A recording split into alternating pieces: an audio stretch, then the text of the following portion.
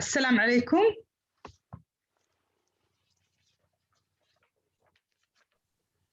عليكم السلام ورحمة الله وبركاته. نتشرف في وجودكم معنا اليوم. معالي الدكتورة موضي موجودة؟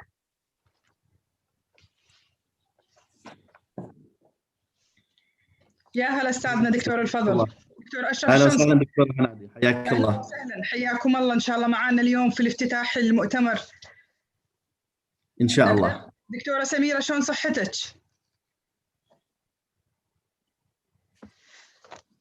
احمد السمع الله. اهلين دكتوره هنادي، شلونك؟ شلون صحتك؟ بخير يا اهلين. الله يحفظك. الله يحفظك دكتور. بخير، الله يسلمك. الصوت جيد وكل شيء مركب صح. لنا دكتوره موضي موجوده عندها المايك. احمد. نعم دكتوره موجوده. دكتوره موضي موجوده؟ نعم موجوده، بس لحظات اتابع معك.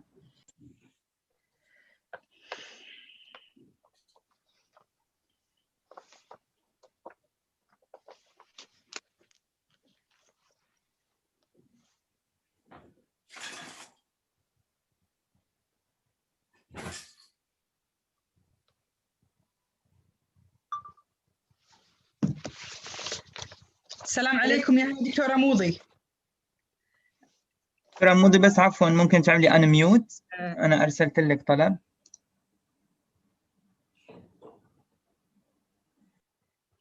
صباح الخير دكتورة موضي. صباح الخير. It's unmute. الافternoon. يا هلا دكتورة موضي، شرفتينا. هلا فيك. الله يحفظكم. يلا بسم الله الرحمن الرحيم. الأخوة المشاركين والمتحدثين في المؤتمر الافتراضي العالمي لعام 2020 لدعم منظومة الابتكار وريادة الأعمال، السلام عليكم ورحمة الله وبركاته.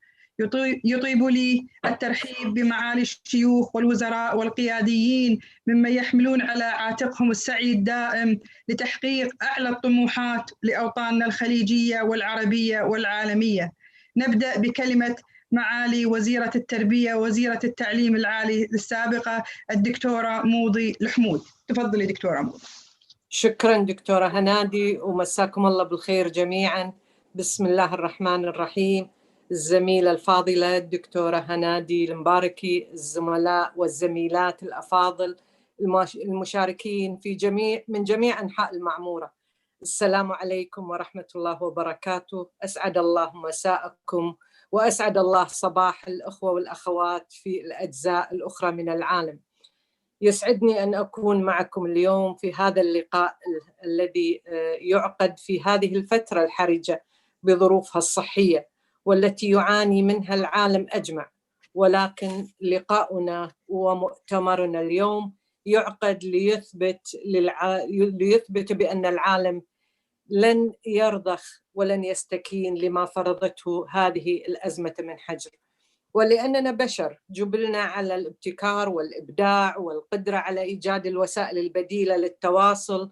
فها نحن اليوم وللحمد لله نتواصل عبر التقنيات التكنولوجية التي فتحت لنا الأجواء الافتراضية واسعة وغير محدودة، وهي كذلك تحفزنا لمناقشة الأفكار، تبادل الخبرات التي تدعم منظومة الابتكار والإبداع وريادة الأعمال لأهميتها الاستراتيجية كاستثمار طويل الأجل وكأساس هام للتفرع والنمو الاقتصادي المستدام والقائم على الاقتصاد الرقمي.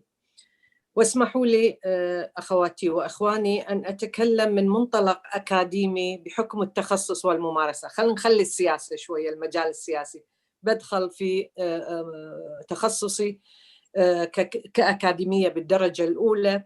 فالجامعات والمؤسسات التعليمية لها دور كبير ومساهمات مشهودة في دعم منظومة الابتكار وريادة الأعمال، بالطبع إلى جانب مهامها الأساسية في التعليم ونشر المعرفة، حيث تتميز الجامعات بديناميكية كبيرة تساهم في دعم التنمية البشرية والتنمية الاقتصادية والاجتماعية من خلال دعم منظومة الإبداع والابتكار وريادة الأعمال في مجتمعاتها مختلفة. طبعاً تتفاوت مساهمات الجامعات من مجتمع إلى آخر حسب طبيعة المجتمع وحسب حيوية الجامعة.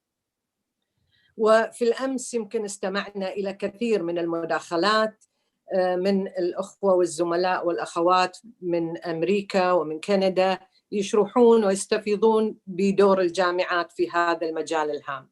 ولكن دعوني ألخص يمكن ما دار في الأمس من قبل الجميع في 3 مساهمات أساسية تساهم الجامعات فيها.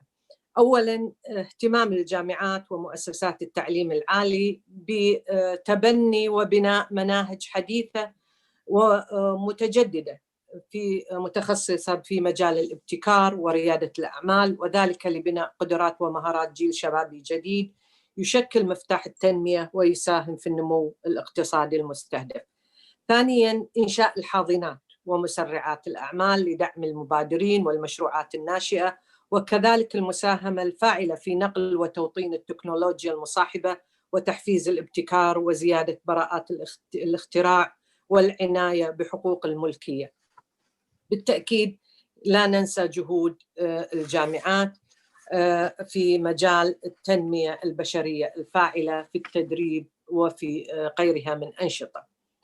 ثالثاً نشطت الجامعات كذلك بفتح قنوات التواصل المباشر بينها وبين قطاع الأعمال والصناعة، وذلك بربط البحث العلمي باحتياجات هذه القطاعات المختلفة، والمساهمة في إيجاد كثير من الحلول أو ابتكار حتى الأنشطة الاقتصادية التي يمكن أن تنهض كمصادر بديلة للدخل، خاصة في دولنا الخليجية كما تعلمون تعتمد معظمها على مصدر رئيسي أو مصدر وحيد، يعني كل مجتمعاتنا تقريباً تعتمد على هذا المصدر الرئيسي أو الوحيد للدخل. لذلك هناك يعني أهمية كبيرة لدعم قطاع أو منظومة الابتكار والإبداع وريادة الأعمال.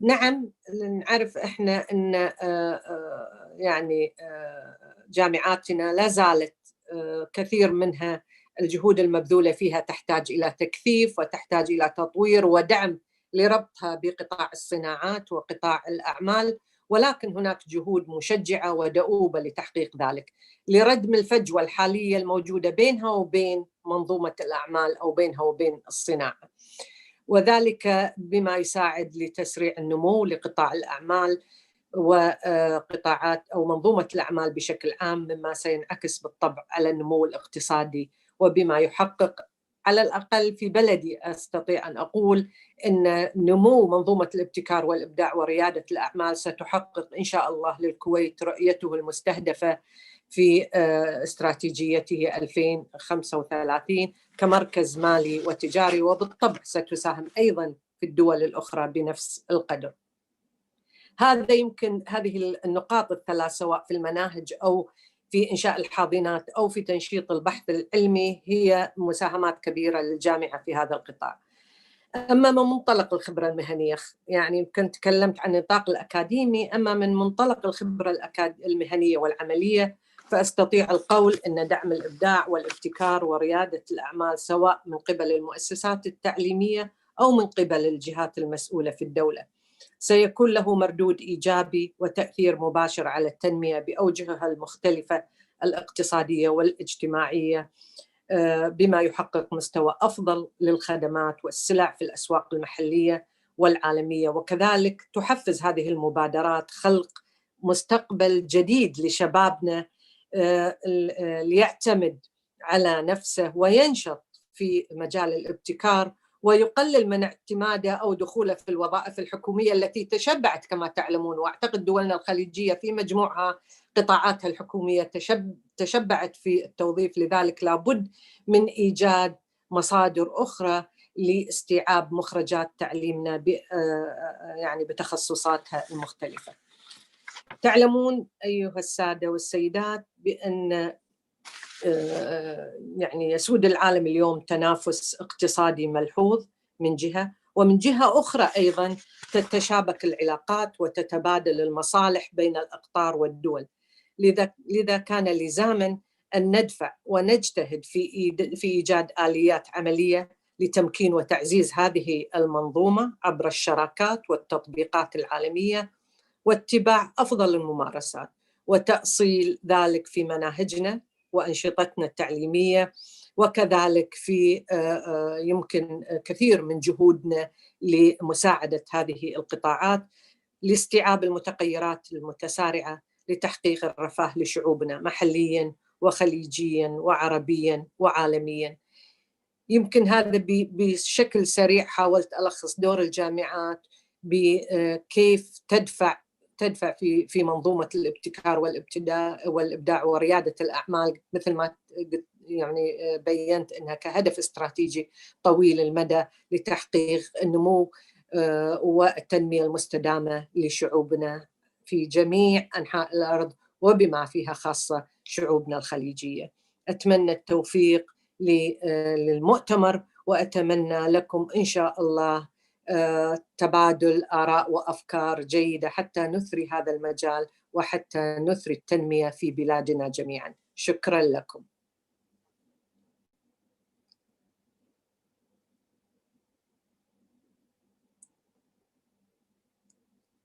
الصوت.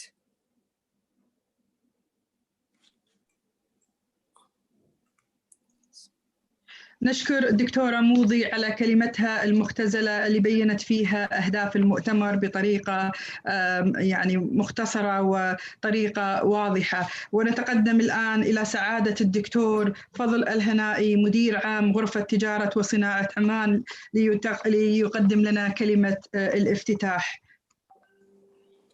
شكرا دكتورة هنادي. بسم الله الرحمن الرحيم، الحمد لله رب العالمين، والصلاة والسلام على رسوله الأمين وعلى آله وصحبه أجمعين. أصحاب المعالي والسعادة المحترمون، الأفاضل، الأخوة والأخوات، الحضور الكريم، يطيب لي بداية أن أرحب بكم جميعا في هذا المؤتمر الهام الذي يأتي تحت عنوان المؤتمر الافتراضي العالمي لدعم منظومة الابتكار والإبداع وريادة الأعمال، شاكرا للمنظمين في مؤسسة إيكوسيستم كونسلتنتس وعلى رأسهم الدكتورة هنادي المباركي هذه الدعوة الكريمة، متمنيا أن يحقق المؤتمر أهدافه المنشودة بإذن الله.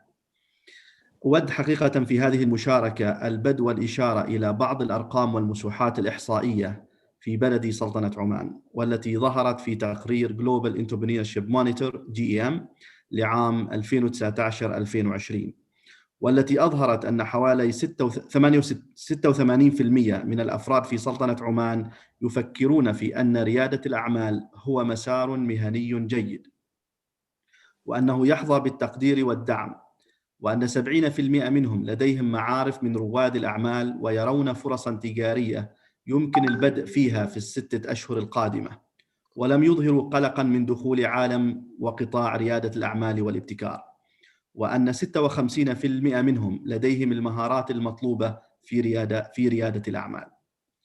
كما أظهر التقرير ذاته أن حوالي 50% من الأفراد يبدأون العمل في ريادة الأعمال بسبب أنه الخيار الأفضل في وقت قلت فيه فرص التنافس على وظائف دائمة، وأن هذا الطريق يجعلهم أكثر قدرة وأكبر فرصة من غيرهم للكسب وتكوين الثروة، وأن هذا الطريق هو أيضاً الأنسب لديهم في تغيير العالم نحو الأفضل، فيما يرى 25% منهم أن اختيارهم لريادة الأعمال هو إرث مكتسب من عوائلهم التجارية.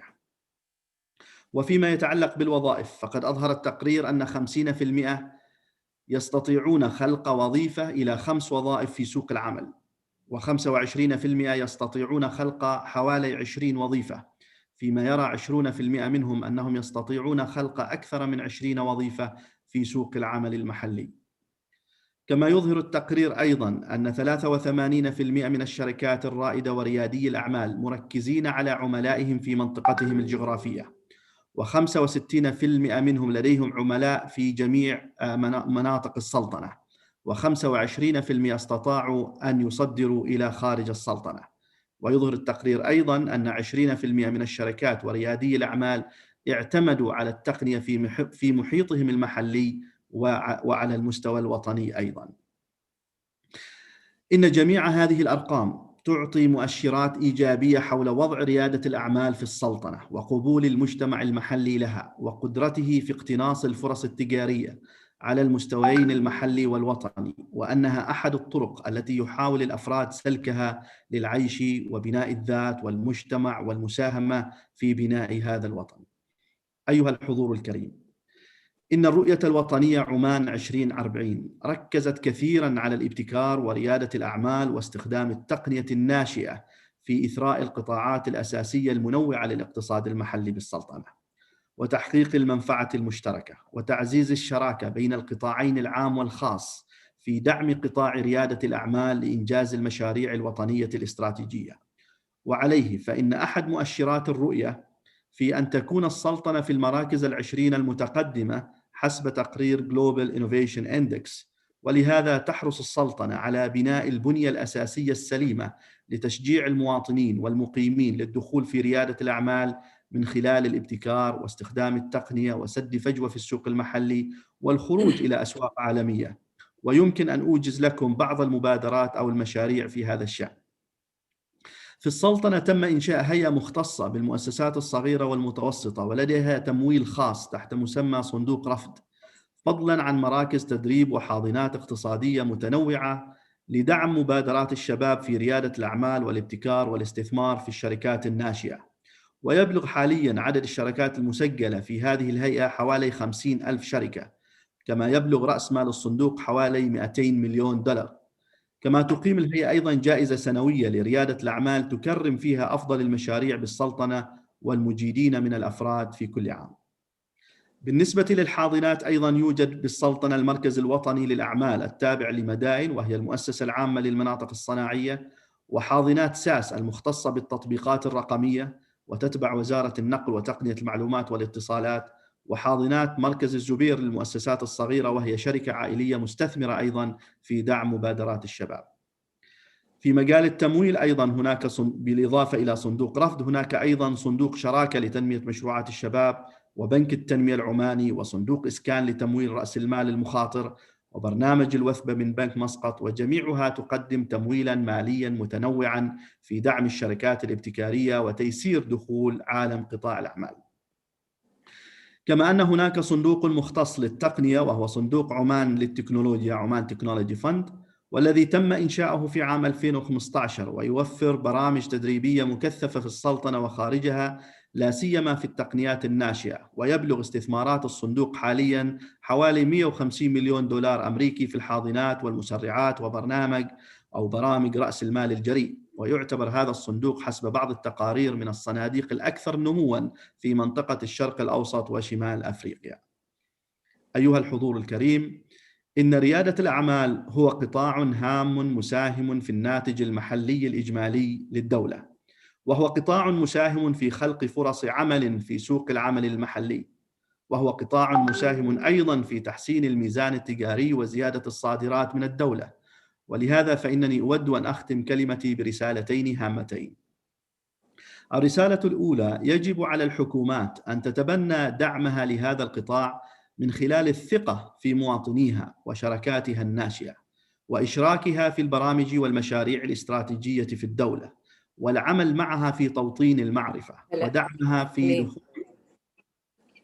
ودعمها في دخول أسواق خارجية، وأن لا ينظر لهذا الأمر على أنه CSR أو مسؤولية اجتماعية، وإنما ينظر إليه على أنه توجه استراتيجي في بناء القيم المضافة لموارد الدولة.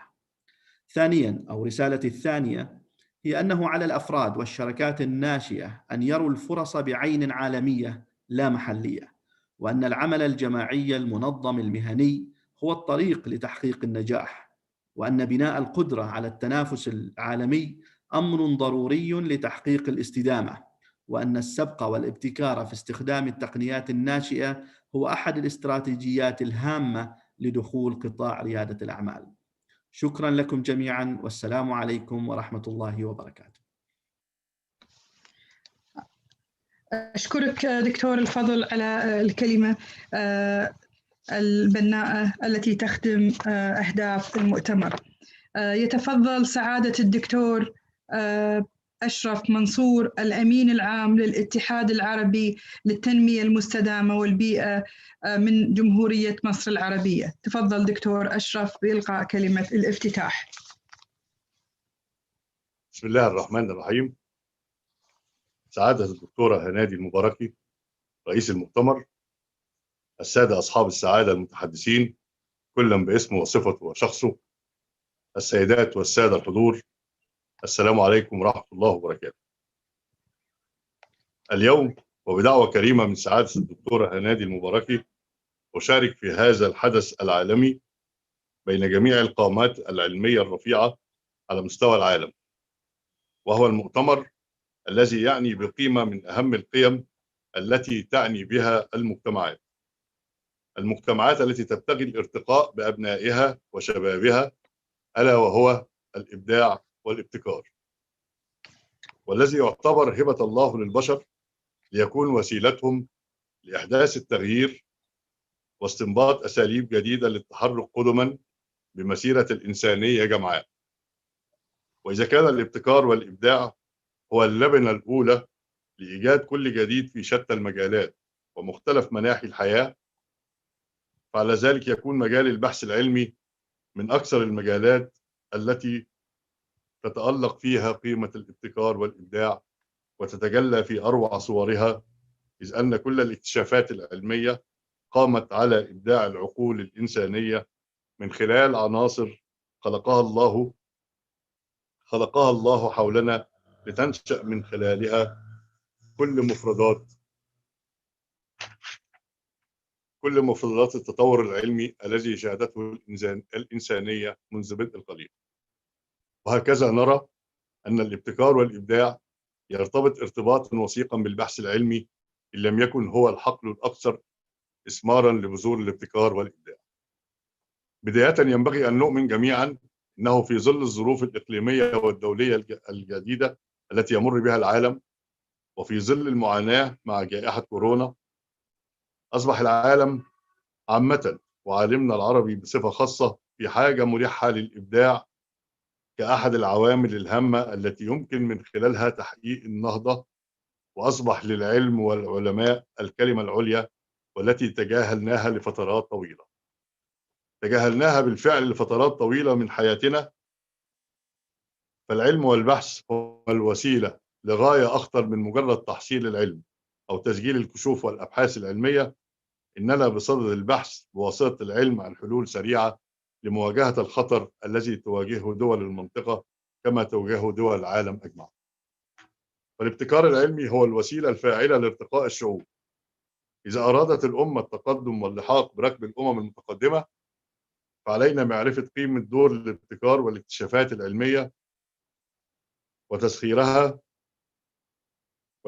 في سبيل الأمم، وبذل كل ما يمكن لتسيير مهام البحث العلمي والابتكارات العلمية الجديدة وتسخيرها بهدف الوصول إلى الرفعة والرخاء. وأصبح من الضروري أن يتمثل هدف البحث العلمي في كونه ركيزا من ركائز التنمية، ويكون الإبداع والابتكار أحد أهم الوسائل التي تمكن أوطاننا من مواجهة التحديات العالمية الحالية والمستقبلية. ولتحقيق هذا الهدف يتطلب ذلك قدرا كبيرا من روح المبادرة، سواء كانت تلك المبادرة فردية أو جماعية.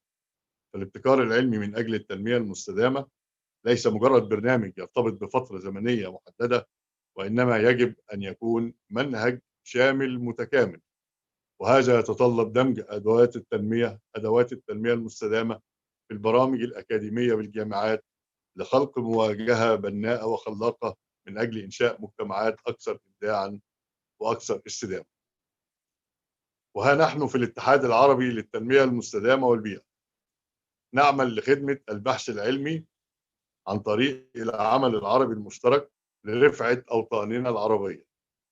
وقد كنا من أوائل من مارس التنمية المستدامة ونادى بها، وأفرد لها الندوات العلمية والمؤتمرات بهدف خلق أجيال لديها روح الابتكار والإبداع.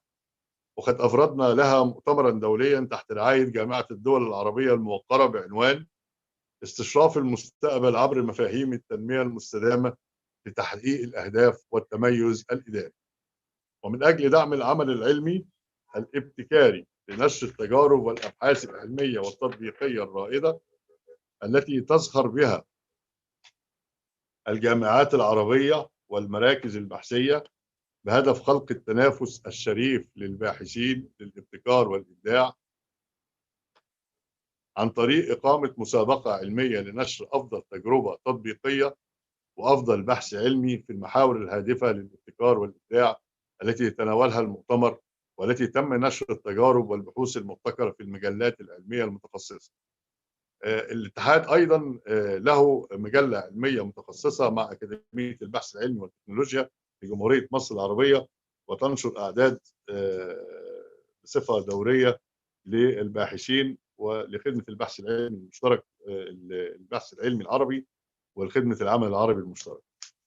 كما أننا في الاتحاد العربي للتنمية المستدامة والبيئة قد انتبهنا إلى أهمية دور الجامعات في النهضة العلمية والتكنولوجية، وأخذنا على عاتقنا السعي في هذا المضمار بإلقاء الضوء على الأبحاث العلمية والمخترعات والأفكار التكنولوجية، وتشجيع مفهوم الابتكار والتجديد، وإفساح المجال للكفاءات العلمية والعقليات المبتكرة المميزة لتوصيل أفكارهم وإخراجها إلى النور، إذ أن الجامعات هي الحاضنة للشباب والذين هم الفئة الأكثر قدرة على الإبداع والابتكار، بل إن تنمية مفاهيم الإبداع والابتكار في شتى المجالات في هذه المرحلة التعليمية يكون له أكبر الأثر على شباب الخريجين من الجامعات، إذ إنه ينمي فيهم قدرات الابتكار كلا في مجاله.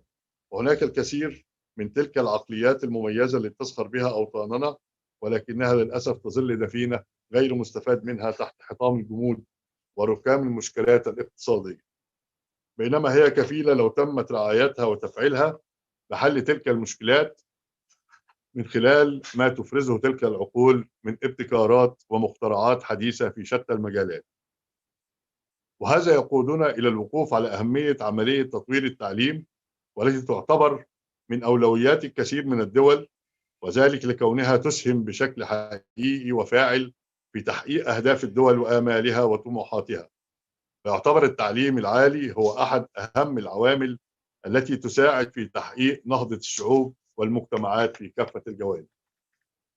وإذا كنا يمكن أن نعتبر أن من الابتكارات الهامة في العصر الحديث هو قدرة البشر على التواصل وتبادل المعلومات عن بعد، وذلك من خلال الوسائل الحديثة كالإنترنت، الذي يعد من أهم الابتكارات العالمية الهامة التي كان لها تأثير مباشر وقوي على مستوى التواصل وتبادل المعلومات بوجه عام في مختلف النطاقات الحياتية، ومن أهمها من وجهة نظري تسخير ذلك في مجال التعليم والتدريس والمؤتمرات العلمية.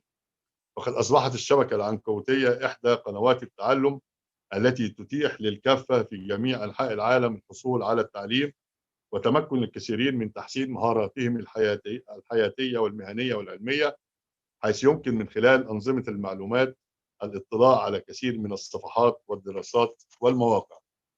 ومع إعلان منظمة الصحة العالمية لفيروس كورونا كوباء ورفع الإجراءات الوقائية في العديد من دول العالم والدول العربية، والتي يتضمن بعضها إغلاق المدارس والجامعات كليا في بعض الدول وجزئيا في البعض الآخر، وقد كان الاتحاد العربي للتنمية المستدامة والبيئة كمنظمة دولية من أهم أهدافها الاهتمام بسبل التكنولوجيا الحديثة والارتقاء بمفاهيم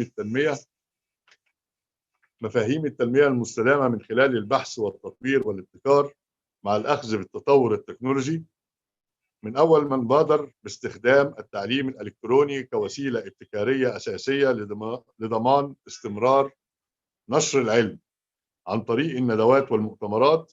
بلغت خلال العام الحالي أكثر من 25 مبادرة علمية شارك فيها الكثير والعديد من العلماء سواء من البلدان العربية أو الأفريقية أو الآسيوية، وقد تناولت جميع المناحي العلمية من تعليم وصحة وغذاء وطاقة مستدامة ومياه وزراعة وتنمية بشرية وتطوير مهارات وتطوير الذات والإبداع.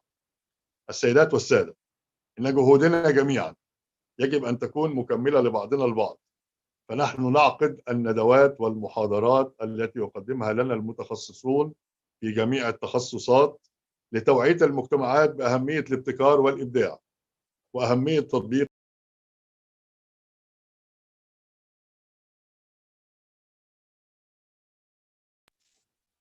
وكذلك نقوم بتقييم الباحثين والذين توصلوا لأفكار بناءة صالحة للتنفيذ على أرض الواقع، ومحاولة الوصول بهم لصانعي القرار للأخذ بأفكارهم وأبحاثهم للاستفادة منها لتعود بالفائدة على الفرد والمجتمع.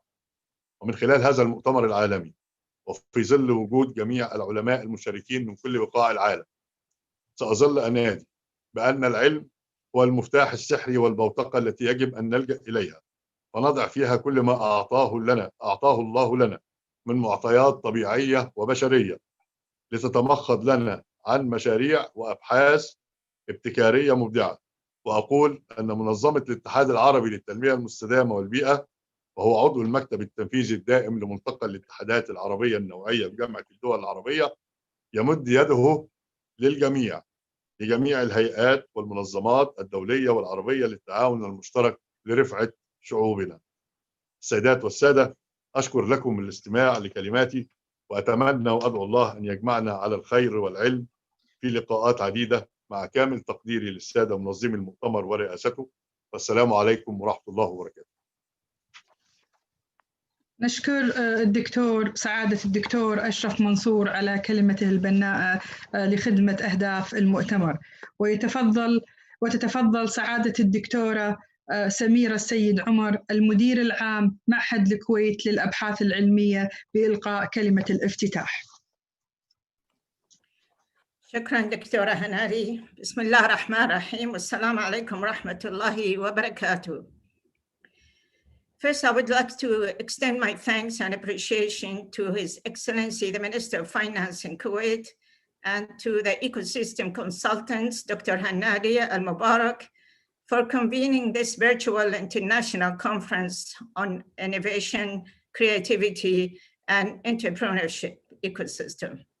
This is a crucial time to discuss these issues in the COVID-19 period, which made many societies realize the importance of knowledge and technology to communicate and access to information, and to realize that innovation is an essential driver of economic growth. Almost half of the world's population, that is about 3.8 billion people, are using mobile internet. This is continuous to grow, with an additional 250 million people connecting for the first time in 2019. The Middle East and North Africa, MENA region, is among the most digitally connected region in the world. By the end of 2020, nearly 280 million people in the MENA region, about 45% of the population, will be connected to mobile internet, and 66% will adopt smartphone. The mobile industry in the MENA region has largely risen to the challenge of the sustaining social and economic activities in the region during COVID-19 pandemic, despite the unprecedented growth in data traffic. With digital connectivity expected to play an even more central role in society post-COVID-19, it is more important now than ever before to address the barriers to mobile internet adoption and usage in the region. Kuwait has good base and high potential to develop and achieve targeted and defined innovation goals. There are many knowledge-intensive institutions with an institutional R&D innovation plans and roadmaps in Kuwait.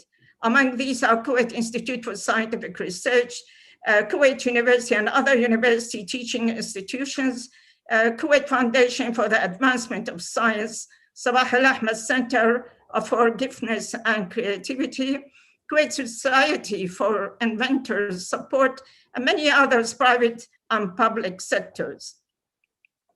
Kuwait is known for being the new Kuwait. It has a vision up to 2035, which describes a nation that will have changed dramatically and for the better within the next 15 years. The vision pictures a knowledge-based economy where the private sector will have emerged as the driving force for wealth and opportunity. where government operates efficiently and effectively to tackle the nation's most essential problems, where new infrastructure supports a vibrant economy and healthy, sustainable communities, and where the environment is not only protected, but whose health is given great care and attention along with that of the nation. Kuwait Institute for Scientific Research, known as KISR, has a long-standing history as the steward for the scientific heritage of Kuwait. As an applied research institute, the responsibility for developing innovative solutions aligned with the National Development Strategy resides within KISR. In addition to being an expert in various scientific disciplines, KISR is currently adding a new dimension in its institutional strategy that will include consideration of the business relevance and the value of its R&D. KISR is dedicated to bringing the best of science and technology to bear on the many challenges implied by Kuwait's Vision 2035 and stakeholders' needs, while simultaneously pursuing its own ambitions for 2030 vision to be recognized as an international center of excellence for science, technology, and innovation across its multidisciplinary research programs. Massive amounts of data from different sources must be brought together within sophisticated models to devise optimal solutions. KISR is launching Big Data Initiative to strengthen its ability to address such problems.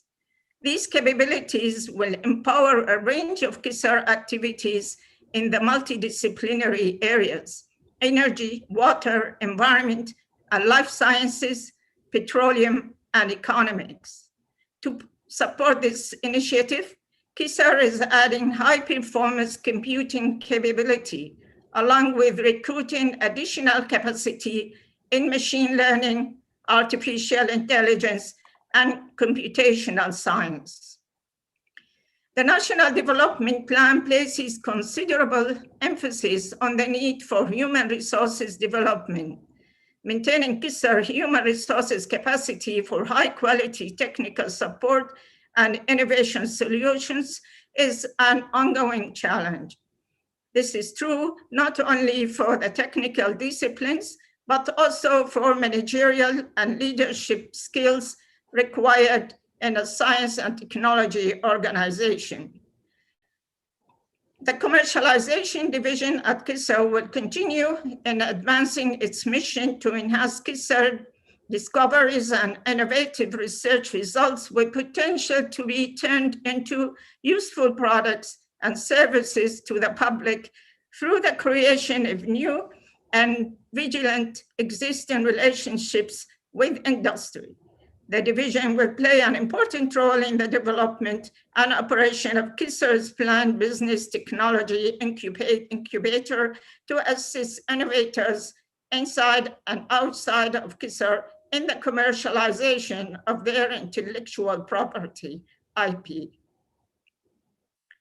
Development of innovation, creativity, and entrepreneurship in governments and societies are challenging to achieve, particularly in the MENA region. R&D institutions such as KISR have an important role to enhance their development and advancing their productivity. KISR extends its interest in regional and international collaboration and supports the joint efforts to achieve the objectives of this important conference. In closing, I wish your conference success and that the information generated from the conference discussion will be fruitful to benefit all participants and the public at large. Thank you. نشكر الدكتورة سعادة الدكتورة سميرة السيد عمر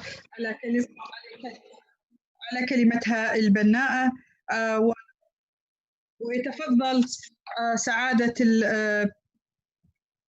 ويتفضل سعادة السيد شفيق السيد عمر نائب المدير العام في الهيئة العامة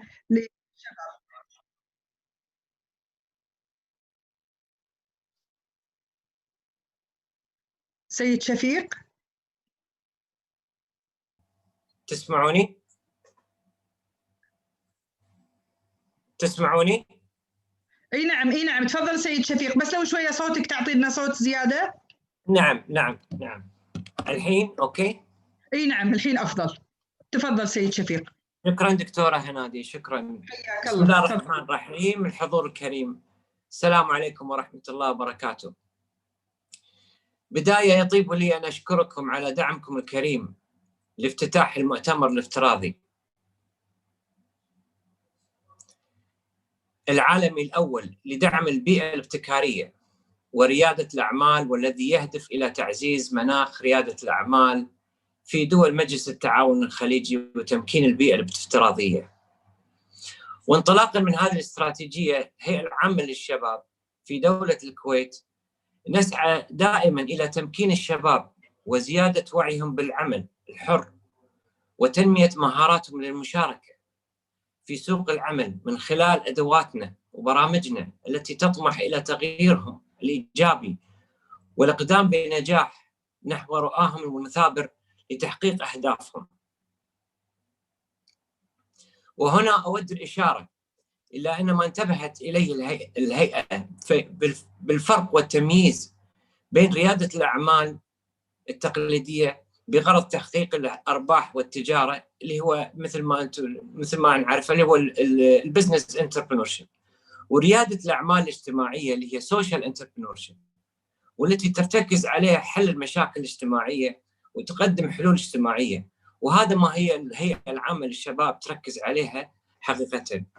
وضعت مدرسة هارفارد للأعمال 6 محددات تميز زيادة الأعمال الاجتماعية السوشيال انتربرينورشيب، والتي انخرط رواد الأعمال الاجتماعيين في تأسيس مؤسسات اجتماعية اللي احنا نسميها السوشيال انتربرايزز عن غيرها، متمثلة في أنها مدفوعة بهدف اجتماعي وخدمة المجتمع، وتتبنى طرق اجتماعية وفيها تضحية بتحقيق أرباح مالية لمؤسسيها، ويحرك العاملين فيها الدافع الاجتماعي أكثر ما هو اللي نسميه هو البزنس، وتقدم خدماتها وموادها بسعر أقل من التكلفة السوقية، وتحكمها الرسالة ومجلس يؤمن عليها. تضم هيئة الشباب إدارة رواد الأعمال وسوق العمل، وتعمل على تقديم الدعم الفني وتأهيل المشاريع الشبابية فنياً وقانونياً، وعقد برامج تدريبية وتوجيهية لبناء قدراتهم وكفايات الشباب في مجال تأسيس المشاريع وريادة الأعمال بالتعاون مع الجمعيات المهنية والخبرات المتخصصة بالتنسيق مع المركز الوطني لتأهيل القيادات وتحويل مشاريع تخرج الطلبة إلى برامج واقعية ومشاريع قابلة للتطبيق بالتنسيق مع الجامعات ومراكز البحوث، وإعداد الخطط والبرامج الكفيلة بالمساهمة في خلق فرص عمل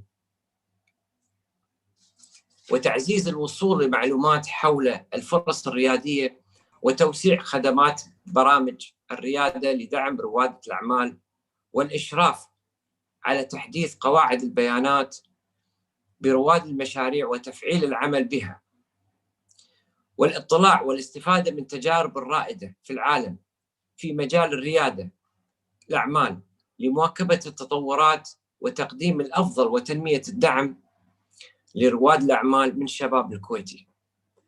قامت الهيئة العامة للشباب بتنفيذ العديد من البرامج والفعاليات لريادة الأعمال، من أبرزها مثل مسابقة روادنا التي تمت بالتعاون مع وزارة التربية لطلاب المدارس الحكومية وكذلك المدارس الخاصة، وساهمت بتوعيتهم بأعمال الريادة، ومشروع الجلسات الحوارية مع طلبة جامعة الكويت، ومؤتمر ريادة الأعمال الأول بعنوان تحسين خيار ريادة الأعمال، حيث كان على مستوى الوطن العربي، ومؤتمر ريادة الأعمال الثاني بعنوان أهم خطوات النجاح، وكان على المستوى الخليجي، ومن خلالها تم تبادل التجارب والخبرات بين الدول العربية والخليجية في مجال ريادة الأعمال. وتسعى الهيئة في المساهمة في تطوير وتهيئة بيئة رواد الأعمال وتحفيز طاقات الشباب وتنمية مشاريعهم والارتقاء بالتجارب المحلية مع المقاييس العالمية لترشيد نجاحهم في المستقبل، مما يساهم في تحقيق أهداف التنمية المستدامة. كما لدى الهيئة إدارة المبادرات والمشاريع الاجتماعية، وتقدم دعم لهم مالي ولوجستي وإعلامي كذلك، وتعمل في تنمية وتطوير إمكانيات الشباب. وتشير التجارب حول النقاش إلى أن هناك مغالطات في خلق المناخ الداعم لريادة الأعمال التجارية الرأسمالية. تمثل التجارب الملهمة في تجارب خاصة ولا مجال لاستنساخ تجارب آخرين. يحب أن تتشكل ريادة الأعمال محلياً وتنمو ريادة الأعمال حول حلول محلية. كلنا شركاء، لن تتمكن الحكومات بمفردها من خلال المناخ الداعم لريادة الأعمال. من المهم إشراك القطاع الخاص وحاضر في صنع السياسات. الأفضلية لأصحاب الإمكانات الأكبر، الهاي بوتنشلز، لرواد الأعمال ممن لديهم استعداد للنمو. الترويج للتجارب الناجحة success stories، يعني exchange success stories، وتحفيز خيال الآخرين، الانسبيريشن، تأثير في الثقافة المجتمعية لتتحول أكثر دعما. لا للتمويل السهل والسخي يؤدي إلى الفشل ونتائج عكسية، وإحنا شفناها حقيقة في بعض التجارب مع الشباب إذا تم التسهيل لهم بدون تدريب ولا تأهيل. لا تزيد تجمعات الكلاسترز رواد الأعمال تعقيدا، بل اتركها تنمو عضويا، وأن يكون تدخل الدولة محسوبا ولا يفسد التطور الطبيعي لمثل هذه التجمعات. ضرورة إصلاح الأطر القانونية المنظمة. ريادة الأعمال تتطلب دور أكثر شمولية وتعددية وترويج قصص نجاح. وأخيرا اسمحوا لي أن أتقدم بالشكر لكم على القائمين على هذا المؤتمر، وخاصة الدكتورة هنادي المبارك. والسلام عليكم ورحمة الله وبركاته. وعليكم السلام ورحمة الله. نشكر سعادة السيد شفيق السيد عمر على كلمته البناءة لخدمة أهداف المؤتمر. ويتفضل سعادة السيد وليد الخشتي مدير العلاقات العامة والاتصال في شركة زين لإلقاء كلمة الافتتاح. بسم الله الرحمن الرحيم. تسمعوني واضح؟ اي نعم تفضل سيد وليد. بسم الله الرحمن الرحيم. بالبداية أود أن أتشكر الدكتورة هنادي على استضافة هذا المؤتمر، وعلى جميع الضيوف المتواجدين معنا اليوم سواء محلية أو دولية أو عربية. بالبداية يشرفني اليوم أن أكون متواجد وممثلا شركة زين وأحدى القطاع الخاص اللي بالكويت، وأيضا يشرفني اليوم المشاركة في هذا الحدث اللي صراحة يجمع كوكبة كبيرة من القادة والأكاديميين في مختلف المجالات والتخصصات.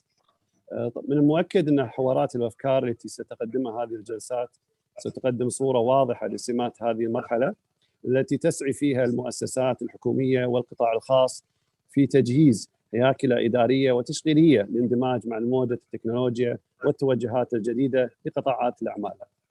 كلنا يعرف أن الابتكار من المصطلحات اللي لاقت انتشارا كبيرا في الأواني الأخيرة، ليس لأن هذا المصطلح لا يحمل معه فرص عمل وخلق أسواق جديدة، بل لأنه يساهم في خطط التنمية المستدامة، وهو ما دعا الدول والمؤسسات الكبرى إلى التسخير والابتكار كوسيلة لتعزيز مكانة وتنافسية في أسواقها. لذلك سعت العديد من الحكومات ومنها دولة الكويت إلى تهيئة المناخ أمام مؤسسات القطاع الخاص باعتباره مزودا للابتكار. فإذا كنا بحاجة إلى أكثر من مجرد أفكار أو رؤية كي نصنع المستقبل، ففي هذه الحالة يتحتم علينا أن نسهم في نشر ثقافة الابتكار في بيئة الأعمال. تكشف التجارب الناجحة في مجالات تقنية المعلومات أن الاستثمارات المبتكرة تجعل من الأسهل تبرير كل استثمار لاحقا، فإن لم يقم المراهنة الأولى سيكون من الصعب أن تواكب الأحداث اللاحقة. فالشركات الكبيرة أدركت أن الآن في ظل هذه التحولات أنها بحاجة إلى الاهتمام بالنماذج الفكرية الحاكمة لبيئة الأعمال. من هنا يأتي التغيير والتجاوب مع الابتكار. فالابتكار هو العنوان الجديد لرحلة نمو المجتمعات، وحيث أن مجتمعنا الكويتي من المجتمعات الشابة الذي يشكل شريحة الشباب الحصة الأكبر في هذا المجتمع، ولأن هؤلاء الشباب لديهم أفكار ورؤى وتطلعات، فبالتأكيد هذه الأفكار التي تدور في أذهانهم بحاجة إلى التنفيذ. لذلك نعتقد أن الشباب بحاجة لمؤسسات تؤمن بقدراتهم وتساعدهم في تطبيق هذه الأفكار على أرض الواقع. ولله الحمد شركة زين والمؤسسات البارزة التي احتضنت بالفعل رواد الأعمال من الشباب، إذ تؤمن بقدرات وإمكانيات الشباب وبما يقدمون من أفكار وابتكارات، خصوصا بعد الحركة النشطة اللي شهدتها الأسواق الكويتية والعربية للعديد من المبادرات والتجارب المبتكرة في الفضاء الرقمي. ولأنها تعتمد في استراتيجيتها على مقاربة فعالة لقضايا الشباب بالاستثمار في الأجيال المستقبل، قامت ولله الحمد شركة زين بإطلاق مركز زين للإبداع، وهو واحد من الحضانات الرائدة لمبادرات رواد الأعمال على المستوى المحلي والإقليمي. هذا المركز يهدف إلى دعم وتمكين قدرات الشباب وفتح آفاق جديدة أمام الشركات الناشئة. الآن ويمثل مركز زين للإبداع منصة حاضنة لابتكارات وإبداعات الشباب، فهو حالياً يقوم على عدة أمور، ومنها تشجيع العقول المميزة على التفكير في بيئة الأعمال، وأيضاً يقدم مساعدات من بيئة الأعمال والابتكار والأمور الحديثة. أيضاً يهيئ مناخ العمل المناسب لأصحاب الرؤى والأفكار، وأيضاً يطور هذه الأفكار إلى مشاريع حقيقية قابلة للتنفيذ والتطبيق. الوجه البارز لهذه المرحلة فدائما الأفكار تتأثر بالرعاية التي تتلقاها، فإذا كان مركز زنك بالنسبة لنا يمثل مركز الأسواق العالمية تبحث عن الأفكار الذكية، فإن مؤسسات القطاع الخاص في الكويت تتجه بإصرار في هذا الاتجاه وهذه البرامج. أن فكرة تأسيس مركز زين للإبداع جاءت لمواصلة شركة زين التي بدأتها مع المبادرين وأصحاب العقول المميزة منذ أكثر من 10 سنوات، وهي فكرة زين جريت ايديا التي تشجع على قطاع التكنولوجيا وقطاع الرقمي خلال هذه 10 سنوات الماضية. لذلك بادرت إدارة شركة زين بدعوة أيضا موظفينها الذي لديهم أفكار مميزة للتقدم بها لتقييمها، وبالفعل تم استقبال الشركة أكثر من عشرات الأفكار، وأخذنا الأفكار هذه لدعمها ودعم هذه الأفكار لديهم، فكانت أفكار فعلا مميزة وتم تقييمها واخترنا هذه الأفكار ورعايتها. ولأن لدينا مركز زين للإبداع كحاضنة الأفكار، حيث هذا المناخ كان الصحي والجاهز لهذه البيئة المواتية لهذه الأفكار ورعايتها من هذا الشيء. أمانة نؤمن إحنا كشركة زين أن الأفكار المبتكرة تحتاج إلى رعاية حتى تحقق أهدافها. لذلك بادرت إدارة الشركة أيضا بدعم جميع هذه الأفكار، سواء كانت على مستوى الموظفين أو على مستوى سوق العمل. دائما تشجع الإدارة على هذا الإبداع بالموظفين، وأيضا احنا دائما هذا المناخ نوفره سواء كانت في أي أوقات العمل أو خارج أوقات العمل في مشاركة الموظفين والمبادرين وإثراء أفكارهم الناشئة. إن الإصرار على الإسهام في المستقبل أفضل يتسم بالشمولية والدينامية وبشكل يساعد الأشخاص أن ينموا ويعيشوا بازدهار، هو أمر يبقى دائما في صلب اهتمام شركة زين. لذلك دائما ما نؤكد كشركة زين أن نركز في تنفيذ استراتيجيتنا على عنصر الابتكار، فالجيل صاحب الأفكار المبتكرة سيمثل مستقبلا واحد من أعظم الفوارق في المجتمعات التي تتقدم نحو المستقبل. كل الشكر لكم أمانة على هذه الاستضافة، كل الشكر لك دكتورة، وإن شاء الله نتمنى التوفيق لبقية محاضرات هذا المؤتمر.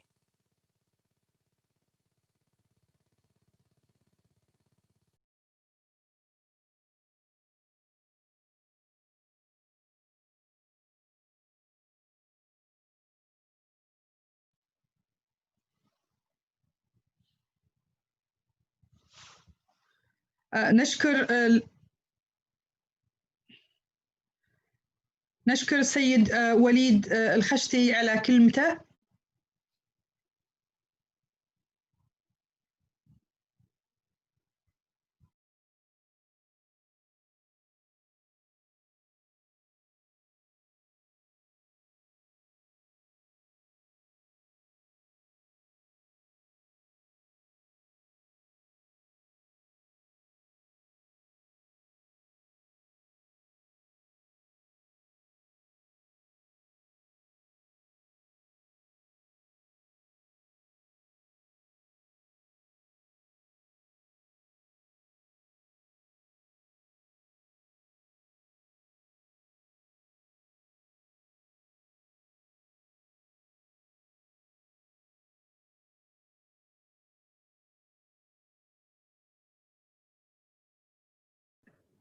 ألو، مساء الخير.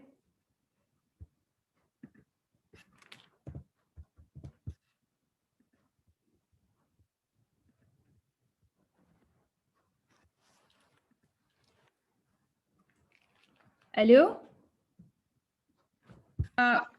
يا هلا ندى، ممكن توقفين الشير سكرين؟ عندنا دكتور بدر مال الله أوكي. صغريها. لا.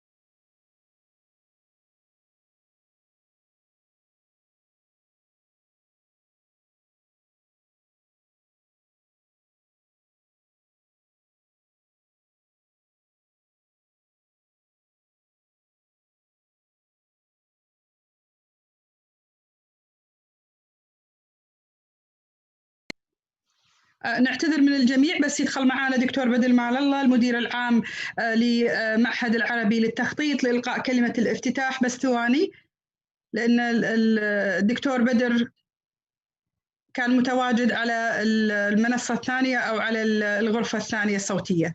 بس ثواني معنا.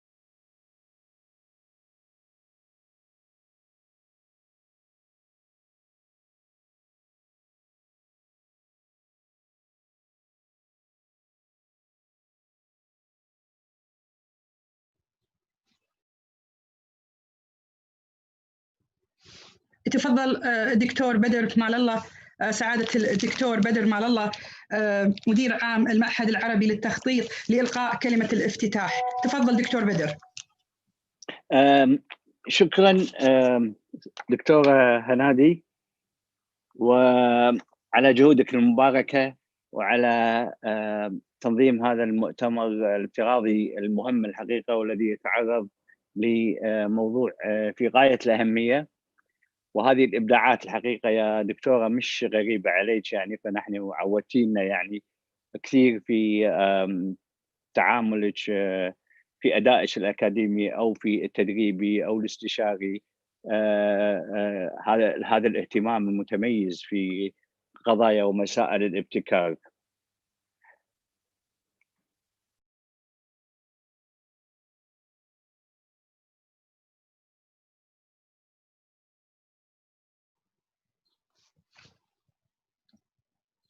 دكتور بدر، دكتور بدر.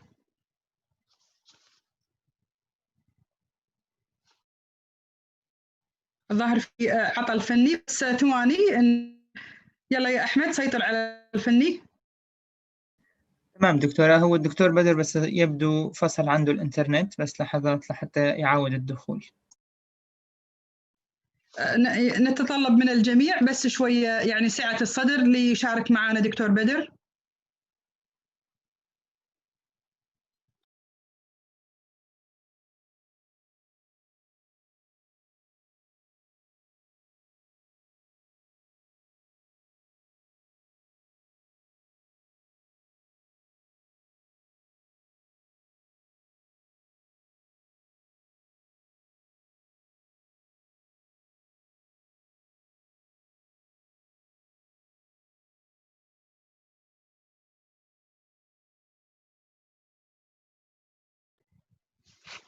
تفضل دكتور بدر، بانتظارك دكتور بدر.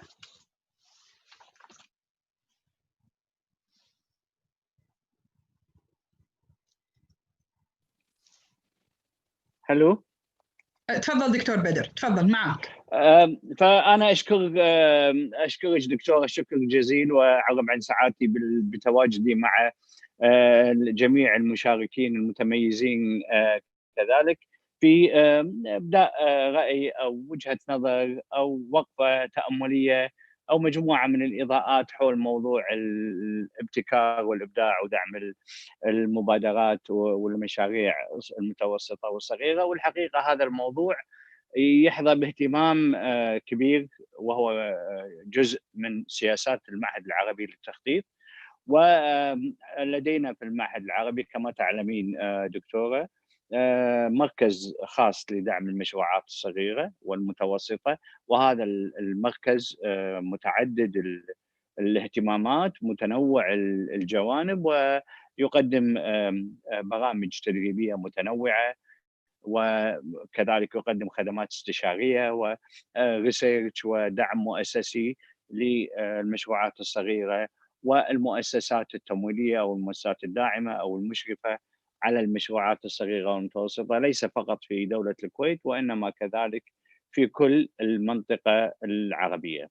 ونحن كذلك في المعهد العربي للتخطيط في جانب الآخر من رؤيتنا التنموية ومن اهتماماتنا التنموية نركز كذلك على الابتكار، والابتكار في القيادة، الابتكار في المشروعات الصغيرة، الابتكار في تخطيط التنمية وكذا. وذلك لأنه نحن نعتقد، وهذا جزء من الأدبيات التنموية العالمية، أنه الابتكار اليوم أساسي في اقتصاد عالمي يتقدم بسرعة ويعتمد كثيرا على تطوير التكنولوجيا في وسائل إنتاج السلع والخدمات، واقتصاد على درجة عالية من المنافسة في إطار ما نسميه نحن جميعا بالثورة الصناعية الكبرى.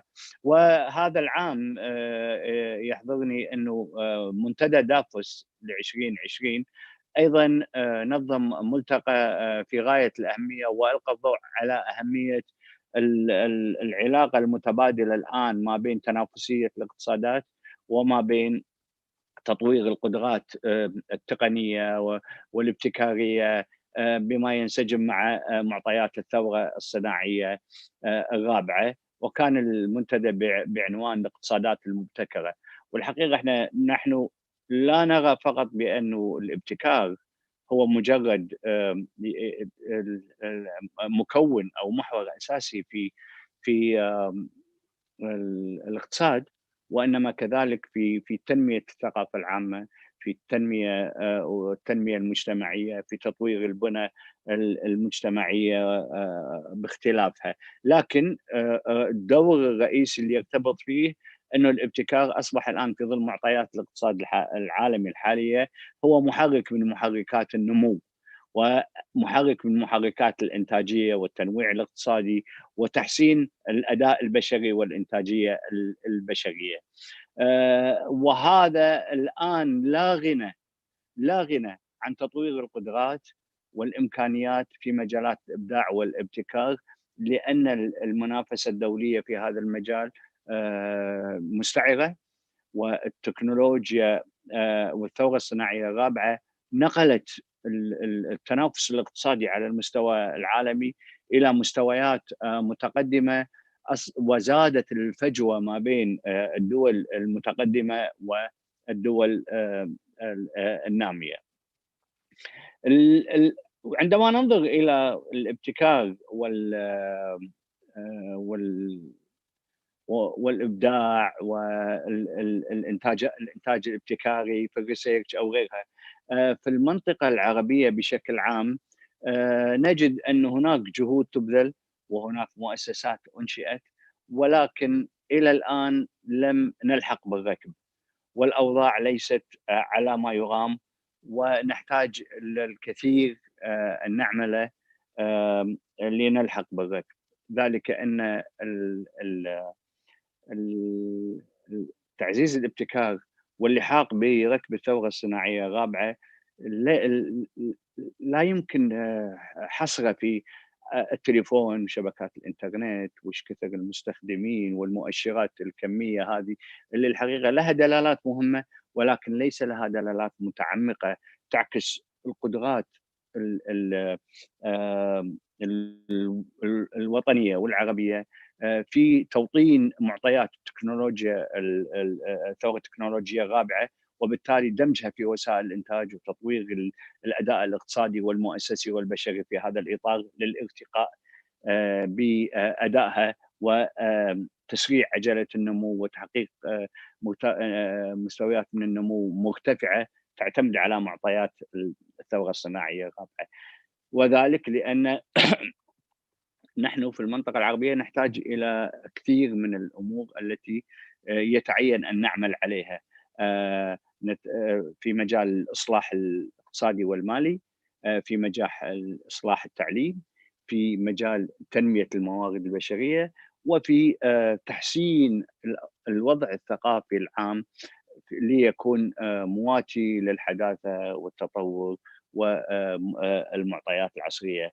فهناك متطلبات أساسية لا يمكن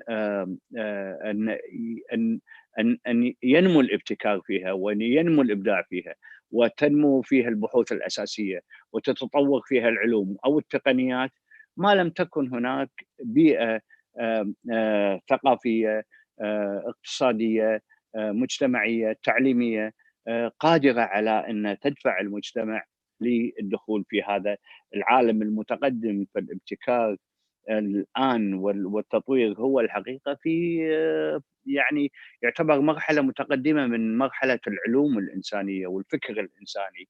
ونرى اليوم إحنا مثلا اليوم نحن جميعا في الدول العربية أو في معظم الدول النامية نواجه أزمة كبيرة في كوفيد 19، ونحن نحاول أن نواجه وندافع، ولكن ليست لدينا قدرات في موضوع الفاكسين أو موضوع إنتاج الدواء اللازم وغيره. فنحن ماضون في المواجهة، ولكن ننتظر العالم المتقدم ماذا ينتج لنا لنشتري منه هذه القدرات. والحقيقة هذه يبين يعني الفرق الكبير في المعطيات الدولية فيما يتعلق بالاقتصاد العالمي والابتكار وغيره. فاحنا محتاجين هناك إصلاحات جذرية، وعلى أساسها وفي أساسها وفي قلبها طبعا الإصلاح منظومات التعليم وتطوير منظومات التعليم. أنا الحقيقة ما ودي أطيل، لكن أبدي أضرب بس مثل أنا أعتقد أنه مثل في غاية الأهمية، وهو مجرد مثل صغير أحاول عدم الإطالة فيه. عندما نتحدث مثلا عن الصادرات كأحدى مؤشرات الإنتاج أو إحدى مؤشرات النمو الاقتصادي، نجد أن مثلا قبل أكثر من 25 سنة لما نأخذ دولة مثل فيتنام ونقارنها بدولة عربية بنفس الوضع السكاني ونفس الوضع الاجتماعي والاقتصادي قبل 25 سنة، فنرى أن فيتنام والدولة العربية هذه الثنتين هم حجم صادراتهم 18 مليار دولار. وبعد 25 سنة الدولة العربية أصبحت صادراتها 30 مليار، بينما قفزت الصادرات الفيتنامية إلى 220 مليار. 220 مليار من 18 مليار في 25 سنة. الفيتناميين ماذا فعلوا؟ الفيتناميين رسموا خارطة للفاليو تشين في للسلع والخدمات العالمية، وتلمسوا مراكز التأثير والترابط مع الثورة الصناعية الرابعة في مستوياتها وأنشطتها التكنولوجية والفنية المختلفة في الفاليو تشين في الاقتصاد العالمي، ووضعوا لهم تارجتس في كل نشاط من الأنشطة التقنية الحديثة المرتبطة بالتكنولوجيا الحديثة، سواء حتى تكنولوجيا النانو، وعملوا على تطوير بناهم المؤسسية والاقتصادية والتعليمية والثقافية. وكل كل هذه البنى حورت وطورت خلال 25 سنة وجيرد باتجاه هذه الأنشطة الاقتصادية، ونظام التعليم تم تطويره بشكل كبير لتواكب مخرجاتها المتطلبات اللازمة لدخول فيتنام إلى عالم الإنتاج السلع والخدمات في الثورة الصناعية الرابعة. ولذلك خلال 25 سنة قفزت فيتنام صادراتها من 18 مليار إلى 220 مليار. العملية ليست سهلة، لكنها ليست معضلة، تحتاج إلى خارطة طريق، وتحتاج إلى تحتاج إلى إصلاحات واسعة يعني. أوكي، أنا أحيي جميع المؤسسات العربية ومنها المعهد العربي، نعمل في الابتكار، لكن نحن نعمل في دوائر ضيقة، ومحتاجين إلى الدوائر الأوسع التي تحول الابتكار أو تحول التفكير في جوانب الابتكار والإبداع التقني والفني والانتربرينورشيب أو غيرها، تحولها إلى حركة عامة للتنمية والنمو الاقتصادي. شكرا دكتورة هنائي، آسف على الإطالة، وأشكركم جزيلا على حسن استماعكم. نشكر الدكتور بدر مال الله مدير العام لمعهد العربي للتخطيط على كلمته المختزلة البناءة التي تخدم أهداف المؤتمر. شكرا دكتور بدر، تشرفنا بوجودك معنا. الله يطول عمرك. الله يحفظك. الأخ مسفر، يتفضل الأخ مسفر الرشيد لبدء التراك نمبر 1 or session number 1 best practices of innovation and ecosystem. أخ مسفر، المايك معك. عليكم السلام، تفضل أخ مسفر. سعد الله مساكم جميعا، وشاكر لكم، وتشرفت كثيرا بالانضمام إلى هذا المؤتمر. فنبدأ اليوم إن شاء الله ب now we will start to introduce our speaker إن شاء الله today, Dr. Saleh Al-Mzaini. Dr. Saleh, he is the president of Kuwait Water Association. Second speaker, he is Professor Christopher Hanold, the head of Partnership Knowledge and Technology Transfer, University of Luxembourg. The third speaker, inshallah, today will be Mr. David B., Senior Consultant in European Business and Innovation Center Network in Brussels. The fourth engineer, Iman Al-Badr, the head of GCC Intellectual Property Training Center in Kuwait. Most welcome of all. And now, inshallah, we will start with Dr. Saleh Al-Mzaini. يتفضل دكتور صالح. بسم الله الرحمن الرحيم. طبعا أشكركم شكر جزيل على الدعوة والمشاركة، وإن شاء الله تكون ورقة يستفيد منها الجميع. My paper طبعا باللغة الإنجليزية. تفضل دكتور صالح، بس sharing screen. شكرا. Okay.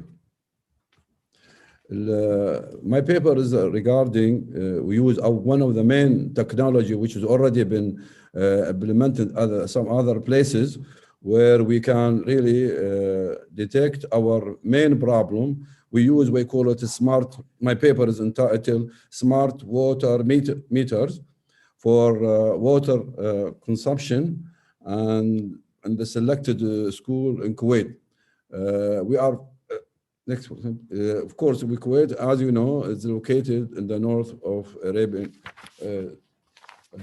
Gulf, one of the country which is really one of the most arid country in the world, or in the Gulf state. It has very what you call it, resources, very limited resources, rainfall scarce, and limited to period from October to February, and the amount of water is by rain almost 1 year, almost 1 centimeter. We have groundwater resources, natural resources in Kuwait, and mainly used for bottling company. Main resources also, we have the brackish water, which has already salinity between 3,000 to 10,000 milligram per liter. Actually, this water used for agriculture and blending of distilled water.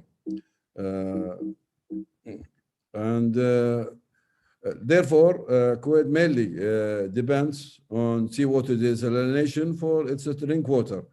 Presently, we operated now eight desalination plants with average production capacity around 624 million gallon per day. And this amount will be increased in the future due to the more demand.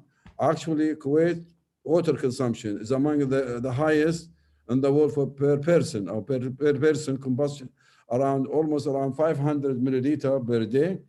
And recent study show that Kuwait will be facing more demand on drinking water, and the next 2 decades, and more desalination plant will be needed. And we can see from table 1 and table 1, which shows the number of 8 desalination plant with their capacity.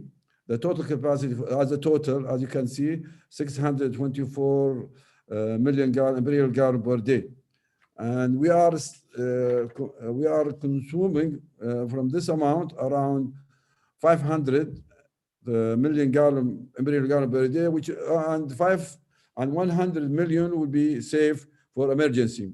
And this is table 2. It shows the future estimation of desalination plant from year 2016 2021, and you can see that more two stations has been added in order to have more water, in order to increase the amount of water from 624 million gallon per day to 647 million gallon per day.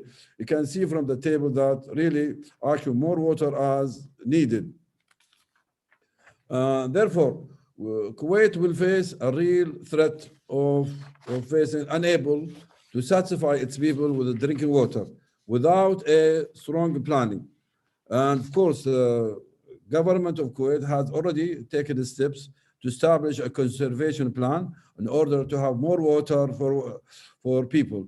Actually, you can see that 54% of the water has been consumed for agriculture, and for the people around 44%, and 2% for industry. Therefore, and we, from our research, in order to study how we can consume the water and how we can eliminate the most water, we're trying to do some we did some investigation, and we found that public schools are inadequate of using drinking water.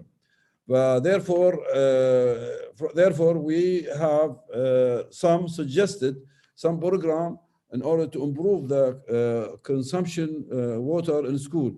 Actually, presently, most of the schools have very poor conservation program, and this is therefore we selected some school to study there how we can really implement a program where we can save water. And therefore, most effective strategy which widely used nowadays in school is to use what we call smart water metering technology devices.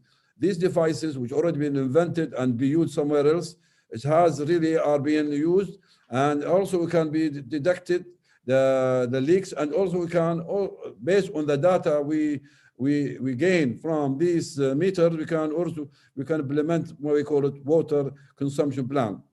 Of course, in order to do that, little actually in Kuwait known about this system, and therefore we in this our research project we conclude our objective in this paper on this research to use smart water technology devices to measure water consumption in the selected school. And then from the data, we can identify water losses in the network, and then we can suggest conservation programs. And therefore, what we did in order to do our work, of course, we contacted Ministry of Education and to do provide some information to do our work. Ministry of Education, we acknowledge their thanks for their contribution and their help with us with this research. Selected about 13 schools 6 secondary school and 7 high school. This school are ongoing. Students are attending daily from 7:30 to 1:30. Student and also administrative as well as teacher. So the school are on running. We started from July to August. This is type of meter which is used actually, and in order for our data to collect it from the main, show me that third graph. What we did actually, in order to measure the flow and to see how we can implement a program to conserve the water, as you can see, the water comes mainly from water supply, which has already been, we call the ministry meter. We never touch it. And then we install our plus meter. And then we add what we call technology, which is we call a smart water meter, which we call water data loggers. And this logger meter this is the one. This is the meter we can collect all the pulse of, or we call the movement of water in the network, and then transfer directly to the server. And the server already located in UK. From UK, send all information to our lab in our department. This is one of our team who are installing the data and the meter to the network and one of the school.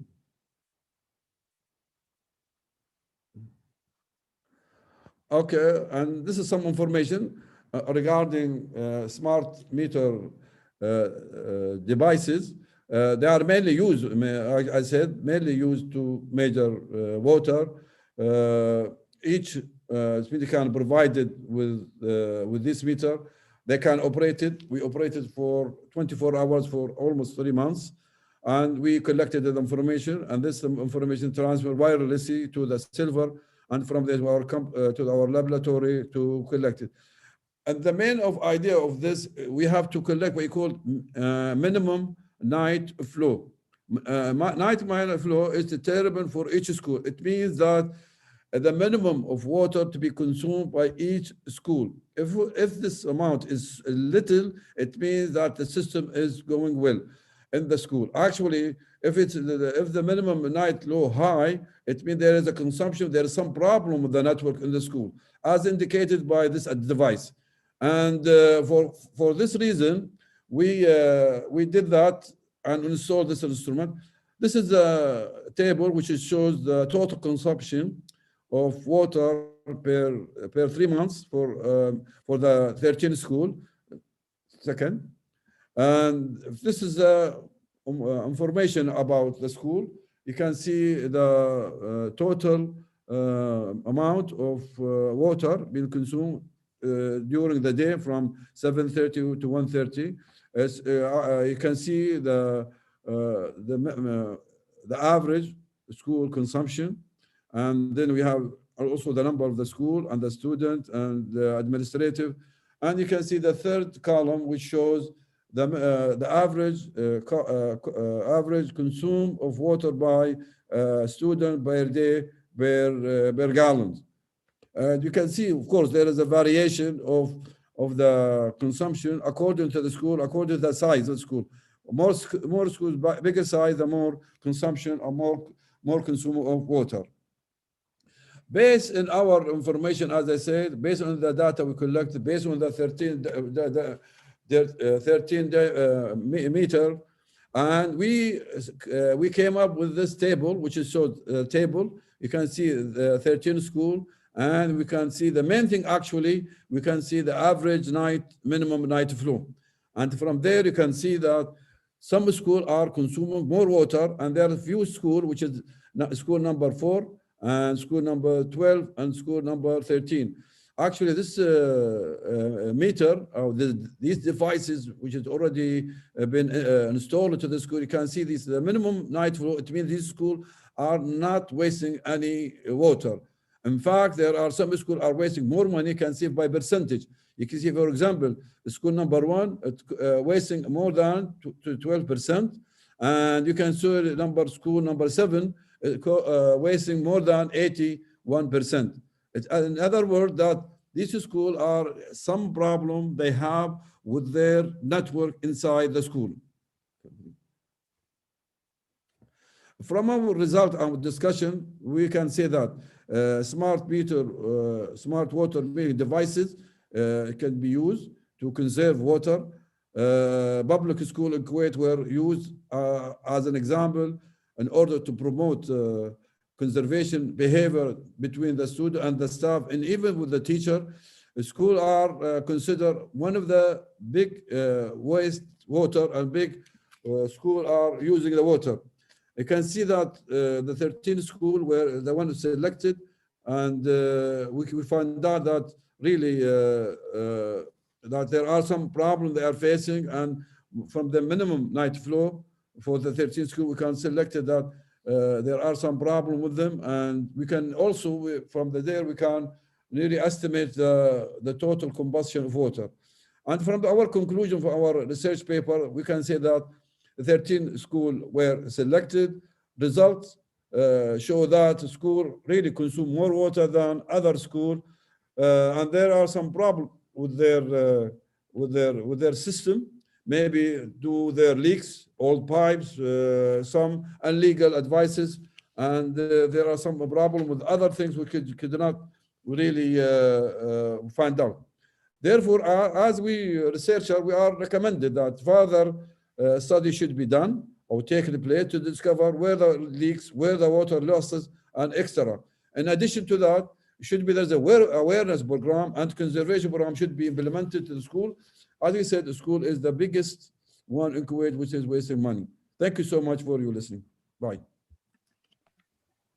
Thank you, Dr. Saleh. Shukran jazilan. Really, it's a very interesting topic, and thanks for your efforts. Now we will start with the second speaker today, the Professor Christopher Arnold. Professor Christopher, he is the head of the Partnership Knowledge and Technology Transfer in University of Luxembourg. تفضل. Yes. Good afternoon. Can you hear me? Good afternoon. Yeah, it's fine. Okay. I'm not sure if you can see me. Camera is not working. I don't know if it's. No. Is there something I have to change? Yeah, there is a video down in the the left corner down. You can just. Yep. Okay. Yeah, it's fine. Can you see me? I don't see myself, yes, but I hope you see me. Okay. We see you. Okay, nice to see great. You. Nice to see you. So, hi. I'm going to share the presentation. Yeah. You know how to use that? Yes. There we go. The green arrow down there. Okay, can you see that now? Yeah. It's clear. Okay. And I'm going to launch the presentation. Is that still fine? Yeah. It's I think it's better just to launch the. Yes. Can you see that? Yeah. It's appear there. Okay. Great. But it's not the full screen. Not the full screen. Ah. Yes.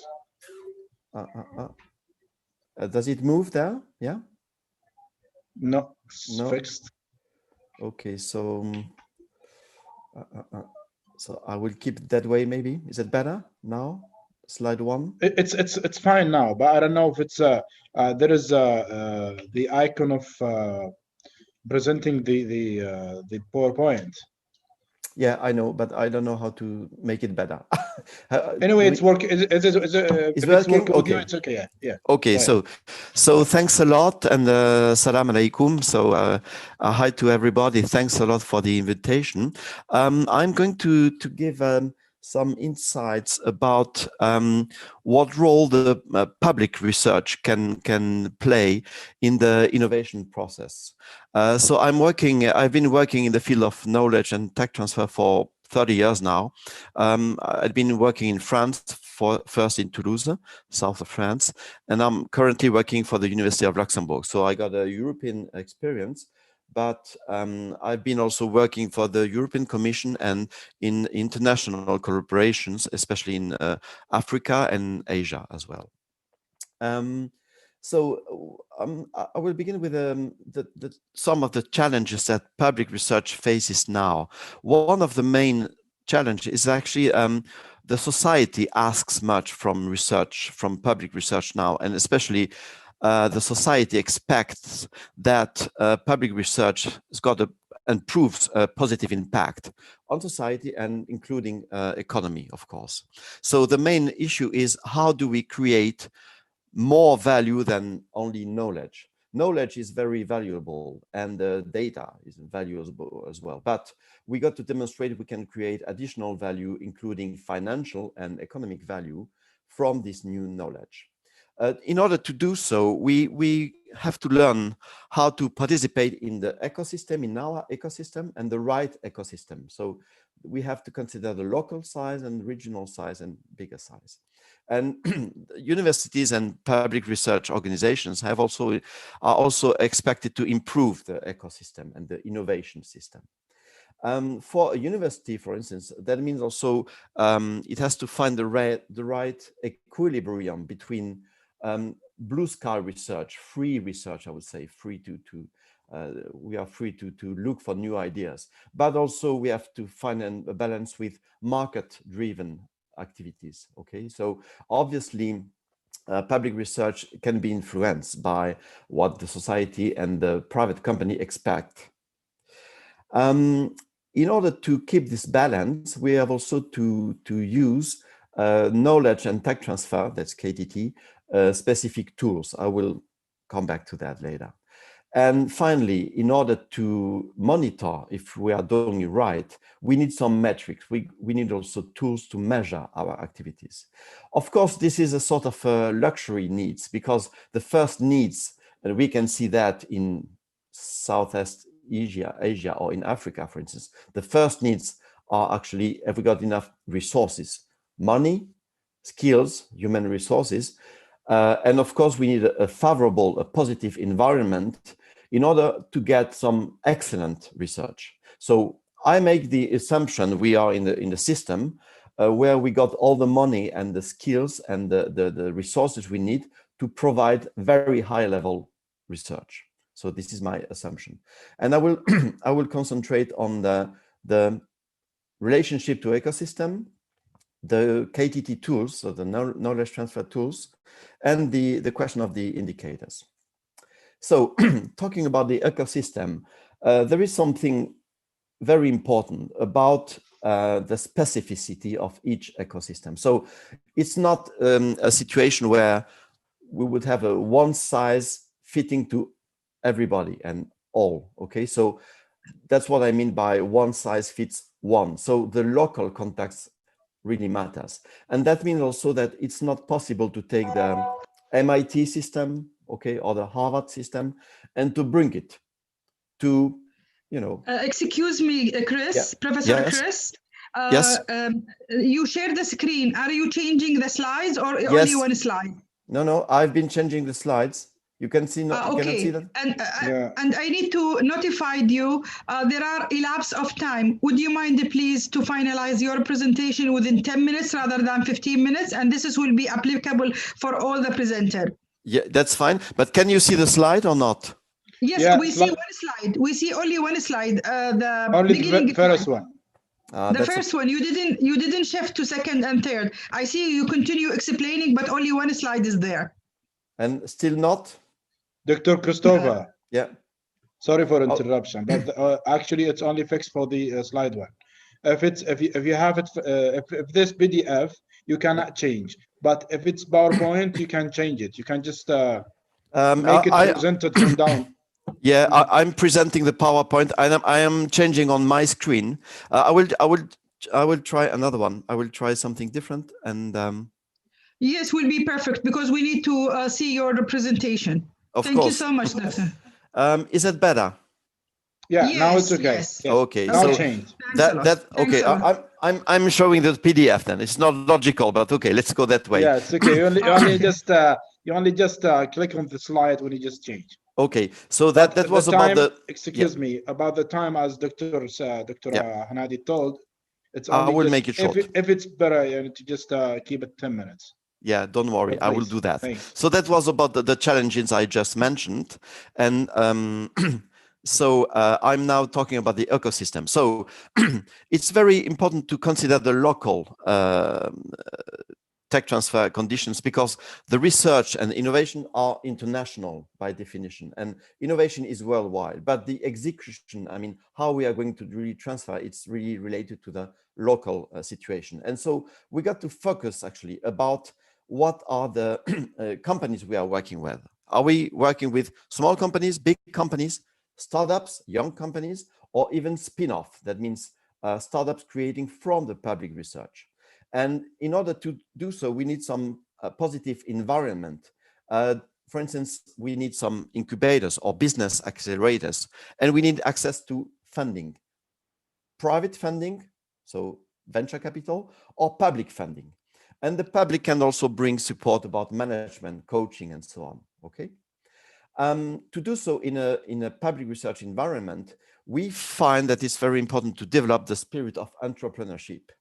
And our main target for that will be the students, especially the PhD students. And then we have also many PhD or young doctors, I mean, staying in the research lab and for postdoctoral studies.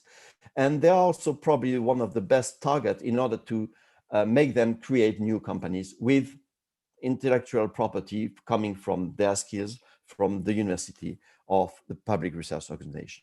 So about the ecosystem, the main message I would like to give you is you have to analyze it and to use the strength of this ecosystem. And this is mostly about talent, skills, human resources, and the network within the public research system, of course, but also with companies and accompanying structures. Okay, now let's have a look at the tools. The first comment I would like to make is that there are a great number of channels. So the channels, I'm not going to comment this in detail. That comes from a new publication from the Joint Research Center at the European Commission. And that's a report about metrics, okay? And that was made by a group of experts I'm a member of. And so we tried to design here the different channels, the different ways in which you can get research outputs, which are basically new knowledge and skills, to existing users, which are basically companies, new companies, startups, spin-out, spin-off, or small SMEs and big companies, and also the society, including government and the policy makers, okay? And you can see here there are many ways: dissemination through publication and teaching, consultancy, okay, networking, meeting, of course, and all the research classical tools, collaborations, contract services, and licensing, of course, intellectual property transfer. This is very important. So as there are many channels, you have also to deal with different tools. So these tools must be adapted to your strategy. And so according to a different public research organization or university, you will find and use different tools. One of these tools is actually the policy, which policy you have for collaboration and taking part in innovation. Then you have something about entrepreneurship. Of course, you have to raise awareness about entrepreneurship between the members of your research staff and the students. You need IP policy, so intellectual property policy, which is actually part of a global legal environment. So you need contracts, templates, licenses, and legal staff, legal skills. And as universities do not exploit directly the results, in many cases, you need dedicated structures for business, especially for spin-off creations. And finally, there is something very important, which is around the demonstration. So you need platforms to show what you can do, and you have also to get access to proof of concept. That means increase the technological readiness level of your results in order to show the companies they can use your results. The last topic is about indicators. So I will take 1 minute more to let you know about indicators. So there is today a quite complex typology of indicators about knowledge transfer and tech transfer, because you got to consider the inputs, what you put into your research and what you get out from these research activities. But you are also to consider the context, internal and external context. And the problem is, okay, how are we going to gather all this data and who are going to use that? Just one remark about impact, because this is very important. What is the impact of your research and tech transfer? This is difficult to follow, to monitor. And basically because it's not available within the academic perimeter. That must be taken from the economical sphere, from the industries, basically. So you will find in the same report, I'm not going to comment this, same, you got the source here, you can find the 4 types of indicators that would be useful. In conclusion, I would remain with these 4 points. The first one is the public research must understand and acknowledge its official and sometimes legal mission about contributing to innovation. Then we got to define a strategy and decline some policies.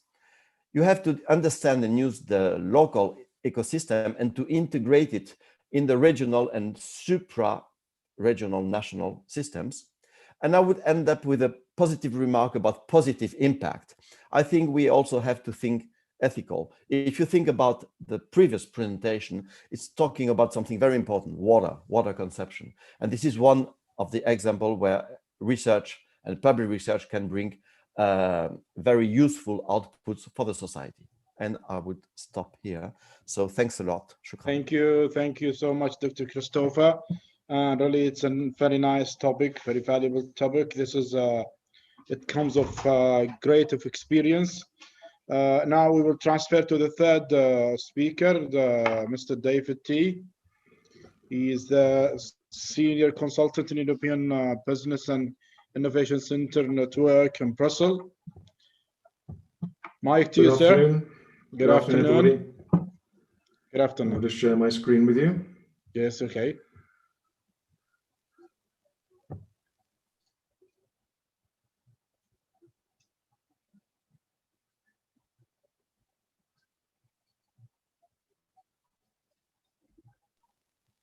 Share, okay. That's all right. And can you hear me? It's okay. Can you hear me, everybody? Yes? Yeah, it's okay. Okay. So good afternoon, good morning if you're in America, good evening if you're in India like I am. My name is David T. I'm a senior consultant with EBN, as mentioned. We're a network of business and innovation centers headquartered in Brussels, Belgium. Let me just get the right slide here.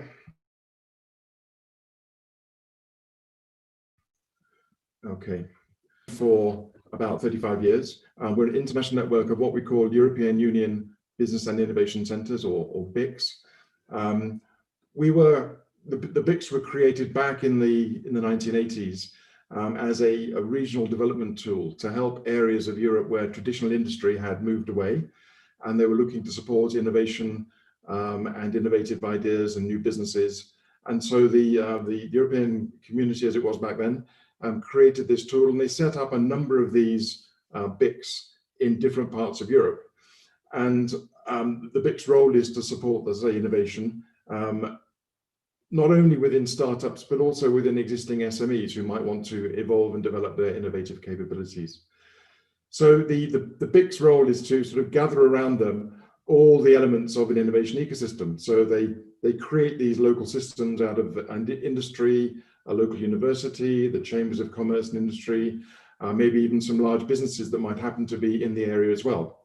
And after a while, the Commission felt that given that these BICs were being successful, it was a good idea to create a kind of umbrella association to connect them together and create a kind of pan-European ecosystem of ecosystems. And so EBN was born from that.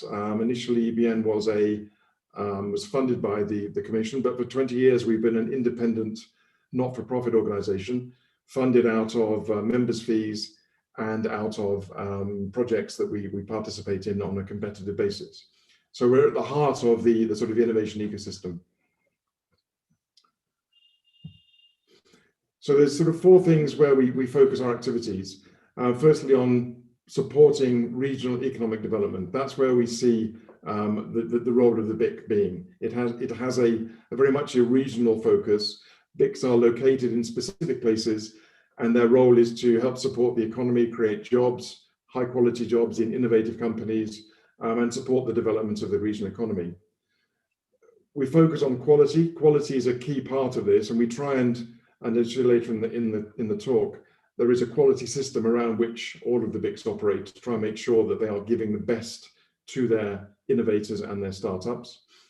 We connect into finance, and because we are a network of quality business support organizations, the financial community likes to work with our members because we provide them with high quality deal flow for their activities. And again, because we are an international network, internationalization is clearly at the heart of what we do, and helping companies scale internationally is a key part of our operation. So, as I said, 35 years ago, the need for support was identified, and we put our efforts into helping these members create these local innovation ecosystems. And each year we conduct a survey of our members, and we ask them a whole bunch of questions, and we find out exactly what they've been up to and what they've achieved. And we create an impact and activity report, which is available on our website, that describes all of the things that the members have been doing. So the last survey was done for the 1919 year, and we showed that our members have helped create 4,300 companies across Europe and outside Europe, and almost 20,000 jobs in those companies. The top areas of innovation are around environment and energy, health, and ICT. So we can see that EBN is having an impact, and EBN members are having an impact across the board. And the way in which we operate, I think, has been proven to be successful, year after year. One of EBN's vice presidents from a BIC in Asturias in northern Spain sort of describes what it means to be a BIC. So basically what she's saying, that the BICs are here to bring together the innovators, the SMEs, the startups, the universities, the chambers, and to create an ecosystem within their region that can have a positive and strong impact in exactly what they're doing. So these mini regional ecosystems are what BICs create, and what EBN does is bring those ecosystems together at an international level. If we look at the support that the quality, the sort of certification of the members. So the EU BIC label is a label that the European Commission has enabled EBN to give to other organizations. The label has been around, as I said, for 35 years, and EBN now has the unique ability to grant this label onto organizations that fit into the EU BIC philosophy. And to get a certification, there's a process. It's not just, you don't just apply and you get it. You apply to become a BIC. You think your organization fulfills the criteria. You fill in the questionnaire that I mentioned.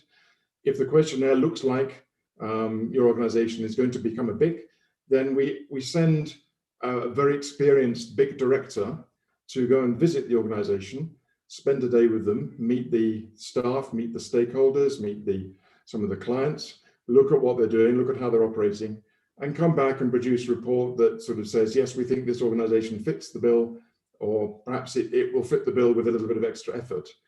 And it then goes to a committee of another group of very experienced BIC directors who make a decision on whether the organization should receive the label. And in most cases, we don't spend the time with organizations that we don't think will fit. So normally an organization will get a 3-year contract to use the label and to promote themselves as a BIC, or perhaps a 1-year contract with some areas where we expect some work to be done during the year, and we'll assess it again at the end of that year. And if they fulfill those changes, then we can give them a 3-year contract. Now the BIC label has been proven to be valuable in terms of increasing the impact of those organizations in their regions. Back in 2014, the European Court of Auditors asked EBN to look at 10 countries around Europe and look at how the money that had been spent on creating incubators compared with those organizations that were big. So the EU has funded a lot of incubators, basically the physical infrastructure of incubators across Europe, and they wanted to see how well that money had been spent. And so they asked us to push those organizations through our quality system and compare them with our existing BICs that were operating in those countries. And it was clear from that report, and again, that report's available on our website, it's clear from that report that those organizations that followed the BIC philosophy, which really focuses on services rather than on infrastructure, they were doing much better in terms of the number of companies created, the lifetime of those companies, how long they lasted after they were created, the quality of the jobs that were created within those businesses. And so we know that the BIC concept is one that does have an additional value when it's operated correctly within a particular location.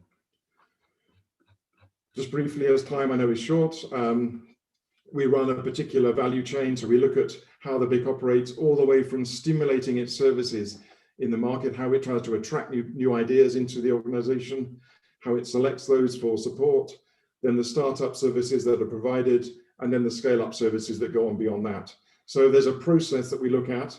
We don't prescribe exactly how an organization should deliver these services, but we need to know that they are doing it all, because we need to make sure the BIC has a strong presence in its region and is the kind of go-to place for innovation support.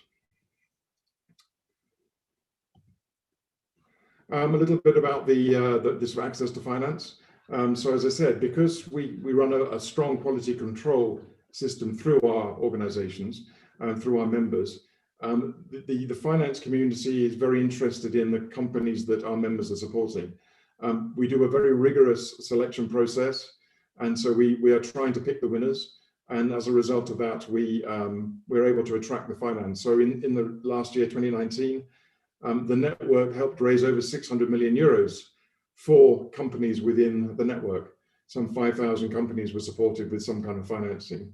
The majority of which was around startup financing, but the full range is reflected there from pre-seed all the way through to scaling.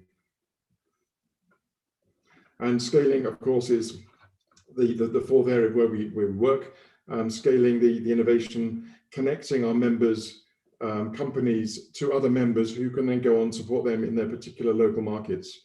So 5,000 odd companies were supported in the last year that we measured it. Because most of our members are within the EU, 72% of the internationalization happened between EU countries, but there was a clear interest also in the US and in Asia as destinations for the internationalization process. And we have a kind of process that looks at both sides of the equation. So if a company is looking to internationalize to a new target country, they would work with their local BIC and operate what we call the smart takeoff service. So in this service, the BIC would help them identify the most suitable target countries, the most suitable potential partners in those countries, the right kind of markets, assess whether their product fits or needs to be adapted for the target market, and so on. And connecting then through to a BIC in the target country is made through the network, and the company then can be handed across. And we know, because both sides are BICs, they're going to be looked after well and are going to be supported well. And so we provide a very soft landing for the companies into the target countries. So within the network, we've got 175 plus members in 30 countries. The majority are EU, but we're also in North America, South America, Asia, and Africa. Within those members, we have 650 plus experts who are providing this support day by day to the innovators, the startups, and so on. And they can also, as I said, work with companies coming in from other members. And some 25,000 companies are being currently supported and benefiting from the services that you get from being within an EBN member. Sorry for interruption, Mr. Final slide. Yes. This is my final slide. So any organization interested in becoming a part of the sort of EBN family, if you are already supporting businesses, supporting innovation, come and talk to us. Maybe you can be certified as an EU BIC.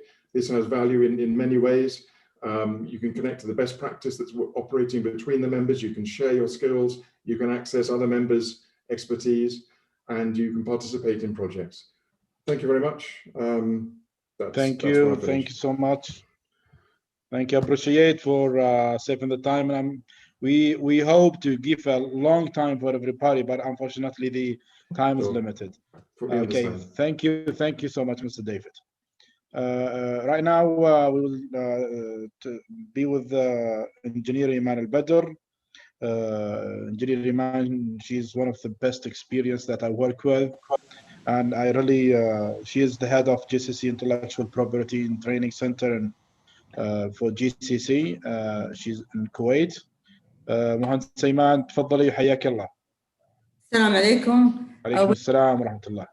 نرحب بالجميع ونشكر الدكتورة هنادي على هذا المؤتمر الافتراضي الأول العالمي لدعم منظومة الابتكار وريادة الأعمال. أعرف عن نفسي المهندس إيمان عبد الله البدر، رئيس مركز تدريب الملكية الفكرية لدول مجلس التعاون دول الخليج العربية، ومكان مقره في دولة الكويت، استضافتها دولة الكويت مشكورة من الأمانة العامة مجلس التعاون. أحب هني أنوه عن بخص المركز تدريب الملكية الفكرية والعمل في المركز التدريب. بس لحظة شوية.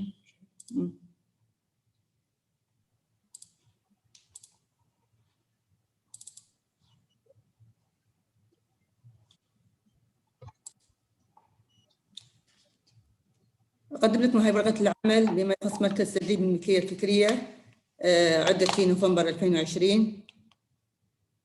مقدمة: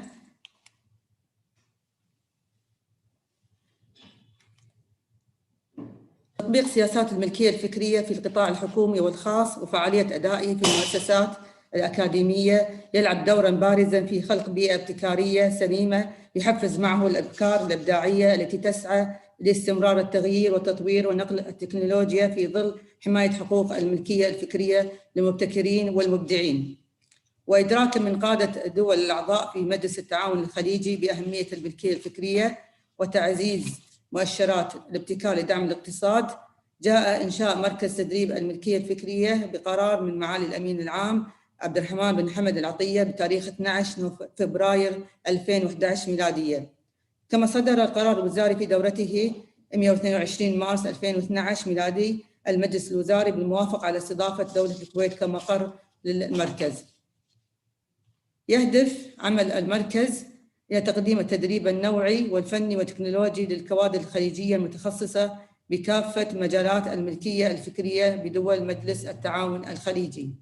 وتعتبر المنظمة العالمية للملكية الفكرية هي الوايبو الجهة الرسمية للبرامج التدريبية بمجالات الملكية الفكرية على المستوى الدولي، حيث كرس المركز عمله مع منظمة الوايبو منذ إنشائه لتفعيل المهام والمسؤوليات المنوطة به كجهاز فني تدريبي متخصص بالملكية الفكرية من خلال الأنشطة والفعاليات السنوية من برامج وورش عمل ومؤتمرات، وذلك لدعم مسيرة العمل المشترك في مجلس التعاون الخليجي دولياً. وعلى صعيد المعاهدات والاتفاقيات الدولية التي تقع تحت إدارة المنظمة العالمية للملكية الفكرية الوايبو، فتح المركز آفاق التعاون التدريبي مع جهات عالمية عديدة وشاركت بالبرامج والأنشطة التدريبية والفعاليات داخل دولة المقر في الكويت، وبرامج تم تنفيذها بدول مجلس التعاون الخليجي، وأخرى تم تنفيذها خارج دول مجلس التعاون الخليجي، ومنها على سبيل المثال من المكاتب العالمية السنغافوري والياباني والكوري والسويدي والنرويجي والأمريكي والفرنسي والدنماركي وأيضا التونسي والمكتب المصري. وهذه تأتي الجهود الحثيثة ما بين مركز التدريب الملكية والفكرية ودول مجلس التعاون الخليجي والمنظمة العالمية للملكية الفكرية الوايبو من خلال المشاورات المشتركة لدراسة حالة المركز، وصولا إلى الهدف الأساسي من إنشاء المركز، وهو انطلاق الأكاديمية الخليجية المتخصصة بالملكية الفكرية.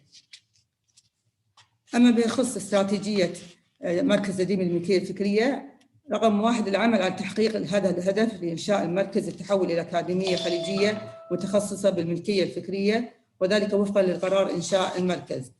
وأيضا يسعى المركز تدريب الملكية الفكرية إلى التميز في تقديم أفضل الخطط التدريبية للبرامج المتخصصة بمجالات الملكية الفكرية وفق الاتفاقيات الدولية المناسبة بالتعاون مع المنظمة العالمية للملكية الفكرية الوايبو، وأيضا جهات عالمية متخصصة بالملكية الفكرية. أما أهم الأهداف الاستراتيجية لعمل المركز: أولاً ضمان تفعيل سياسات الملكية الفكرية وفعالية أدائها بالقطاع الحكومي والمؤسسات الأكاديمية والقطاع الخاص. ثانياً حصر متطلبات ومسح احتياجات دول مجلس التعاون الخليجي لمدة 3 سنوات متتالية، وذلك وفق خطة قصيرة المدى. ثالثاً استقطاب أفضل الخبراء والمحاضرين المتخصصين بحماية الملكية الفكرية. رابعاً تأهيل الكوادر الخليجية ورفع كفاءتهم كمخرجات العملية التدريبية المتخصصة بالملكية الفكرية. خامساً تأهيل مرشحين من الدول الأعضاء بمجلس التعاون الخليجي ومنتسبي المركز في برنامج إعداد مدرب لتعزيز الكوادر التدريبية في الأكاديمية الخليجية المتخصصة بالملكية الفكرية. وسادساً فتح آفاق التعاون مع الجامعات المتخصصة بتعليم مناهج الملكية الفكرية ومراكز الابتكار بدول الأعضاء في مجلس التعاون الخليجي، ولتساهم في تشجيع الأبحاث ونقل التكنولوجيا لدعم المشاريع الصغيرة والمتوسطة وتعزيز مؤشرات الابتكار. وإضافة التعاون مع الجامعات المختصة في إنشاء الأكاديمية الخليجية المساهمة في منح الشهادات العلمية المتخصصة من الدبلوم والبكالوريوس والدكتوراه. وسابعاً العمل مع الجهات العالمية المتخصصة بالملكية الفكرية ذات الاهتمام المشترك بقضايا الملكية الفكرية لإقامة الأنشطة، البرامج والفعاليات والمنتديات والمؤتمرات والندوات السنوية بهدف نشر الوعي والمفاهيم وحقوق الملكية الفكرية.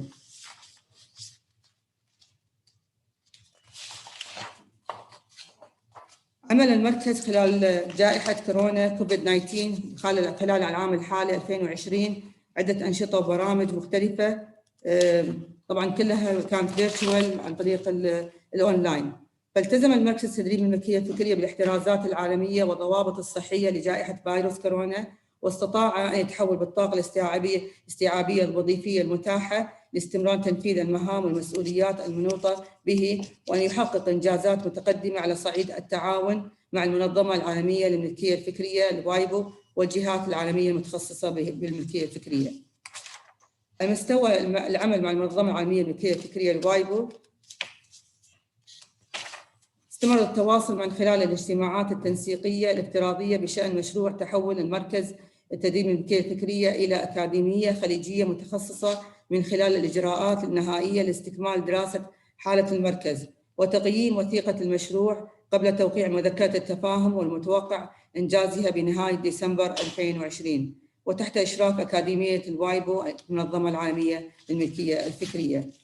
أما على مستوى التدريب عن بعد، نظم المركز عدد 5 ندوات توعوية متخصصة بالملكية الفكرية خلال الفترة من مايو إلى يوليو 2020 ميلادية.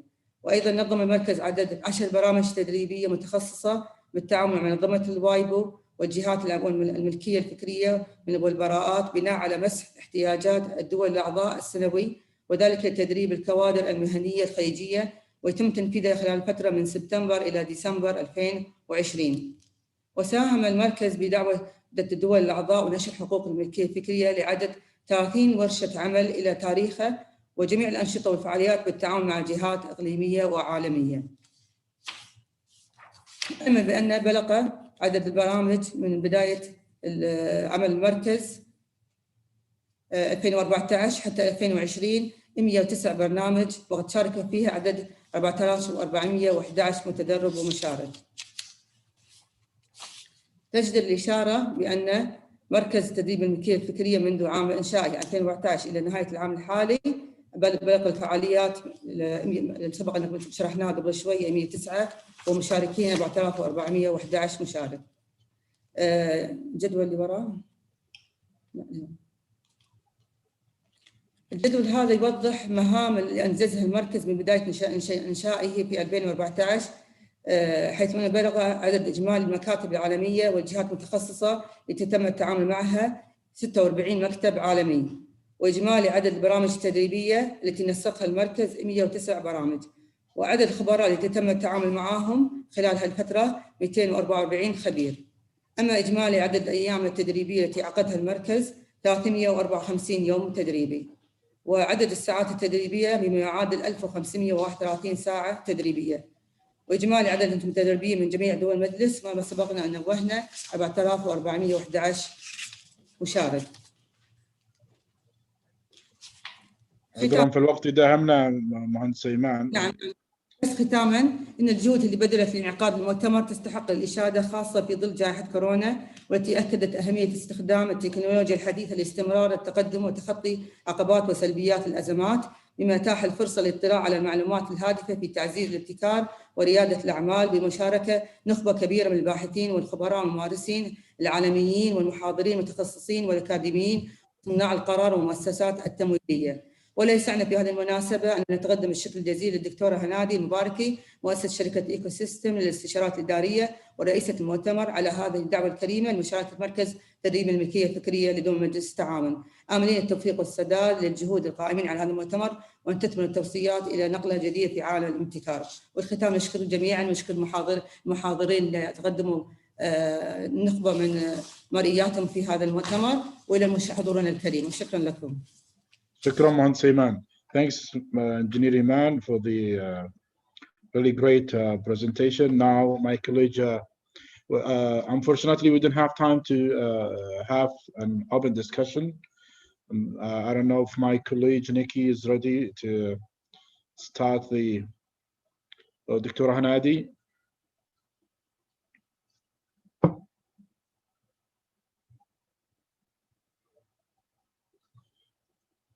دكتورة حنادي.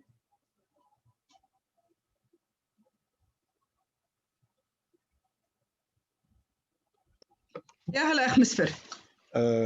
ما أدري الأخت نيكي جاهزة لبدء النكست سيشن أوكي الحين نشوف. أشكرك أخ مسفر على إدارتك الجلسة. الحين نيكي. Jim, how are you? Jim, Oliga.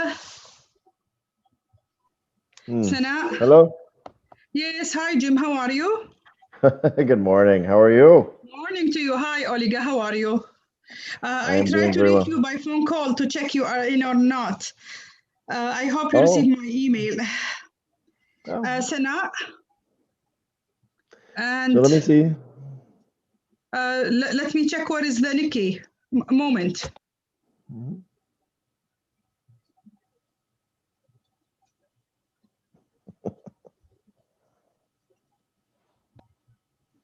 Hi, Jim. I think I can introduce you to the others to start your presentation. Our sessions is best practices of innovation ecosystem, and Professor Jim Downing will present for us the best practices from their perspective. Go ahead, Jim, and present till I found Nikki. Okay, sure. So do you want to share screen, Jim? Oh, share screen. Sure. Let me get that up and we can do it that way. Let me see.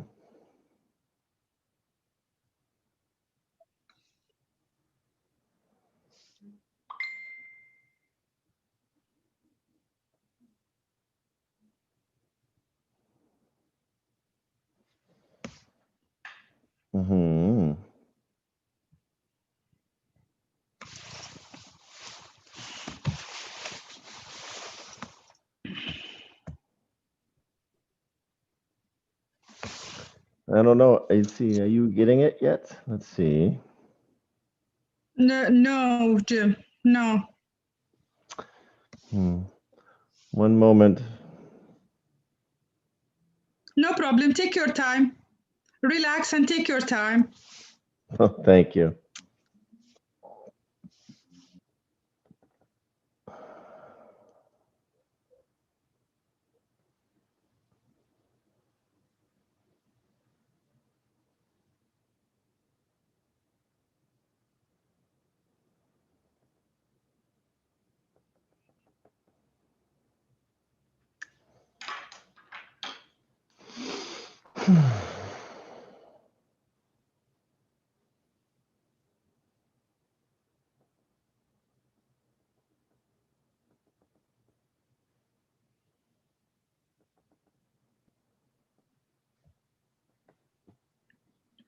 Jim?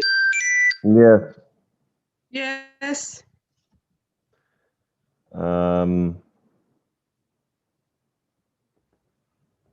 My screen has gone blank.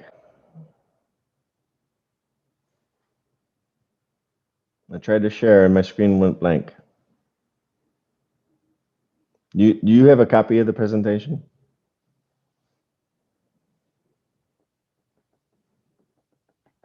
Yes, we have a copy of presentation, but we need your share screen is better and to manage your talk with your slides. But let me see the technical support guy.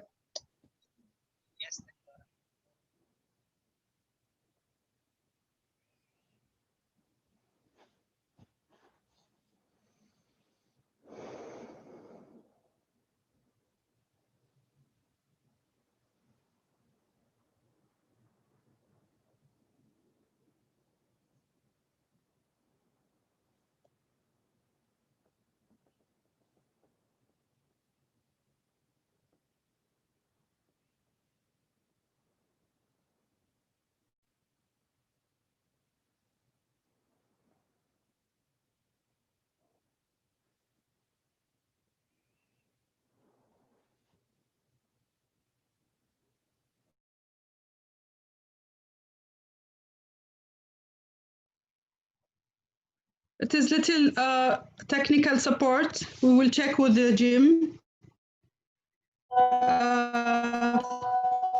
Oliga?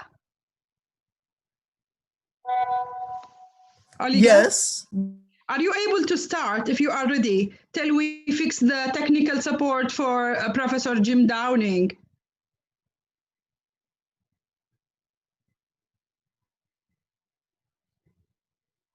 Please just unmute. Oliga, you need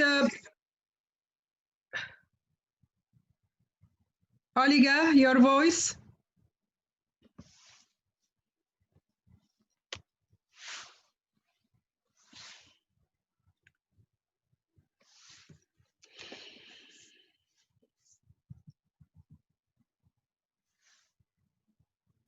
Can you hear me? Yes, go ahead, Oliga, start. Okay, okay. Thank you so much. Can you see my presentation on the screen? No, not yet. Share the screen, please. Okay, just a second. Share the screen. Okay. Share the screen.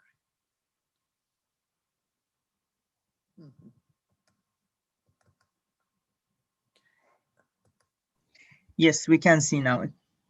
Good. Yeah, the host perfect. asks you to start your video, start my video. Is that okay now? Yeah, it's yes, fine. It's okay, Oliga. Go ahead. Go. Good afternoon, I'm Olga Spasic. I'm a senior counselor from the World Intellectual Property Organization, which is a specialized agency in UN system dealing with the promotion of a collaboration among member states based on the IP, say it in a broad way. I was requested by the organizer of this beautiful meeting, and I want to thank Hannady for inviting me to take part in the meeting. I was requested to speak about WIPO supporting tools and programs for innovation ecosystems. It is true that it might not be known that WIPO is spending about 30% for the technical assistance and collaboration with the member states, including in supporting innovation ecosystems through its programs and development tools. I would make reference to our Global Innovation Index, WIPO Global Innovation Index, which is now becoming a very well-known publication and benchmarking tool for the member states in 2007, because it provides a broad vision of innovation and gives insightful data on innovation to assist economies to evaluate their innovation performance, to do the benchmarking, and to make informed innovation policies and decisions about development and management of ecosystems. In 2020, it is our 13th report, where over 80 detailed innovation metrics were applied in 131 economies, which is 97.4% of the world's GDP. Why am I making reference to our Global Innovation Index? Because those 80 metrics are grouped in two big innovation pillars. One is innovation input and other is innovation output. This is with the idea to show how complex it is to create an efficient ecosystem on the national and even on the institutional level, because you have different kind of inputs which are necessary. It is not only investing in R&D, no, we need other conditions to have adequate policies, institutions, to have human capital which know how to deal with the ecosystems and how to bring ideas from lab to the market, infrastructures, including ICT, market sophistication, and business sophistication. Outputs can be either in a knowledge technology outputs or creative outputs. This is our guiding principle to support member states to upgrade, to create, to develop, and to sustain their innovation inputs in order to be able to harvest the better results and sustainable results in their innovation outputs. In this context, we are focusing on ecosystem pillars, our programs, which are going from awareness raising to very specific projects in the countries and in individual institutions. So we are focusing on creation of a favorable enabling legal framework, support for the human capital, development of skilled professionals, infrastructures, and market and business sophistication, dealing with the main innovation stakeholders, government, industry, academia, society. We consider that it is incorporated here, but we are mainly dealing with through innovation stakeholders. We are also having cross-sectorial approach, taking into consideration that it is necessary in order to support academic sector, to work with governments, which are the ones who are creating favorable preconditions for academic institutions to be able to fulfill their academic mandate, but also to add the third function, which is entrepreneurship. Also to work with government when we are speaking about collaboration between SMEs and academic sector, because it is government again who is supposed to create conditions, incentive policies, tax policies, funds for this collaboration. And in the same time, government should have input from academic sector and SMEs when creating policies, infrastructures, and other supporting measures. So all our programs are taking into consideration this cross-sectorial interrelation between three actors. In an implementation strategy, we have a basic support, which is awareness raising and capacity building activities. Then providing intermediate support, providing guides, tools, and user-friendly support materials for innovation stakeholders. And in advanced stage, we have project-based supports. More and more, we are working on a longer term projects, 2 years and more years, trying to reach all the time something which is sustainable impact and result in the area where we are working. So starting with the government, of course, we are supporting the governments to develop their IP strategies, innovation policies, but relatively recently, we started looking at the management of the assets that government as such, as a stakeholder, has generated or funded in the public sector in order to make them available to other, especially SMEs. And in this context, we are also working with IP offices, transforming them from registration offices to innovative agencies. We are providing forums where they can exchange best practices about what they are doing and how they are supporting innovation in their countries, but also providing them with the specific tools, specific, capacity building programs that they can use without us in order to support innovative companies and also academic institutions in creating and transferring knowledge and technologies. Bringing IP to life via SMEs. SMEs are, of course, backbone of industries all over the world. Somewhere it's 92%, somewhere it's 99%, but still it is the most challenging part of the innovation ecosystem. We want them to become sophisticated. We want them to fully participate in the promotion of innovation and economic growth of their countries and development, socio-economic development. So we are working with member states in the development of their strategies for SMEs, how we are going to upgrade these SMEs to be able to use, for example, IP system. In all these ecosystems in our approach, we are not considering IP as the innovation. It is one of the linkages. It is a tool to make a connection between stakeholders, and that's how we are incorporating intellectual property in broader ecosystem needs. Development of strategy to support SMEs intermediaries, which are working directly with SMEs in the member states, training programs, industry product-based approach, analyzing in a different sectors of industry how the development of the products and cycle of a development incorporates IP to increase the value and to capture the added value in the intangible assets. We are also organizing study visits to SMEs, startups, and support institutions in Switzerland, which this year in our Global Innovation Index is the first innovation nation in the world.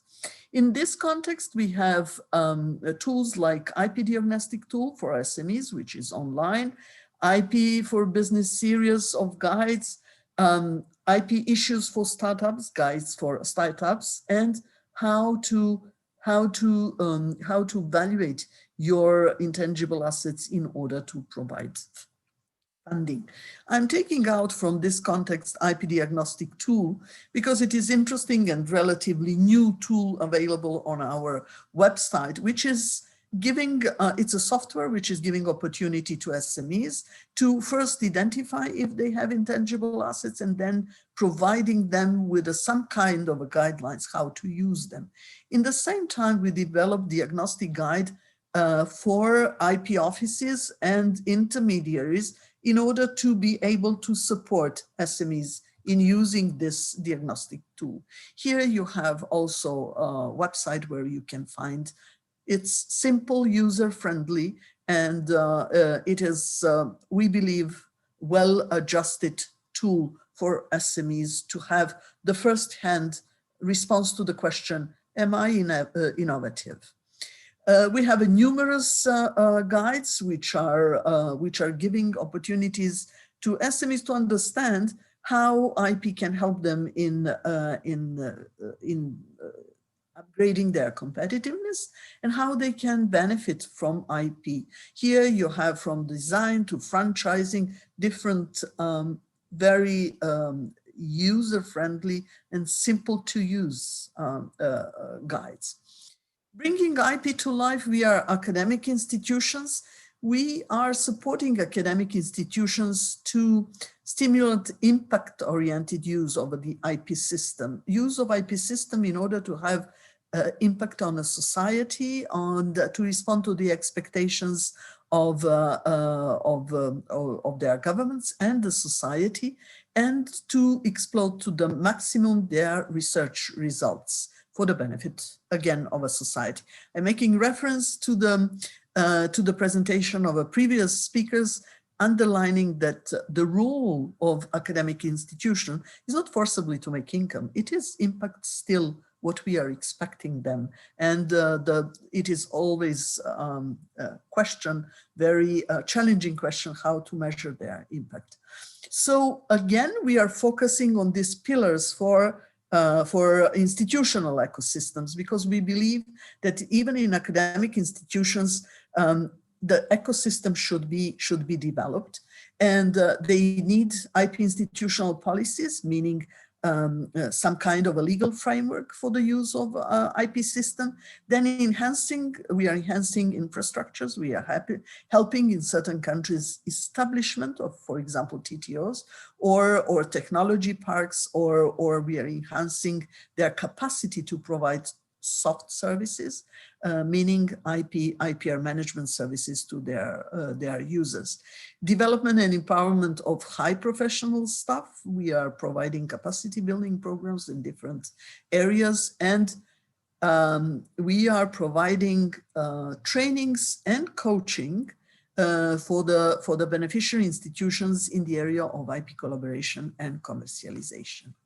In this context, we are, as I said, providing awareness, advisory services, and most recently we start with the long-term projects. For example, I'll make reference to this IP policy development in Egypt, where we are working with 30 institutions in the same time, helping them to develop their IP policies, assessment projects, assessing technology transfer systems in order to identify how they can be improved and serve better academic institutions so that they can respond to the expectations and investments made by the society and governments. I would mention something which is very broadly used by academic institutions. Again, you can find it on our website.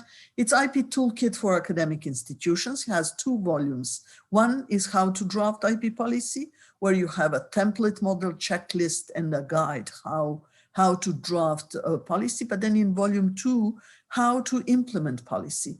We have roadmap of potential actions, underlining that trying to broaden perspective of academic institutions, that licensing is not the only way for IP commercialization. You have collaboration, you have sharing labs, you have different ways you can approach your peers, and also private sector. And then we have models of technology transfer agreements set up with the experts, with lawyers and with business lawyers and experts in this area, just to facilitate academic institutions to find the best model which they can accommodate to their need.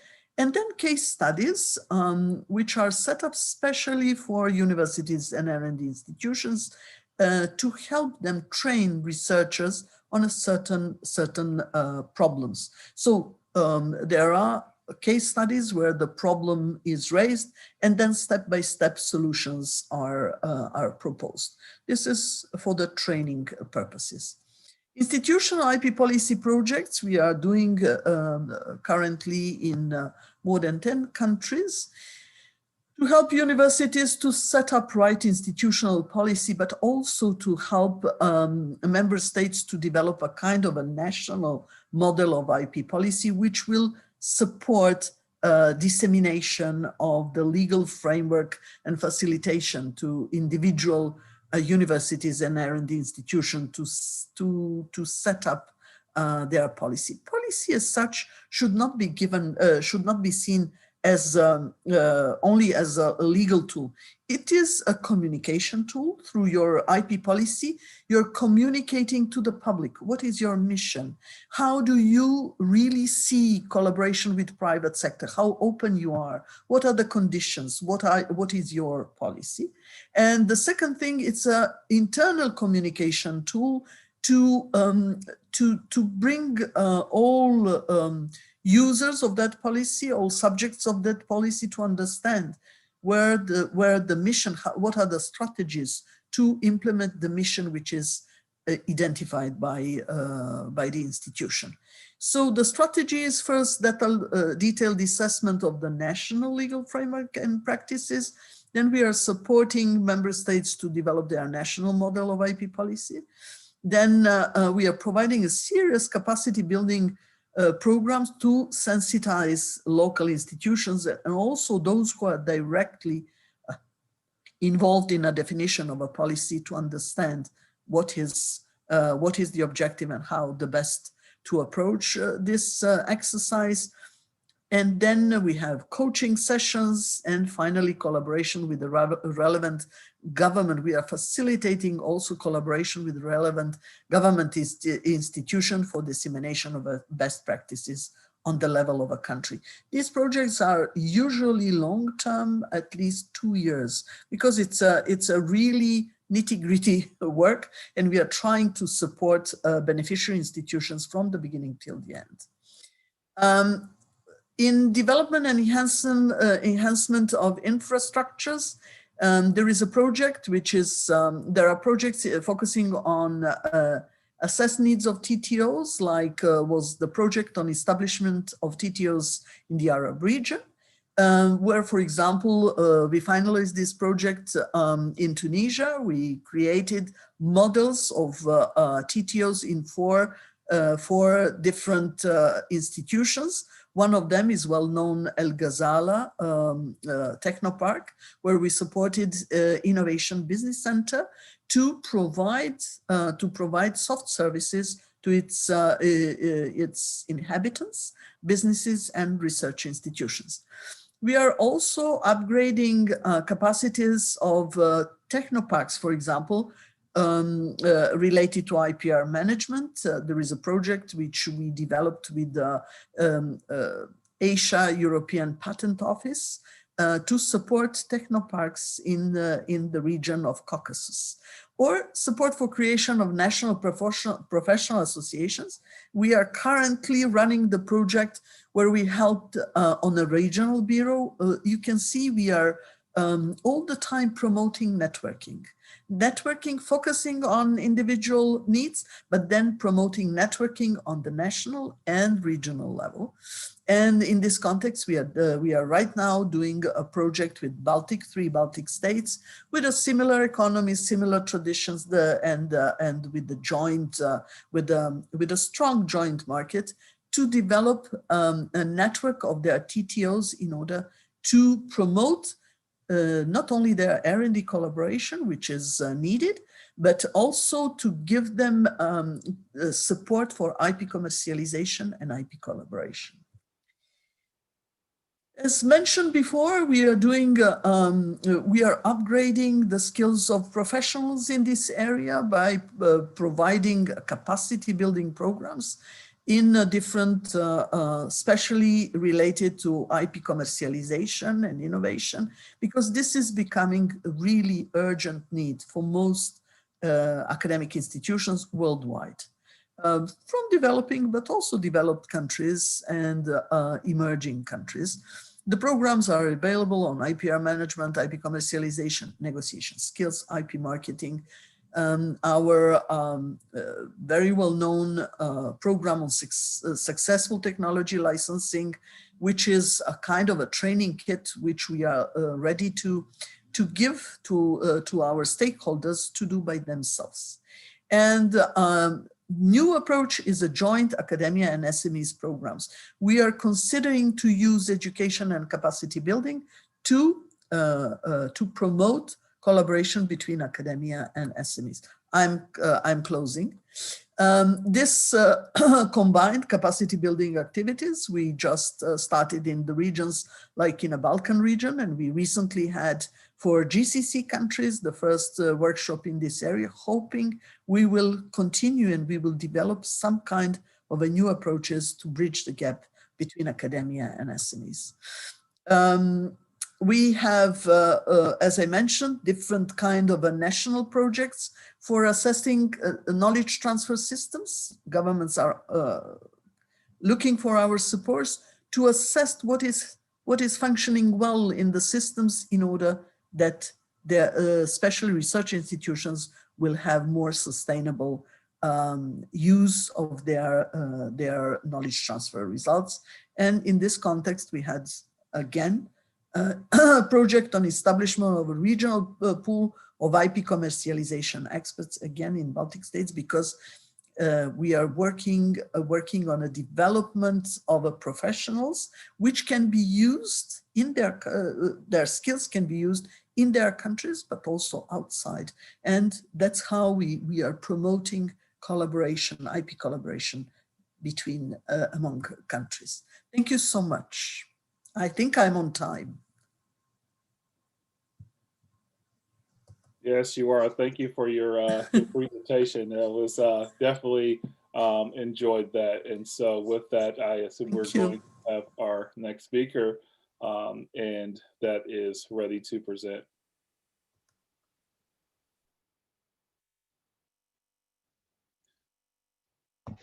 Good morning, or good afternoon. Nikki, how are you? I am good. I am good. So are you ready to present? Mr. Nikki, who will be chairing the sessions. And now the second presenter, it's Professor Jim Downing. If you fix your problem, Jim, otherwise we can share the screen from us. Okay, well, let's see what we can do here. Can we share the screen? I'm working on that. Let's see what we can do. I hit the share screen button and let's see what happens. No problem, Jim. We don't have time, please, to wait. We can share the screen from our side. The technical support company will sharing the screen, and you can present. Perfect. That's absolutely fine. Moment. There we go. Well, good morning. I want to say good morning from California. Right here, it's about 4:30 in the morning. I know that you in Kuwait are probably enjoying a good afternoon. So I was asked to talk a little bit about the entrepreneurial ecosystems. And so here in California, we have a number of different wineries that we can talk about. And, you know, they're rural communities that really kind of come together to develop their own ecosystems. And in a lot of ways, they do it so they can find a competitive advantage. They can diversify. They can come up with a own unique ways of developing an authenticity that diversifies themselves from other people within the market. So if you don't mind, what we're going to talk, I'll try to be as brief as I can, given the time that we have. A little bit about how these wineries will develop an authentic diversification within their own market. And so if we can maybe go to the next slide. What we can talk about is the wine industry here in the United States, which is a really fragmented market. I mean, there's some major players, but even the major players don't have a lot. They don't own a good part of the market. I mean, not to say that they don't have a very nice, enjoyable size of the market, but they don't own a lot of it. I mean, and so if we think about it, 95% of all wineries are producing less than 1,200 cases a year, which is pretty small. And so these things, they need to develop some type of a niche within their market. And so what happens is, what I have noticed with them, with my research, is that we're seeing a lot of them, they form these collective groups. And the purpose of that is to create some kind of value. And the value to the customer for that group. But at the same time, they also have to differentiate within that group as being unique. And so what I was looking at, and my research here that I'm presenting, is looking at how do they differentiate within and between their different types of strategic groups that they're using to get a competitive advantage. Maybe go to the next slide. Thanks. And so a lot of times, if I have any, wine friends, that they're pretty much familiar with this idea of having a, an AVA here, especially in the United States, but they also have them, in France and in Europe and in Australia, and South America, all over the world, where they have these particular areas. So like, for instance, I'm in Sonoma County in California, and here within Sonoma County, there's so many different areas that are defined by geographical region. And what they try to do is they try to, market themselves as being unique in their own way, geographically, but also by weather and by the land and all these other things. And so that's how we get these different AVAs. And so we actually have this type of a way where in rural America, wineries are able to differentiate themselves, develop their own ecosystem, if you will, within a particular geographical area.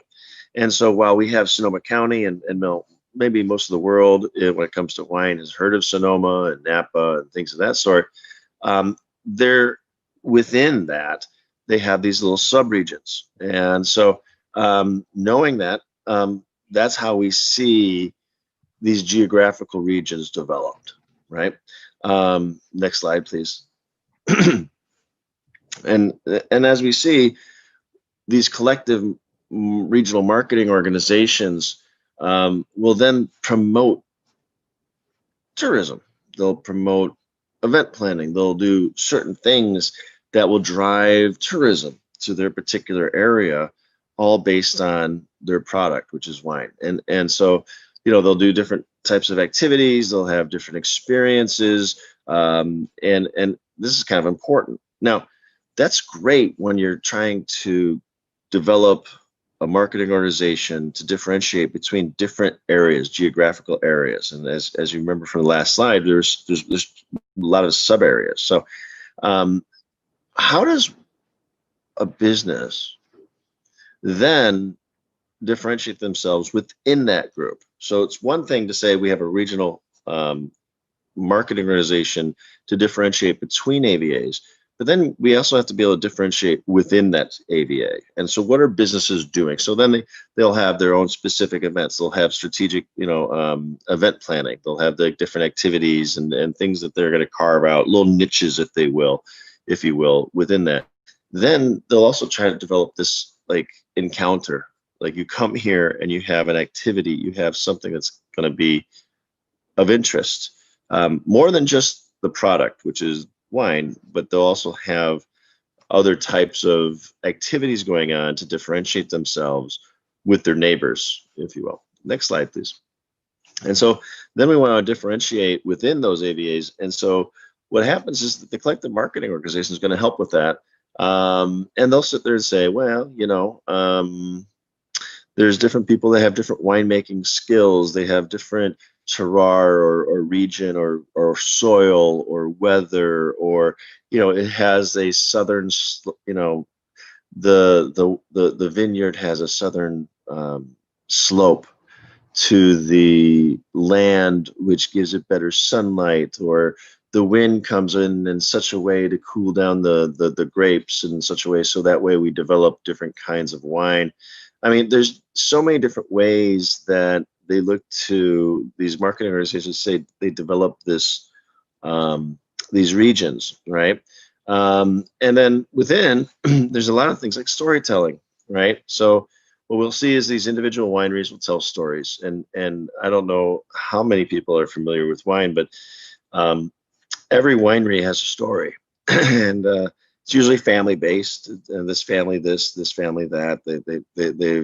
They've come from a long line of winemaking.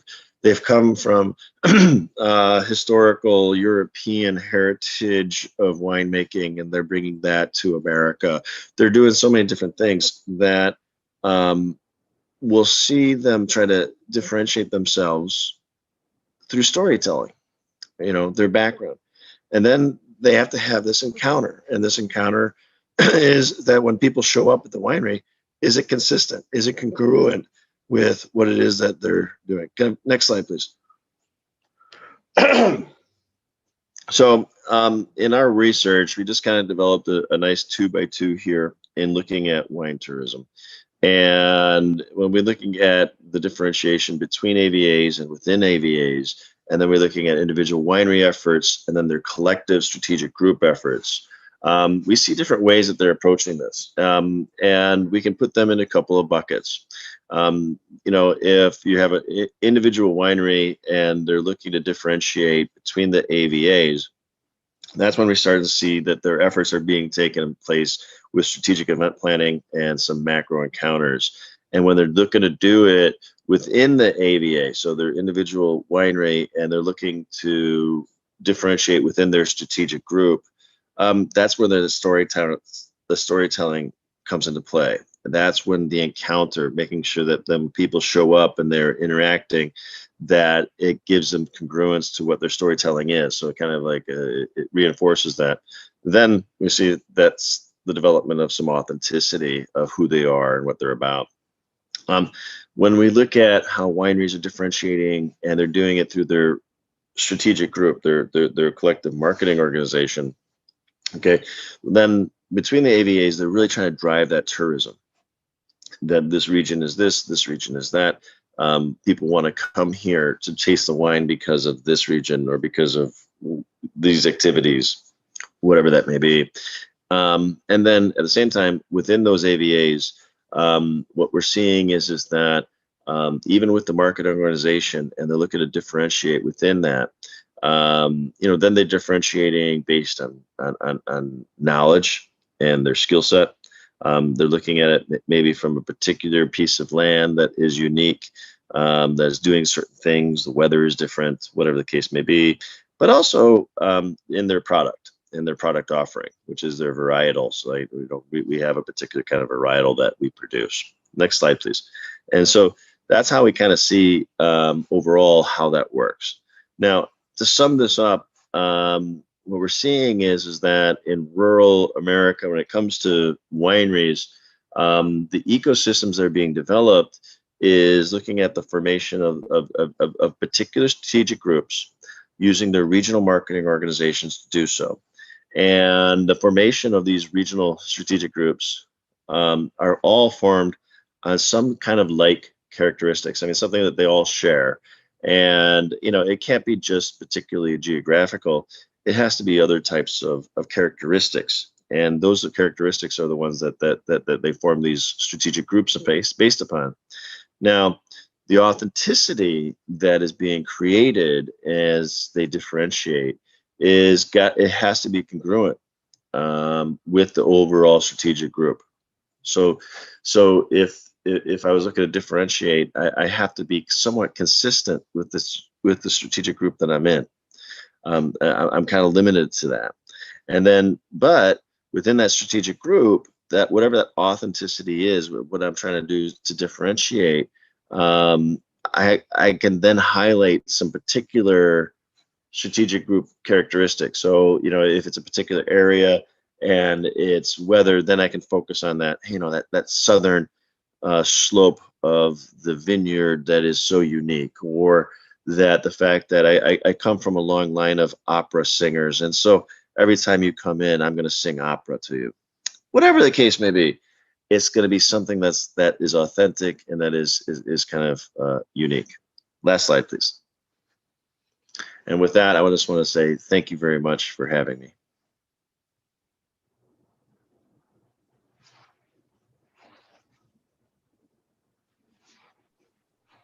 All right, thank you for your presentation. And I think we have one more final speaker, I think, if that's correct.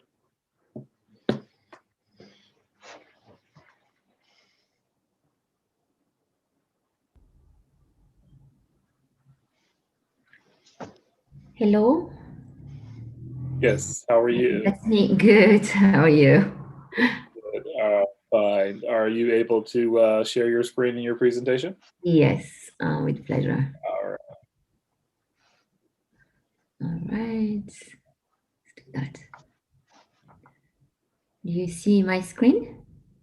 I do. Just go ahead and hop it and print. There we go. All right. So go ahead and look forward to your presentation. Thank you. Thank you very much. Well, first, I would like to thank Dr. Hanadi for piloting these initiatives. by the ecosystem of consultants. And I'm very glad to be with you today. So I'm Sana El Wali, Moroccan citizen, and I have worked during my career, private, public sector, and then at the end for development institution, running a program, support program for SMEs and value chain competitiveness in Morocco and Tunisia. So I will walk you through a little bit of the global trends that we are really living today, best practices, and then we'll end up with a case from Morocco.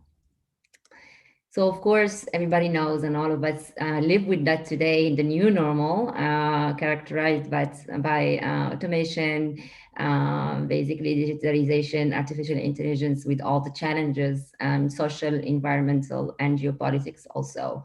And of course, this have been accelerated by COVID-19 that have impacted the way we live and the way we work. So a few numbers to share about that. According to the World Economic Forum last reports, COVID have accelerated by 83%, remote working, digitalization by 84%, and 50% of automation. And of course, this is expected to go up in 2025 from 33% today to 47% in 2025. And while talking about that, we cannot ignore the impact, of course, that many of you today have been talking about, and yesterday about the skilling needs and the in terms of the skills and building the capacities of the employees and the youth, actually, and younger generation. So basically, it is expected, there is an expected need of 50% of the current employees in terms of their reskilling needs in, by 2025. The top priorities in these skills have been innovation, will be innovation in 2025, and it's already entrepreneurship that have been very in high demand for this year, for 2020. So all of that to say and to confirm that if we don't interrupt ourselves, and if the companies don't interrupt themselves, then others will do for them. This have, as said Steve Jobs. Some of the best practices, and talking about ecosystem, how this relates basically to ecosystems, is basically we have been testing during the lockdown. Many of us have been testing the integrated platforms and all the easiness, I would say, and the comforts that have been that was offered to us by some of the platform that makes our journey easier. And this is basically what the expected, I would say, impact of COVID on the development opportunity of ecosystems today. So basically, it is estimated, there is an estimation by latest report from McKinsey. It's an estimation of $60 trillion actually that is expected to create by 2025, and this, of course, that covers a lot of sectors, including B2B. However, one of the major problems with ecosystems, that was of course studied, is the failure of some companies actually to benefit out of the ecosystem, since only 10% actually can get financial benefits out of it. So some of the best practices, many have been shared today, but from a building ecosystem point of view, is to have in mind three things. The first one is the impact. What impact value chains actually, value chains ecosystems need to have and want to create actually. And the second thing is what type of value we want to create, and basically the value created through integrated ecosystem needs to be higher than the single value that a customer or client can get from a single service that they can access directly. And one of the major one that we notice, and especially from our countries, and my country, is the cost. Actually, some of the platform exists, but however, basically they are not offering lower costs, and this is what the clients basically is from client's point of view are looking for, or a better journey.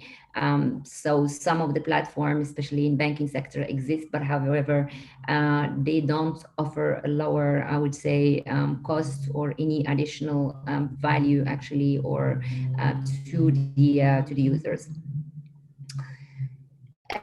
So basically, to conclude on the ecosystem 2.0 is basically there are a lot of advantages, some of which are basically deepening the customer knowledge, enlarging the customer base, existing intra-traditional value chains, and of course creating more data that's low, better crafting of the offer, and of course all of that, of course, to simplify the customer journey. So where we are in Morocco. Briefly, I will be talking about the entrepreneurial ecosystem in Morocco and the startup ecosystem. So it is a growing ecosystem, and it is consolidating, especially during the past 2 years. And this have been supported a lot by the public institutional supports. And we have, for example, the Innovinvest. So these are state-funded, these are owned fund, and are financed by the World Bank. And actually, it is vehicled through some like 16 incubators today in Morocco that transfer, that work a lot on advisory and also technical supports, and tailor the grants to the entrepreneurs in different cycle of their projects. Either, I mean, there are a specific one pre-seed, seeds, and capital ventures, either from the ideation to the commercialization of their projects. ADD is a digital development agency, basically that was created to support the and the implementation of the digitalization strategy in Morocco. Different initiatives, also international and national, to support the existing ecosystem.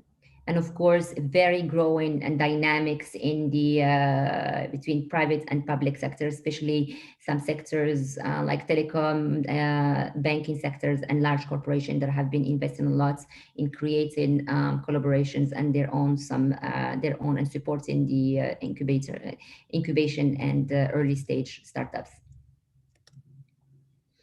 Of course, I'm happy to be in the same panel than Olga, because I will be using some of the referring to the GIA, basically the Global Innovation Index for Morocco in here.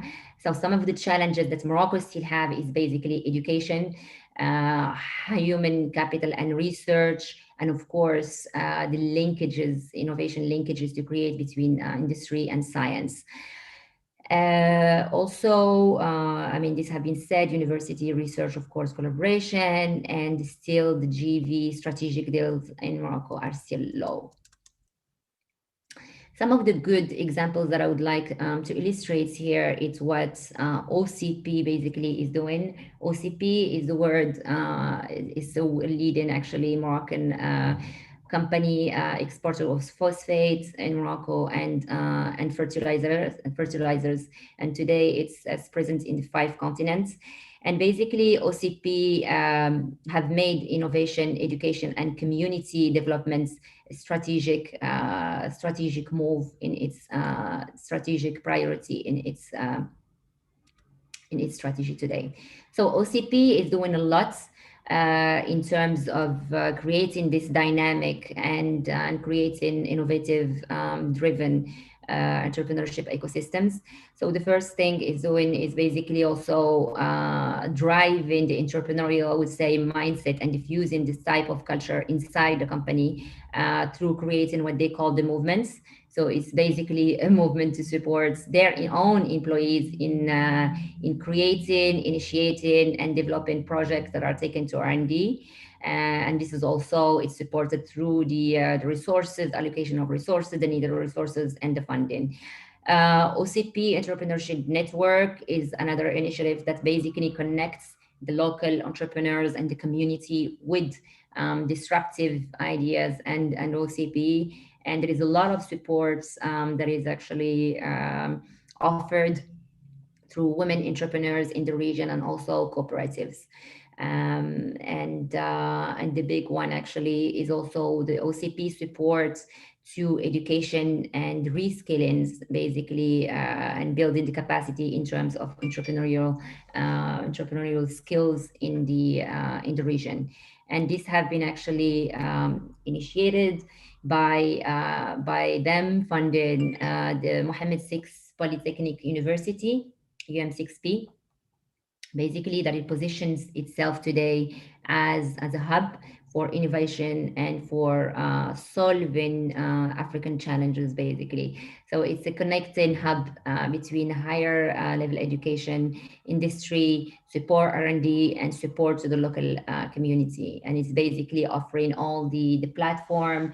There is a platform for that, accelerators, specific accelerators, of course, for their own value chain in biotech, agri-tech, basically, and mining and material science, and also horizontal incubators that connects the community with OCP.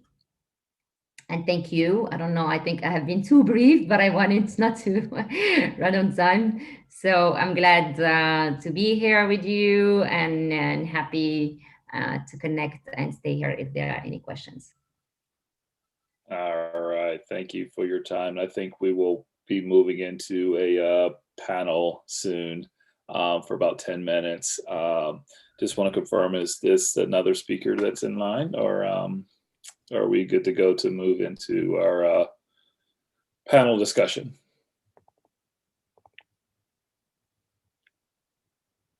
Hi, this is Rohit from Clarivate. I believe I should be the next one. Okay, well, again, we're ready for you. Great. It's a little early here in Atlanta, Georgia. While you guys are enjoying being up in your coffee and full of energy and all that good stuff. So Awesome. Ready to hear your speech. Go ahead. Yep.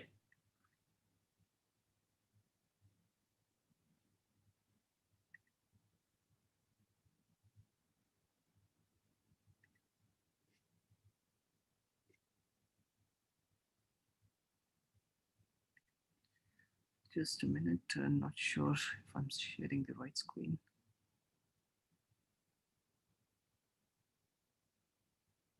Yeah.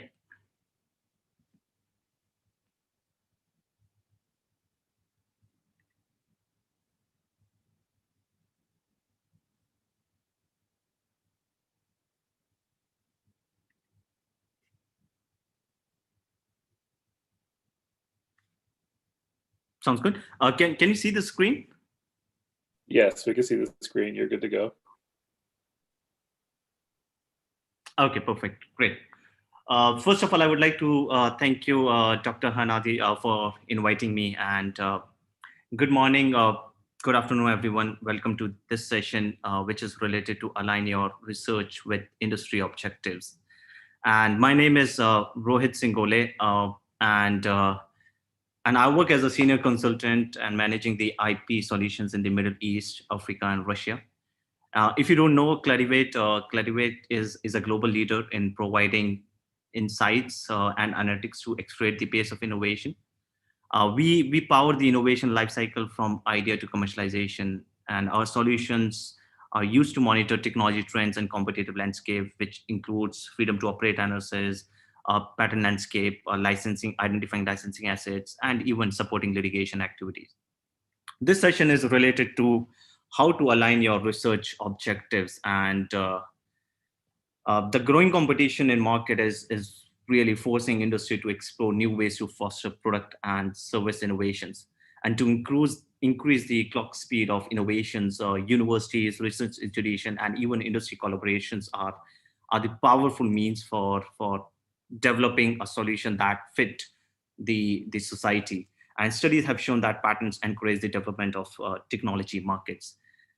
And on top of it, if we look at the prior research based on patents have become an important aid in the process of evaluating research proposals that universities, research institutions, and even the industries they work on. The funding agencies assess novelty and originality of the proposed research, highlighting potential redundancy and plagiarism. So in today's session, we will focus on the role of patents in selecting a research topic that is aligned with industry needs.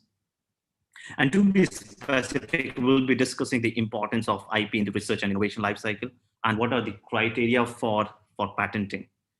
In the next step of this presentation, I'll introduce you to the patent intelligence process to track various market signals. And in the next part, we'll look at identifying a research topic. What is the patent intelligence process? How can you track market signals? And what are the trends in different industries that are emerging and that you should look for? And I also share the best practices to identify research areas or topics that are aligned with needs of industries. So let's begin with the research and innovation concept. And if you look at the overall research innovation cycle, it's a widely deployed model to understand technology trends, which are built on the concept of the technology life cycle.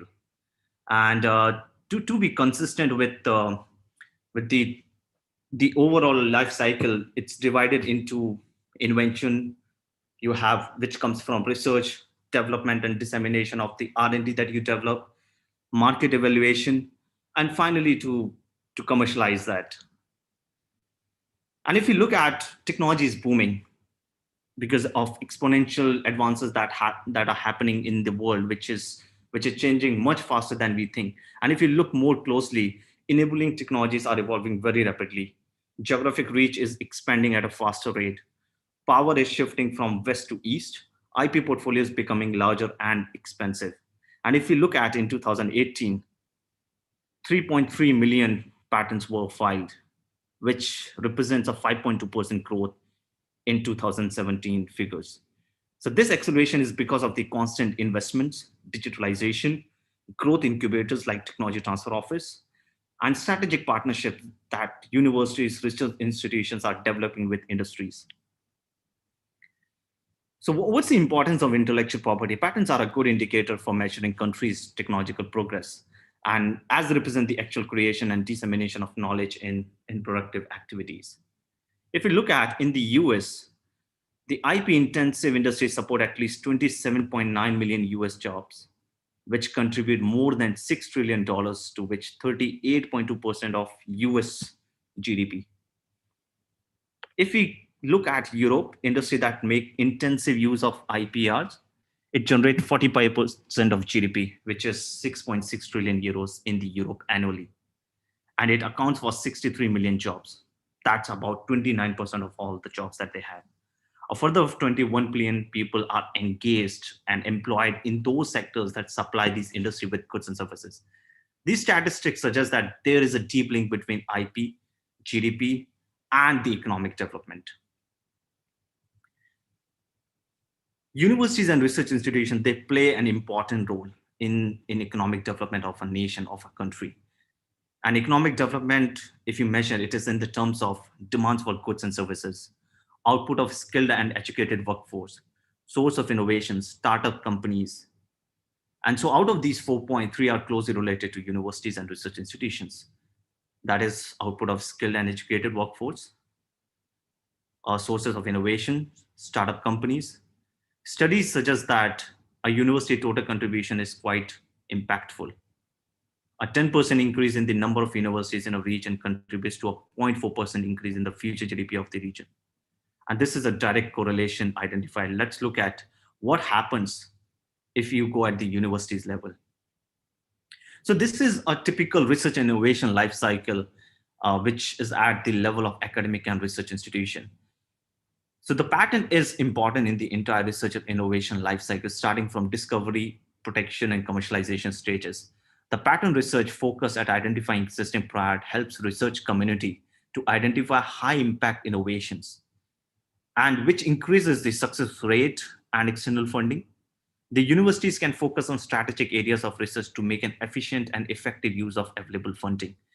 The novel ideas are protected or exploited through maybe spin outs, or you can go to a licensing to generate wealth.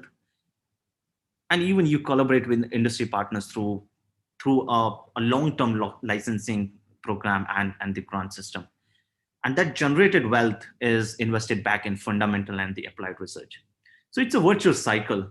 Fundamental research leads to potential application, which through development leads to innovation, which can be exploited commercially through the patent system to create wealth, which then fuels more research and leads to continuous improvement in society.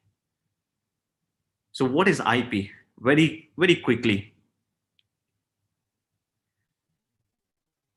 IP is any product of the human intellect that laws protects from the unauthorized use. There are 4 types of IP: patents, copyright, trademarks, trade secrets. General four types of IP. And patent is the most powerful type of IP. And if you look at a definition of a patent, it's a set of exclusive rights granted for an invention, which can be either a product or a process that provides in general form, or it is a new way of doing something, or offers a new technical solution to a problem. Patents are the rights granted by patent officers to inventors that allow them to exclude others from making, using, selling, offering for 20 years. And keep it in mind, patents are a territorial right, which means US patent is valid in the US, UK patent is in the US, and so on and so forth. There's nothing called world patent, but of course you have regional patents like GCC, EU, EPO system, or EPO system. So all these are regional, but nothing called as a world patent. So how can you get a patent for? There are 4 criteria that should be, I would generalize that these are mostly applicable for most of the jurisdictions. And these patent laws require for an invention to be patentable. It must be a patentable subject matter. You need to look at whether you're filing up a subject matter which is patentable. It should be novelty. There should be a novel component. At least some aspect should be new. It should not be obvious. There has to be an inventive step. It should be useful, should have an industrial applicability. And many countries have defined what is not patentable. So if you look at anything which is a literary or musical, artistic, these are copyrights, not patents. A discovery is not patentable. Mathematical models are not patentable. Surgical procedures, most of the nations, they don't allow, or even you can't even enforce them. And there are many more such examples. But one of the important point that I would like to draw your attention, if you're able to get a patent, it doesn't mean that you can generate monetary benefit just because you have a patent. Not all patents are equal. And I can show you with 2 examples to differentiate what is a weak patent and strong patent. And then I'll link it with why your research should focus on industry objectives or industry alignment. This particular invention is from a 1920 patent, which says, why use a comb to style your hair when you can simply use a cap? And this particular patent it came in 1920. The solution for keeping a perfect hairstyle, whether you are going for a cycling, golfing, or motoring. The flat cap doesn't just protect the wearer's head.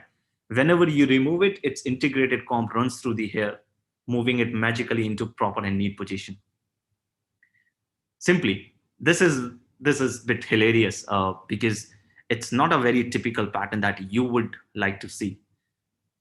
And if you look at the market, I didn't see any commercialized product on that because it just simply not aligned with market requirements. Maybe the customer preference was not in that direction. So I would categorize this patent as weak.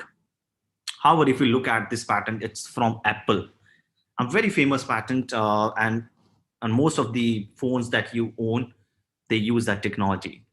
And it's invented by Steve Jobs et al. And the technology focuses on 2-finger gesture, which you use it for zoom in and zoom out. So if you want to do pinch on the screen, for any zoom in and zoom out, that's the technology which is protected by this 949 patent. So imagine this patent, which even if you're not having an Apple phone, whether it's Samsung phone or Huawei, the same technology goes there because of the licensing. So this is an example of strong patent which is aligned with consumer preferences. If you look at the patent intelligence process, it's very important because research focused organization, technology assets, the innovation leaders need to constantly assess in terms of their external R&D that's happening and put those findings into a strategic planning process. So what's the relation between university and industry collaborations? And because of these relationship, there are many blockbuster discoveries have happened over the years. And there are many key examples of fruitful collaboration between academia and industry partners. So many ideas from research in universities are put to use through collaboration between universities and firms. Others reach the market through licensing of startup companies. So we'll be discussing one example which focuses on industry expectations. That includes the market-aligned research. While academia expectations are of funding and infrastructure. Since government funding is reducing, universities are attracted towards private partnership for a fruitful collaboration. So it is important to align industry and academia. So this is one example where industry and academia, they partnership together. So Non-Woven Institute, which has 40 full members, including companies. And there are many successes within that arrangement. There are many products which got commercialized. There are many patents that back those commercialized technologies. So how can you identify the research that is aligned with industry? So pattern analysis is important. It is really important, not just in protecting it, but also in understanding what people have done. And if you're looking at those inventions, it would help you to understand where do you stand. You can save money because you don't have to repeat the same thing that people have done. No need to reinvent the wheel. IP ecosystem help in developing an entrepreneurial culture. Universities are the supply side of building a skilled workforce that we all aware of. And through technology transfer office, you transfer that knowledge of the lab to a marketplace. Technological convergence, that's really something that is happening in the current dynamics. And because of the merging and overlapping of technology, it is important to know how your technology can be reshaped in future. So looking at technology through patent citations can be considered our knowledge flow among technology fields. So depending upon your objective, patent intelligence can provide answers to a variety of questions. For example, technical maturity and immaturity, if you would like to identify key academic tech transfer thought leaders, or if you would like to identify emerging technologies, maybe your fastest growing technologies, areas of academic focus where the universities or academic institutions are focusing, where is the technology being used, or specific industrial applications. So there are many such questions that can be answered with patent analysis. So what is a patent and intelligence process? Framing, understanding, acting. Define your objectives, select the patent data, and model it to identify trends. And finally, assess that trends to make informed decisions. So let's just look at a quick analysis of a landscape, which is on a bioplastic. Bioplastic, we all know, it's a bio-based, biodegradable feature. So the first analysis that you see on the left, it's the number of inventions across bioplastic with the mention of packaging use and a further specific to a food, beverage, or cosmetic packaging use. So these are the two lines that are denoted in this image. And we see increasing interest in these materials as a replacement for traditional petrochemical-based polymers. Food, beverage, and cosmetic uses account for just under half of all bioplastic packaging patent activity. So as an overall trend, bioplastic innovation in general packaging and food, beverage, and even the cosmetic packaging are very closely related. The second analysis that you see on the right, it's a number of bioplastic inventions that are filed since 2012 in food packaging, beverage packaging, and cosmetics packaging. And out of these three sectors, food packaging is the most active and is increasing most quickly. So this kind of analysis helps you to understand which of these areas that people are focusing at. And if you look at another type of analysis, which is, again, you are looking at patent data from different angles. So that now the data set is categorized into sub-technologies. So you have further segmented the bioplastic innovations, and you are looking at, there is a focus on mechanical properties of the material. So a lot of inventions are coming into that area. And if we see the another chart, which is on the right, it shows how different types of supply chain, different types of industry partners that are working in that area are shaping that technologies. So clearly there is a more focus on the material science and then the application of those inventions in FMCG or different type of industries. And of course, academia is playing an important role in there as well. And finally, this is the chart which identifies which of these inventions are emerging. So anything on the right quadrant, it gives you an indication that these are the emerging technologies. So mechanical strength, as we would see, these are the emerging areas. And the focus is really because of the application. So if somebody wants to use this technology, they need a mechanical strength. And that's what the plastic has got. So focus is on the mechanical strength of bioplastics. So just to summarize, finally, universities and research institutions are the factories of knowledge economy. The IP adds another mechanism for universities to spread that knowledge that they generate and to have that knowledge used in the economic sector. So intellectual property, it's an important driver for economic development, no doubt. Intellectual property drives investment. Intellectual property drives, and specifically the patents, they are the important asset because the companies focus in those areas. So even universities, academic institutions, research institutions, they should also look at to align themselves with the industry. And again, it's very important when you look at the technological convergence and market dynamics. And finally, identifying a right topic is important to have a positive impact in your findings. So I would like to leave you with this note: the best way to predict the future is to invent it. Thank you so much. Thank you so much for your presentation. It was definitely informative, and I definitely appreciate the thoroughness of identifying the IP landscape and research and the importance of industry and IP and research. And so that concludes all of the session speakers for this morning. You guys did an amazing job. Love to hear all of your presentations and would love to learn more about what you guys do and how we can connect and collaborate in the future. And by all means, feel free to connect with me on LinkedIn. And so with that said, would like to turn this over to Dr. Parcells, who will be moderating and introducing the next set of speakers and keynote speakers for the next sessions that will be taking place. So thank you.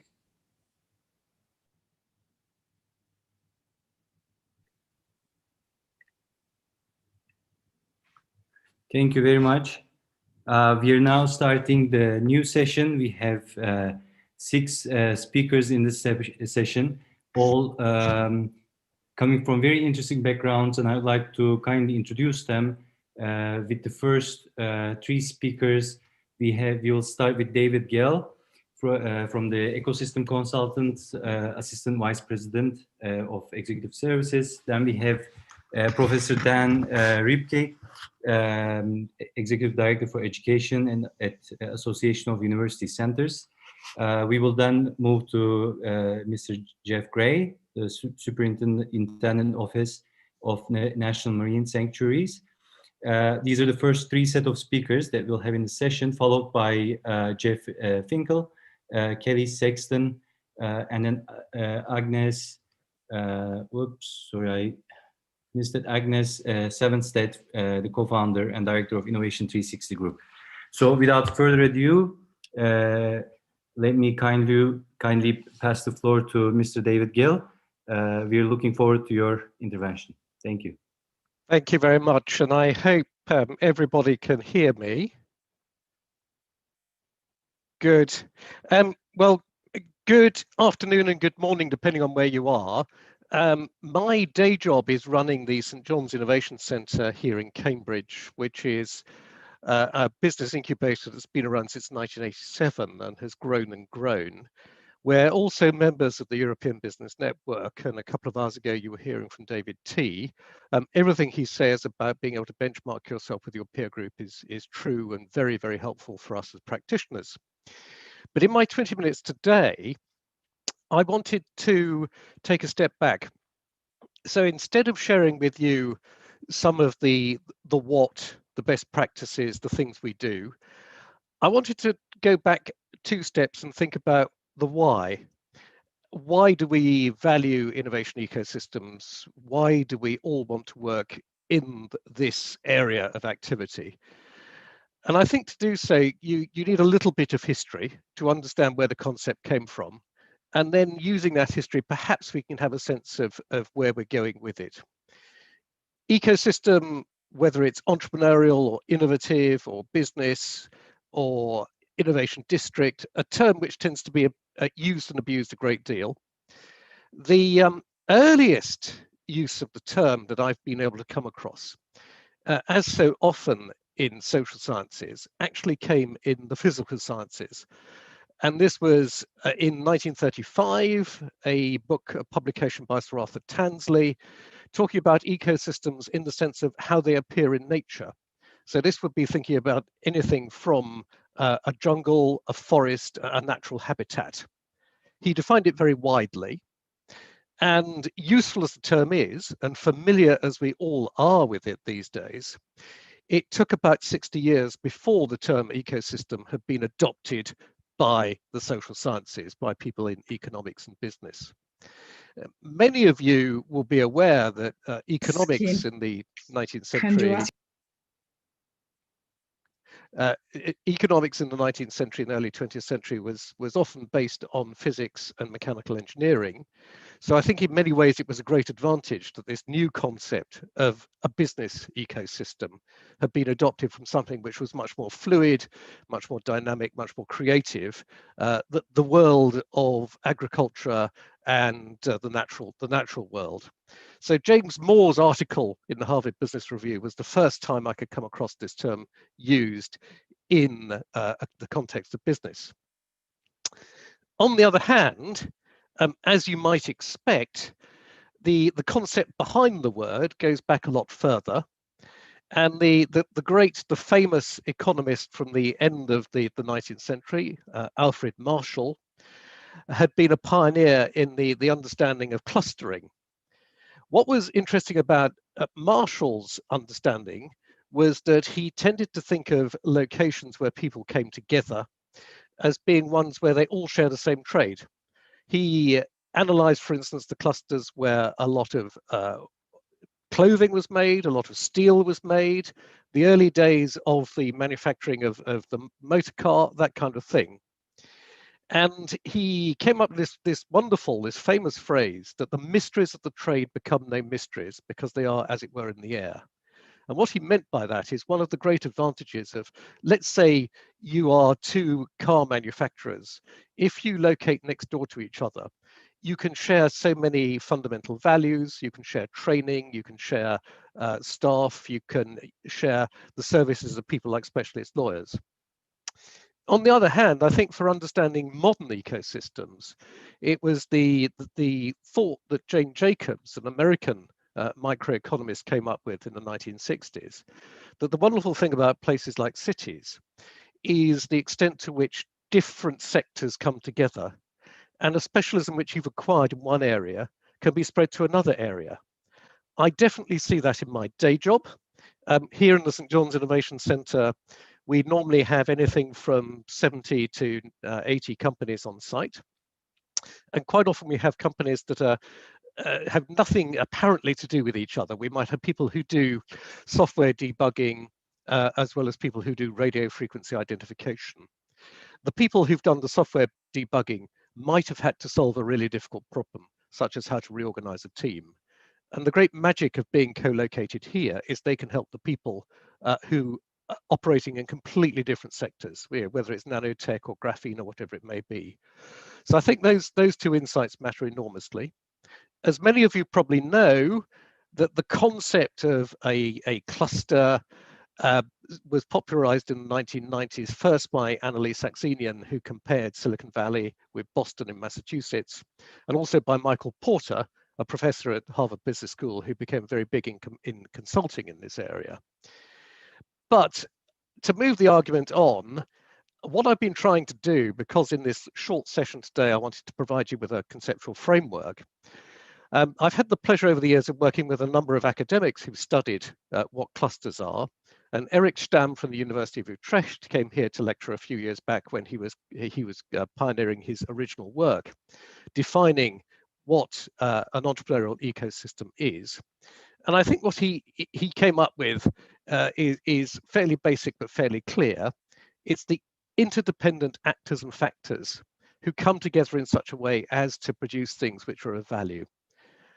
What I particularly like about his writing was he was concerned both with what goes in that black box at the bottom of my slide there, in other words, all the components you need, and he was trying to come up with what is the recipe of how you use those components together.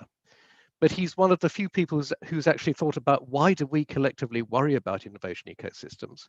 And the answer is because they enable us to create new value for society. And that value isn't just economic. It's the value of being able to transform people's lives through drug discovery, through low carbon applications, through food efficiency. If it hadn't been for the green food revolution in the 1960s, we wouldn't be able to feed today's world population. On the other hand, if I move the argument on very quickly, I think that a lot of the academic literature has been light on what actually goes on within that black box. Once you've got all the components, how do you make them work together? If I pick up the story at a critical point in the 1990s, a lot of people involved in developing innovation ecosystems would probably one way or another have followed the template that James Gibbons from Stanford used. I had the pleasure of attending one of his lectures when he was here in Cambridge in 1997. And I've summarized that lecture here on the board. What Professor Gibbons was looking for back in the 1990s would have been typical of many people at the time. He was thinking about what you might call the input factors, what you could think of as being the hardware. Many of these factors we've talked about over the course of today already. It's undeniably true that you need universities. Of course, you need strong entrepreneurs. You need risk finance of the type that angels and venture funds provide. And you need supportive infrastructure, such as business incubators and science parks. The one I've added is culture, and we'll be spending a bit more time talking about that in a moment.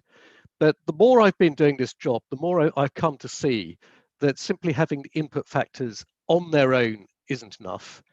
You've got to have a much better idea of things to do with the input factors once you've got them. And the best summary of things you do with input factors that I've ever come across was another famous article in the Harvard Business Review, this time by Daniel Eisenberg 10 years ago, talking about the general lessons of making tech clusters work.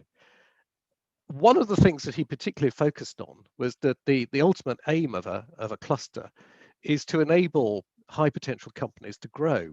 It isn't about activity. It isn't about having hundreds and hundreds of startups. It's about being able to make those companies which have the highest potential to become big, to develop their products on a world scale, do that faster, quicker, better. And that's why people like us exist. That's why people who consult on innovation ecosystems, people who run science parks, that's why we have a job. That's why we get up in the morning. One of the big lessons from Daniel Eisenberg is that we have to stop trying to copy each other. We can learn from each other, but we can't copy each other. And in particular, places that have been around for a long time, like Silicon Valley, are very, very bad role models for new innovation ecosystems. In recent years, I've worked with development agencies in Libya, trying to build an innovation ecosystem. I'm working with Bangkok in Thailand at the moment. And the first thing I have to say to them is, by all means, come and study what we do here in Cambridge or what happens in Silicon Valley, but don't try and copy it directly because it will never read across.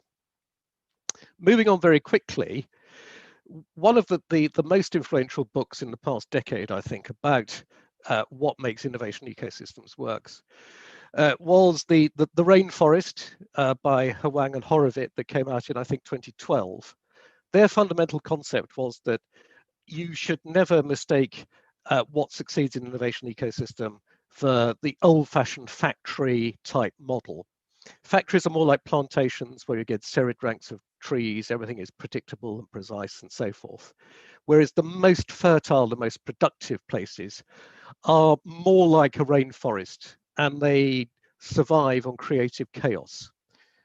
Deep down, I believe in the values, that the rainforest seeks to promote. And I hope that in the St. John's Innovation Centre on a regular basis, we do this every day. We try to instill these values and behaviours on the entrepreneurs on site, particularly, for instance, the idea of paying it forward. Every entrepreneur, and I include myself, has received huge amounts of help from previous generations. We can never really pay back the individuals. So the only way that we can make that come good is to pay it forward to the next generation. So these were a summary of the behaviors and the values by which you should live in an entrepreneurial ecosystem. And I do buy into that, but I still think there's something missing if we want to understand what really happens. And it's this. Not only is it the case of, is ecosystem the right term, but so much of the literature, particularly professional literature, has left out the role of government. And it was Lord Sainsbury, who was the science minister in the UK for 7 years and is the chancellor of the Cambridge University, who's been a very influential thinker as well as actor in this field, who pointed out the role of government. No matter how successful entrepreneurs are, you can never really grow an innovation ecosystem unless you're addressing the big picture as well, whether that's the enforcement of the rule of law, rule of contract, taxation, specialist grants for research and development, priming a venture capital industry. Never ignore the role of government. Government can't pick winners, but government can frame the conditions. And almost finally, ladies and gentlemen, I come to some work by the former head of the National Endowment for Science, Technology and the Arts here in the United Kingdom, Jeff Mulgan. And I would pick out just a couple of his research findings. The first one is that simply creating an innovation ecosystem isn't enough. We collectively have to do a lot, a bit like responsible gardeners, to make sure that it is curated. In other words, it carries on thriving. Secondly, I think that so many halfway successful or even very successful innovation ecosystems tend to be too much more like forms of propaganda and aren't honest with themselves about their shortcomings.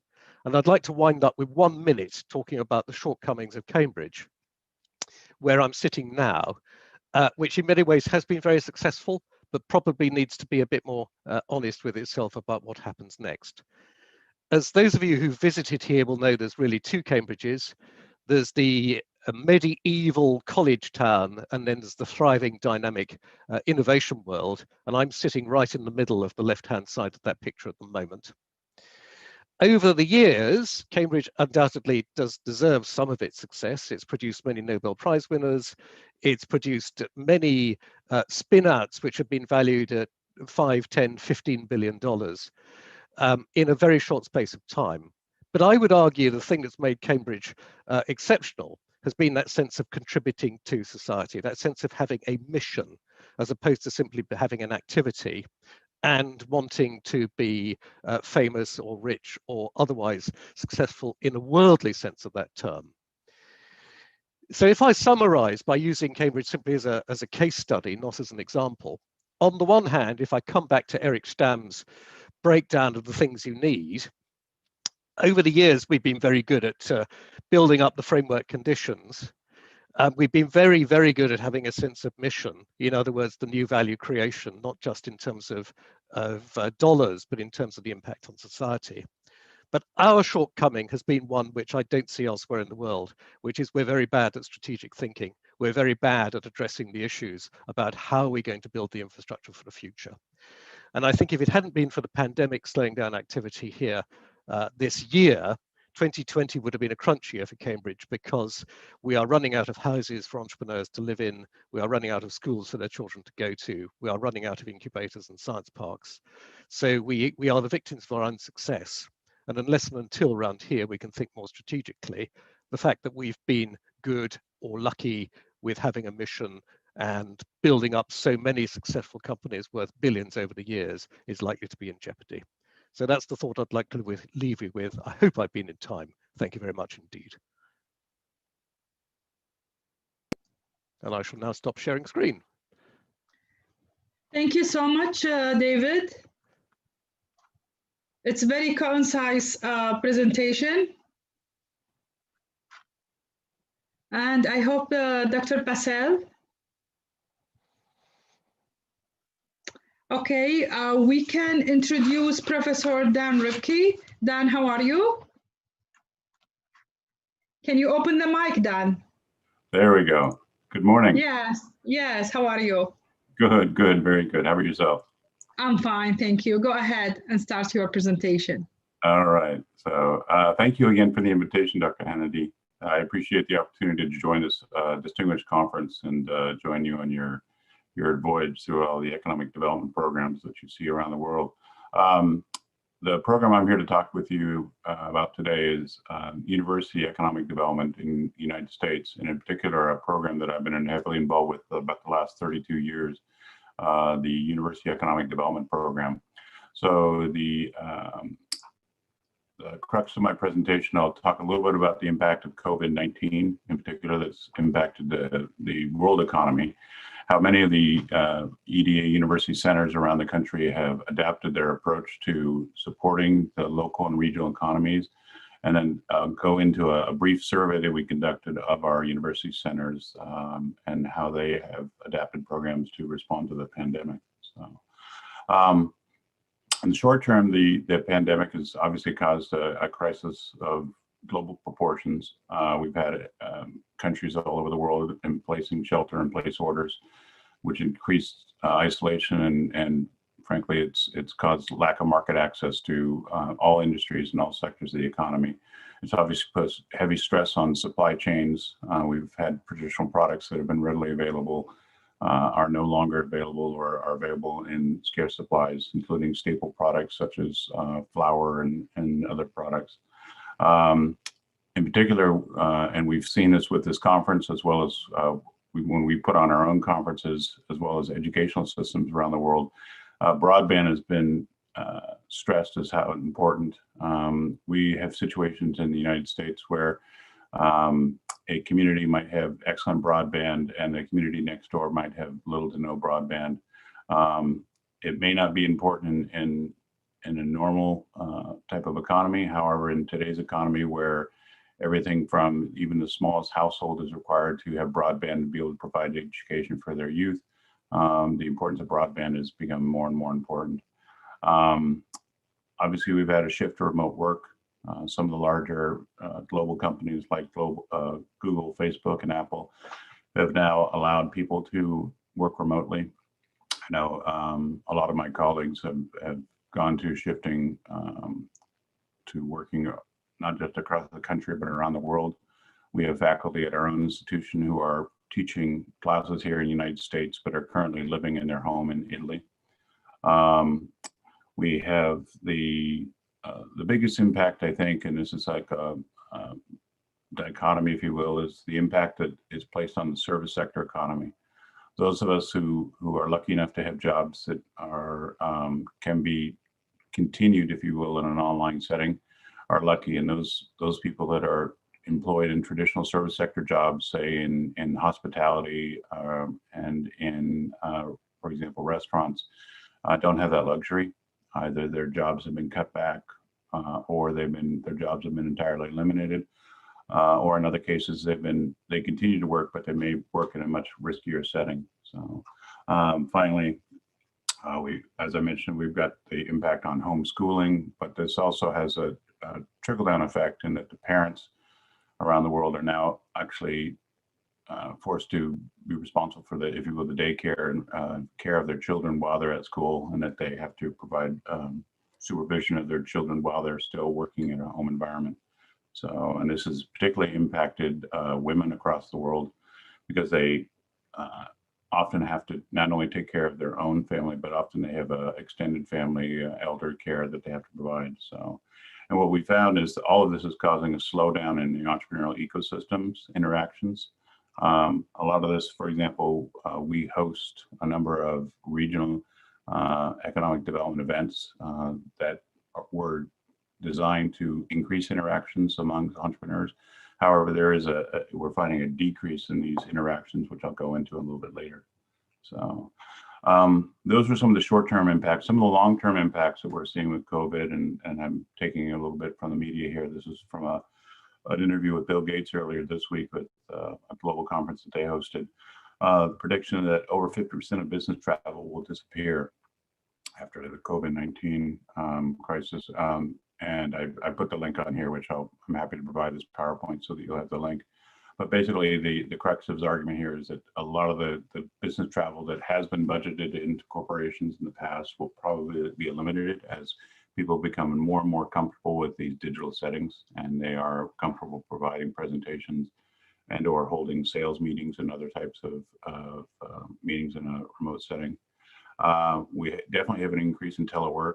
I know even in my own extended family, my son, whose job is in Miami, as well as his girlfriend, have moved back to California, but continue to work for their jobs in Florida, and their workers, or excuse me, their employers have allowed that to happen and will probably continue to allow that to happen. We've seen a supply chain contraction, and that I mean industries are looking to bring back a lot of their supply chains from overseas to the United States, and this is occurring in other countries as well. They're anticipating a decreased demand for airline use, and that people will be traveling less for business, as well as there'll be a dramatic change in consumer behavior. And then the one that's the stock market and other sectors are trying to really interpret more and more the long-term impact is the real estate shifts. The thought is that as people are allowed to work remotely, there'll be less demand for many to live in cities. And then there'll also be a shift as many of these, most of the hotels in urban settings, such as the city of San Francisco, New York, many of those hotels are heavily subsidized by business travel.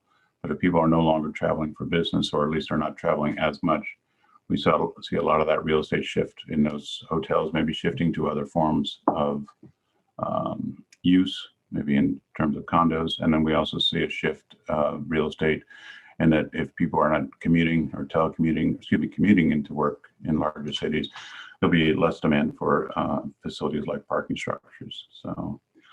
So the good news is that all of this change is creating new opportunities in the marketplace. So we've obviously seen just alone in the online restaurant ordering sector, prior to COVID, there were only about a dozen software companies that were providing some sort of online platforms for restaurant ordering. What we've seen is almost quadrupling of the number of software companies out there that are offering platforms for things such as restaurant ordering. Similarly, this platform alone that's being used to push this conference out to the world, we're seeing more and more of these types of platforms start to proliferate. I know in that we put on conferences in the past in an online setting, and last year there were only about 6 primary companies that provided this sort of service, and now we've seen that take off. The poster child obviously is the software Zoom that we're using here. Prior to COVID, they had an average of 10 million meetings a day back in December.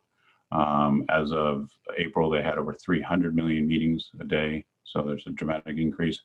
But that also is created an opportunity for creative entrepreneurs to flourish in this environment. And there's a graphic here on the side, but I also put an article on there from TechCrunch, and that there is now what they call a Zoom apps setting, where coders can design or adapt their existing applications to work in a Zoom setting. So if you will, things like sharing your LinkedIn profile through a Zoom meeting is now potentially possible using, if you will, a link between your Zoom application and your linked profile. So another key thing that, and I'll touch upon this a little bit later, is the digital contact tracing. So the ability for this to be used to our benefit, obviously there's intrusions into privacy, and that is yet to be figured out. But obviously, the ability to be able to track someone is helpful. For example, if you have small children or young teens who you're trying to track their movements, and so this is a way to if you will, the entrepreneurial sector is embracing it. So now, important thing to remember here is that this is not the first pandemic, and it's not the last. I've had the pleasure of being involved in a variety of programs in the United States. One of the programs I was heavily involved with is what's called the Small Business Development Centers. And the purpose of a Small Business Development Center is simply to provide business assistance to entrepreneurs or existing entrepreneurs who want to expand their businesses through training, through one-on-one mentoring. One of the most difficult parts of that job was providing what we call resilience training to entrepreneurs. And by that, we mean helping entrepreneurs prepare or be prepared for disasters. Here in California, where I'm located, that included being prepared for fires, earthquakes, floods, hurricanes in the case of other parts of the country, or drought. However, it's very, very difficult to provide training for resilience when, in fact, it's not a very attractive type of session to attend. When people are trying to increase their sales, when people are trying to increase their profitability, the idea of attending a workshop that's to help them prepare for an earthquake doesn't seem that important. It doesn't seem that important until an earthquake has happened. And so it's very, very difficult to get people to prepare. We've seen this happen in the United States, and that the office to help people prepare for pandemics at the federal level was actually removed from the White House early on in this administration. So what we're finding is that helping people prepare their businesses for resilience is very, very difficult.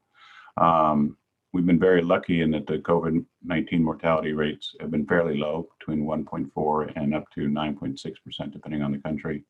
And I say lucky carefully, because I know that there have been 55 million people that have been infected by the virus, and there have been 1.34 million people who have passed away. However, if the mortality rates were much higher, and they have been much higher in previous pandemics, say around the level of 25 to 50%, we would find that the impact of this pandemic would be much greater. And there's nothing to say that a future pandemic would not have a much, much higher mortality rate. So walking forward from this, one of the things that we're stressing to entrepreneurs as they adapt is, what have they learned from the COVID-19, and what changes will they take moving forward in their entrepreneurial venture? So again, I mentioned that there are a variety of federal programs, and I know that you'll be listening to a few speakers coming up. I know Jeff Finkel is very well-versed in all the federal programs that are out there. I'll give you just a smattering of the programs we have in the United States. The U.S. Department of Agriculture has an outstanding program called the Rural Development Administration. Small Business Administration in the United States, which runs programs such as the Small Business Development Center, the Women Business Centers, and Veteran Business Centers. HUD has community resilience programs, and then the program that I'm going to speak about this morning is the Economic Development Administration's University Center program. So yesterday, if those of you that participated in the conference heard from speakers from the University Economic Development Association, and UEDA, along with the APLU, designed this paradigm of looking at university economic development and as three primary sectors. The first sector is looking at talent, in other words, imparting knowledge to the workforce. The second is looking at innovation, and that is research, creativity, and problem solving. And finally, looking at the connection between those other two, the talent, innovation, and place. So that's been the focus of university economic development throughout much of this country. The EDA University Center program was created back in 1966, and its primary purpose is grant funding that is provided to universities on a competitive basis. And the purpose of this funding is to allow them to provide technical assistance to support the regional economy. Now, the funding was typically given out, as I mentioned, on a competitive basis, depending on the economic distress of that region. So in the past, it's been factors such as the high unemployment rate, low per capita income, and other factors that are contributing to an economic demise, if you will, of the region. And these funds, and originally it was about $140,000 to $150,000 and more, with matching funds provided by the university itself, were used to go out and have faculty as well as students go out and work on applied research projects throughout the region of that university. It could be, in some cases, just a few counties. In other cases, it might have been an entire state. In some cases, if the university is in an urban setting, the university may be providing technical assistance to communities such as New York City or in Los Angeles. In other cases, in particular, I managed the center for about 30 years. Our setting was very rural, and so it's communities of 300 and 400 people across a 23 county area of about a third of the state of California. So you can see here a map of the EDA University Center programs. There are approximately 65 university centers, and it depends or varies state by state. There are some states that have only one university center. This is by far the average. In other states, you might have two, and in some cases, there are states such as Wyoming that may not have any. So, the nice thing about the University Center program is it's very adaptive. EDA and its design, and then the administrators of the program in Washington, D.C., who have adapted the program, see that each state and each region's needs are very, very different. And so they allow for a variety of different programs, which I've highlighted some of them here on the screen, but everything from innovation programs to proof of concept centers, entrepreneurship programs. I know a lot of programs that are based in rural communities that focus primarily on capacity building and community economic development. And by capacity building, I'm referring to helping communities to be able to develop their nonprofit sectors, to focus on environmental resources and maybe in some cases reverse economic decline tied to industries that, for example, were natural resource extraction based and are now adapting to new economy jobs. So those are some of the programs that the EDA supported. Back in the early days of the COVID-19 crisis, the CARES Act funding, the stimulus funding that was pushed down at the federal level, pushed additional funding down to the EDA university centers with the understanding that these funds needed to hit the streets as soon as possible to help these university centers provide additional assistance directly supporting these communities and to the businesses. And so what it allowed these university centers to do is to quickly adapt. And by quickly, I mean over the course of 30 to 60 days, adapt some of their existing programs as well as expand programs to provide economic revitalization to communities across the country. So my association, the Educational Association of University Centers, is, if you will, a conglomeration of all these university centers. And what we do is we come together to share best practices and to share, if you will, best ways of meeting the needs of our local communities. What we did is earlier back in June, we conducted a very brief survey to identify how these centers have adapted their approaches. And we had approximately 74% of our centers respond. The biggest adaptive response has been that many of the university centers quickly developed resource websites.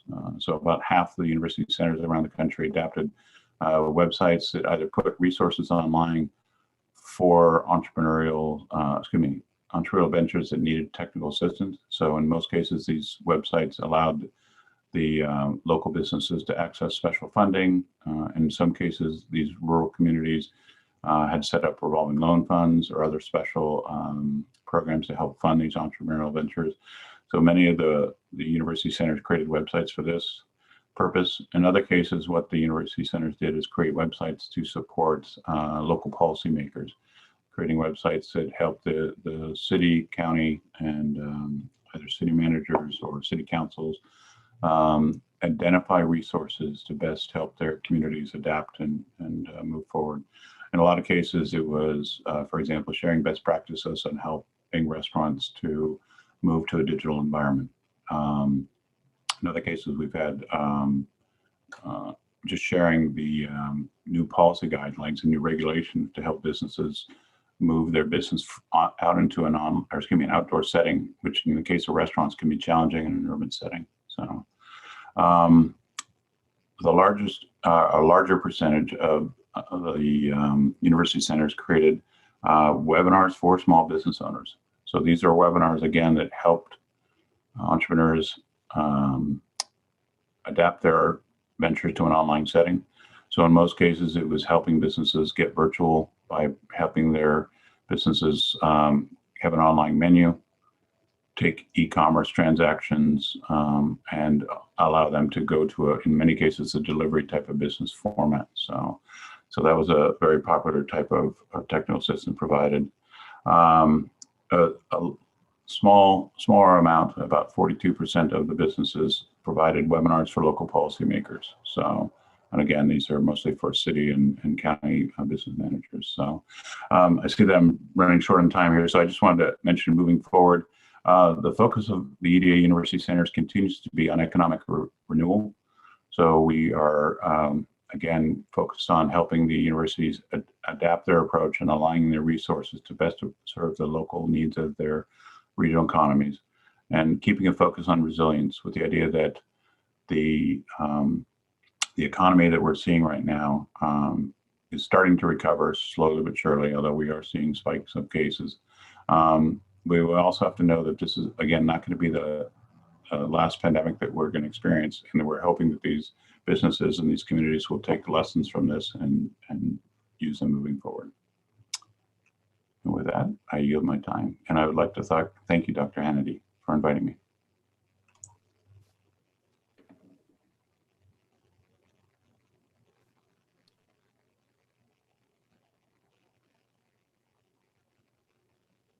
Thanks.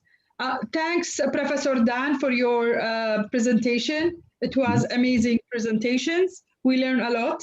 And now we would like to present Jeff. Go ahead, Jeff. Good morning. Good afternoon. Morning to you. Thank you for having me. It's an honor to join you. My name's Jeff Gray. I'm I'm an underwater archaeologist. I may be the only underwater archaeologist here speaking at this, so I'm literally a fish out of water in this presentation, but I'm excited to join you and perhaps give a case study of some of the things that we've heard before and some of the discussions we've had. So my presentation is about how we've used innovation, creativity, and entrepreneurship to protect one of the world's most important natural resources and the history within that, and then as well try to grow the economy and the quality of life in the little community of which we live. But to start, it's important to just say where we're coming from here. I live up in northern Michigan, up here, the blue dot in the center, and I'm the superintendent of the Thunder Bay National Marine Sanctuary Program. I work for the National Marine Sanctuary System, which is the United States.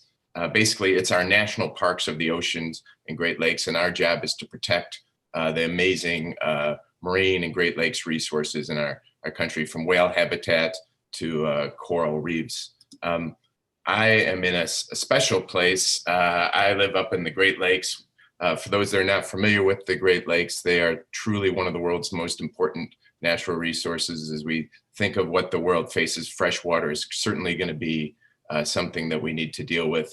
20% of the world's surface freshwater lies within these waters. And what I do is I manage a marine protected area that tries to protect the Great Lakes and the rich history that lies below them.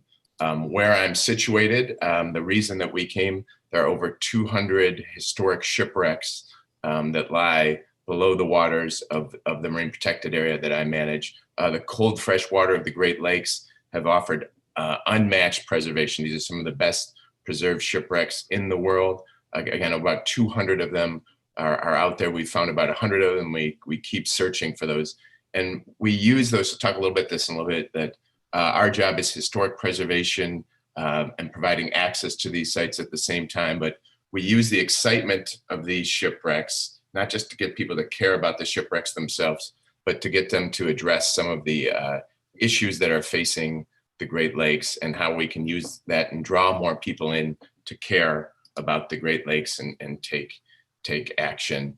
And one of the ways that we do that is really through innovative and creative programs and partnerships that really try to connect people to these resources. The Great Lakes are if I could boil my job down, is like, we try to get people to care about something that needs more care.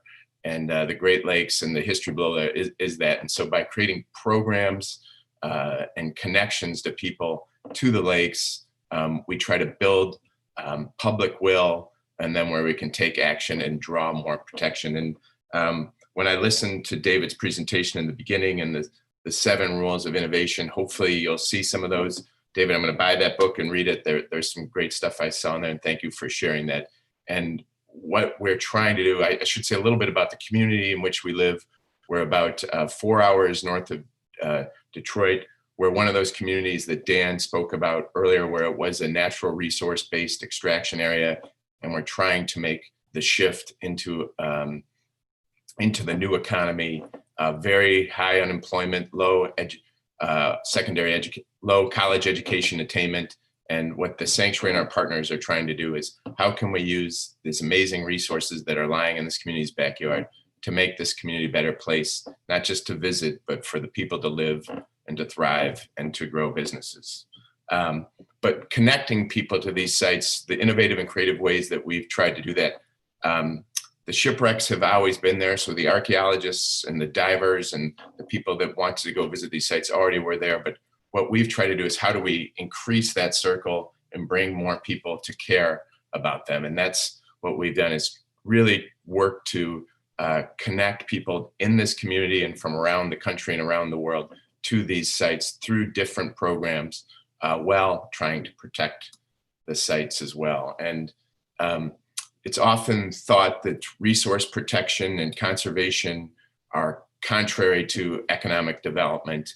And what I think we've shown in our program, and the National Park Service and parks around the world have shown, is that conservation and preservation can be economic drivers, not hindrances to economic drivers. And our Chamber of Commerce, both at the local level and at the state level, has really embraced this protected area and seeing how it can, again, improve the quality of life.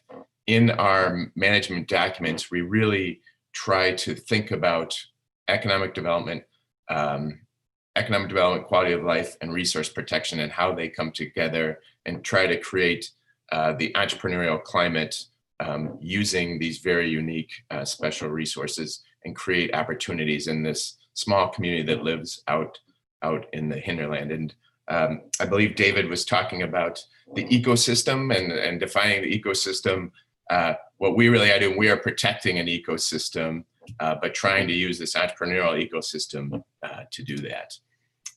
The way that we try to do this is, we really have a four-legged stool: resource protection, education outreach, research and monitoring, and community engagement.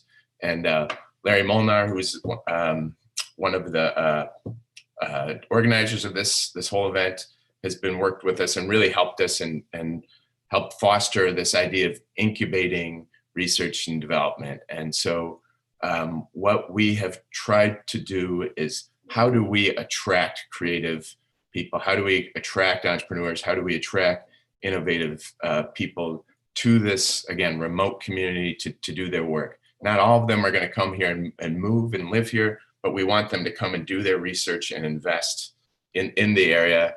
And when they do that, we want to make sure that we're fostering the next generation of creative and entrepreneurial minds. And we'll talk a little bit about that. And I could talk about how we use that incubation theme in all four of these segments, but I'd really like to focus on our research and monitoring end of it. We do active research out in the lake, trying to understand the lake. As I mentioned, finding the shipwrecks, discovering the shipwrecks, but it's also more about understanding the habitat, how climate is affecting this ecosystem, the change of invasive species. And so we have researchers on our team that do this work, but we can do more work by making the circle bigger and attracting more people to that. And what we've really worked to done is talk about, very similar to what Dan did with the university centers. How do it's not an official incubator, but if we have all of the resources here, the boats, the divers, the housing, if we can make it as easy as possible for the creative minds from around the world to come to this place and do work, it will drive people here. If we provide them good customer service while they're doing their work, they will keep coming back. And we've seen that. We've been very fortunate to the Great Lakes, as I mentioned in the beginning, is fresh water. So it is, and it's a smaller body of water than the ocean. And so we've been able to attract people that are developing new technologies to come and test that technology in fresh water. First, it's a little more forgiving than saltwater if something goes wrong. While the Great Lakes are fierce in their weather and patterns, it's easier to work in than the ocean. So we've found a niche where we can have folks come and test technology. And this is an autonomous mapping vehicle that is being tested that came here last year. It's associated with Dr. Robert Ballard the individual that found the Titanic, and it came to do some searching for shipwrecks and mapping the bottom of the bay. We've also tried to, while it's the shipwrecks that really brought us here, we are really focused on protecting the Great Lakes. And in those discoveries, we found many innovative researchers to come here. The image on the right is a sinkhole that we discovered where there's a zero oxygenated bottom there because of some sulfur, and the bacteria you see growing on the left is there where University of Michigan and researchers from Germany are studying these for bio and pharmaceutical practices. The image on the bottom right is a group out of Israel that started to develop some concrete technology for armoring shorelines, which is needed for infrastructure around the world, but it also is very difficult on the ecosystem. And they have EcoCrete, which is a new armoring type technology that attracts marine growth and helps foster that. So where armoring has to take place, it's allowed to grow. That growth of marine organisms, and it even strengthens that armoring more. So we've been very lucky to have different innovators from around the world come with us. And we have been fortunate that this idea of incubating and attracting folks to bring people here has helped shine a light on not just our little community, but on the Great Lakes in general. The upper left image, that's Jean-Michel Cousteau, Jacques Cousteau's son, who came to do some research here. The upper right image is Dr. Ballard, again, the individual that found the Titanic and PT-109 and the Bismarck. Basically, any vessel there's a song about, he probably found it. And we've had about a dozen or so different world-renowned researchers come here to do work in the sanctuary. They're doing real research for us, but at the same time, they're producing documentaries which help tell our story, which we use in our education programs, again, to inspire the next generation of innovators. But then those are also used to promote our area. When those air across the world, BBC has done an episode on us. It tells the world about the Great Lakes, and hopefully that drives some tourism and folks to think about coming to visit us. One of the projects that I think really in all of our research that we do, and nearly all of our research we do, we try not just to do research, we try to figure a way to go back to that early slide of how do we engage the public, how do we get people to care about that. And one of my favorite projects we've done was Project Ship Hunt, where Sony and Intel invested a fair amount of money into producing a documentary that featured their technology as we searched for a shipwreck. And we brought some students along for the way, and I have a 1-minute video clip from that I'd like to show you, just to give you a sense of how we can blend doing real world research to protect the sanctuary, but then inspire the next generation of researchers.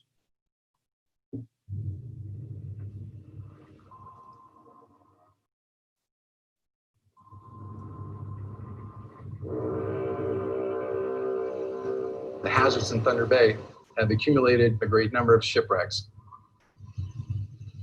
If you go in that water, you don't have long to live. That's the reality, even for us today.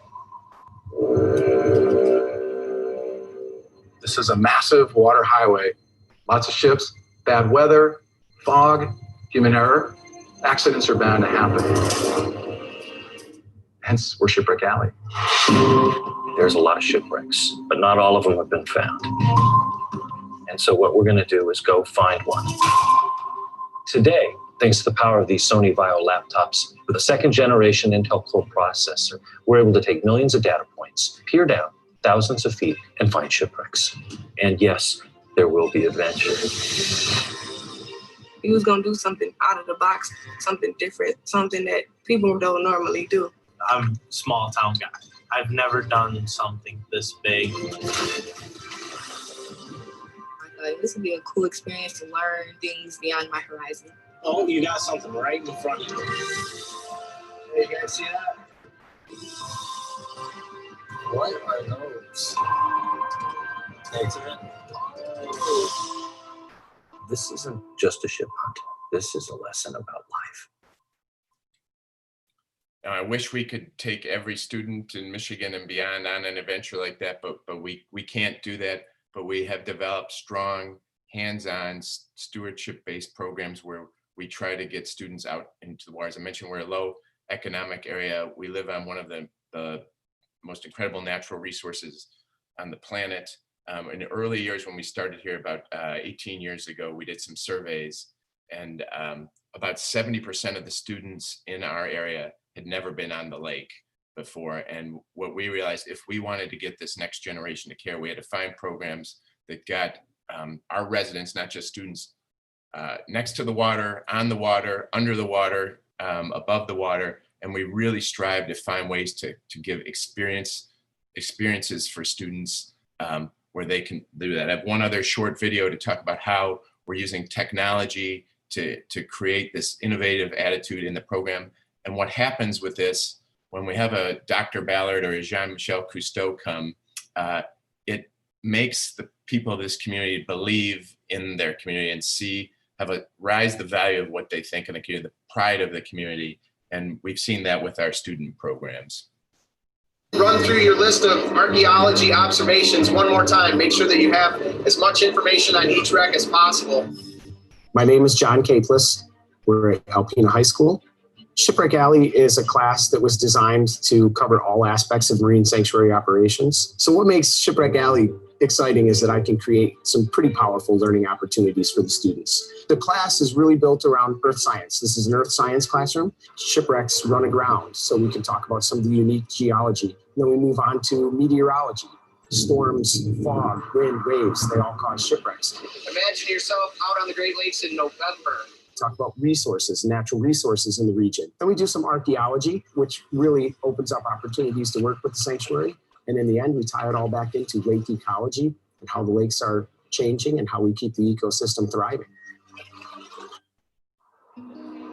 We're looking for propulsion type, right? So if we want to identify the ship, we have to figure out if there's any machinery that indicates it's a sailing vessel or a steamer. I couldn't wait to connect the sanctuary with my students because I knew they could create opportunities for my students that I couldn't do alone.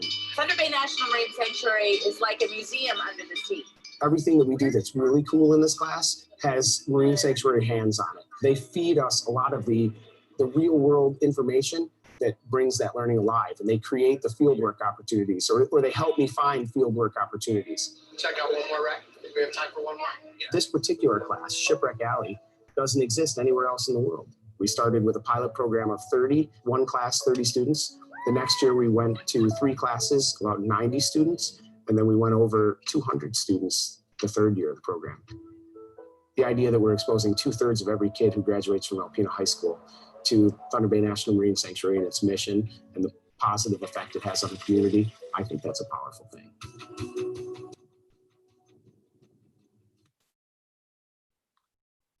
When I think of David's presentation and the definition of innovation and how it's a new value for society, it adds new value to society, that's what we're trying to do, trying to innovate to protect these resources, but then give a new value to our community, to our state, and to our region.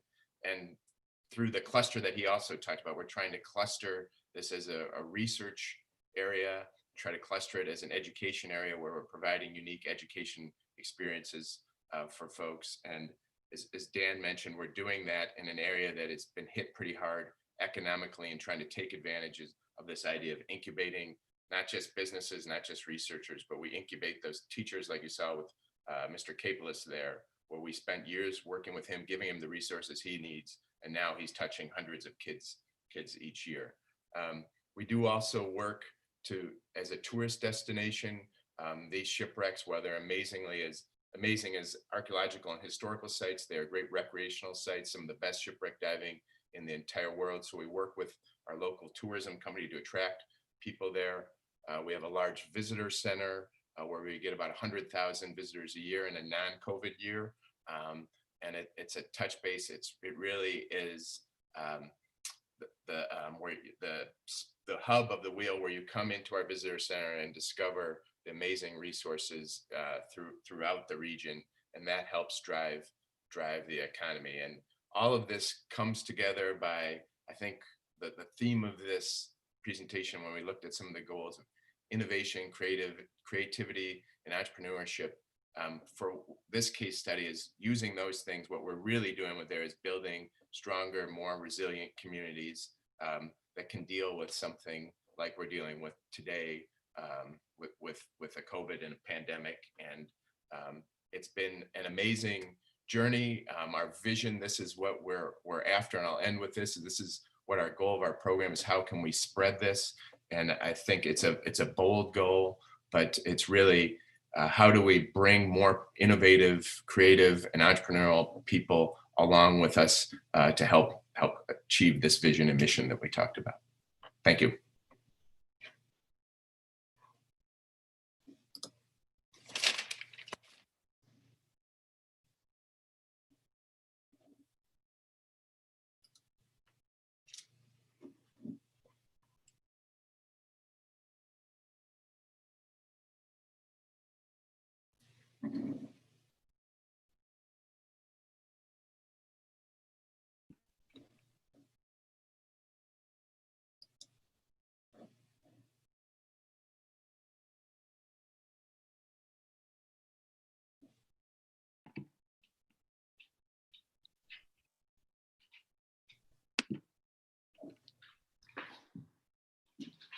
Okay, Jeff, thank you so much for your presentation. This is Larry Molnar speaking, and I'm going to introduce the next speaker in just a moment here, but Jeff and I go back a long ways, probably to the beginning of the sanctuary 18 years ago or so, and it's a great natural resource, and as he described and explained, there's an awful lot of innovation going on up there. So thank you very much, Jeff, for your presentation. Next on our program is Jeff Finkel. Jeff, are you with us? I am. Good. Well, good. You're on the screen too. I recognize you yet. This is another Jeff friend of mine. Jeff Finkel and I go back even farther than my relationship with Jeff Gray. I remember fondly some of the times when we were testifying on Capitol Hill in front of Congress for our respective programs and what have you. And Jeff has been a lifetime advocate of economic development, innovation, creativity. He builds that into the work that he does with the International Economic Development Council. And I'm going to turn the microphone and the screen over to him and let him go ahead and describe how he does that. So Jeff, take it away. Great.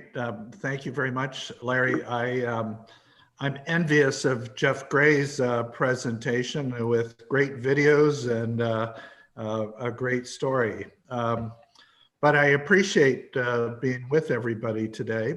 I also want to wish everybody a happy, if that's the appropriate term, Global Entrepreneurship Week. I don't know if this conference was aligned with that movement, but there are events going on all around the world this week as a part of Global Entrepreneurship Week. So I thought I would recognize that. Let me see if I can't get my presentation up here. And I'm going to talk a little bit about the International Economic Development Council, not as a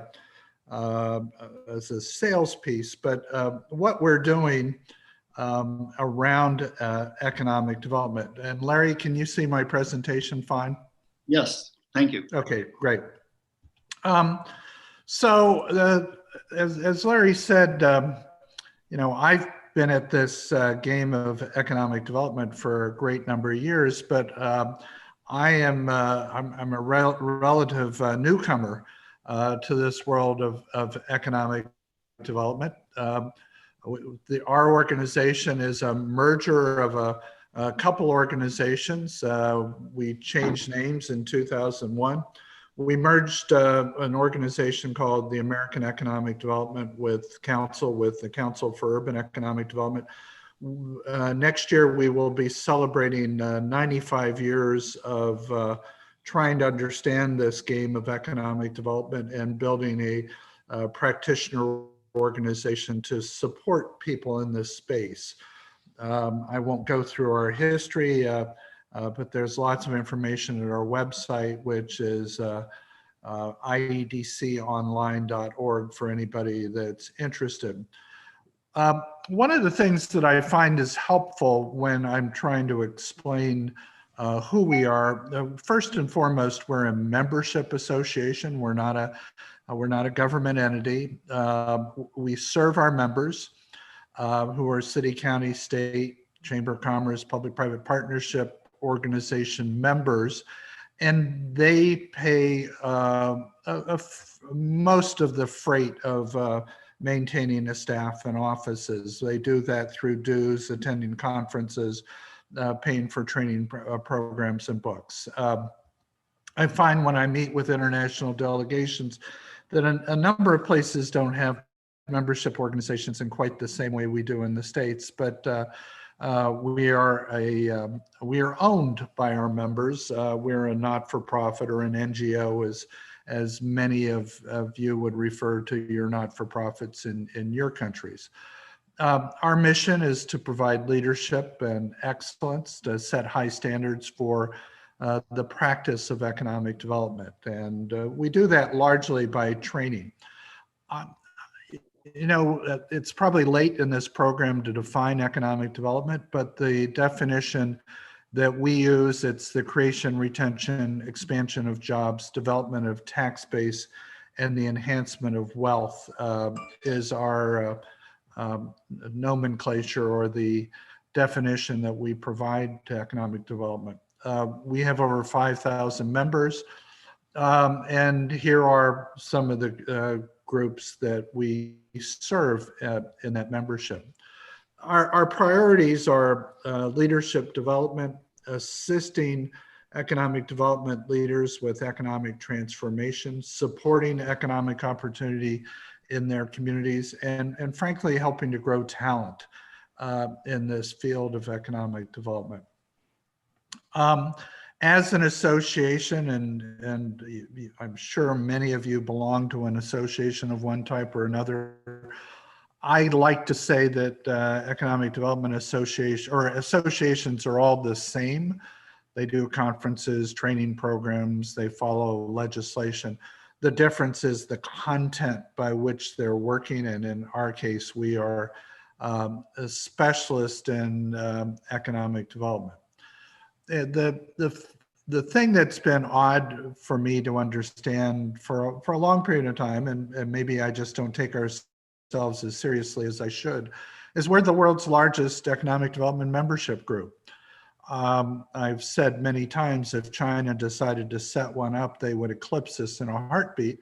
But with 5,000 members and a staff of 30, I mean, you clearly would have government entities that would be larger, working on economic development. But to support the professional, there is no one larger than us. The OECD is a multi-government entity that one could say they might fall into our category, but I don't think that's what exactly they're set up to do. So we're going to claim that, and we deal with many of the organizations, WIPA, URATA in Australia, the AED, New Zealand, Canada. We watch many of these economic development organizations. What Larry specifically asked me to do is to a certain degree talk about economic development training. How do we focus on the activities around economic developers? And we have one current certification and a new one that we're going to be starting in 2021 and 2022. And our first one is what we call a Certified Economic Development Developer, or CECD. And what I've done here with the next couple slides is indicate what we do to support the training of economic developers. We have a lot of training courses, and we have a number of training providers. And mostly in North America, In fact, we've worked with folks in South Africa, Australia, one organization in Asia, and one former Soviet satellite country to develop training programs outside of the United States. But most of our training is here in the States. To become a certified economic developer, frankly, you have to have 4 years of professional experience. You have to take a number of training programs, and then you have to sit down and pass a 2-day test. That test would include both short answer, multiple choice, essay, and once you're through those 3 parts, you stand for a 1-hour interview of your peers to make sure that the group of graders believe that you really have a good sense of what economic development is about. To achieve this certification, the course requirements are an introduction to economic development or a basic economic development course. And there are about 25 of these courses spread around the United States. We're reopening a course with the SETI's University in Mexicali, Mexico. There are a number of these courses in Canada. And then we don't have any current MOUs with organizations other than South Africa to achieve that education. Other course requirements are the 3 that you can see, and then you have to take a couple elective courses. People with a master's degree in a related field get to replace one of the courses. But we work pretty hard at maintaining that. In fact, we are updating all of our training manuals as we speak. You see the logo that we used. We also accredit economic development organizations, and that is not looking at the individual, but rather looking at the institution that houses economic developers. And we currently have about 70 of those organizations. I realized I had just pulled up the wrong slideshow. I had 2 slides on our new entrepreneurship certification that we are rolling out. There is a foundation in Kansas City called the Kauffman Foundation, and they focus all of their work on entrepreneurship. And over the last 3 years, we've been working with the Kauffman Foundation, and we are in the process of providing some new content, some new courses. And we don't have a name for our new certification. We will have by summer. And we will start putting people through a similar process, not exactly the same as we do with the CFDs. And these people who sit for this certification will be specifically focused on supporting entrepreneurs. With our other certification, you're more of a generalist in economic development.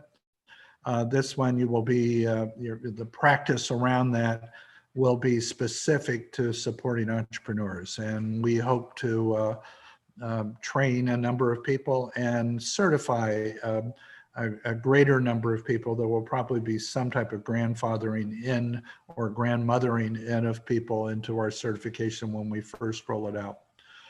In addition, IEDC does a number of other things. We have a research arm. We call it our Economic Development Research Partners.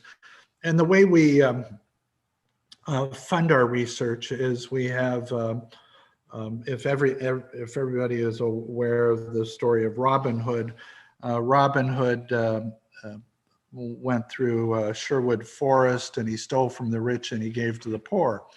Well, some of our wealthier or larger budget economic development organizations pay into a fund, and they actually help fund our research. And we put out 2 to 4 reports a year, and then we share it with the full economic development community. And we also use it as part of our support for policy development, particularly with the US Congress. But many of our policy documents have helped influence legislation and economic development policy in other countries as well. IEDC also is very active in helping communities after disasters. Now the work has mostly been focused on the US. We've also done some work in Canada, and we've been funded by the US Department of Commerce. And frankly, as many of you know, we've been inundated with disasters over the last several years. We started this program after Hurricane Katrina hit the Gulf Coast and hit Mississippi, Louisiana, and Alabama. And we've been working ever since. And for those of you who are not in the States, and even those of you who are, there is a very robust website called restoreyoureconomy.org. If you should ever deal with even the closing of a major facility, dealing with a hurricane, wildfire, earthquake, tornadoes, this will give you many of the basic steps in terms of what you need to do to think about how to restore your economy, thus the name of the website. IEDC is always active, but right now we are spending a great deal of time dealing with the pandemic and the after effects of that. We have held a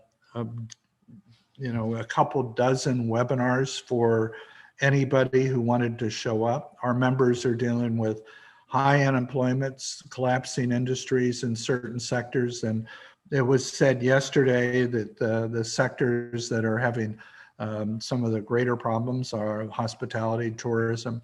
Our restaurant sector is really struggling in a number of places.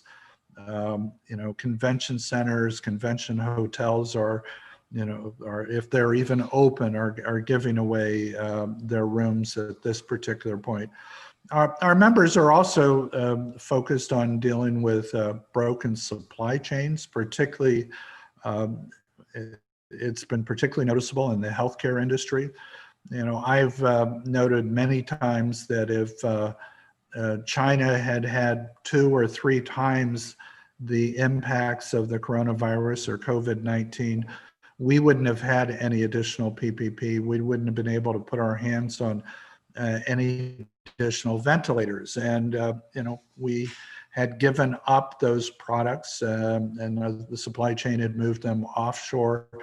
And frankly, we're still short. And as many of you know, we've got an explosion coronavirus going on across the states right now. And I think we're going to be struggling on PPE again. And we need to make more of it here, or have a supply chain that makes more sense and that cannot be used against us. We have had thousands upon thousands of small businesses have gone under, and we particularly are struggling with minority small businesses. They're going under at a rate much higher than Anglo-owned businesses in the States. And as we recover, we're going to have to figure out how we support minority entrepreneurs and figure out new ways of helping some of those businesses get restarted or get those entrepreneurs into new businesses. And we knew we had a digital divide where there were haves and have-nots around the use of the internet, but this working from home and school closings has shown us just how bad off we were in getting the digital economy or the final mile to many people's homes. And that has been a real struggle for many families and for many communities. So, kind of in conclusion, IEDC is supporting our members in very challenging times, and we're focused in on helping our economic developers deal with this. We're doing practical research for our members on many of the key issues, the two of which I just mentioned, racial equity and entrepreneurship.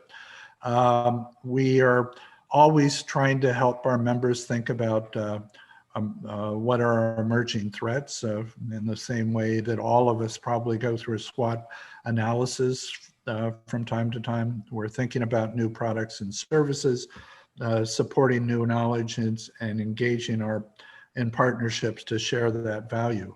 Larry, I don't know if we have any time for any questions, but if there are, I'd be happy to handle them, or just thank you all for inviting me today. So back to you, Larry.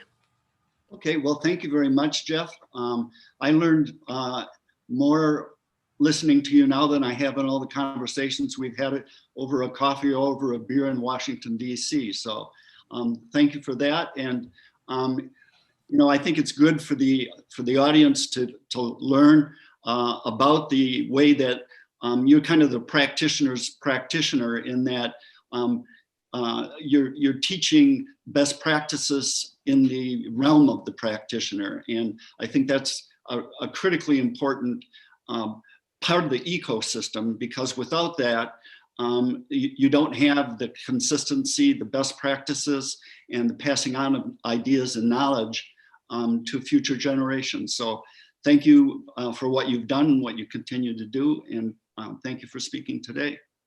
Thank you, Larry. Okay. So next on our program, we have Kelly Sexton. Kelly, are you with us at this moment? I am. Hi, Larry. Good morning. Yes, good morning. So just in terms of an introduction, I didn't get to know Kelly enough when she came to the University of Michigan from UNC, the University of North Carolina, in 2018. But her reputation extends beyond the university. So Kelly, I've heard a lot of good things about you with my ongoing network at the University of Michigan, and some of the reports and other things that come out of your office.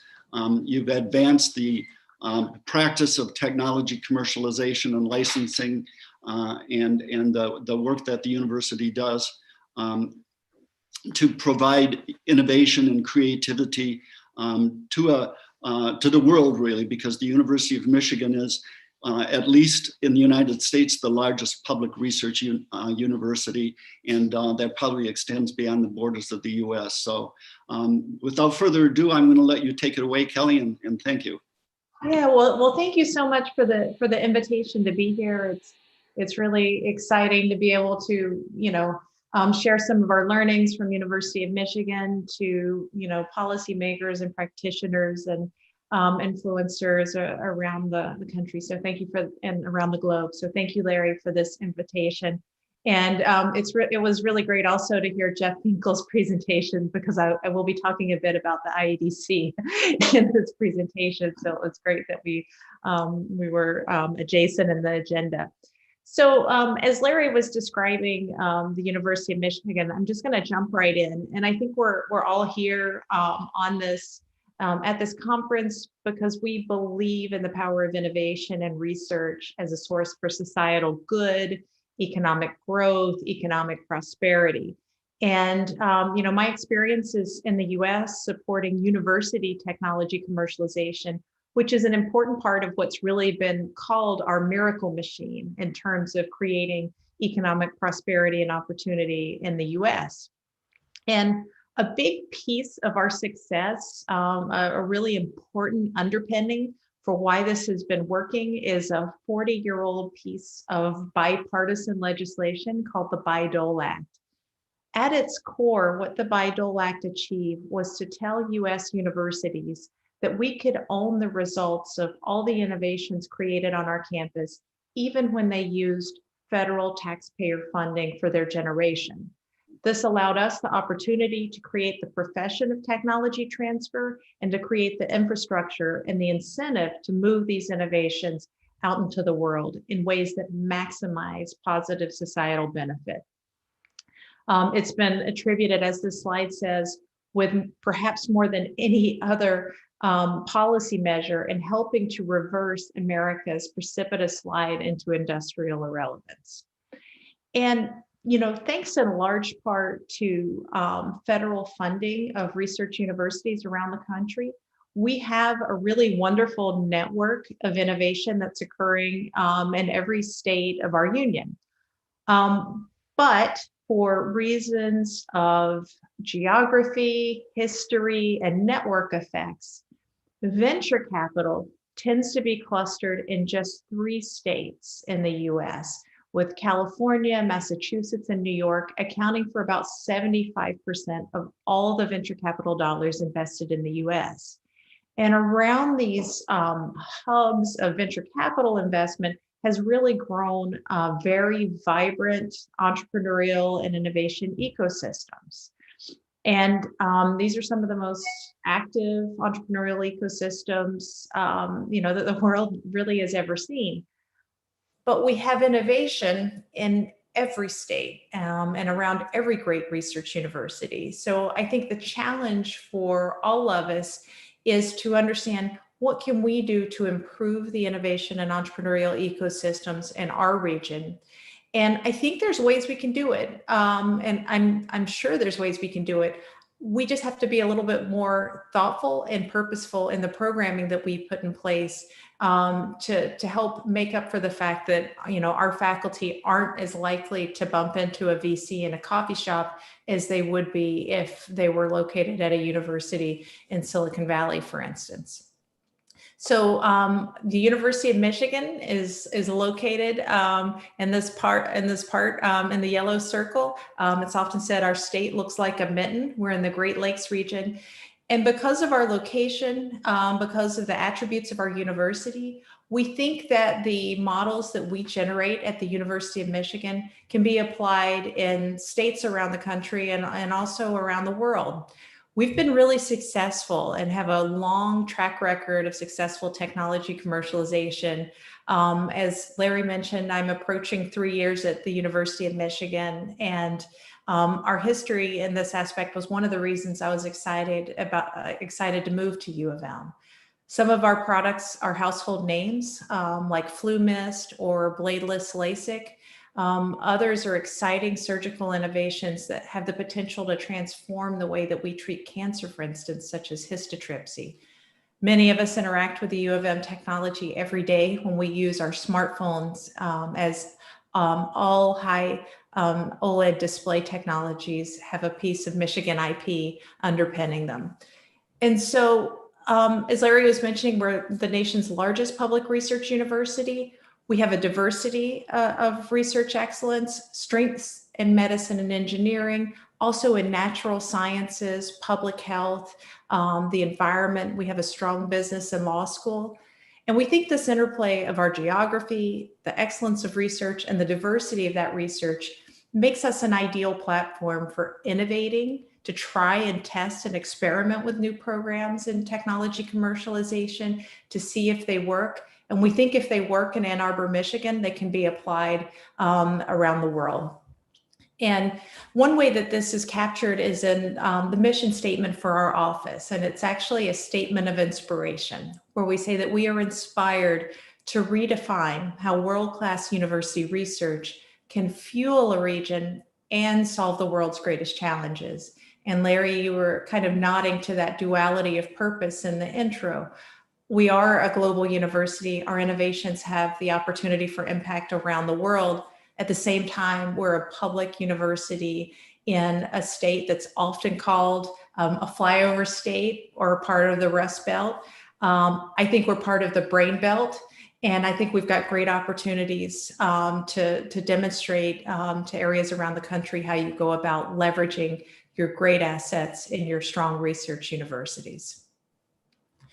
For us, we really focus in 3 areas, and I wanted to talk about some programs that underpin these areas that we've put in place at the University of Michigan. And they fall into 3 categories. And I like to say that, you know, for an innovation ecosystem to be successful, you need 3 key ingredients: innovation, talent, and capital. And we'll first talk a little bit about our programs that we have in place to support innovation. And no matter how wonderful the university is, no matter how brilliant and driven the faculty are, there is always a gap between where a university research discovery is when the research grant is over and where it needs to be in order to be commercialized. For us, commercialization typically takes 2 paths. One is by licensing to an existing company, and we do a lot of that working with existing corporate partners and licensing IP to them so that they can immediately begin converting it into products. Another aspect is through supporting the launch of new startup companies. And we'll talk a bit about both. But regardless of the path the technology is going to take, we first have to come up with a way to address this gap between where the research discovery is when a tech transfer office gets involved and where it needs to be in order for it to be of interest to a company or an entrepreneur to build a startup company around. And we're incredibly fortunate in Michigan to have a wonderful program that's actually statewide. Our MTRAC program is available to provide translational funding for university technologies that have significant commercial potential. These awards typically range between $50,000 all the way up to $250,000, depending on the area, and they can be used for prototyping, translational studies. What we're really focused on are those key experiments, those killer experiments that we know can take the technology through a value inflection point and make it more interesting for a company or for an entrepreneur. It's really, you could consider them de-risking funds. We're helping to take some of the risk out of the technologies so that they'll be more attractive to industry. And the really wonderful thing about the MTRAC program is the fact that it is a statewide hub. At the University of Michigan, we play to our strengths and we host 2 of these hubs, one in life sciences and one in advanced transportation. And importantly, they are open to researchers from any university around our state. And likewise, our colleagues at Michigan State University, the flagship land-grant university, which means that they have a lot of expertise around ag biotech and agricultural technologies, they host the Ag Bio Innovation Hub. So I know at U of M, when I get a faculty member that has a great ag biotech technology, we can augment our network by sending them to collaborate with our colleagues at Michigan State through their Ag Bio Innovation Hub. And all of this, the statewide network effect, is made possible because of our collaboration with the Michigan Economic Development Corporation, which is the state of Michigan's economic development arm. And I think that this connectivity between the universities around our state in this manner to support de-risking of university technologies is fairly unique. And I think that Jeff must agree with me on this because in 2019, his organization, the International Economic Development Council, recognized the MEDC program, the MTRAC program, as a gold award recipient for partnerships with educational institutions. So I would really encourage people to consider benchmarking this program. I really think it's phenomenal, and it definitely contributes to our success, both at U of M and for in general around our state. The second piece I want to talk about is talent. And the University of Michigan, we're an incredible research university, just an absolute juggernaut of innovation in a mid-sized college town of around 130,000 people. And so for us, we have to be very thoughtful and purposeful with our talent strategy. And the really core underpinning of this is our mentor in residence program. So we have positions for between 10 and 13 mentors in residence they're typically spending about 25 to 50% of their time with the tech transfer office, managing a portfolio of projects that may one day become startup companies. So they get involved very early at the stage where we have a graduate student, a faculty member, and a great idea to help mentor that project and help take it on the path towards commercialization, whether it's formation of a new startup company or whether licensing to an existing company is the best outcome.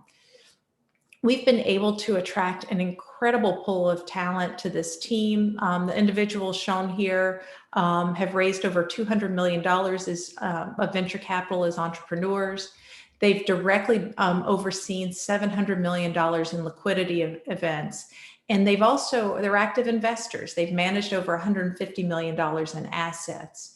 And importantly, they're bringing not only their expertise, but they're also bringing their network connections to support our startups. So this is an important talent attraction program for us. It's also a talent building program. And on occasion, we're also able to attract boomerang talent, individuals who perhaps have roots in Michigan, have had successful careers in other areas of the country or the world, and are interested in moving back home. This provides a great landing space for them to connect with the innovation ecosystem around the region and to get to support some really cool technologies at the same time. On occasion, one of the mentors in residence might find a really great startup opportunity. When that happens, they end up leaving the program. And we may lose the mentor in residence, but we gain an entrepreneur. So we also celebrate that outcome. And again, this is a collaboration with the Michigan Economic Development Corporation, and it's actually also part of a statewide hub called the Tech Transfer Talent Network. Shown here, we have our mentors in residence mapped with their technical expertise, and you can see that it's really critical, especially for a university like Michigan with the diversity of our research, to be able to have this diversity of entrepreneurial talent and expertise. So we're able to provide our mentor in residence support to universities around the state. Many of them also host their own mentors in residence through this program. And so we're able to share expertise and resources. And if someone at Wayne State needs to tap into digital health expertise, we know we can connect them directly with Dave Grigorka on our team in a really seamless fashion and provide that great support. So again, another great example of a strong network effect. And again, another recognition from the International Economic Development Council that we're on the right track with this year, the T3N program being awarded the Silver Award for partnerships with educational institutions. So I love this ecosystem approach to building talent and building innovation networks. And I'm always just really honored to be a part of it. And it's part of what makes being at U of M so exciting and such a great place to be. The final piece I want to talk about is capital. And I showed the slide early on that showed that venture capital is clustered in 3 states. What that feels like on the ground is we watch our startups as it takes them longer to raise that first round of financing.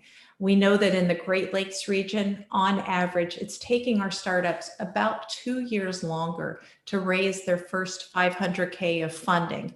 This is that critical seed funding that they need to be able to begin to grow and scale their business. The time spent fundraising unsuccessfully is time they're not spent growing and building the business, and it's time that they're losing the competitive advantage that they have from our technology. And so while I'd love to turn all of the red to green, I know we also have to be focused in how we allocate our resources. So for us, our hypothesis is we're going to build on this great infrastructure. We have these wonderful MTrack programs. We have this world-class mentor in residence infrastructure.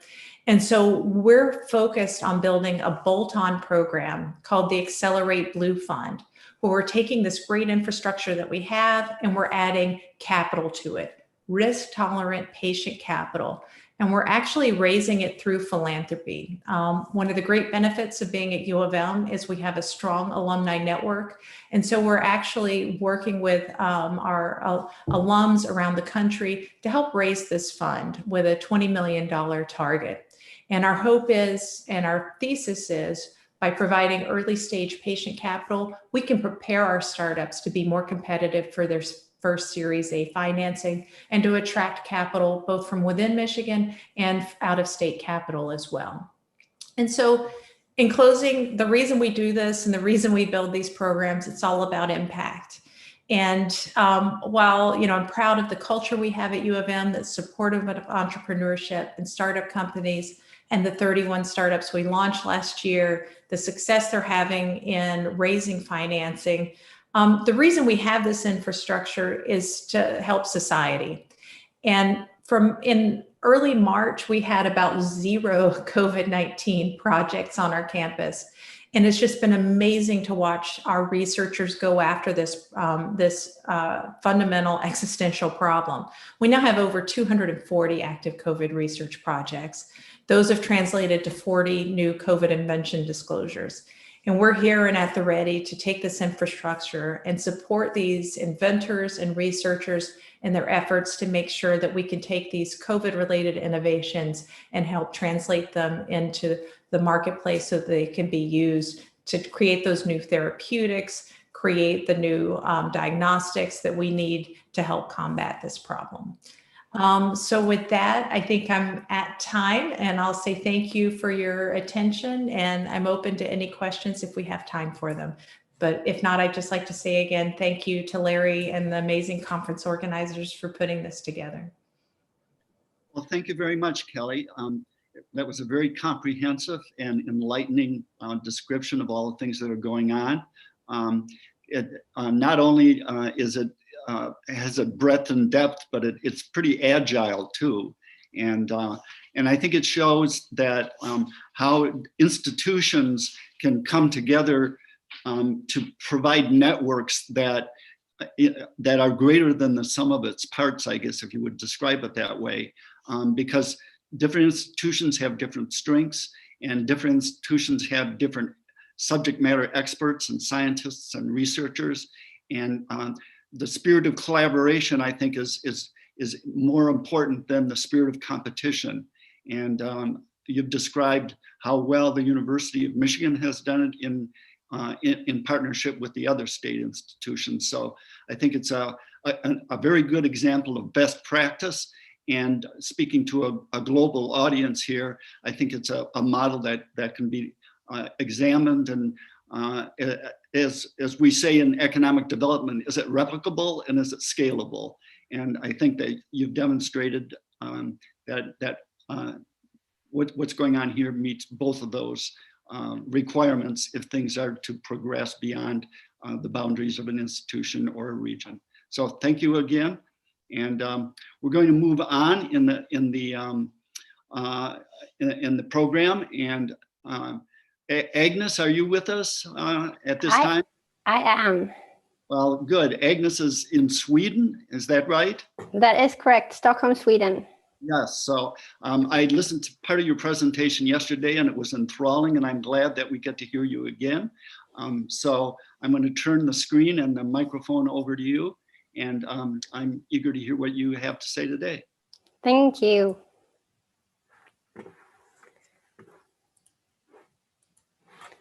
Let's see here.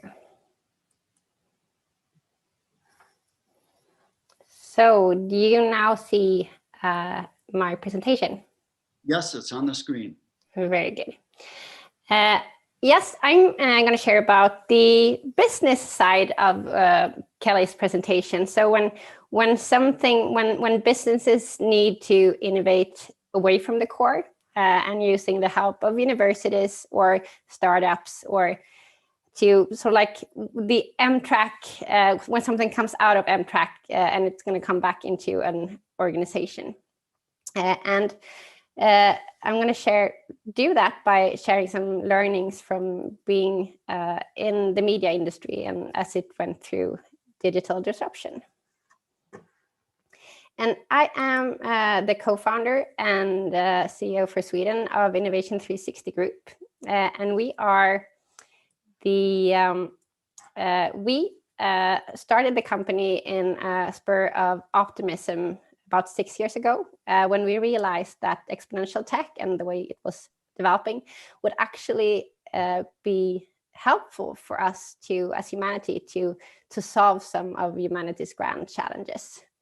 And we also knew that even though we're skilled in innovation, none of us that co-found the company are the brainiacs who are actually going to invent that little thing that people can have in their pocket that desalinates seawater, or invent the battery that makes us be able to take care of 90% of all the energy that the sun supplies to Earth every day. But that's why we have the researchers and the universities to supply that.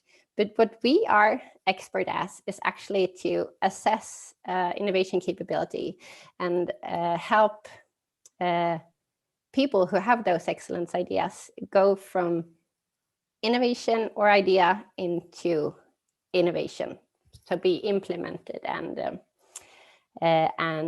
bringing value. So we hope that by 2030, you're going to be able to see one of the Agenda 2030 goals and how it's been solved. You're going to be able to track back that somebody used something from Innovation 360's framework to turn their invention into innovation and solving humanity's grand challenges. Therefore, everything that we do is also available for free online. So you can assess your innovation capability, and I got a comprehensive report online. And we publish everything that we come up with in books, and we like to talk at conferences like these.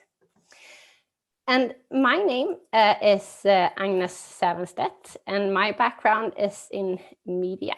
And I became the head of innovation at Aftonbladet in 2008. And Aftonbladet is Sweden's largest news supplier. At that time, we had a turnover of 2.1 billion, and 1.8 of those billion came from the paper, daily paper made of paper. We had a daily circulation about 500,000 copies. And looking into the future and what was happening with news online, we thought that, okay, but in a few years we might have about 100,000 copies per day in circulation.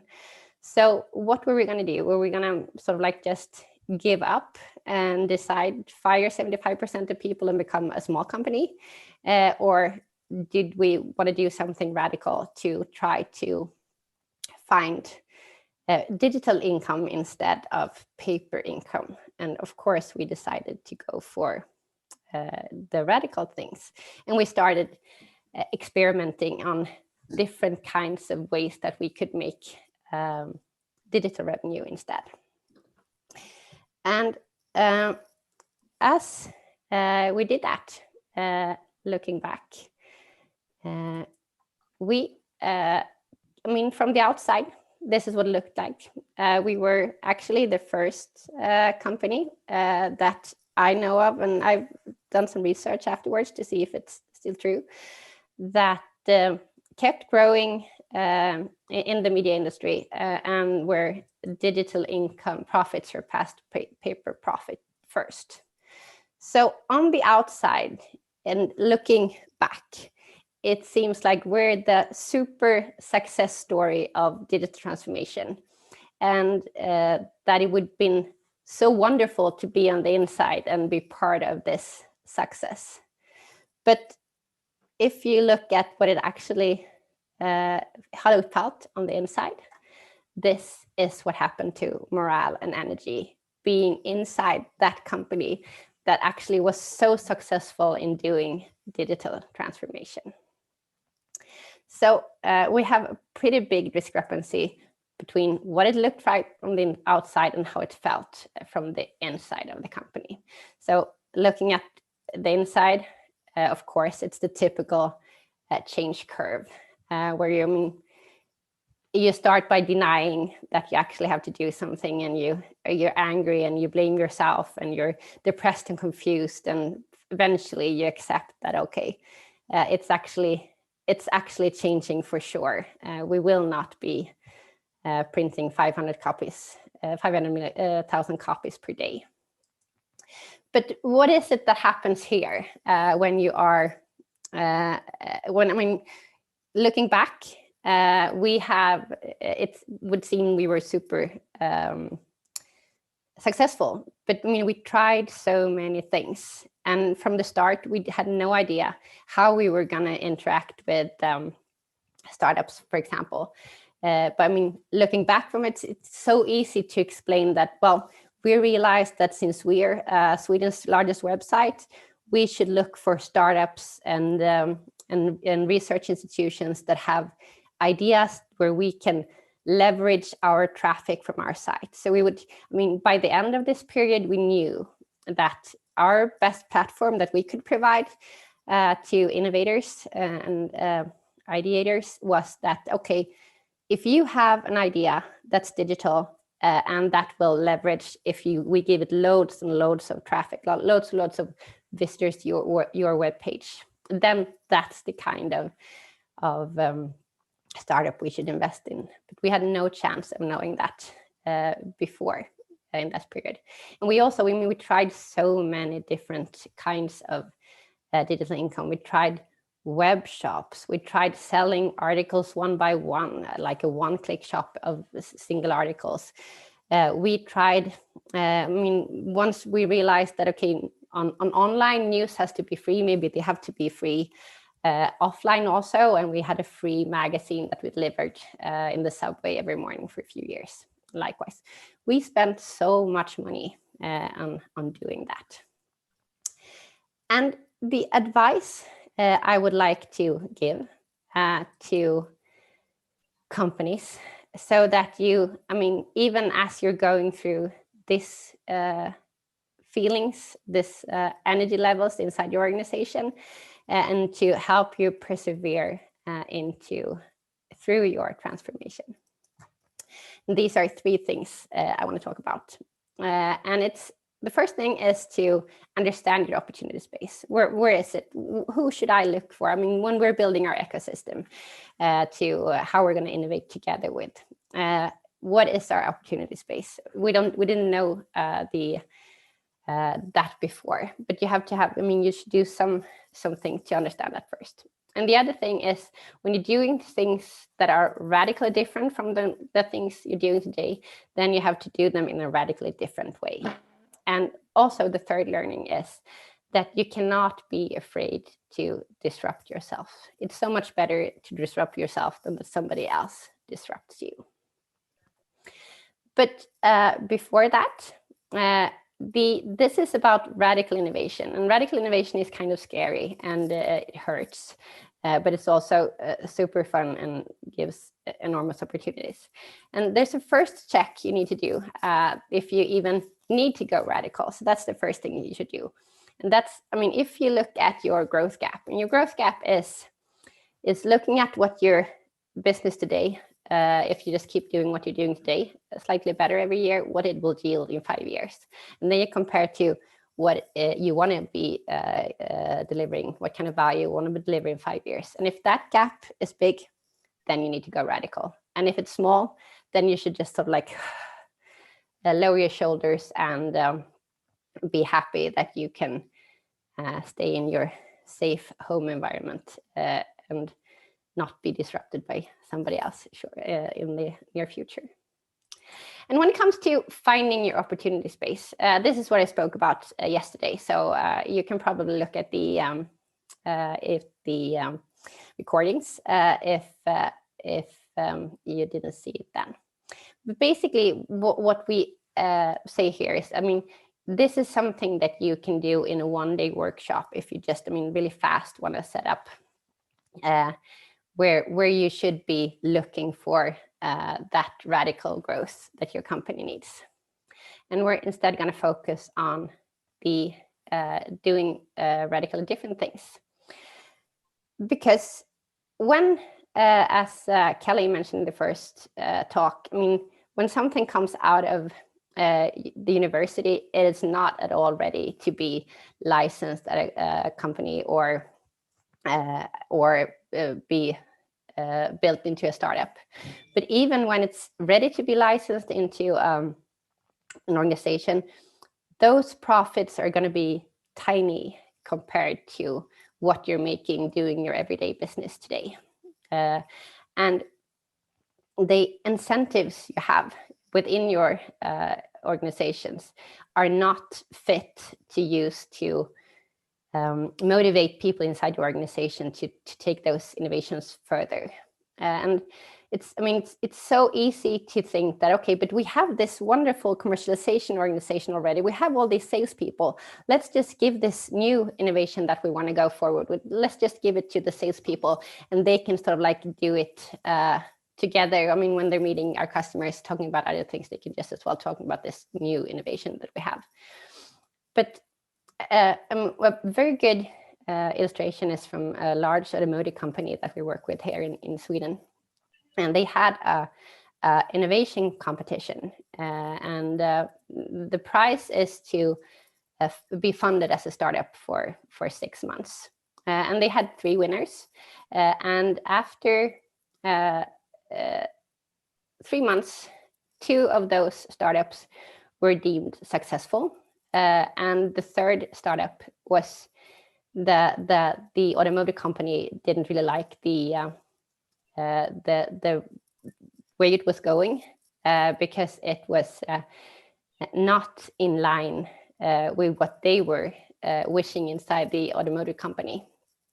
So they kept funding the 2 companies that weren't making money, and they did not fund the startup that was starting to make money, because that was too far away from the core of what the automotive company is. So when you're doing something radically different from what you're do it away from the core. This is when you give the idea to university, or you put it in a startup hub or something. Then you should not try to do it within the core of your organization. And the third part is that it's better to disrupt yourself than be disrupted by others. And basically that means that you need to have a plan for ideas that don't fit your strategy, so you don't end up with the acting like the automotive company. Because of course it's much better if you have that idea and it's not really along with your idea of your strategic future, but you can still be making money from it. And that was something that Aftonbladet, the media company where I work with, did really well. We had our first website in '94, and that was of course not something that we were making money from. That was just a fun experiment to publish sites news on this new thing called the internet. And the problem started arising when we were making revenue.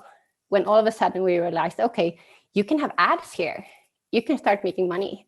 And at that point, journalists wanted to be double paid. I mean, if we were making double money from publishing both in the paper and online, then of course they should be paid twice also.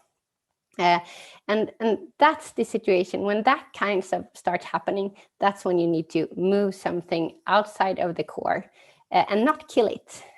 Because you still want to be making that revenue.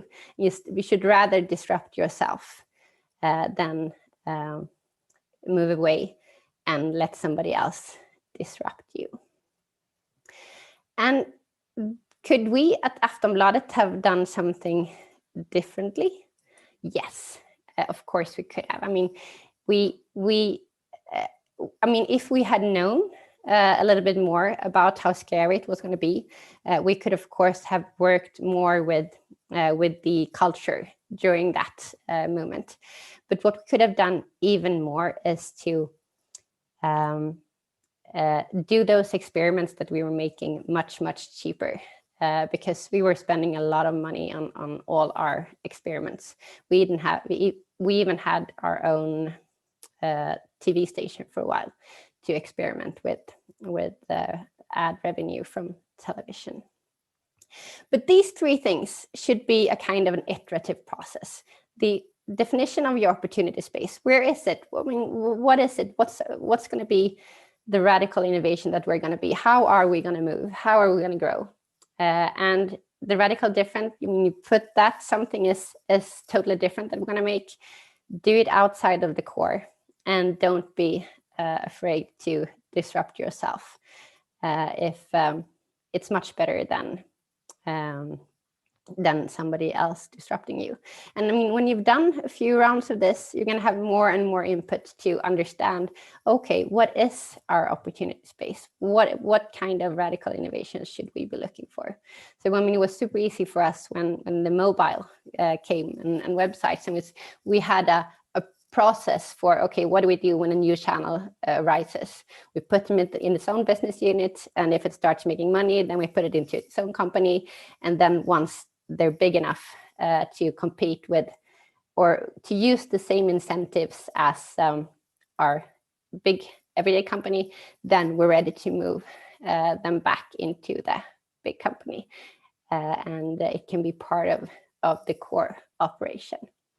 And all those things that didn't work, like the website, the web shop, the free paper, and the TV channel, they could just be growing for a while on their own and then be sold as separate units. So these three things are going to help you to make your radical innovation efforts a little bit less frightening than it was for us at the Schibsted Media Group. Thank you so much. Well, thank you very much, Agnes. That wraps up our keynote program. I hope those of you who listened in and participated found it helpful. We heard from Dan Ripke, the Executive Director of the Educational Association of University Centers, and a little bit about that program and what they've been doing with COVID.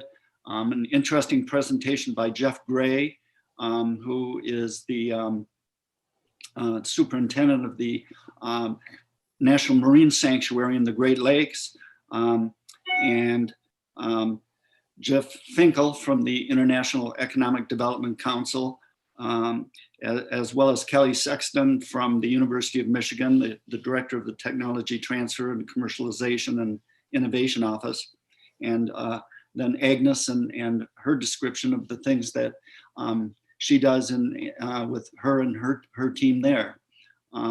So we'll be moving on to the practitioners session, and is Beverly Anderson with us?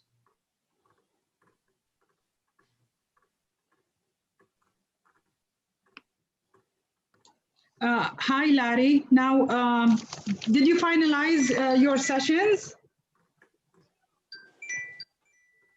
Larry? Yeah, we just wrapped up our sessions. Yes, yes. Okay, no problem. Then we call Dr. Selwa. She will be responsible about the next session. Thank you so much, Larry, for you and for all the presenters. It is our honor to have you today. With a great discussion, sharing experience, best practices, successful implementation, and strategic vision for 2030. Thank you so much, all the presenters. Excuse me, Selwa? Yes. Assalamu alaikum. Good evening, everyone. Yes, Dr. Hanadi, I'm here. Yes, more than welcome. You can handle the sessions, please. And yes, I think please. Most of your presenter is there. Okay, thank you so much, my dear. Bismillah ar-Rahman ar-Rahim. Good evening, everybody. First of all, we'd like to thank Dr. Hanadi for inviting me to chair this session. I would like just to be sure our speaker for this session, which be having Professor Beverly is here. Engineer Ali, Alia, Mohammed Toura, Muhammad Ubaidat, Dr. Arila, and Mr. Nakia Miloki or Mrs. So I would like to welcome you in the session 2, best practice of entrepreneur ecosystem. Just to be sure, every speaker, you have only 15 minutes. So we will be on time. Let's start with our first speaker. Professor Beverly is here. Professor Beverly Anderson. Yeah, just 1 minute, please. Yeah. Okay. Okay.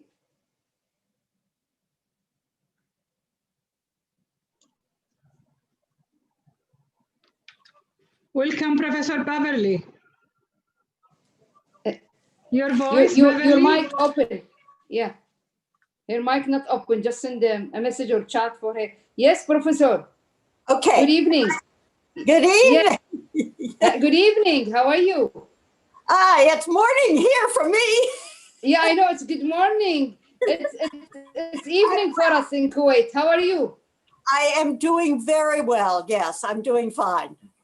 Good, good, excellent. Let me present myself. I'm chair for this session. Dr. Salwa Al-Jassar. I am associate professor, School of Education, Kuwait University. I was a former member of parliament. I was elected the first lady in my parliament in 2009. Fantastic. That's wonderful. Yes. Oh, thank you so much. So we will start with you, Professor. You have only 15 minutes. Yes, I know. Let me introduce you so quick. We have the first speaker of this session, Professor Anderson, Professor in Emeritus School of Business Administration, California State University. Professor, her PhD from the Ohio State University. She currently serves as Professor Emeritus at California State University, San Marcos. She has held a variety of teaching and administration position at University of Kansas and other university. Also, she is past president of the Marketing Educators Association and served as a member of board directors for San Diego Financial Executive International. Welcome you, Professor. You can start. The mic with you. Thank you. It's such a pleasure to be here. I saw some of the sessions yesterday and they were really interesting. I enjoyed them very much. My presentation is about preparing for the unexpected. Entrepreneurs have a difficult time enough surviving, but many times in an age of uncertainty, things are happening that we just never anticipated to happen. We know that 20% of brand new businesses do not survive for the first 12 months. And 5 years later, 50% of those businesses are not surviving. Those are in the best of times. We are certainly not living in the best of times today, as I think we will all agree.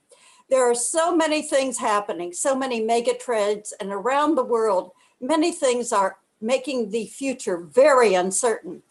For example, we have climate change, which is increasing the number of natural disasters unbelievably. They have more than doubled in the last 20 years. We have hurricanes, tornadoes, floods, droughts, fires in California, all over the place. The weather is changing, and this is causing all sorts of problems for many different businesses.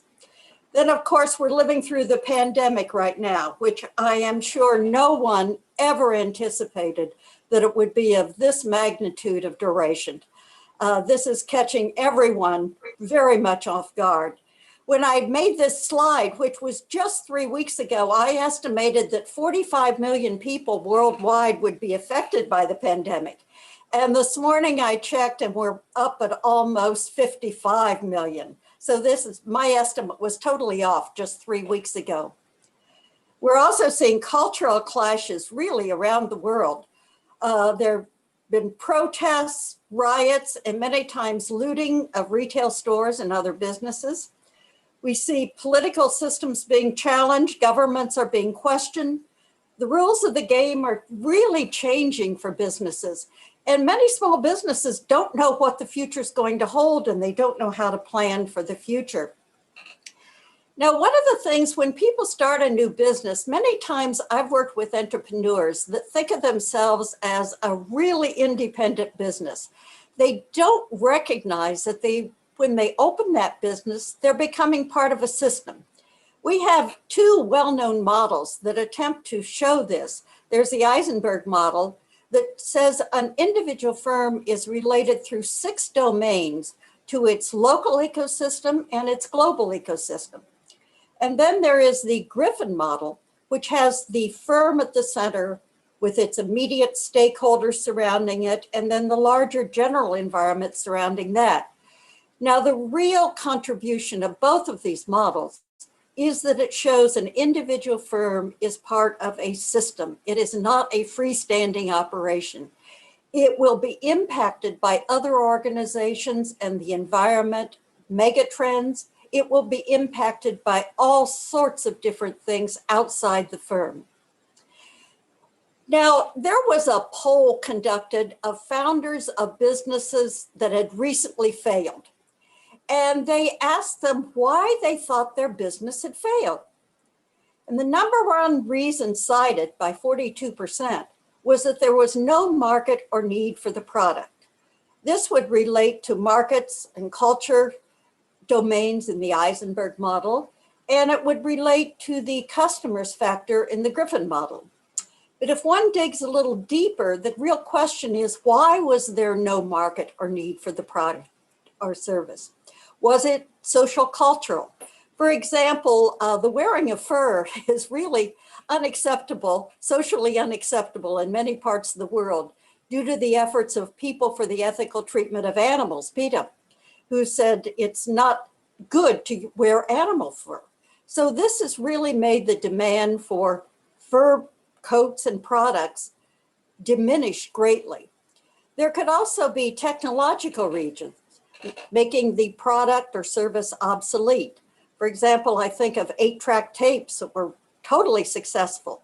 Blockbuster Video was a very successful firm for a while, but technology made that totally obsolete. Then you have the political legal reasons. Sometimes we find that ingredients or components of products are harmful to one's health. Asbestos comes to mind.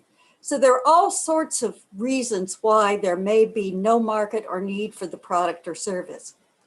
The number 2 reason cited by over 20% of the people, the founders, was that they ran out of cash. And I always find that rather interesting.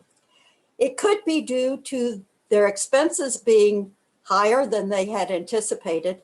For example, during this pandemic, many small businesses have find their insurance premiums have increased greatly. And this is causing them to their expenses are really getting much higher than they had anticipated. But it could also be due to customers because revenue is down. Both of those are external to the organization. But maybe one of the reasons they ran out of cash is they did an inadequate job of planning originally how much cash they were going to need to get their business started. Michael Dean of Investopedia cited 6 errors he believed that new entrepreneurs made in their business plan. And the number 1 reason he cited is one we can all relate to, not having a plan. I think we're familiar with that saying, failing to plan is a plan to fail. And this happens to many new businesses that really haven't thought out their plan. They don't have a plan for what's going to happen. The second reason cited was incomplete market research. They hadn't done their homework. Maybe there wasn't an adequate market for their product to begin with. I've worked with several entrepreneurs that had ideas for products, which I would sort of shake my head at, wondering if there was really a market for their product. And sometimes it was a product that couldn't really be upscaled. So they could make 1 or 2 of these, but you couldn't really make a business out of selling 1 or 2 every few months. Then not being objective, I can definitely relate to that one also. Most entrepreneurs I've worked with through the years are great cheerleaders for their businesses. They're so optimistic, they're so enthusiastic, and I love their enthusiasm, but sometimes they are really not objective if what their future of their business actually is, because they are sort of blinded by their own ambitions. Then making unrecognized or false assumptions. When making a marketing plan, most people assume the future is going to be a certain way. They don't stop to question whether those are really valid assumptions or not, sometimes providing useless information. And the sixth one Michael Dean cited was the missing linkages. This goes back to the two models I showed previously. Every new business is linked to many other businesses, and things that happen to those other businesses can have negative impacts on their business. But to the sixth Michael Dean had, I always like to add a seventh, which is no risk assessment. Very few business plans I've seen of entrepreneurs include a risk assessment.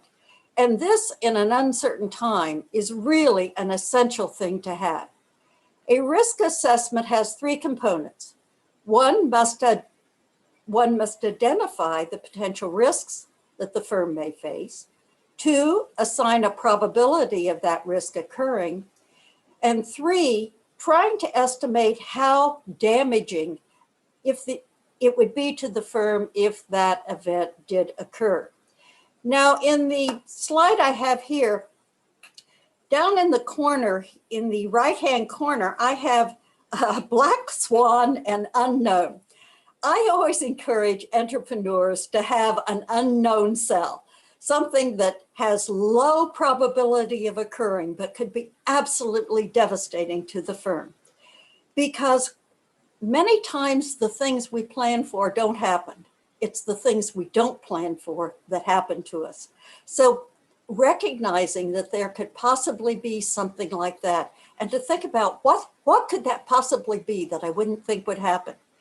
I think the pandemic we're currently experiencing now would definitely be considered a black swan. I know the author that created Black Swan said it isn't, but I don't think he was thinking of the magnitude and the duration of the pandemic we're experiencing now, which has really put so many small businesses out of business. They just cannot survive in this situation. Now, when one has a risk assessment, one has to develop contingency plans. I always try to encourage entrepreneurs to realize that every threat has a flip side of creating opportunities for some type of businesses. Don't just look at it as damaging to your business. Does it provide an opportunity that you could take advantage of if you do something a little different, one way or the other? For example, the current pandemic has provided opportunities for a variety of different products and services. There's a surge in demand for home improvement and home decorating, personal protection equipment, in-home gym equipment, delivery services, sanitizing products and services, dividers and shields. These are all products and services which have experienced major surges in demand. And then we have some businesses such as Zoom Communications, which we're using today, which has really thrived during this pandemic, as well as Amazon has done extremely well. So there are business opportunities by every threat that you can see. When planning for the contingencies, the two extremes are, one, do nothing, wait it out and hope things will change. Maybe this too shall pass. Make no changes. That's the orange block I have. Just wait it out and hope it'll go away. And that always doesn't work out so well. The most extreme is to actually close your business and maybe start a new one that you could take advantage of in this new environment. But between those two extremes, you also have things such as minor modifications. Many retail stores have made minor modifications, such as asking customers to wear masks, asking them to social distance, They may have instituted a touchless payment system. They may have changed their hours. All of those are minor modifications.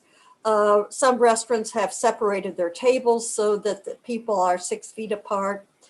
These are minor modifications.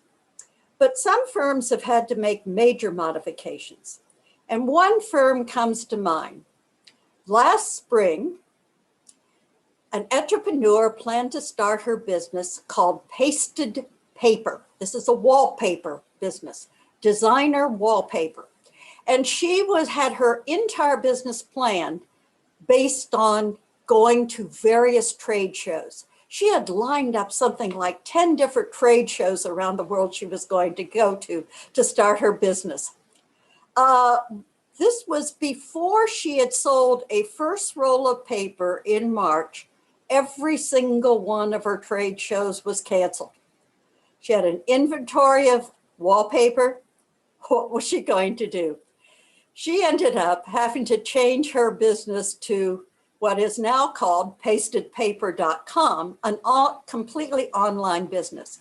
She had to hire new people, web designers. She had to learn about online marketing. She had to learn a whole new way. Her entire business operation changed from what she had originally planned. That is definitely a major modification. If one not in this presentation goes to pastedpaper.com, you'll see she has a wonderful website and appears to be doing relatively well. Now, I say that adaptability is probably going to be the key to surviving in uncertain times. There was a Harvard Business Review article written in 2011 by Reeves and Damer that cited adaptability as the new competitive advantage. But I say it really is the key to survival in uncertain times. You have to be adaptable to the changing environment. You also have to be flexible. You have to have the flexibility if plan A doesn't work, go to plan B, have contingency plans for contingency plans. Understanding you may have to adjust very, very quickly. This means being very agile. The CEO of Airbnb recently said that the organization had made more changes in 10 weeks than he would have anticipated they would make in 10 years. You have to be able to act quickly. I see adaptability, flexibility, and agility as really the essential elements for surviving in the uncertain times. You should be willing to change just about anything in your organization, its configuration or its ways of operating. The only things I think that you should never mess with are your core values, your integrity, and your ethical principles. As long as you hold to those, I think everything else should be open to change. And that concludes my presentation. Thank you so much, Professor. You've been in time. Still, you have one more minute. Oh, I have 1 more minute. Maybe we can leave it later for the questions. Thank you so much. Kind if anyone has a question. As I say, it's adaptability, flexibility, and agility. To me, those are the keys. Yes, exactly. Thank you, Professor. So let's move to our second speaker, Engineer Moz Ali, an Innovation Programs Manager, Hamdan bin Rashid Al Maktoum Foundation for Design Academic Performance from United Arab Emirates. Please. Yes, I'm here. You have the microphone now. You can start. Yeah.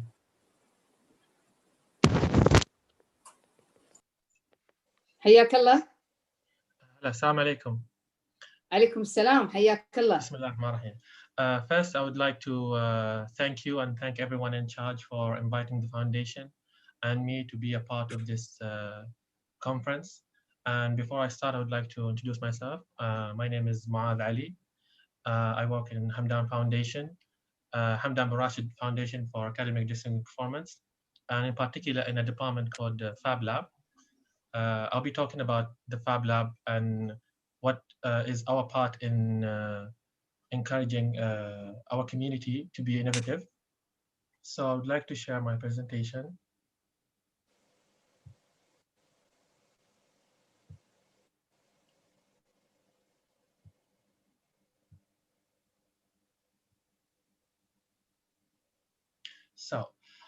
So today I'll be talking about how to make almost anything. So basically, as a Fab Lab, we have so many programs here that encourage innovation. Like we have workshops, we help people to make their projects, bring their ideas to life. We do a lot of visits to schools and so many programs. But as we are short in time today, I'll be talking about a particular program that we do here. It's called Fab Academy, or How to Make Almost Anything. So before I start, I would like to just inform you about the Fab Lab. So what is a Fab Lab? So basically, a Fab Lab comes from two words, which is fabrication laboratory, which means that a digital fabrication lab. So in a Fab Lab, you will have a lot of digital fabrication machines where you can come and almost make anything you want. If you want to make a chair, if you want to make a project, a robot, a car, anything, we'll help you make that possible. So where did this idea come from? So in MIT, in the United States, there was a professor called Neil Gershenfield. He had this lab established in the MIT Institute. And he thought about that everyone thinks, not only the engineers or people who are responsible of this. So he wanted to take this lab and put it outside into the community because everyone thinks.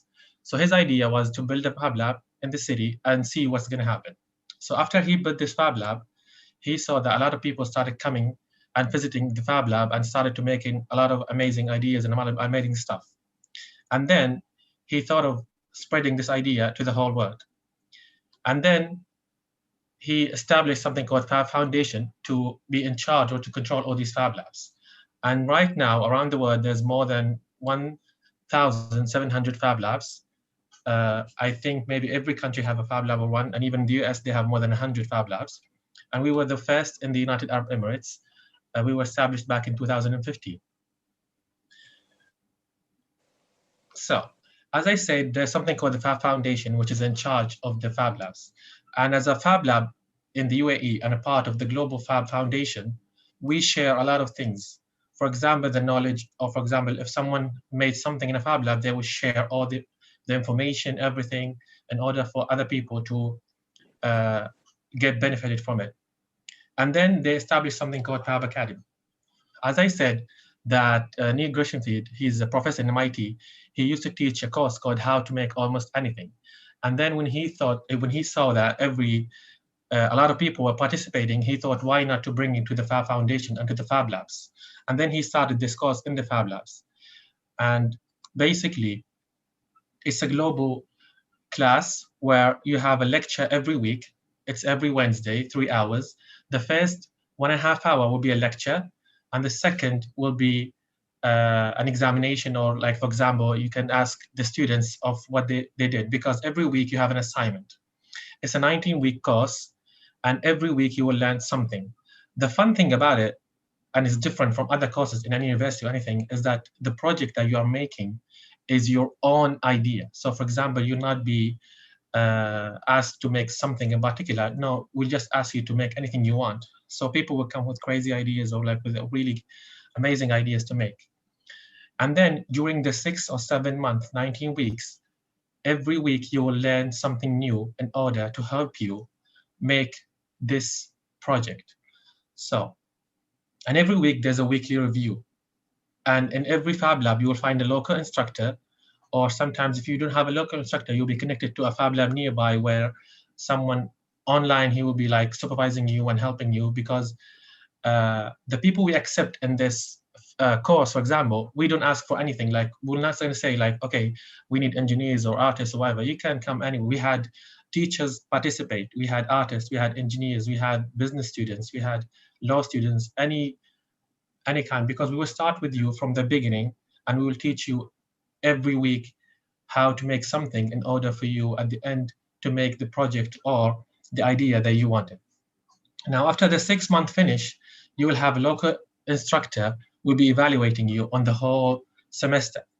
And if you pass that, then he will put you through to the global evaluation. because everything is done online because the main class is from the US. So after you finish, whether you pass or not, every year we have there's a fab conference in a country, and then during that conference, the students will be graduated and they will be handed their diplomas in that. So let's start about the course. As I said, it's called Fab Academy, or How to Make Almost Anything.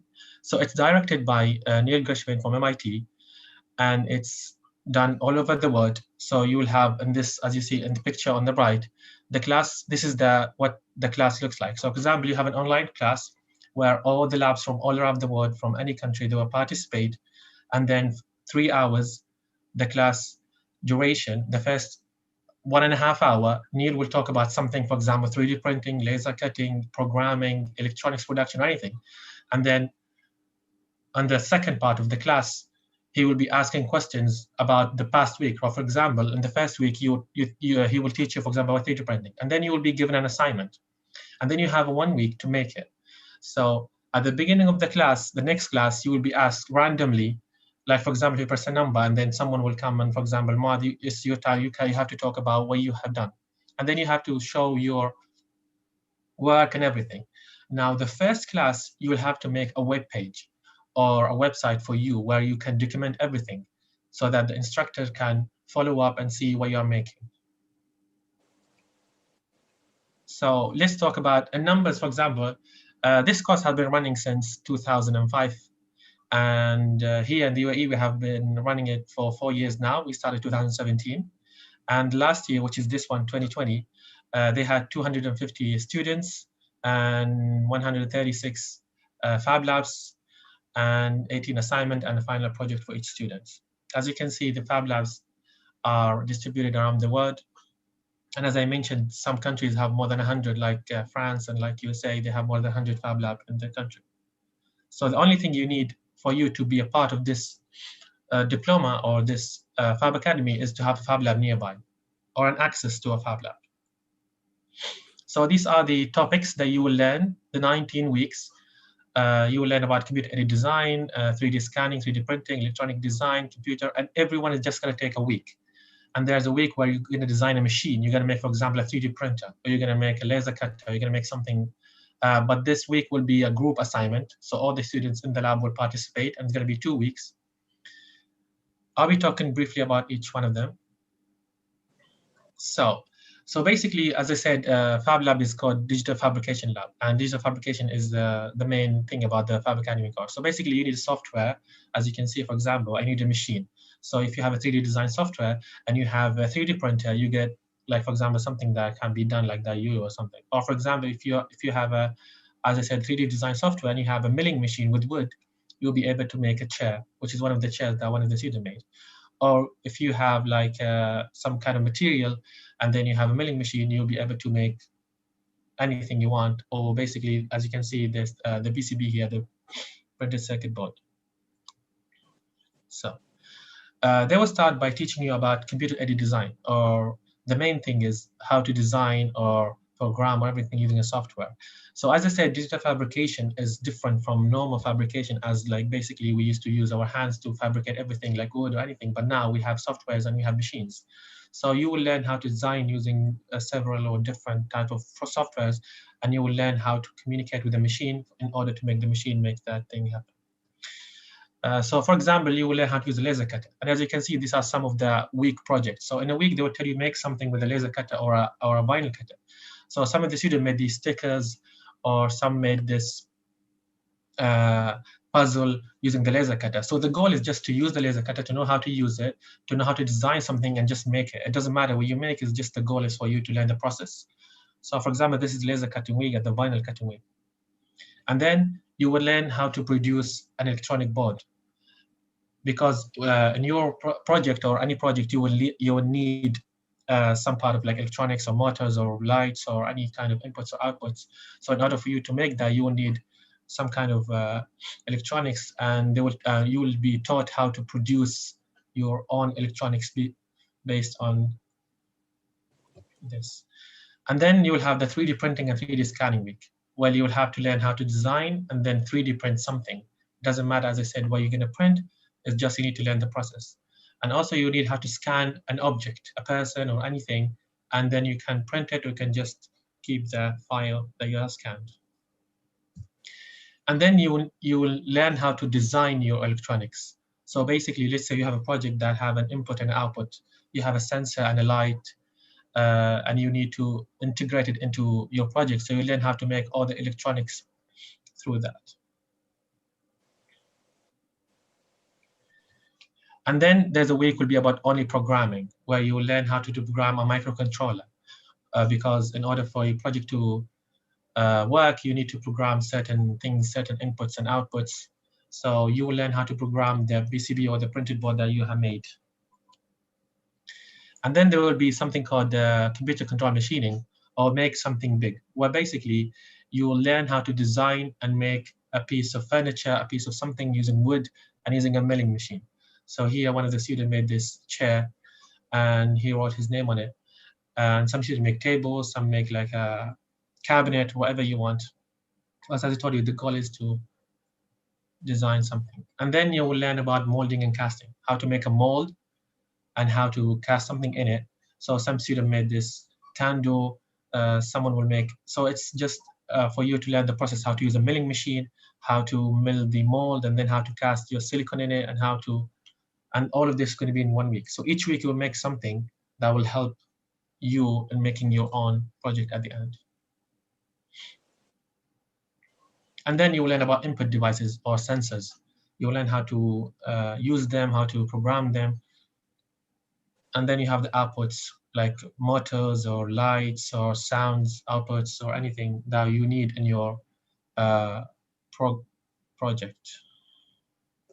And then they have something called the wildcard week, which basically you can use any other machine in the lab, not have been used before, like how you make a skateboard, or you can make something out of. So this is the process that one of the students used to make a skateboard. So he milled the mold first, and then he cut all the sheets of wood, and then using the resin, he assembled it together, and this is the skateboard that he made. He was on a final project. And then some student made a phone case, as you can see at the bottom right. And some students made this praying mat. So it doesn't matter as long as you use a machine and you document. And the main goal of all of this course is just to document everything for you to be able. And then there's a week where you can make an interface, or like a software where you can integrate with your project. You'll be taught that also in a week. And then we come to the machine week. Engineer Ali, 1 minute left for you. Okay. So and then within the machine week, the group project, where all the students will work together to make something. And then we have here some of the projects that have been done. This is a device that will tell you, for example, what is the safest way to exit a building in case of a fire emergency with sensors. And this is an airplane. One of the students, he was an engineer. He was an aircraft engineer. He made this airplane. And this is a recycling machine that one of the students made to recycle the plastic, the waste plastics. And this is one of the students, he was a diver, and he made this machine that in case you were diving and then you are out of breath or you are unconscious, this machine will lift you up. And that's it. Thank you so much, Engineer معاذ. الله يعطيك العافية. بس سؤال سريع، هذا الفاب لاب, what age they attended the academy? So basically we have two, like we have from 8 to 11 for the kids, and we have from 12 and 13 and above, but there's no age limit. Even if you are 80 years old, you can participate, anyone can participate, as long as you can think and make something. Okay, thank you so much. Welcome. So we will move for the third one speaker for this session, Ms. Alia. She's President Binoba Oman. Is she here? Yes, I am here. Hi, Doctor. Oh, okay. Yes, أهلا كيف حالك؟ عليا الشنفيري أو عليا الشنفري. علي okay, عليا الشنفري. حياك الله. Welcome you. The mic with you. 15 minutes, please. Thank you.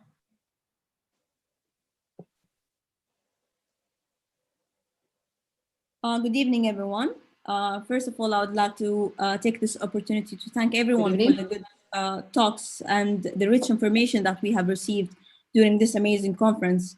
And a special thank you to Dr. Hanadi for putting all the efforts together, and thank you, Dr. Salma, for introducing me. So my name is Aliya Shamfari. I am a startup founder. I call myself a techno-entrepreneur, and you will get a sense of why do I call myself a techno-entrepreneur by the end of this presentation. So basically, I am a member in several committees in Oman. One of them is the Youth Development Committee in Oman and the Oman 10th Year Plan. I'm also the advisory board member for the National Youth Program for Skills Development. And I am a member in several other organizations as well. Also, I have been awarded several awards locally and internationally, and the highlighted one is the GCC Medal for the youth participation from the Secretariat General for the Gulf Cooperation Council. So today I will be talking about rethinking entrepreneurship from the perspective of digital transformation and the digitizing the entrepreneurship work and the ecosystem. I will start with an overview of the entrepreneurship ecosystem here in Oman. Our government work a lot toward aspiring and inspiring the entrepreneurship in Oman to achieve the economic diversification. We have more than 42,163 SMEs registered in Oman, and we have a high rapid growth in the number of startups starting from late 2018 and the start of 2019. And we have invested a lot of money and funds towards having that startups grow rapidly here in Oman at the moment. So our ecosystem drivers have worked together in order to build a wealthy ecosystem from incubators all the way to investors, and according also to our national plan, the Omani 2040 vision, we have great indicators and all the stakeholders are working together and to focus on empowering our entrepreneurship ecosystem. However, moving on to the digitizing the entrepreneurship, I've came across a very interesting definition from the World Economic Forum for digitalizing entrepreneurship for impact, which means all opportunities for all entrepreneurs, regardless their location, to contribute to solve global issues and challenges. And this is what actually happened in regards of COVID-19. We've seen entrepreneurs who've changed their business models and to contribute to reduce the spread of the virus. And we had so many great examples of Omani's SMEs and startups, not only in Oman, also worldwide, who achieved that to digitalize their services and using the digital tools, and also initiatives have worked together to upscale and reskill the talents in order to increase and raise that overall performance.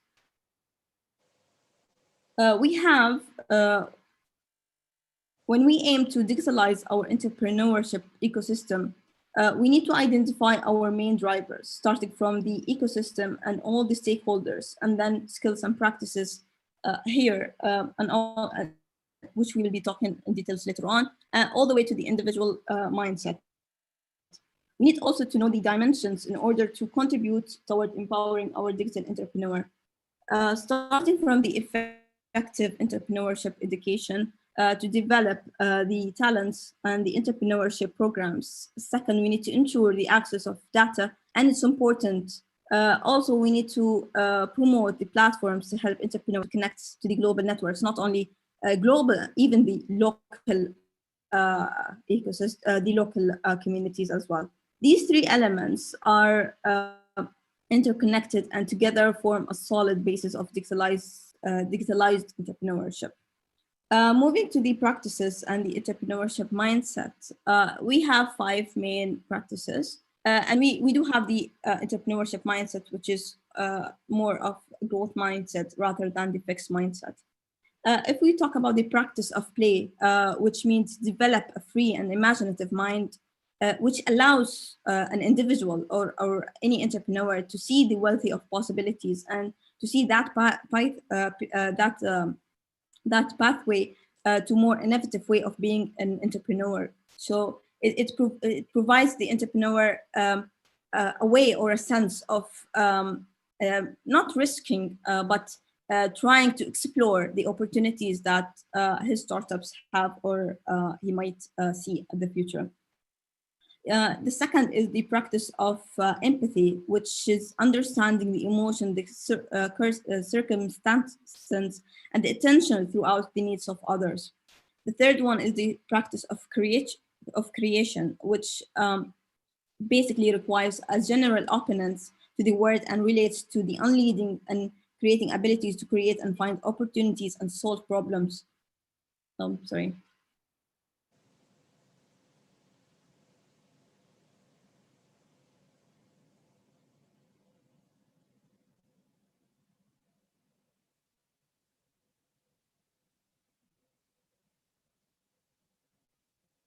Okay. Something wrong? Yes. Yeah. Okay. Yes. Okay, so I was in the third practice, which I believe it's one of the most important practices, especially now considering the pandemic with COVID-19. So it will allow an individual to create their opportunities and to explore more.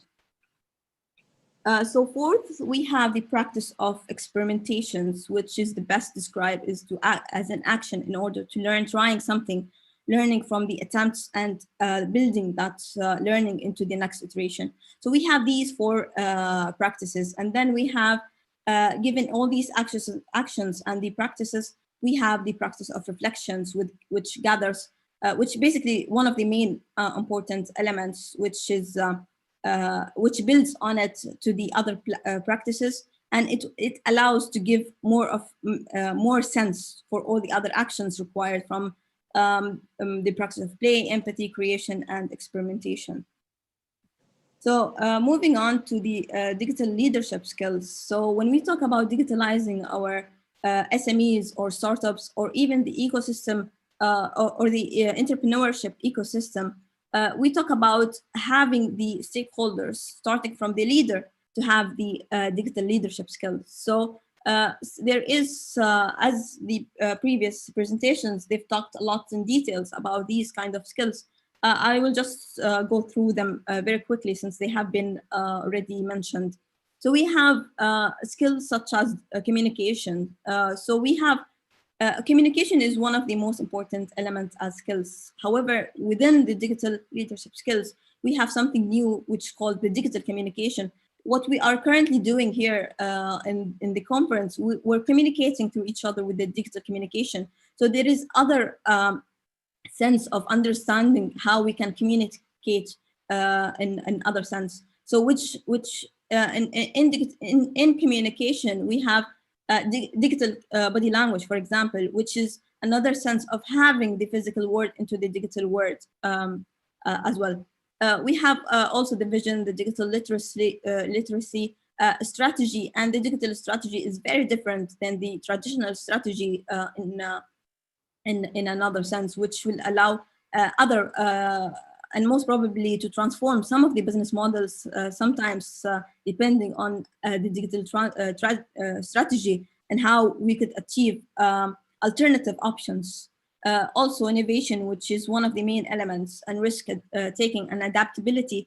As the previous professor mentioned, adaptability is one of the most important elements in order to in order for any leader to have, in order to lead in the right direction, especially in times like this, within the pandemic and other and in any other crisis, not only for COVID.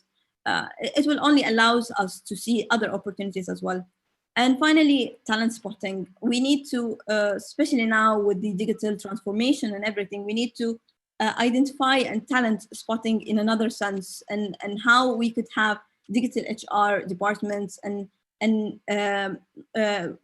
it also promote, for example, the remote working, how we could get the best talents, even if they're not within our location or specific lands. It allows us to discover how we could have the right talents within the right place. So according to the World Economic Forum, there is top 10 skills for 2025. And we can see that most of these skills, starting from analytic thinking, innovation, creativity, flexibility, and problem solving and resilience, of course, technology using as well. So these 10 skills, these are one of the most important skills that not even entrepreneurs need to have. It's most of everyone needs to have that kind of entrepreneurship mindset that would allow us not only as entrepreneurs to act in the entrepreneurship ecosystem, but only to add value to the ecosystem and in our personal life as well. So we can consider that, I personally consider that COVID-19 was a step toward digitalization, not only in Oman or specific places, however, even globally. We can see, based on McKinsey and company statistics, we have accelerated our adoption to technology. We can see in June 2017, it was 20. However, in July 2020, it jumped up to 58%. So we can see that even in a global acceleration plan, the adoption of technology has increased double. And we can see that even in Asia, Europe, North America, the adoption has increased rapidly. But we can see even in Europe, it was a stable increase. However, it jumped to 55. And the most increased one was in North America, which was 65%. However, all these enablers, technology is only an enabler for more expanding the businesses and the other.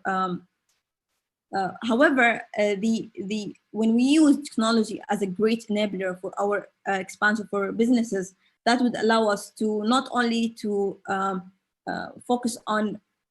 We could see that within COVID, we had statistics showed that we have stores that had drops in sales, and we've heard about stores closing their shops, for example, because of COVID, and they couldn't get over the funds and stuff.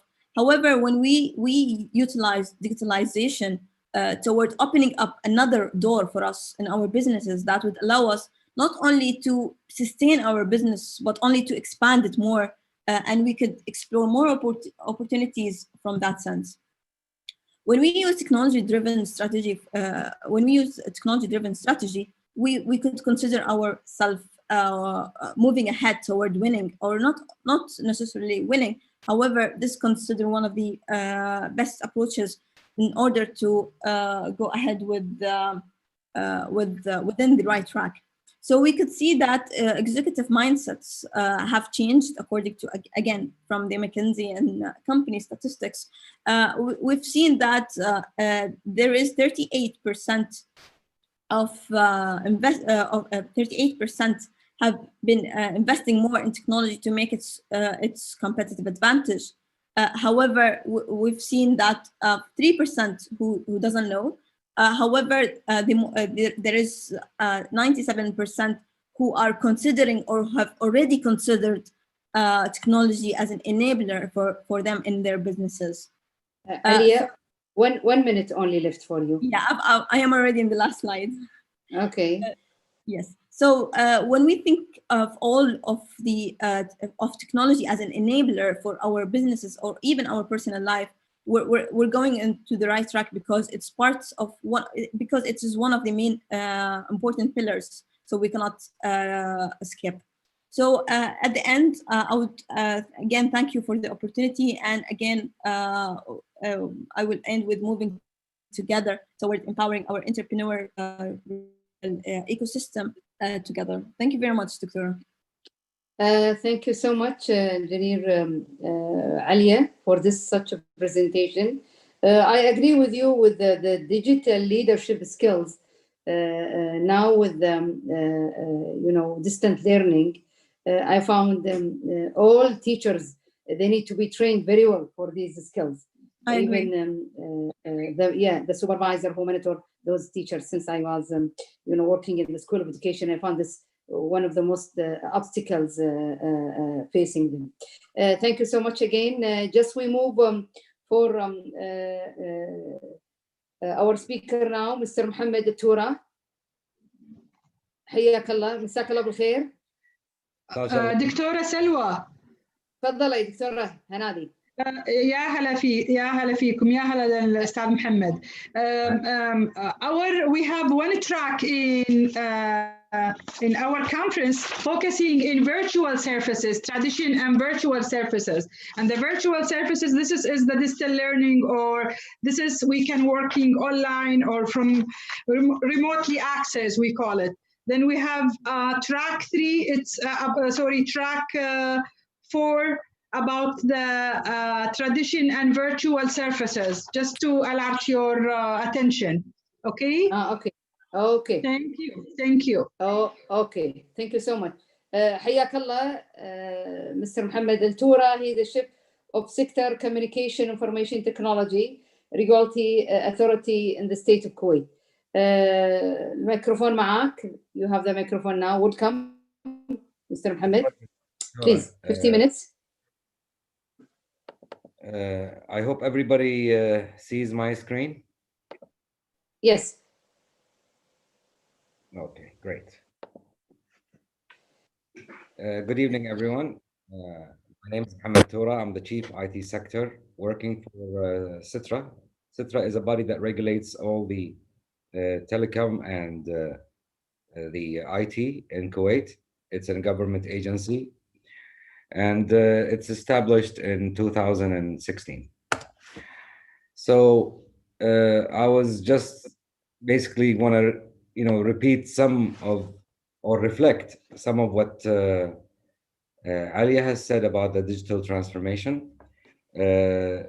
First of all, I mean, as CITRA, we are the regulator, so we always have to put a strategies and regulation for ICT in Kuwait. And now recently, we are moving the country into a digital transformation strategy that's going to be effective next year. So I just want to define what is digital transformation. And after I define that, I will definitely explain how this can create a very solid entrepreneur ecosystem in the country. Digital transformation is a culture and organization and operation change. That change happens to any industry, to any ecosystem that has a smart integration with digital technologies and processes with, of course, competencies. And it always happens in a stage way. So any organization that uses technology has developed some human capabilities and, of course, infrastructure easy to access the internet these days. That would be a potential for digital transformation. And the benefits from that will reflect on saving costs and increasing productivity and better service to citizens or businesses or customers, definitely to the economy. Now, our role is definitely boils down into 3 areas that we have to regulate the technology to make people's life easier in Kuwait, like smart government services, smart healthcare, and smart education. Develop the economy. These days, it's a magic how technology can improve your economy and improve the indexes and reduce the risk of your economy. Every country has a different, of course, economic risks, and technology plays a huge role to reduce and mitigate those risks. And of course, developing the economy with digital transformation will lead into a bigger investment, foreign direct investments in Kuwait, and it will cluster the ICT industry. And what I mean by cluster it means like in that industry, you will see a huge base of entrepreneurs and a huge base of small businesses with the large business of the industry. And that makes it very healthy and almost a complete supply chain. And we're going to talk about this. And of course, supports innovation. Now with all the digital transformation with smart devices, we are always seeing companies transforming to digital. And some of the jobs will disappear forever because of that. But there will be a lot of new jobs will be created on the other side. That's something that we cannot stop, and we have to move forward for it. in order for us to do that, we have to ensure that the digital transformation will benefit the economy of the country.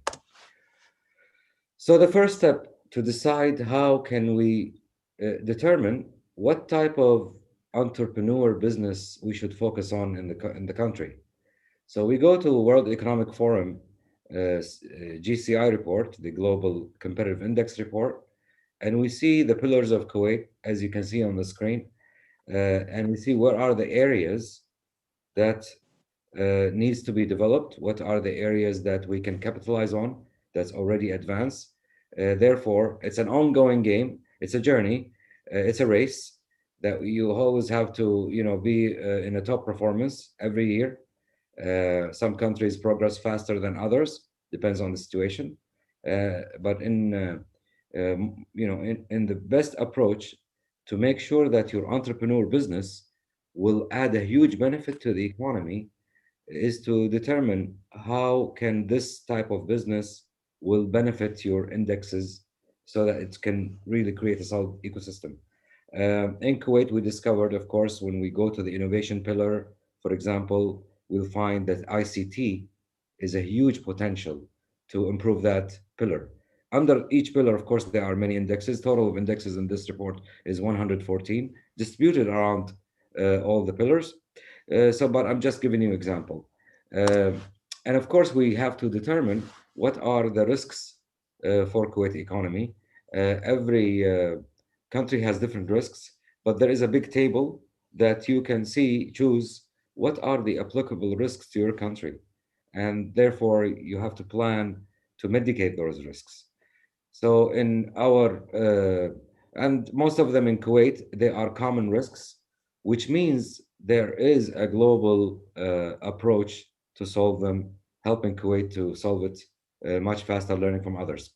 If you think about the technological, which is our area, cyber attacks is a huge risk to the economy, data fraud and theft as well, information infrastructure breakdown. So if your networks break down, that will really hurt the economy. And of course, the adverse technological advances, we as a regulator, we must make sure that we always regulate the latest innovation, because this is where it creates new jobs and new businesses and a new entrepreneurship. So if you think about societal, water, electricity crisis is common risk for almost every country, food crisis as well, but now we have the infectious disease, as we see with COVID-19, it's affecting the economy as well. So after we thought about, okay, digital transformation, what type of businesses we gonna create for those entrepreneurs? So we found that there is a huge new trends of businesses that never existed before that's related to the digital transformation journey. And nowadays, you cannot develop any economy in any country in the world without having three things: digital transformation strategy for the country, a large base for entrepreneurs, not necessarily only ICT, but you can find other light industries such as the energy, for example, light spare parts, what have you, for the that's high consumable parts can be managed by entrepreneur base. So that's very important. To develop economy, you have to have a large and growing entrepreneur base in your economy. Third one is to have, in case of Kuwait, FDI investment. FDI will help definitely to grow the economy, and I will show you why.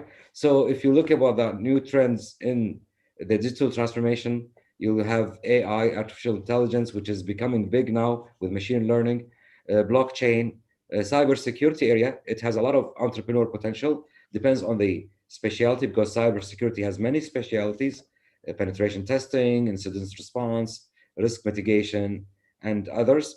Internet of Things as well, big data management, that's entrepreneur can do. Mobile apps. Now with entrepreneurs for the cloud computing, they don't have to set up labs and huge investment.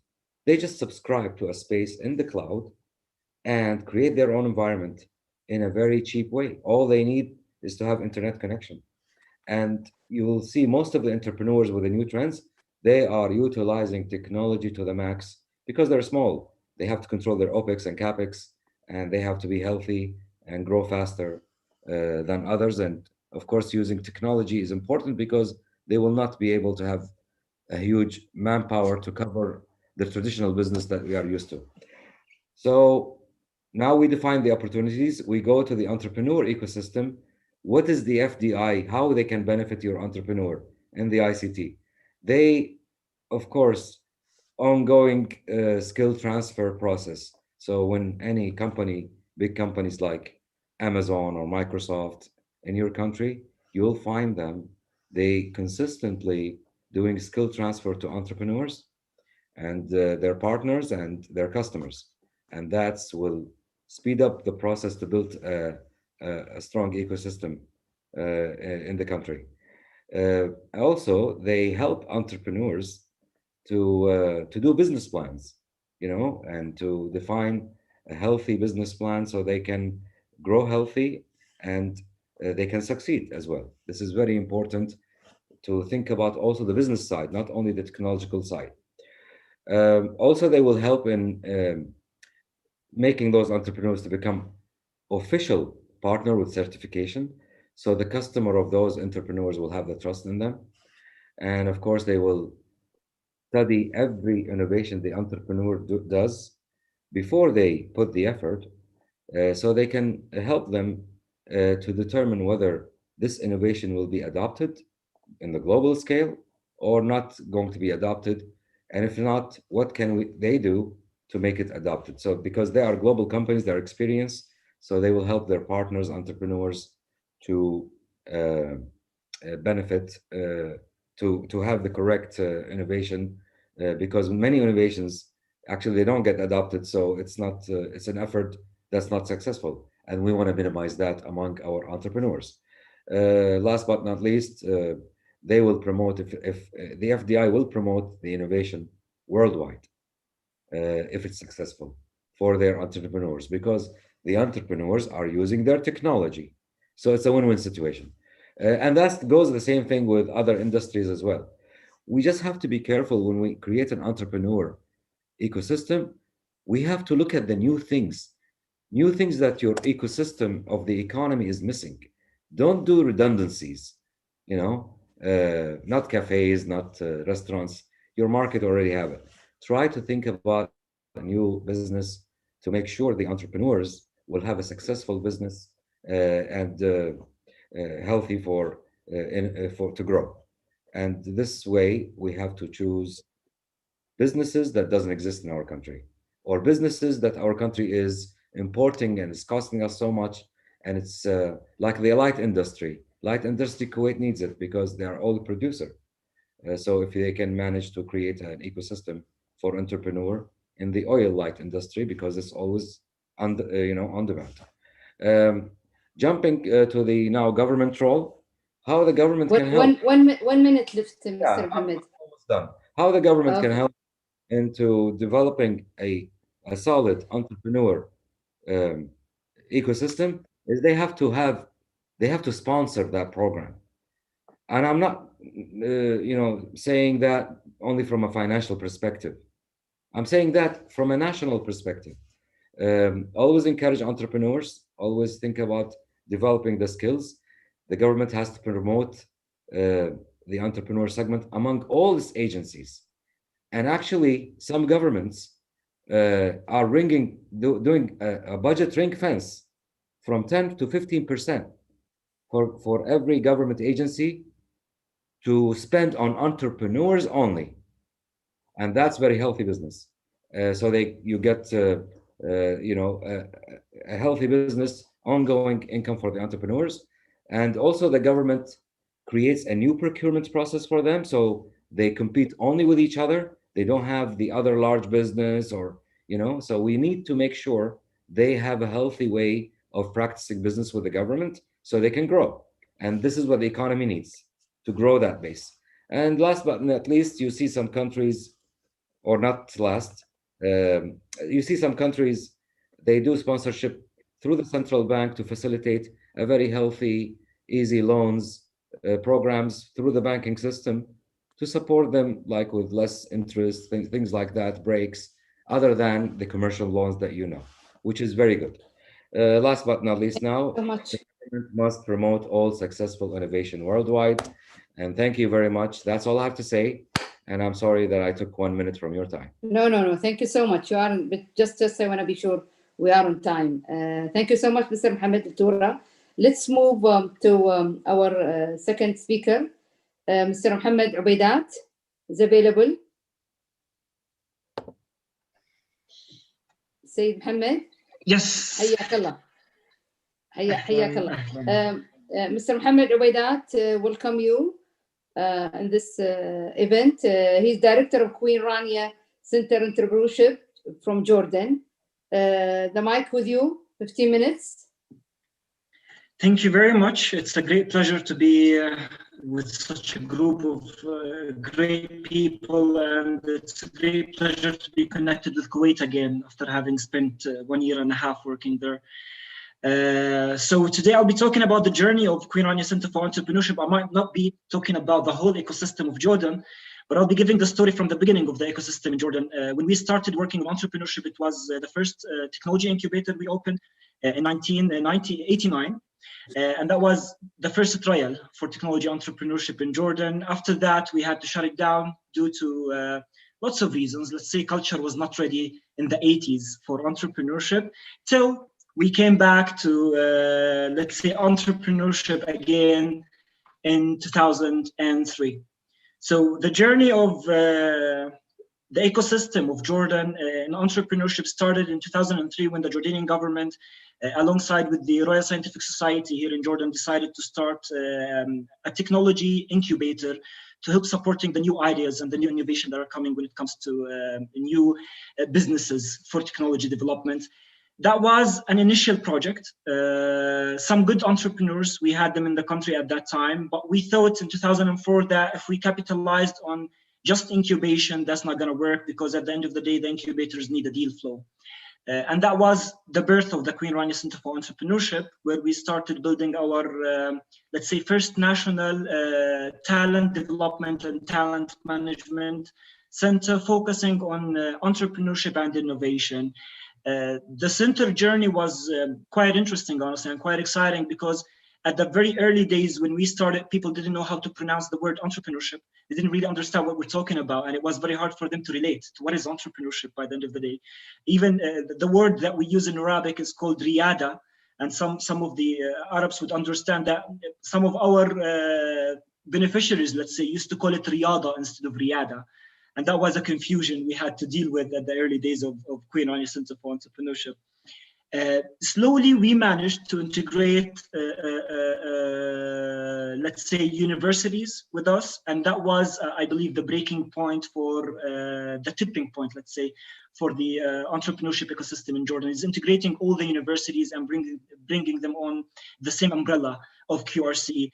We had to go to each university, build a small group of students to volunteer with us, spread the knowledge about what is entrepreneurship, how to start your own business, and connect them with some Jordanian success stories from the 80s and the 90s, where they can feel that they can be part of this ecosystem. So it's not only the American success stories of becoming the new Microsoft at that time, or the new Apple, or the new Intel. No, you can be the new Aramex, you can be the new Nuclear Group, or you can be any of those Jordanian successful businesses who managed to be a great business of that they used to be startups in the past. So slowly the center worked on developing knowledge, education, curriculums, with a lot of partnerships from outside of Jordan. Unfortunately, at that time, we didn't really have the capacity in the country. So we had to start building the first block of the entrepreneurial ecosystem here till 2009. And 2009, the ecosystem of Jordan started to prosper. We established the first seed funding agency, and we established the first, let's say, umbrella for national partnership of organizations, which is the Global Entrepreneurship Week.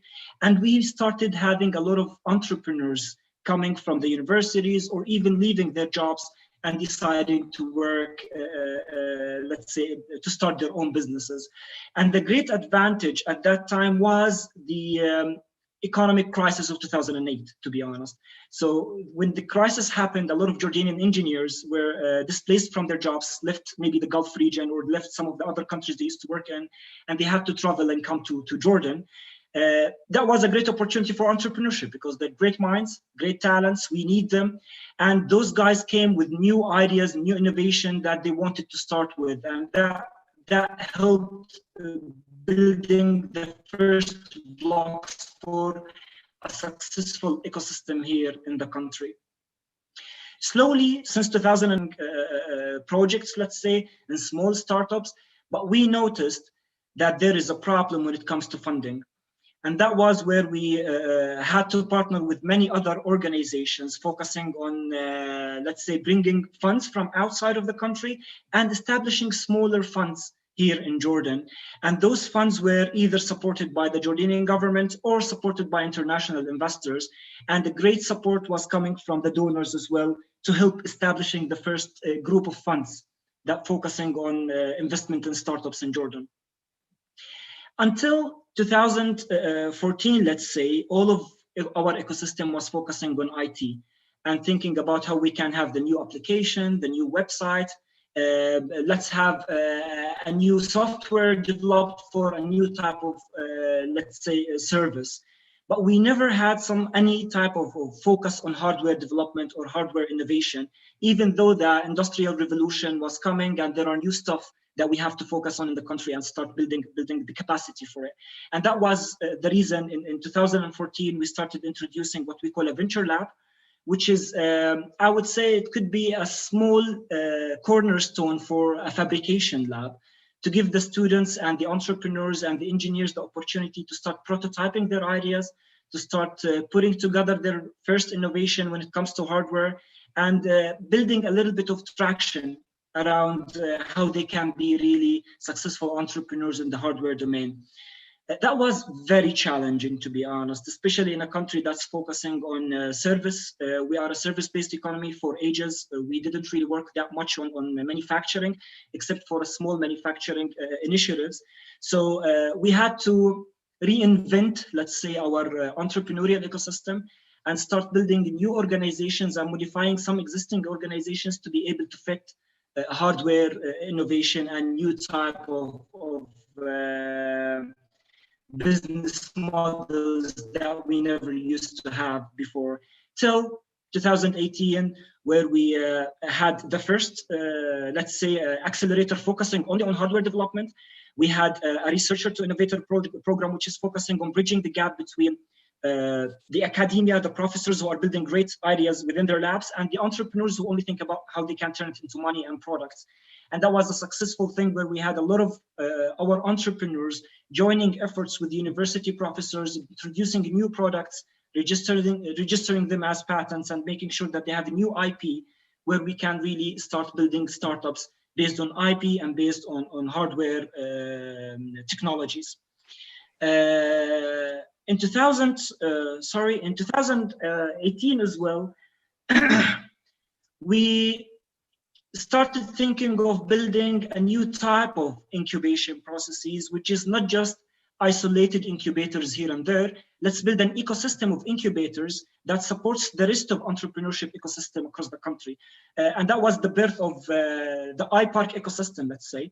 iPark currently is an incubator based in Amman with focus on growth-based businesses and the startups who managed to secure their first rounds of funding, and today they are doing well. But it's also supported by 4 other incubators, one of them focusing on students and creating culture and helping students to start coming up with simple products, and 3 incubators, one of them is focusing on hardware that can be turned into real businesses at the early stage, where we give them seed funding so they can be prepared and ready to join the growth stage of iPark. And another incubator focusing on tourism, and the main objective of that incubator is to make sure as well that we have new type of ideas and business models introduced for one of the most important, let's say, economic sectors that we have in Jordan, which is the tourism industry. And another incubator that focuses on the gig economy, because we've noticed in 2018 onward that a lot of the business models today are focusing on the shared economy, and it's proven to be successful in some industries. So we thought, how about having this special incubator in partnership with the Google Foundation in the United States, helping just the ideas that focuses on shared economy, where they can be integrated with the other startups in their domain, as well as opening new job opportunities for the Jordanians who are seeking, let's say, to enter the employment market, but they couldn't due to the economic challenges that we are facing in the country. Until 2020 and the beginning of COVID, which is, we personally see it as a great opportunity, to be honest. The COVID was indeed a hit for a lot of industries, in particular the tourism industry. So we have one of our incubators had to stop its operation and reconsider what they have to do during these times. But as well, it opened a great opportunity for the digitization and entering the new market with a full speed, let's say. And that opened a lot of horizons for us, either as an ecosystem for entrepreneurship or for our beneficiaries from the startups. Today we have, as a matter of fact, as we speak, we're hosting the Global Entrepreneurship Week, which is going to end in Sunday. But this Global Entrepreneurship Week, for the first time ever in Jordan, is fully virtual. We have 220 activity running virtually. We managed to have students from areas, maybe it's considered to be remote areas with limited internet connection or limited internet interest anyways. Today they're available online, they can access the activities, they can know more. We managed to access a lot of new talents that we couldn't really reach them before. At the same time, a lot of our startups managed to enter a new domain of technology and start targeting customers that they couldn't really reach before. So from 2008, that helped us shift our, let's say, ecosystem focus and grow our ecosystem development, which was a crisis at the time, to 2020, which is another crisis, but actually it's being a great help for us to integrate a new type of people, to introduce new type of technologies, and opening new markets for our startups and to the people that we are working with. When it comes to the industries that we started to focus on right now, as I mentioned, the gig economy is a great opportunity, and we believe it's going to be something really good and successful for our startups. And we've seen it working even during COVID. Actually, a lot of our startups have to shift their business models to the gig economy because it was more functional during the lockdowns and during the curfews that the government is imposing. Another focus that we feel we're still missing a lot on it, but we have to focus much more on it, is the women empowerment in the digital area.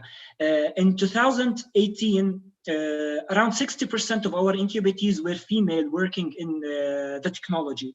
So they're female building either softwares or hardware, or they're introducing a new service enabled by technology. And that was a great... 2 minutes you have only. Sure. Which was a great thing for us to focus on, to be honest. What we are going towards in these coming days today is agriculture, mobility, and clean technology, including water, because those are the main challenges for Jordan. We have crossed a very long way, and we believe that the industry is going great. I'll go just to one last slide, maybe, because I took a lot of time. From two organizations, Queen Rania Center of Entrepreneurship and iPark, back in 2004, today we have all of these players who have instilled in their DNA the innovation and entrepreneurship and supporting organizations. And we're proud to say that we have more than 35,000 networking activity being conducted over the past few years. And we have trained more than 35 or 40,000 people on entrepreneurship, whether of being to be entrepreneurs or being employees in entrepreneurial organizations, or even government personnel who can be entrepreneurial within their government organizations. Not to take more time, I would say we managed to do a very good job, hopefully, and we're excited about the coming wave. And we believe that actually every single pandemic or every single crisis is a wonderful opportunity for us working in the entrepreneurship domain, and that can open a new horizon for us. So that's it. Thank you very much. Thank you, Mr. Mohammed, for your such amazing presentation. I hope these all networking and your initiative in Jordan, you involve some of them with education sector for the government and the private, that help them to manage through the pandemic. Thank you so much, sir. Excuse me. Excuse me, Dr. Salwa. Thank you so much, Mohammed, for your presentation. As you mentioned, your presentations is very unique presentation, and this is a best practices. Rania Center is one of the oldest centers supporting entrepreneurial ecosystem in early stage in the MENA, and they have a very good achievement through their years, maybe more than 15 or 20 years. Thank you so much, Mohammed, for your presentation. Thank you, Dr. Hanadi. Thank you. Thank you. Thank you, Dr. Hanadi. But when you come up with some of your words, you take from the time with my panel the session. No problem. Anyway. They can wait because I'm the chairing the conference and everybody can listen to me. we just make joking between the speaker. You most welcome. Thank you so much, Dr. Hanadi. We move with Dr. Arilla. That's right. I pronounce your name. You can open your mic, please. Yep. Yes. Hi. How are you? I'm good. How are you? Fine. How are you? You are Vice President Setelto, Canada, right? Yep. Stiletto, based in Canada. Oh, thank you so much. We are so happy you are with us. And which part in Canada now you are? So I'm based in Toronto, in Ontario, but our company is national. We have offices from the Atlantic coast to the West Coast. Oh, okay. It's a lovely city, Toronto. I've been in Toronto, Halifax. Yes. Oh, lovely. Oh, yes, please. The mic with you. Sure. So thank you again for having me on. So as Dr. Salwa mentioned, my name is Ariella Lukacs, and I am Vice President of Strategy and Positioning with Stiletto. And let me actually share my screen and let me know that you can see it. Yes. Yes. Perfect. So Stiletto is a market research and strategic planning firm, and we specialize in high impact projects for organizations and communities. And when I say high impact, I mean trying to move the needle either by improving existing activities that you have or by developing a new initiative, a new district. And we actually work at the intersection of industry, government, and academia to really drive economic growth and social prosperity. And since everybody here is probably related to the innovation ecosystem, quite a few of the organizations you might be associated with do as well. If it's an innovation district, a tech park, an accelerator, an incubator, an academic institution, so you know that you really need people from across the different sectors and actually from across different industries as well to really have meaningful movement and to really drive economic growth and social prosperity. And the way that we help organizations and communities become more better is by helping them become more focused, more resilient, and more competitive.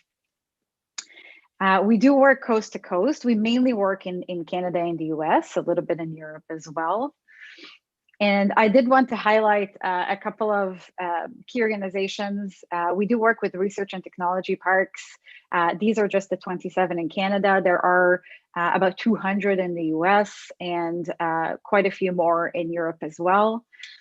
And we do work with other partners across the globe, really, if from the public, private, academic sectors, to really build cohesion and linkages in the innovation ecosystem and the innovation support ecosystem. And again, I'm sure everybody listening in today know how important it is to have critical mass and to really learn from each other and have connections. So today I wanted to talk to you about something that is very close to our hearts and we really do think is best practice when it comes to innovation ecosystems, and that's economic and social impact assessments. And I'm sure everybody is somewhat familiar with economic impact, but I'll just kind of give a refresher. Economic impact is really measured using traditional indicators. So if you talk about GDP growth, number of jobs, wages and salaries, government tax revenue, those are really traditional indicators that organizations quite often report on to show the impact that they have. What we do is we actually add 2 layers to this traditional economic impact, which is the first one being forecasting, and forecasting meaning looking into the future. So how do you not just look back and what your organization has done to date, but how do you actually look into the future and see, by existing alone, but also with specific activities that you're doing, what impact can you have? And then we actually add a layer on top of that. And this other layer is social and environmental impact. And so I'll try to kind of explain what is driving the need for this in our opinion. And so I believe everybody has seen that growth that is not inclusive or sustainable. And when I say inclusive, I mean inclusive of people of various realities, whether if it's socio-demographic, if it's ethnic, if it's people with disabilities, people with different backgrounds. And when I say sustainable, I mean economic, social, environmental. So growth that is not inclusive or sustainable really leads to socioeconomic imbalances. And we have seen this recently almost erupt in the wake of COVID-19. We have seen that COVID-19 had disproportionate impact on different communities. People with lower income levels were much more affected than people with higher income levels. Women have been dramatically more affected than men, as an example, because the household chores really fell to them. We've also seen social unrest globally. We've seen the Black Lives Matter movement. We've seen the Me Too movement. And again, this is a result of growth that was imbalanced in terms of genders, in terms of income. And we've also seen over the years, pollution and global warming really increasing quite exponentially. And what is happening is, as you can see from the social unrest, is that there is really a desire to do something different. And so organizations, governments, and really organizations in the innovation ecosystem as being seen in the forefront of progress are really required to deliver significantly more value. And this is coming from any stakeholder that you are responding to. So if it's public demand that requires technologies, it requires startups, innovators, ecosystem to really drive and facilitate growth that is socially and environmentally responsible. If it's investors and funders that want to support organizations that will create social and environmental benefit in addition to financial results. And so you will see investors in startups, or if it's angels, VCs, and other funders that really do not just want to hear about your technology and how many jobs you're going to create or what your exit will be, but they actually want to see that there's public and or environmental good that comes with it as well. So what we're seeing as a result is that traditional metrics of reporting are simply not enough. So we always say that what you can measure is what you can control. So organizations in the innovation ecosystem, so again, if it's the innovators themselves, the startups, the scale-ups, if it's the support ecosystem, the accelerators, the tech parks, incubators, and innovation districts, really need to understand their impacts and the repercussions of their activities in the short term, but also in the medium and long term. As we have seen with the pollution and environmental degradation, some things don't happen in a day. And so you really need to look into the longer term future to really have positive impact, if not just neutral. And so this is true from the design phase of activities and initiatives, all the way to daily ongoing operations. And you really need these insights to really adjust and fine tune what you are doing. And so I hope that I have convinced you that these whys really bring the who, really everybody. So if it's companies of all scales, if it's post-secondary education institutions, if it's governments, economic development organizations, and of course, people like us that are in the innovation support ecosystem that really work at the intersection of all of these, all really need to understand their impacts for buy-in, for market appeal, for funding, for ongoing success, and really just to really have a positive impact, because I'm sure most people wake up in the morning and want to know that what they're doing is really bettering the world, if it's from their local community all the way to the technology that you're working on that you're hoping is going to save the planet. So we have developed a proprietary model for measuring social impact and social and environmental impact using the United Nations 17 Sustainable Development Goals. And I'm hope that everybody at this point know the SDGs, but if not, I encourage you to go on the United Nations website and learn about the 17 Sustainable Development Goals. They were developed in 2015 with the vision and the foresight from global leaders who really understood that the way we have been doing things is not right. We have not been growing in a way that is sustainable and that is really creating divides and gaps. And so they developed this framework to really start thinking of the future in a better way. And so our model builds on these SDGs, and we incorporate inputs from an economic impact assessment. So I just want to give an example just to kind of get you to think of how you can do it. And this is an example of two academic institutions that came together with an idea to create an innovation district that would have not just them, but other academic institutions, companies, economic development organizations.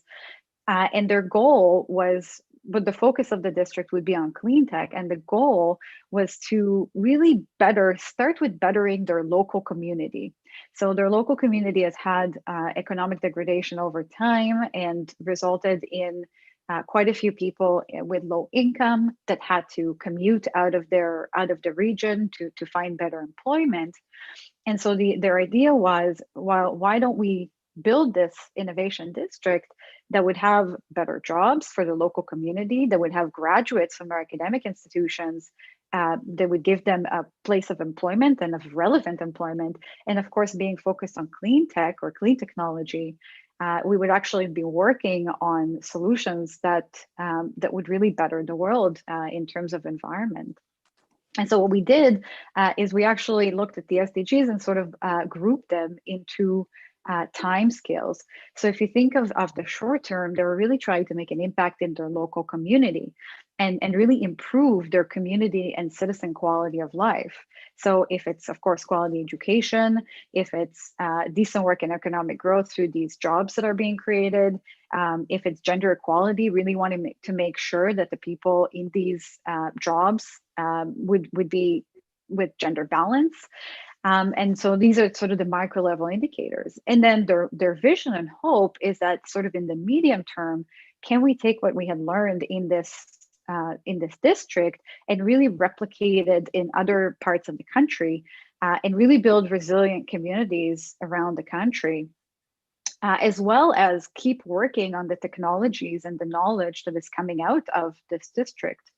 And then the hope is that in the really long term, we would actually be able to create sustainable social change in the global scale by applying these knowledge and these models, by really deploying technologies and knowledge that is developed in this district in other locations across the globe. I do want to address one last thing before I wrap up, and that's the impact of COVID-19. And so we know that COVID-19 has changed the economic landscape on all scales, from the local to national and global. Excuse me. 2 minutes left for you. Okay, thanks, Doctor.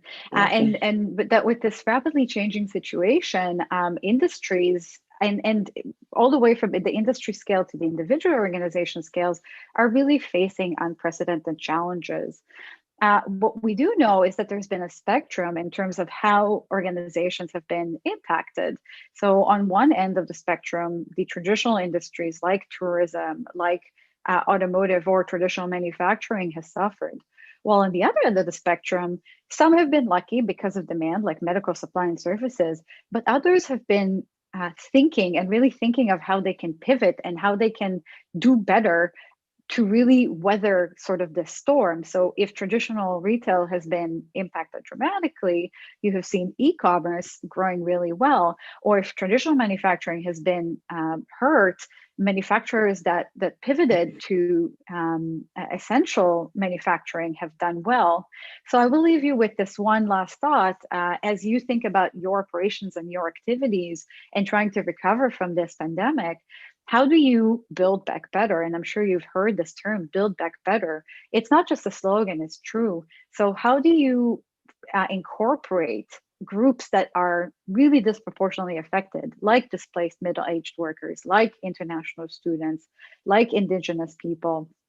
And how do you make sure that we have equity and sustainability in how we build?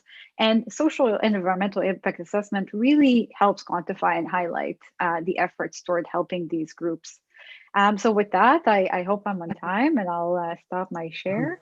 And I hope that that this was informative and got you thinking. Yes, thank you so much for such amazing presentation.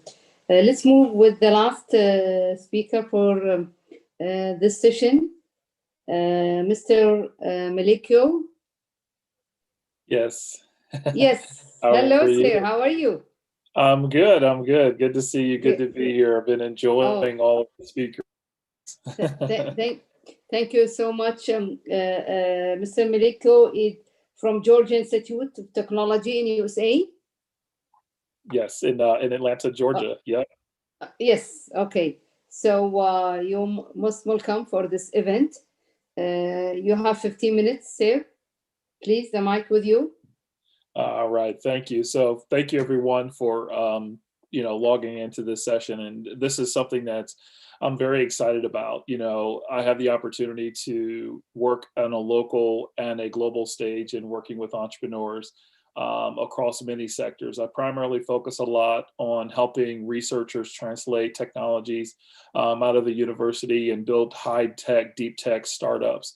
So I'll tell you a little bit about the organization that I work for at Georgia Tech. It's called ATDC, stands for the Advanced Technology Development Center at Georgia Tech Institute University. And we focus on building deep tech, high tech startups to help stimulate the economy for the state of Georgia and building deep tech jobs. And so we intersect with a lot of faculty, a lot of students, a lot of local entrepreneurs in our ecosystem. And we're one of the longest standing incubators attached to a university in the United States. We've been in existence for over 40 years. And in that, we have helped our startups raise close to about $18 billion. And so far this year, in spite of COVID, our startups have raised about $89 million, which is exciting. And we've actually had a unicorn exit to American Express. So very excited about all the things and the activities that kind of go on in our ecosystem. So I just want to talk about some of the best practices in entrepreneur ecosystem, some of the things that I see and some of the things that I believe are very crucial and important, because when we think of an ecosystem, largely we use that word and that term in our own individual backyards, but I want to kind of hybrid in the context of not just locally, but just think of it in the context of globally. And some of the things that I may say may necessarily reflect some of the things that other people have said. So, and given that ecosystems are very murky, very challenging, they're very hard to navigate. Even in our own ecosystem, there are tons of people that have technologies and interests that are a wide range of variety of different types of technologies, whether it's fintech, whether it's health tech, or digital, whatever it is that they may be. But one of the things that I have found is that when you think of an ecosystem, finding the right fit for you is important. Getting access to the right people, the right coaches, the right mentors, the right university systems. And sometimes that is a bit of an arduous task for people to be able to kind of navigate through some of these ecosystems. But I want to talk about somewhat on the global stage for a second here.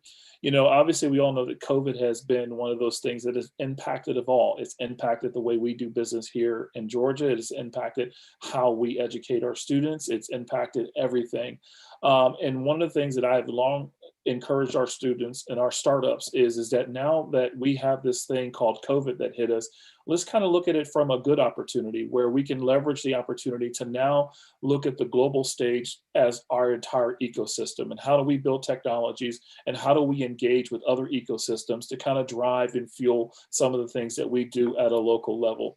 I love the fact that someone mentioned the sustainable goals for development, because I think it is a great context for us to kind of think about. When you think of the theme of the World Economic Forum, the Great Reset, it truly is a great reset. It's a great reset for all of us to think about how do we now deconstruct and then rebuild what an ecosystem should look like, entrepreneurial ecosystems. When you look at the challenges that a lot of us face from an entrepreneurship standpoint, from a health standpoint, from a social unrest, for a gender equality, all of the things that I believe that are important, but also when you look at the things that the technologies that we'll need, like who would ever thought that something like Zoom would be worth more from a valuation standpoint than Exxon Oil? But that's just the power of technology and how we were able to pivot. Now, had this been about 10 years ago and we were hit with this, I think it would have had a much more devastating impact. But the fact that we were able to consolidate all of our challenges, pivot into something different, and then leverage technologies to be able to reach assets and to be able to reach people from a global stage, from an economic standpoint, from an informational standpoint, and from a coaching standpoint. So there are a couple of things that I think that every ecosystem should have and should be strong. And one of those is access to domestic markets. And what do I mean? By having customers and companies be able to be part of the entrepreneurial ecosystem, and that be Fortune 500 companies, companies that are associated, that have similar interests, that are innovating right alongside startups, that are in a place that are helping startups to be able to build companies and to be able to grow. So having access to domestic markets is one of those important things as well. But more importantly, also, I think having access to a foreign market as well. A lot of startups sometimes tend to have a tendency to be so focused locally on their local ecosystem. But now that we have the opportunity to have a global stage from an ecosystem standpoint, meaning that I know we use that word in context for our local ecosystem, but I want to encourage and push entrepreneurs and any local ecosystem builders to think about the stage from a global perspective. And what does that look like? What does that look like from an asset standpoint and a resource standpoint? And how do you give your entrepreneurs and people located in your ecosystem access to local markets? But you cannot think about what that looks like without thinking about what does the human capital workforce look like. You know, things about like your management talent, your outsourcing availability, your immigrant workforce. All of these things are so important when you're talking about crafting and pulling together an enormous ecosystem that helps us to fuel and create and build jobs. You think about it, when you think about the outsourcing availability, where we may have a startup that is local here, but then you may have someone 4,000 miles away looking for employment, but yet they have a skill set that can uniquely help the local entrepreneur and local ecosystem. So that's what I mean about thinking from a global perspective and not just thinking from a local ecosystem perspective, because we have now the technology and the capabilities to access markets in a way that we have never been able to access them before. And so having these interconnected, even interwoven networks is going to be so important and so crucial as we move forward beyond COVID and how we look at this world that we all live in this world that we all inhabit. And how do we build sustainable ecosystems that where we can share information, share data, share best practices, share content, and share all these things that are necessary for it to help us to build successful ecosystems. But there is also that big elephant in the room that helps drive all of this, and that's that funding. The funding and the finance aspect of it, being able to have access to capital, have access to creative capital.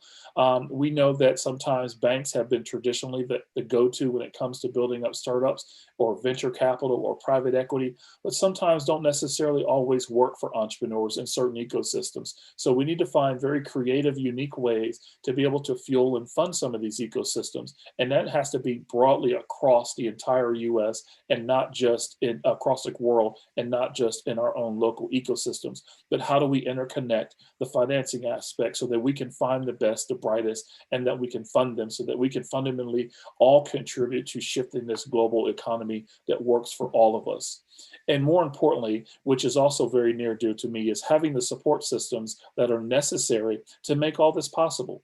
You know, our startups wouldn't be a success if they didn't have great mentors, great advisors, or incubators and accelerators that are important to drive, to give people the understanding or the support that they need. You know, my running joke is I like to tell my entrepreneurs and the entrepreneurs that I work with, I say, hey, listen, you're great at your tech, your technology, you know, but I've been there, done that, been in the industry. So let me be your blind spot. And so that's how I kind of look at mentoring and advising. You know, I'm the blind spot to some of the things that you may not be aware of to help you build out your startup and move it to a market, and being able to develop strong networking skills, not just within your local market, but in your global market. I've been a beneficiary of having access to people that are outside of my ecosystem that has helped me to be a better coach, a better mentor, a better lecturer, and even just a better entrepreneur as well. So having strong support systems is extremely important when you're talking about building a quality and strong entrepreneurial ecosystem.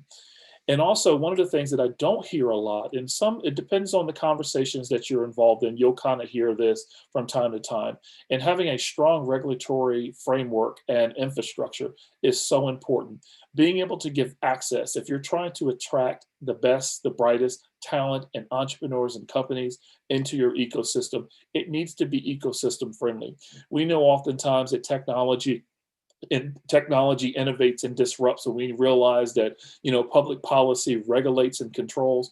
There has to be a strong, healthy balance between the two, where you got these startups that are creating new and novel and disruptive technologies, but there has to be the regulatory framework and the infrastructure for them to be able to grow. And some things as simple as tax incentives, or whether that's R&D tax credits that are associated to giving them an incentive to build within their local ecosystems, or even working with their local legislators to figure out what is it that I can do from a tax standpoint to help us to create and bring more jobs into your business. So you must consider a regulatory framework and an infrastructure when you're thinking about having a very supportive and strong ecosystem within your market. But also, not to beat the dead horse, so to speak, but here it's like education and training is also one of those things. Workforce with pre-university education, workforce with university education, and entrepreneurship specific training. We talk about job skilling, upskilling, and reskilling. You can't have an ecosystem of entrepreneurs and a startup ecosystem and it all not collectively work together, because we all uniquely have different needs, different wants, and different desires, and we all have different career goals. Some want to be entrepreneurs, some entrepreneurs, and some are working or trying to build a startup. But collectively, when we have a strong enough ecosystem that works all together, we can uniquely provide the quality education and training and support that helps the entrepreneur build a successful business, but more importantly, feel like they're assimilated into their local entrepreneurial ecosystem so that they could be a success. And major universities are usually the catalyst for that. You know, I work at a university and I see how our university here at Georgia Institute of Technology is so strong in making sure that we play such a strong role in entrepreneurship, and playing such a strong role in helping the companies figure out what is the ideal formation, and play a strong role in helping them form new companies. We have several verticals on our campus that are uniquely designed and equipped to help students to be a success in that endeavor. One of the organizations that I work in at the Advanced Technology Development Center is designed for that, where we have no interest in taking equity from our entrepreneurs, but we have a sole objective and a sole mission to support and to serve the entrepreneur, to make sure that we put them in the best environment for them to be a success. And I think that is so crucial when we're talking about building a strong entrepreneurial ecosystem and having best practices. But more importantly, it must be inclusive. And oftentimes we operate in so many silos because whether someone looks like us, doesn't look like us, sound like us, don't sound like us, have got the education we have, don't have the education we have. If we learn to suspend those biases and build an ecosystem, we can fundamentally impact and change and shift the way we build entrepreneurial ecosystems. And cultural support is always important. When you think 2 minutes left for you, sir. 2 minutes. You. When you think about the cultural support and the cultural aspect, you must have tolerance of risk and failure. You know, there must be that support system. If you're a woman, if you're a man, if you're a person of color, there needs to be that network of support to let you know that, hey, we're here, and then be able to celebrate the ecosystem, celebrate your wins, so that people feel warm and welcome to be able to feel like that they can create and innovate. And so with that said, I want to thank you for listening to just a brief overview of some of the things that I feel are important and best practices for building a strong entrepreneurial ecosystem. I can tell you this, I've worked with well over 700 startups across this globe, and I have thoroughly understand how ecosystems work and how ecosystems should be built. And one of the things, and when you put people first, there's always a success when it comes to developing strong ecosystems. Thank you. Thank you, Sir. Thank you so much for such excellent presentation. When you conclude your speech about the training and education, which has come up with, as you know, from my point of view, as associate professor in Kuwait University School of Education. So I'm teaching a class. It's called Career Education. So I always come up with conclusion one, which is like finalize your speeches for tonight. Train, education and training. This is the very important pathway we have to think about it, because starting with the quality of education, we as educators, as experts, as specialists, as parents, help our kids, to think about the idea, how they come up with the idea that they create from their imagination. So we help through the education and training, not in the school, even in the family. I mean, also in the street, in the community, everywhere, to transfer these ideas to the real life. Right. Even today, I have speech in an international conference at 2:00 in Turkey. So I speak about, I just speak about how can we create active learning and good teaching in our classroom to help our students to be creativity and problem solver, and lead them to innovation way. Thank you so much. I'm really interested about all the presentation of our panel for this session. And also I would like to thank you everybody, and appreciate for all of you having with us in this event. Just if we have any question, maybe I can just raise one of question in front of me. Any of our presenter today for this session, he can feel free to answer. First one, in developing countries, the importance of innovation and entrepreneurship ecosystem leading for economic diversification. From your opinion, for all of you, anyone who can answer this question, what is the shortcut pathway for successful implementation?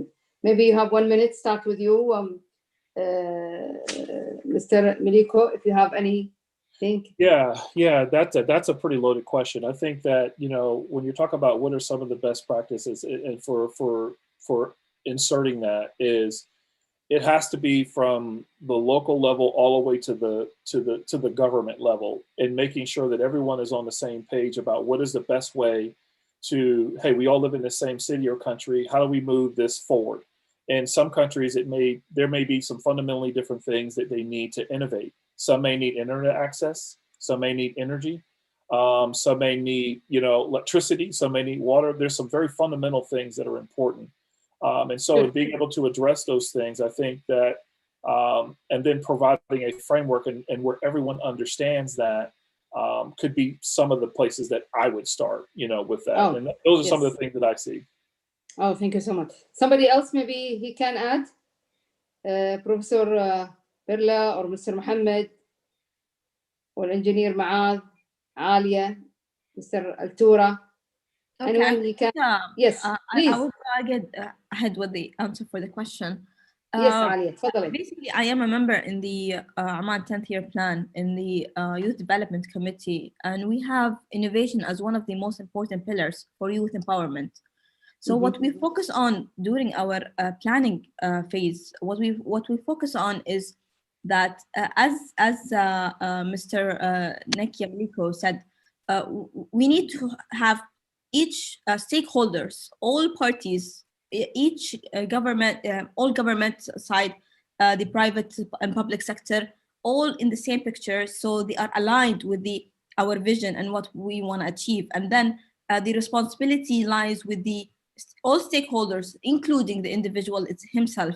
And by that, having all parties having a clear vision and a clear picture of what we want to achieve, that is the fastest route that we can achieve any aspect that we want. So I think I totally agree with Mr. Maliko. If we have our vision very clear, and we have our objective written, and everything is very clear, it will be very easy to work ahead toward achieving them. Oh, okay. Thank you so much, Ali. Somebody else who would like to add? Or maybe I have a question for Mr. Mohammed Toura. Are you with us? I can add one thing. Oh, yes, please. Just as a thought. So Yes. it's not an answer, but it's a thought. I actually think that trying to find kind of the shortcut or the path, the fastest path is not the right way to go. So everybody always talk about the overnight success, but they forget that it's typically a 10 to 20 year overnight success. So, if you think of Amazon, now everybody thinks Amazon is this crazy thing. Oh my God, they exploded. They're 26 years old. It took them about 24 of those to become the Amazon we know today. Right. And so that's just one company. If you think of a whole ecosystem, of a whole country, to be able to really align all the stakeholders to achieve success, it's not going to happen overnight. So I guess my best advice would be patience, if nothing else, but really focus and patience. So focus on what it is that you want to build. Good. Excellent. Why do you think Amazon took a long time with this issue, from your opinion? Because I think, to be honest, because it takes time. Because it takes time to focus. It takes time to really build. So even Amazon, they had built their fleet. They had built their service offering. It takes time to build both the focus, but also the capacity that you have, or that you need to grow. And so even if you think of the ecosystem equivalent, if you have one organization or you have 5 organizations, and if you have 500 organizations, if they work individually, they don't create a critical mass. And so Amazon did the same thing. They sort of started consolidating parts of their business and introducing new parts and really making them all work as one unit to become this giant that they are right now. And it really would be the same for an innovation ecosystem. You take all the players you already have, all the educational, post-secondary education institutions, your government stakeholders, your nonprofits, even innovators, and you really start creating a shared vision and a shared goal for everybody to work towards, then you will really start creating movement. But it's going to take time. I don't think there's a shortcut. Yes. Even also, I'm wondering about very important things with your these issues and ideas and experiences about the core of values, because from my point of view, with emphasize about the digital citizenship. For example, now we have to be aware to use the software, to use these programs, to enter these the mass communication. So we need to. All of us are the expert in different fields. We need to work with this. Anyway, it's so many things, so many thoughts, so many ideas. Maybe we can stay for days and nights to speak about it. I would like to thank you, all of you, and thank you for Dr. Hanadi for this such amazing event that gathering valuable experts and specialists from around the world. I hope this event coming in the future more and more. I'm so glad to know you, and I hope we can have such communication in coming future. Thank you so much. Be safe, be healthy, and good luck for all of you. Thank you so much. All right, thank you. Thank you, Dr. Selwa. Thank you for sharing. Thank you for all the presenter. It's a largest event sharing and gathering the practitioners. Our event or our conference is sharing with the practitioner rather than doing only the expert. It's expert and practitioners, and the practitioner included all the stakeholders who is supporting innovation and entrepreneurial ecosystem. Most than welcome for all your participations and for your to be part of our conference. Now we will shift to دكتورة هنادي, إذا سمحتي لي just only 10 seconds. I would like, I know Dr. Hanadi, she worked very hard for the last few months, and she was struggling day and night to come up with this such amazing event. We are very proud of her as a Kuwaiti woman, organized this event, and thank you so much, Dr. Hanadi. I wish you to complete all the session for tonight, for the second day. I know we are very proud of you. Thank you so much for this such amazing effort. Thank you so much. Thank you so much, Dr. Selwa. Thank you for your participation. Professor Anderson, now it is your time to chairing the next sessions. Your next sessions is about strengthening tradition and virtual surfaces. And I think most of your participant is there. I keep contact them personally. Yes, I believe everyone is here. Yes, go ahead. Okay, I would like to welcome you to this next session. And we have 4 very interesting presentations, I am sure. I am very interested to learn about what they have to say. We have Patrick Rooney, and he's going to be our first speaker. And I'm not exactly sure. It says that you are the lead consultant for coastal and at sea services. Is that correct? Please unmute yourself. Can you unmute yourself there? Yes, ma'am. Thank you. Sorry. CXO services.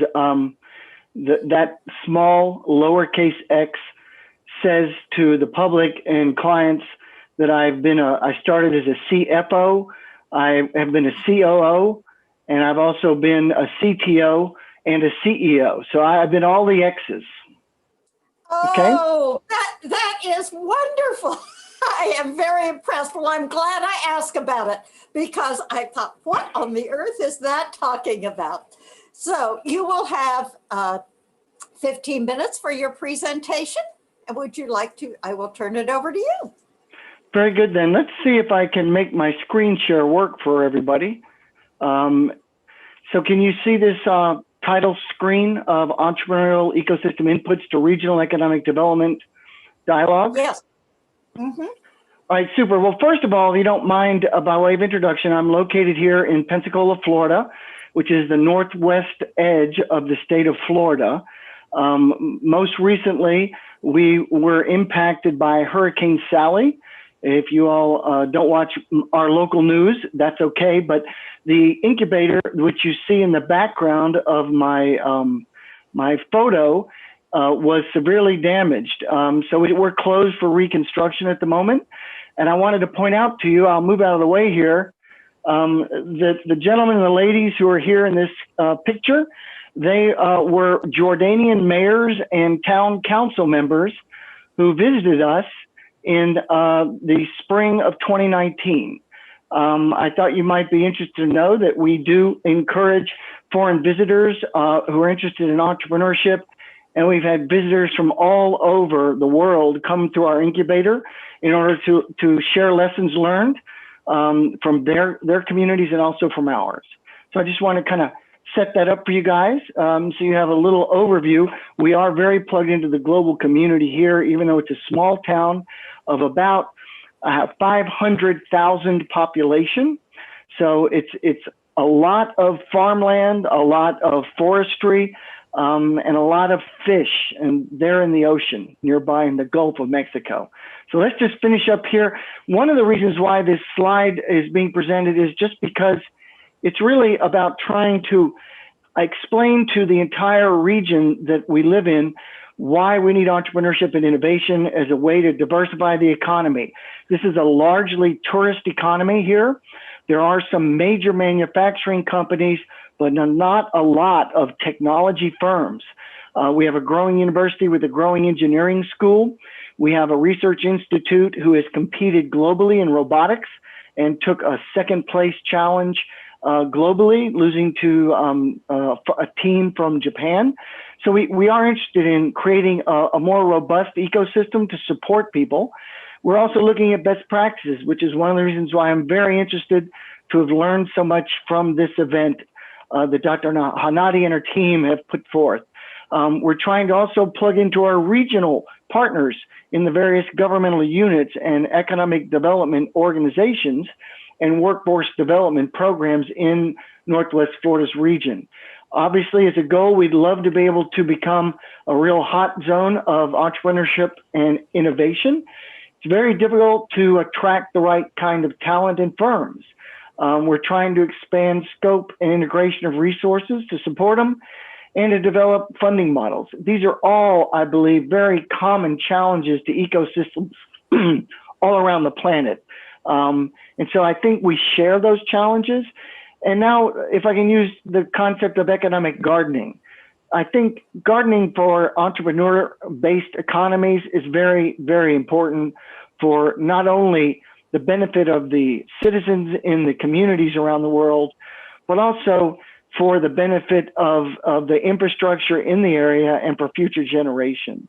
So developing intellectual capital, the talent, the funding sources is very important. Intellectual capital in our region comes from the universities, from the Department of Defense. We have some research institutes here that are both military and non-military focused. We have a challenge with commercialization in terms of how well we are organized to provide a pathway to commercial success for the engineering talent who invents and does research here. We also have challenges with finding funding and improving the density of the talent base. I'm sure some of these folks who are here on the call and in this conference would agree. Those are constant challenges. It's Atlanta. The gentlemen and the ladies that I've seen present from the Atlanta community, from the Advanced Technology Development Center. I've worked in Atlanta with Deloitte, a global CPA firm and consulting firm. I loved Atlanta. There are millions of people and great universities, very dense. We have one university here, not quite as many people or engineers. In terms of funding, in this region, we've been looking at angel funds. We have now built 3 regional angel funds, some that also go beyond just this local area. Seed stage funds are still what we refer to here. Maybe some of you recognize this term as country club money, which is to say the wealthy people who are in those kinds of groups, they're the people that we would like to get to know as entrepreneurs raising money. The other thing is, in this region, we're looking at how do we connect with the rest of Florida, with other regional groups. We're looking for relationships upstream to the larger venture funds, such as the ones in Atlanta, Georgia, Birmingham, Alabama, Tampa, Florida, and the Miami, Florida area. And lastly, I'm promoting this notion that we need to educate and develop our indigenous angels. We have a lot of real estate development firms in Florida, primarily focused on building hotels, condominiums, and such structures as that. Not a lot of investment by them in intellectual property-driven technology startups. So that's one of the challenges we're facing. As an aspirational goal, we would love to gain some global recognition as leaderships in entrepreneurship and innovation through performance. Here are some things I talk about in terms of delivering services and virtualization in the pandemic era, because that's one of the threads I think that's very important to touch on. Besides the pandemic, which struck here, according to the state government and local governmental orders, we pretty much went totally remote in March of 2019. Those work conditions really took the incubator, which I'm also the director of, we have 16 companies that were in our incubator with about 50 employees. They had to disperse temporarily, working from home until the governor and the local mayor of the city of Pensacola reopened buildings on a limited basis. So they were out of the building for 2 or 3 months. So we were using Zoom, we were using GoToMeeting to virtualize our mentoring sessions and also our training programs. We offer a few training programs, including lunch and learns that are covering topics of value to entrepreneurs, crossing taxation, business law topics, leadership and talent management topics. We also talk about financing options and raising money, to name a few of those kinds of expertise that we bring to develop and deliver content for our teams. We have engaged with the Kauffman Foundation recently, in fact, right before the hurricane struck in September. And we are engaged in exploring and launching the Fast Track program that Kauffman Foundation provides. We plan to launch it this fall. It's been delayed until the spring. Our building is empty. Now, past the pandemic issues, Hurricane Sally on September 16th removed the roof, and the building flooded from rain. So it now is under reconstruction, but for a while it was just not usable in any sense of the word. So those are some of the challenges we faced. Some of these other interesting platforms that we've engaged with for other events, obviously Microsoft Teams, we're using that tool. Constant Contact is a direct email tool that's integrated with our website. Google Meet we've used. Obviously, we used a lot of social media to connect with our clients and tenants in our incubator to deliver messaging on relief programs, on benefit programs that the federal, state, and local governments have offered them during the pandemic. And also with the hurricane, there are other relief programs. Dagi World is an avatar-driven simulated environment that we just had a 2-day entrepreneurial session that's hosted by an entrepreneurial support organization here in Pensacola called the Spring Entrepreneur Hub. It's sponsored by a nonprofit led by a serial entrepreneur and philanthropist. It's called the Studer Community Institute. Remo is another event event platform that we've been using. We are part of an organizer group for an accelerator program by Generator. They have a G-Beta program that was launched in the fall that has a cohort of 5 startups that run 7 weeks. The goal of the accelerator is to introduce the cohort of entrepreneurs to funding opportunities. That used Remo. I didn't list it, but last night we had a group, the Minority Chamber of Commerce, focusing on Black people and people of color and other minorities, has startups on the blocks. This is a weekly Thursday night event. They're using Hopin, another platform, to virtualize their delivery of services and networking the community of minority entrepreneurs. We support a variety of these organizations. Finally, I'd say the real thing about being in an ecosystem and trying to expand the boundaries and expand participation is honesty, some trust. And I heard a couple of people say there was a notion here that we should do quite some planning and develop some strategies. And I heard someone counterpoint that with agile methodology. I do believe there is sort of a balance there between agile and strategic planning using older methodologies, waterfall type concepts. However, I think the fear of failure has to be eliminated or reduced. It has to be mitigated because it's important for us to make decisions and take actions. If we're not making decisions, taking actions, and then learning from the inevitable errors, then we're not going to progress as quickly as we might.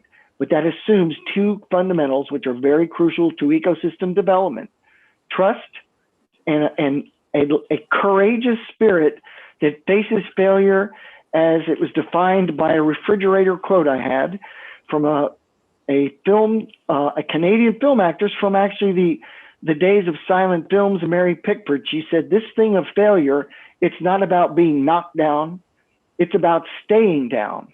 So for all the entrepreneurs and other supporters here in this conference, I'd like to say thank you for your time. And it really is about making forward progress constantly. Thank you for your time today. My goodness, you have 3 minutes left.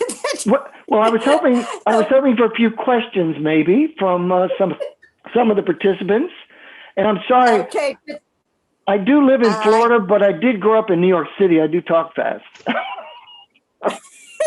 No, I was just surprised, but my timer, and I said, my goodness, you have three minutes left yet, but that was very good. Maybe during the round table, there will be questions. We don't have any questions for you right now, but that's very good. By the way, I was the one that said agility, so therefore I can relate to what you're saying. And look, I used to develop software in tech firms. I'm a serial entrepreneur, mostly tech firm deals. And I understand Agile because I had a lot of 20-year-old developers and systems engineers who they beat me up enough with waterfall as not the right way to do things. So I'm sold. Okay, our next speaker and is it Hilal Al-Shabib, Billy? It's Hilal Al-Shabili. It's from Oman. Shabili, is he here? Hilal, yes, it's here. Hilal, go ahead. Yes. Oh, here. Can you go ahead? Are you here?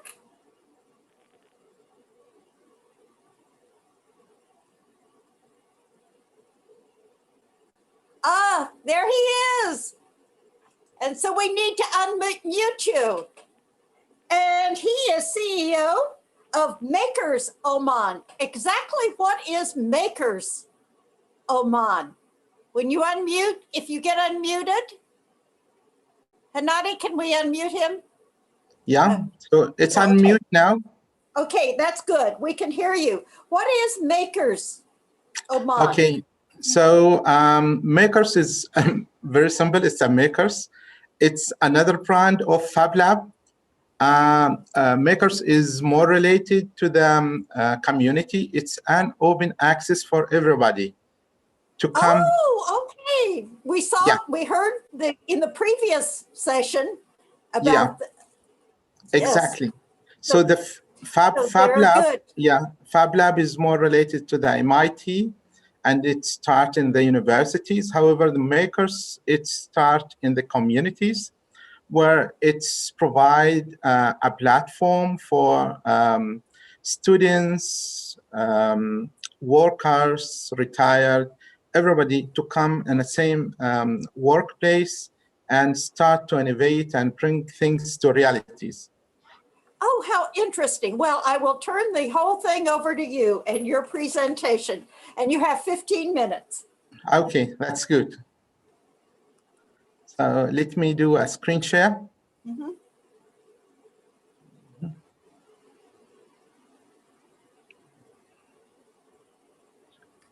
Okay, we can start. Okay, so can you see my presentation now? Yes. Okay, good.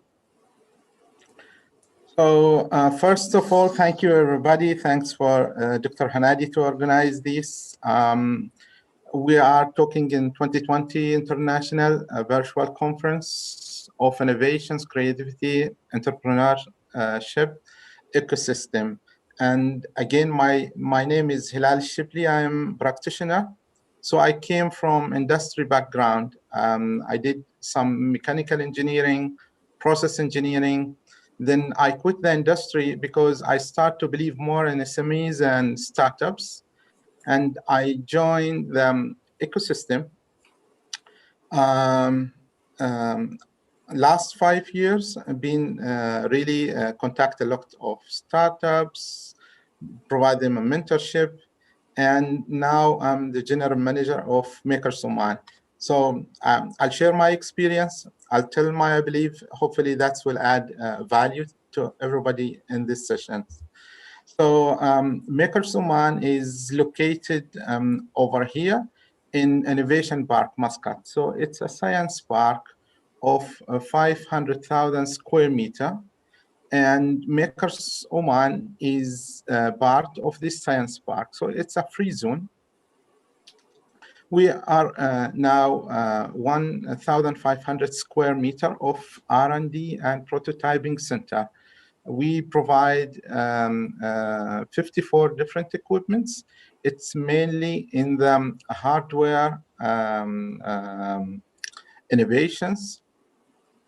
And we do have a sort of master plan to expand and be a sort of precision manufacturing. So this is how it was last year. It was just very empty room, nothing there. Then from here, we start our journey. So who we are, and this is your first questions, Prof. So we are a place that turns idea into a reality. It's an open access for everybody in a wide range of equipments and interactive space.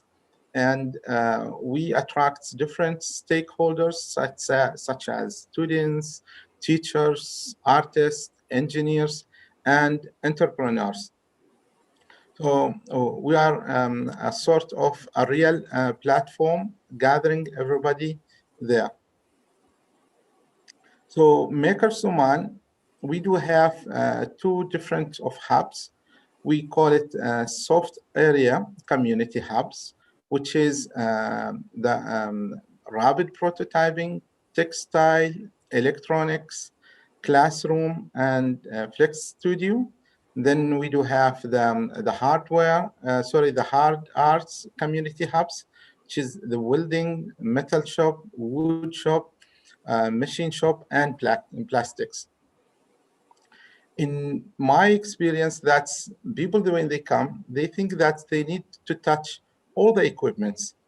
However, this is not correct. At each startups, they need really a few access to a particular equipments, and that's enough for them to succeed and create their own products and go away. However, putting all these equipments together is an advantage. So where people, different startups, they can meet and they can exchange the idea. So what we are doing, first of all, we do the design to manufacture. We do prototyping, and students in the final year, normally they like prototyping. And batch productions, this is more to the startups and SMEs, those who achieve their, first prototype, and consultancy for SMEs and corporate. To do that is really, not enough. First we need to spread the knowledge. We need to get people on board. So we provide a classroom, and the classroom is, there is a basic level, intermediate level, and advanced level. So the basic level is mainly the safety and basic use, how to use the equipments, how to run it, what's the products I could achieve out of these equipments. Then the pathway classroom is really for the intermediate, where people, they have assisted use. They come with the idea and they have seen these equipment somewhere else, like universities. However, they are not with a full time with these equipments. And now they want to be more interactive with the equipments. They want to be more interactive with the design, and they want to be hands-on and produce their own product. And the last, let's say the advance is more for the project classroom, where people, they call it make it and take it. They come with the idea, and they want to really make a sort of product. They want to take it home, and maybe they want to show it to the different investors. We are doing events and tours. It's sort of spread the knowledge of startups, SMEs, the diversity of the economics, and people, they like it. And it's a sort of the market attractions.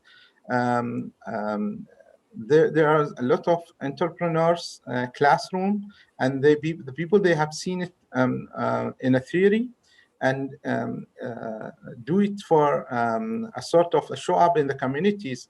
People, they start to convince, and really they want to come to the makers and have them membership, because we are a membership based.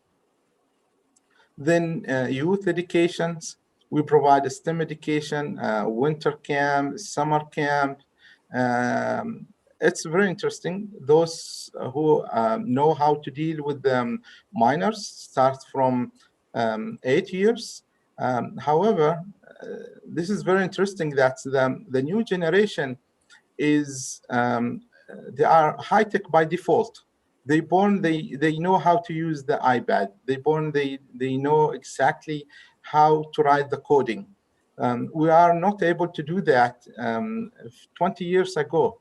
I'm wondering really what sort of generations we have. They are very rapid. They catch the information too fast, and they come with sometimes very interesting ideas, sometimes with very crazy idea. However, this crazy idea, it will be the future startups.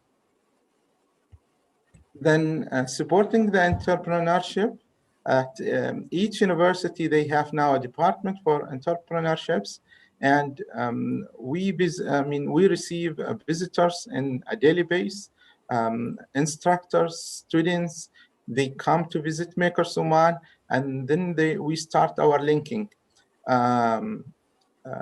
Most of the students, they are a group of 3 to 5, and they come up with a sort of a new startups. It could be very duplicated startup, means we have seen it somewhere else. However, in a student's levels, it's still good.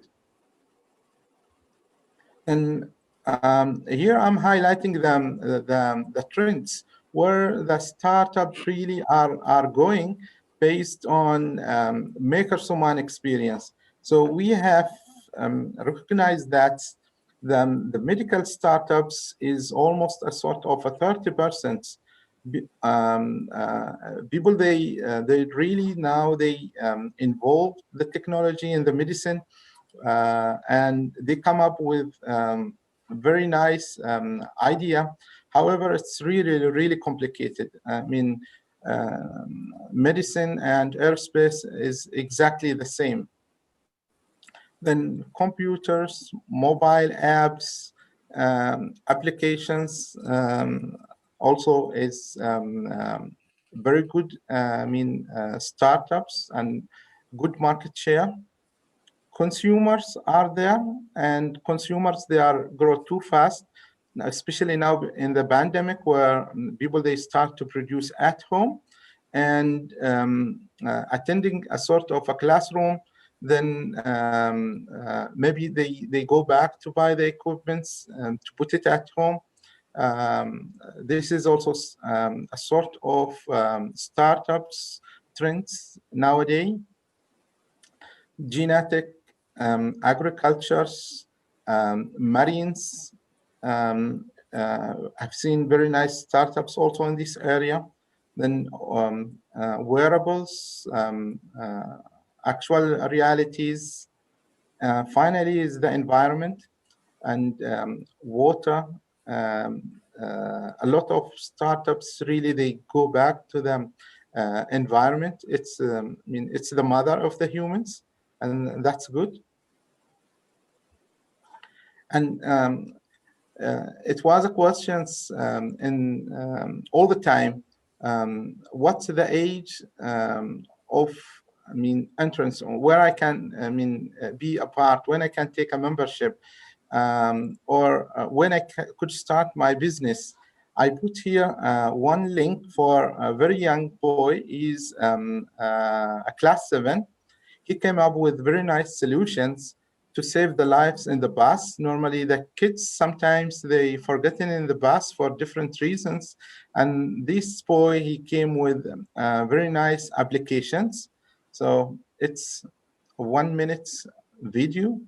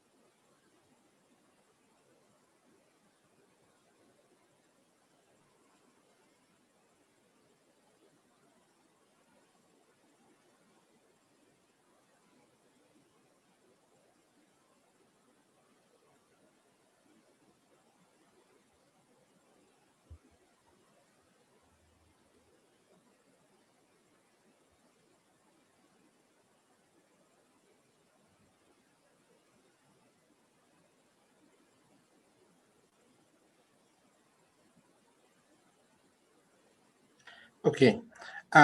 During the COVID-19, MakerSoman was also play a role to make the PPE, and we have produced more than 2,400 face shields that's been donated to the hospitals and clinics.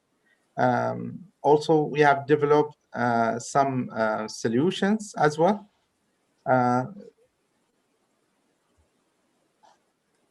It was too fast. I finished. I don't know how many minutes left. Hopefully, you have 1 minute left. Okay, so that's so good. you were very close. You Yeah. were very close. Very good. Well, I'm so pleased that neither of our speakers that I had to cut them off in the middle of their presentation. I think everyone has been very good about practicing to make sure that they did not go over 15 minutes. Yeah. This has been excellent. Does anyone have a question about this? This is very interesting. I think these are really interesting organizations that allow people to come up with ideas and be creative, and then how to market their products. It's very good. It is. Yeah, it is. And we succeed to pull out doctors, engineers, and we put them together. And really, we have seen, I mean, now people, they merge together. This has been very, very interesting. Well, thank you very much for a very interesting. I'm really pleased. I was in Oman a few years ago, and I would have loved to have visited something like this. This is fantastic. Thank you. Yeah. Thank you very much. Mm-hmm. Okay, now we have the next presenter, Moham from Qatar, right? Are you here? I'm here. Hello. Hello. Yeah. Hi, it's Mahmoud speaking. Let's see, I'm trying to find you. Oops. Okay. That was the timer just went off for the previous speaker. Okay. Where are you? Okay. So this is wonderful. And you are the founder, let's see, you are the director and of the Center for Entrepreneurship, the College of Business and Economics at Qatar University. Yes. And you're also an assistant professor of economics. Am I correct? Yeah, it's fine. Yeah. So, good evening, ladies and gentlemen, and thank you for giving me this opportunity to present my paper about innovation system in Qatar.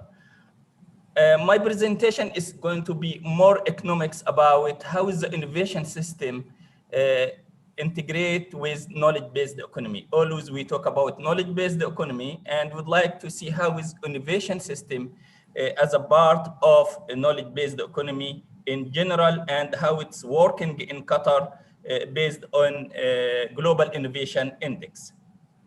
So first thing it comes to our mind here, what is knowledge-based economy? We always think about knowledge-based economy. We heard it many times.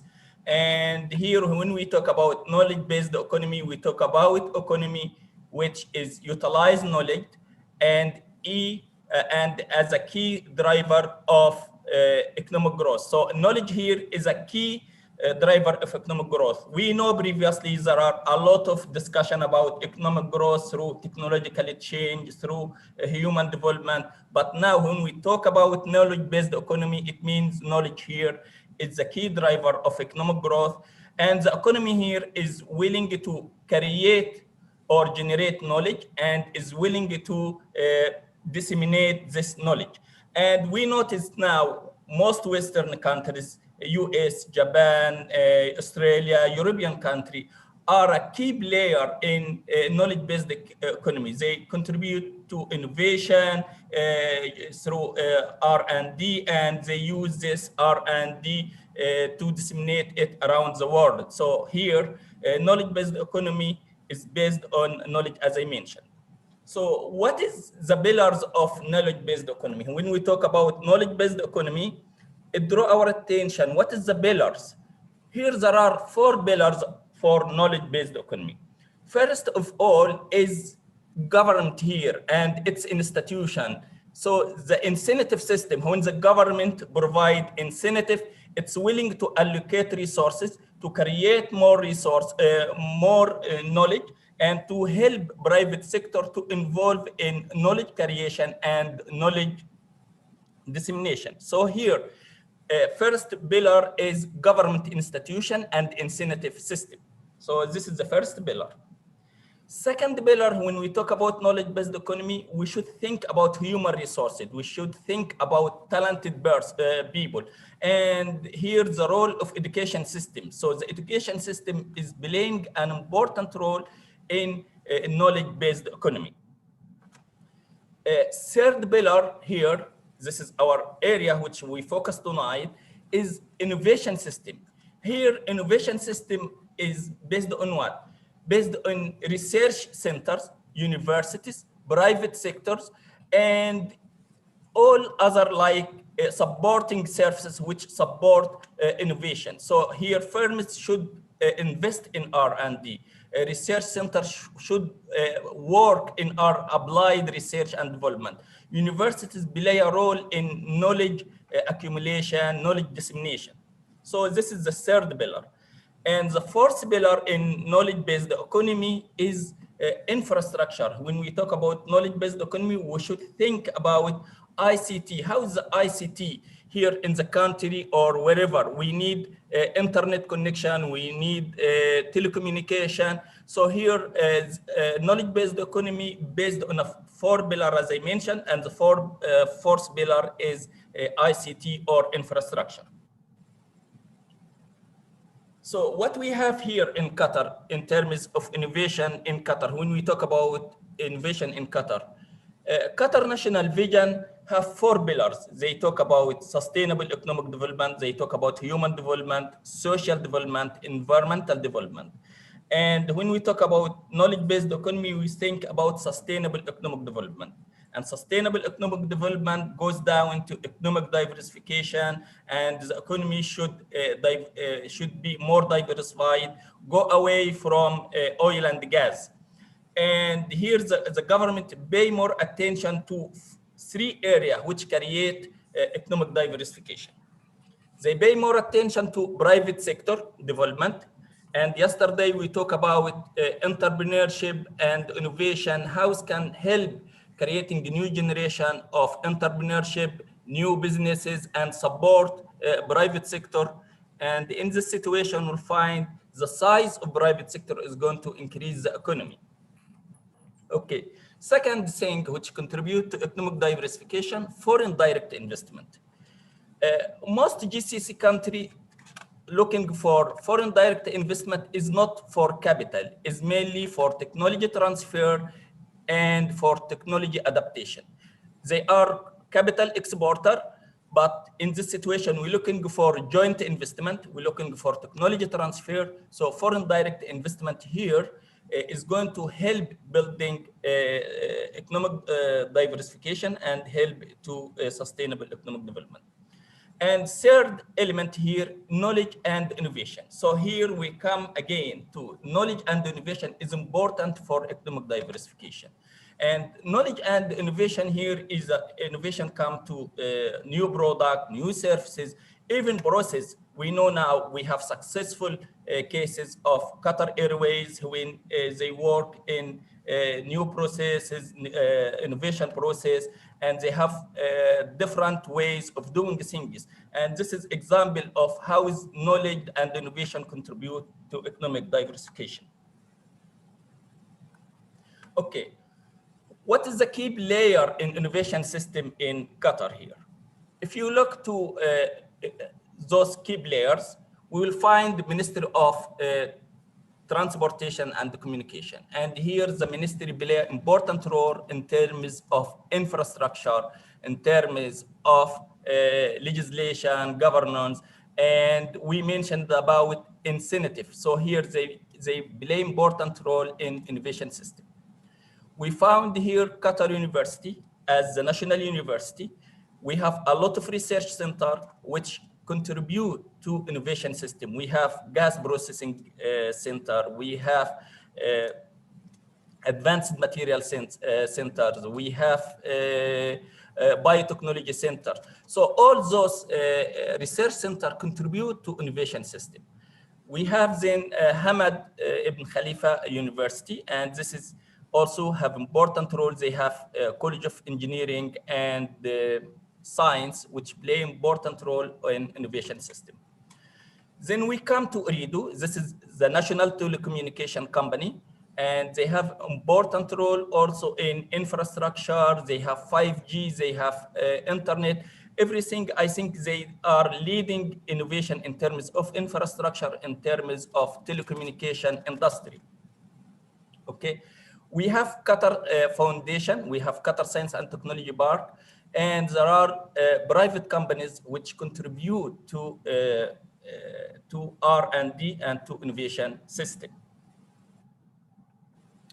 So here, let's have a look about what they are doing. When we come to Qatar National Research Fund, this is the main source for supporting R&D in academia and beyond academia. Actually, there are a lot of research initiatives in artificial intelligence, cybersecurity, food security, and all those initiatives supported by grants, and they also supporting when you move from lab to market, which means commercialization of your research and development outcomes. And this is what we call applied research. They have a lot of research grants to support applied research. Okay. Second key player, Qatar Science and Technology Park. And Qatar Science and Technology Park is important. They host a lot of companies, foreign companies. They have Shell, Total, and all those companies, they conduct research and development, applied research. It means they have some issue in their business and they come to do research and development. We have Minister of Telecommunication, Minister of Transportation and Telecommunication. The ministries, they have a lot of initiative. I will mention two initiatives here. There is TASMO. This is a national initiative to support e-government. And we know when you have effective government, this is going to support all institutions, and this is going to help private sector government institutions. So TASMO here is a big initiative to support e-government initiative. And second initiative, Go Digital. And Go Digital here focus on a small business, mainly what we call small business digital transformation. They are talking about web presence, e-commerce, all those initiatives support digital transformation of small business, which contribute to innovation system. Okay. Qatar Development Bank, actually Qatar Development Bank is a key player in terms of small and medium enterprises. And they have business incubation, they have Qatar Business Incubation Center, they have Qatar Sports Technology, and they have specialized incubation in terms of technology transfer jointly with Ooredoo or with Qatar Tourism Authority. So they have like specialized incubation entities which support technology transfer and support innovation. Qatar University research activities, as I mentioned, there are a lot of research centers in Qatar University which support academic research, applied research, and which contribute to generating knowledge or knowledge creation and knowledge dissemination. And finally, private sector, and private sector here, private companies, especially listed companies in Qatar Stock Exchange, they spend a lot in research and development to adapt a new technology to solve practical issues which contribute to innovation system. Okay, now how we can identify our position in world innovation. To know where is our position in world innovation, I used the Global Innovation Index, which is developed by WIPO. The Global Innovation Index classifies countries worldwide into 4 groups: high income group, upper middle income group, lower middle income group, and low income group. And under each group, there are 3 countries you can see here: Switzerland, Sweden, USA under first group. Second group, we have China, Malaysia, Bulgaria. And third group, we have Vietnam, Ukraine, and India. The last group, we have Tanzania, Rwanda, Nepal. So where we are here as a Qatar, we compare ourselves with countries in the region here. So we compare like where is our position among other GCC countries. So here, this is the rank of Qatar and GCC countries in Global Innovation Index. We found Bahrain 79 out of 131, Kuwait 78, Oman 84, Qatar is 70, which is good. Saudi is better than Qatar, 66, and UAE 34. So this is draw our attention to the area where we should work, where we should improve. So we should go down to sub-indicators here. So here, this is the sub-indicator of Global Innovation Index. You will find based on institution, we are doing well in terms of 58 out of 131. Human capital, we should do more, 83. Infrastructure, we are doing good, this is 28. Market sophistication, we should do more effort. And other indicators like business sophistication, knowledge and technology, this is the area which need improvement. Creative output here, we are still doing better, 58 out of 31. So based on this presentation, we find here that innovation system is important for knowledge-based economy, is a key factor for knowledge-based economy. You have 1 minute left. 1 minute, this is the last slide. So here, as I mentioned, Qatar ranking is relatively good compared to other countries in the region. However, there is opportunity for improvement. Qatar infrastructure supports developing modern innovation system, ranked 25 out of 31.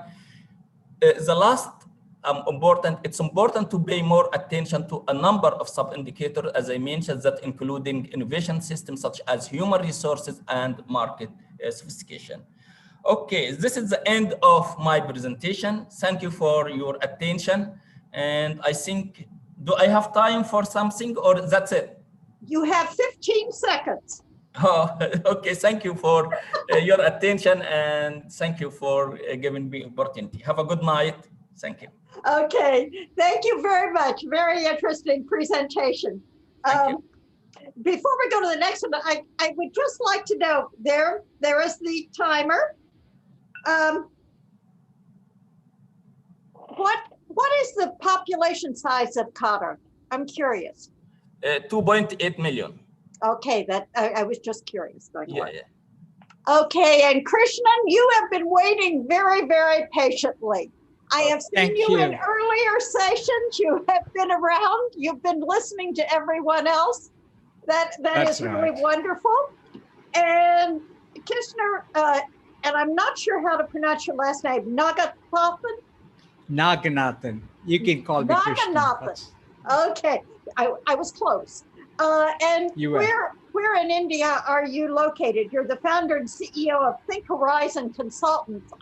I love the name Think Horizons. This is so visual.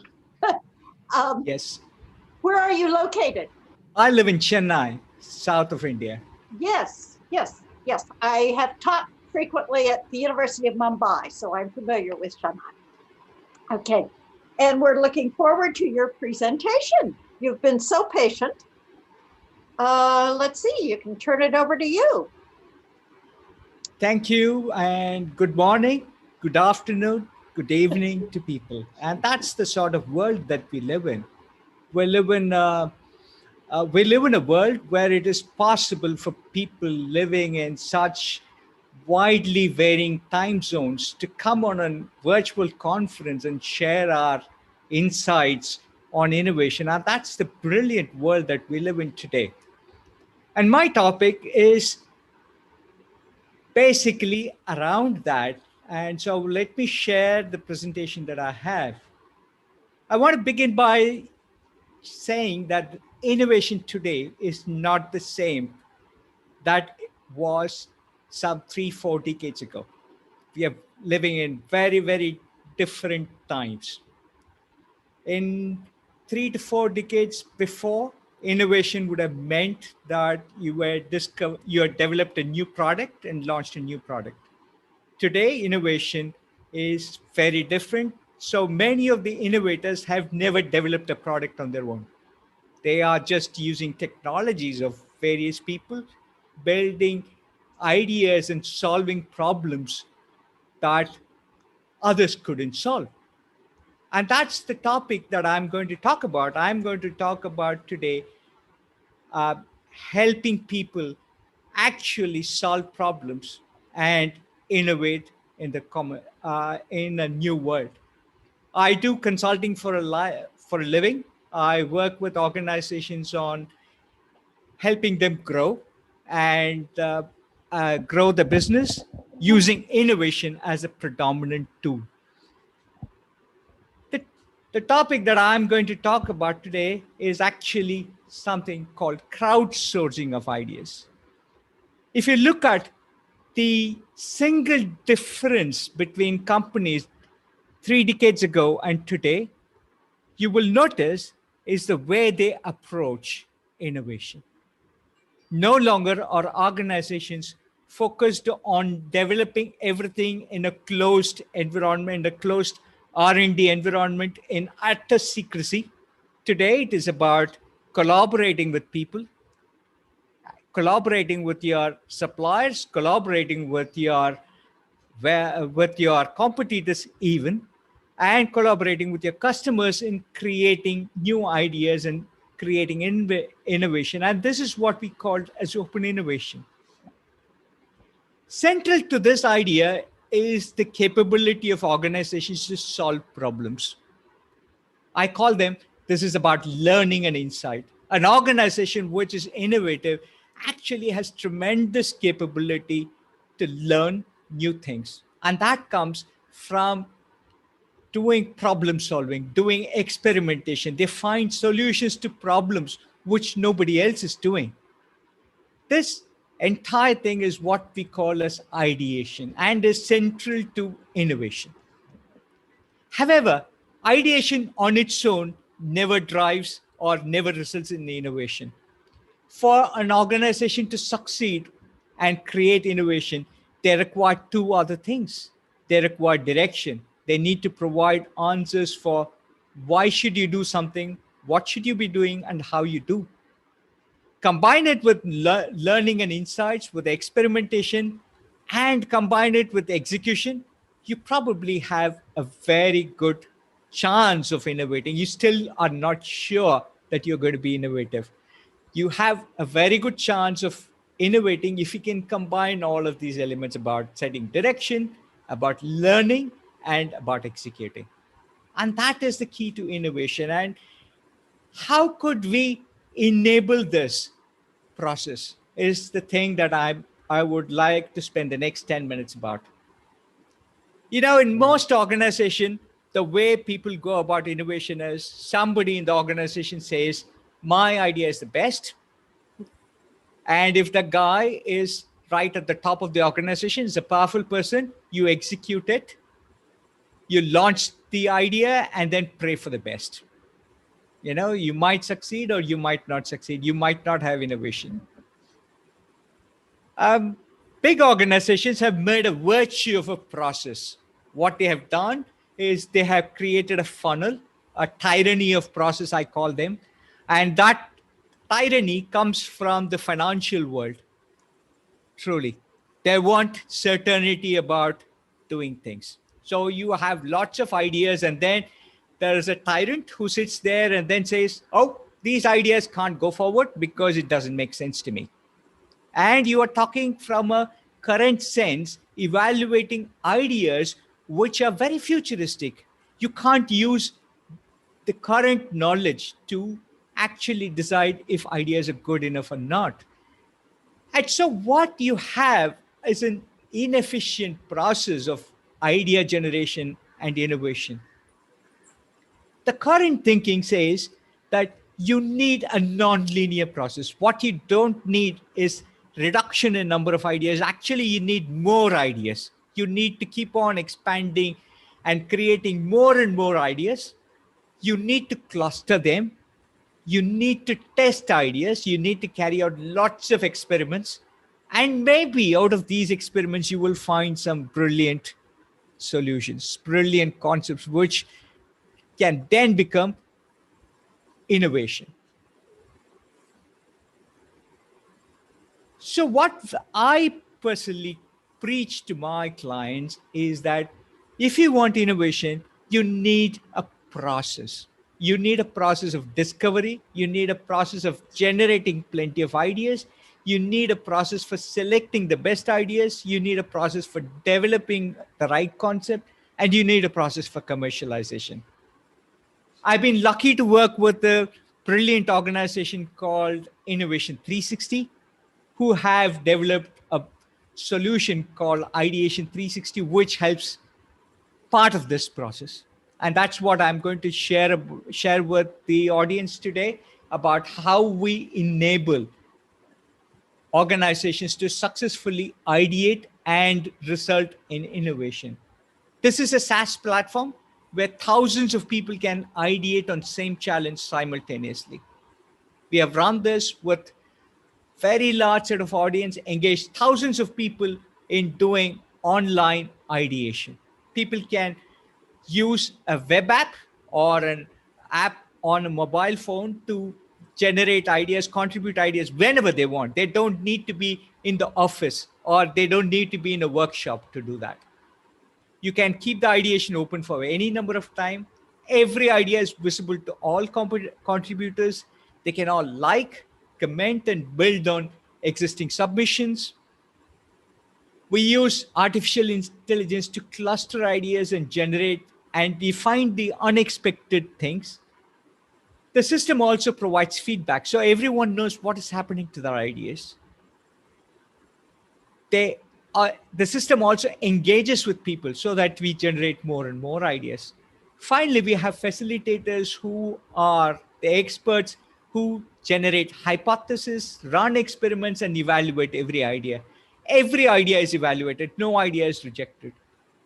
The system is capable of running online ideation and hackathons, and we use it over 4 to 6 week period to generate tremendous number of ideas. What do we do in this, in the use for generating these ideas? the first thing we start with defining, why does a company need innovation?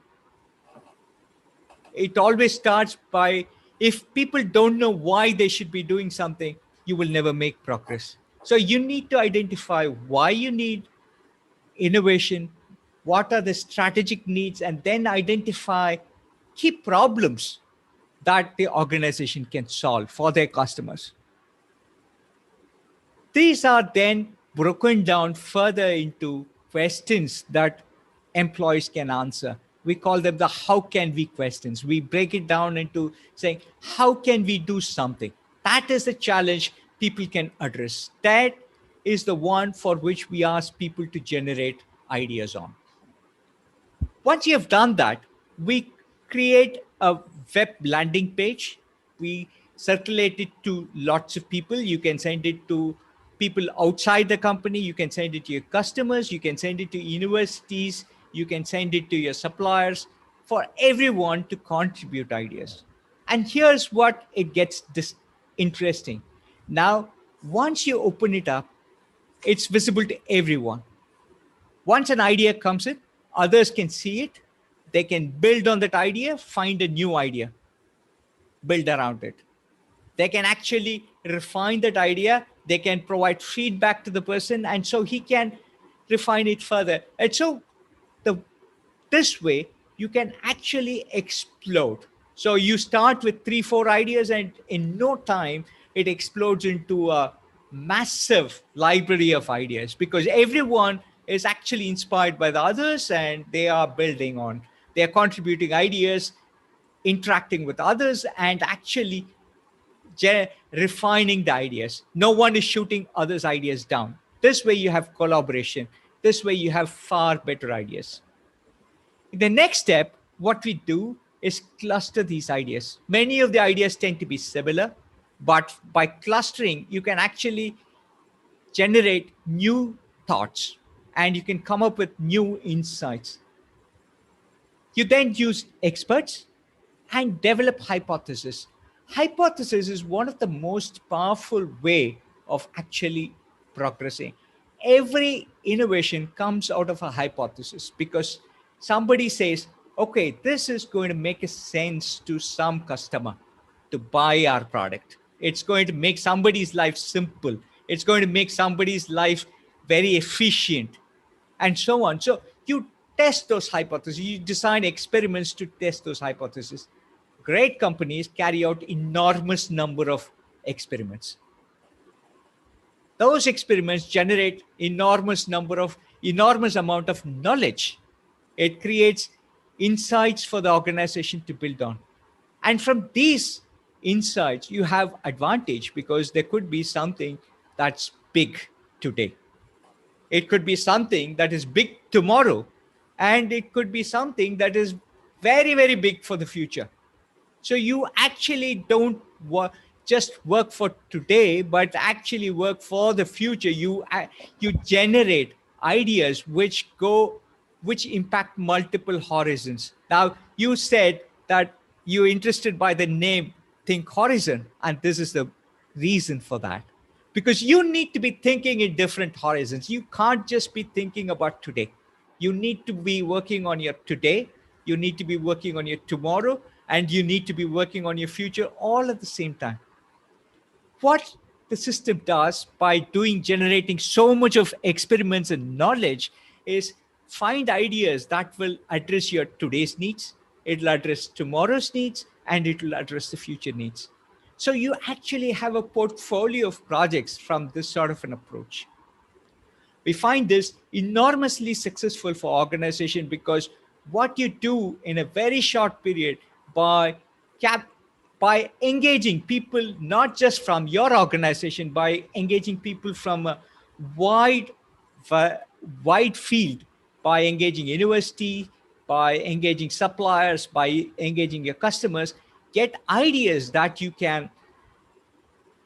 will tell you what you need to be doing, not just today, but for the future as well.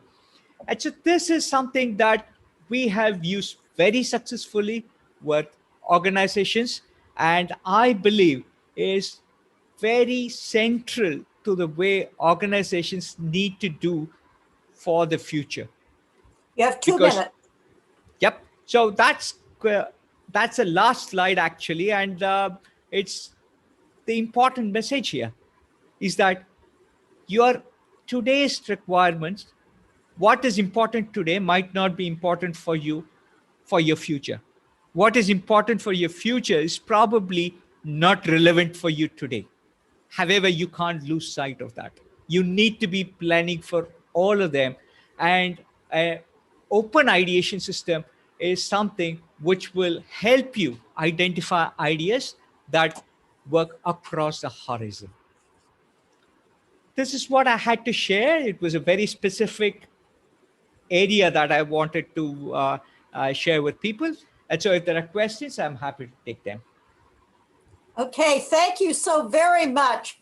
I think this has been just a really interesting session on innovation. I think all 4 presenters, you certainly have done an outstanding job. All 4 presenters really brought forth new ideas for this conference. So I was very, very pleased. Happy I got to chair this one. For the roundtable, one of the questions asked is about innovation, I'm going to say, leads to economic diversification. And the question asked if there was a shortcut pathway to successful implementation. But in our last session, one prior to this, someone said, should you look for shortcuts? The question is, should you take your time, as our first presenter was implying, or should you work very quickly? I'd like to know your opinions.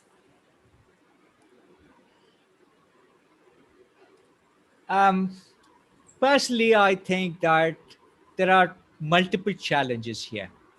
One is what others are doing and what you need to do. While you are at it, everyone else is also trying to innovate. And so one challenge is that, can you afford not to do it fast? However, at the same time, things take their time to materialize. You can't produce a baby in 1 month with 9 people.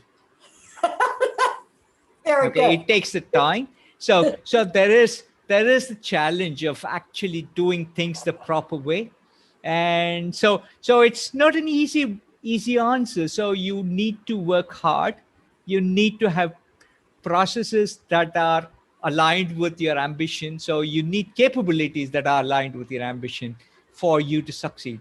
So the answer is, yeah, you need to do both. You need to do fast as well as do it diligently. Yes. I think Patrick would even agree with that. Patrick, if you unmute, would you agree with that? Yes, I would. In fact, I was just thinking, speaking of ideas, because I've been involved in so many startups, the notion is not every startup is going to enter the marketplace at the right moment in time, but they might have very valuable value propositions in a different set of economic circumstances or in a different geography. So to your notion of some of the value of a structured process, knowing the market and having some data on market trends with some predictive analytics, you might be able to, let's say, file away ideas, technologies that aren't yet ready in the marketplace. So I liked what he said. There's a saying that says,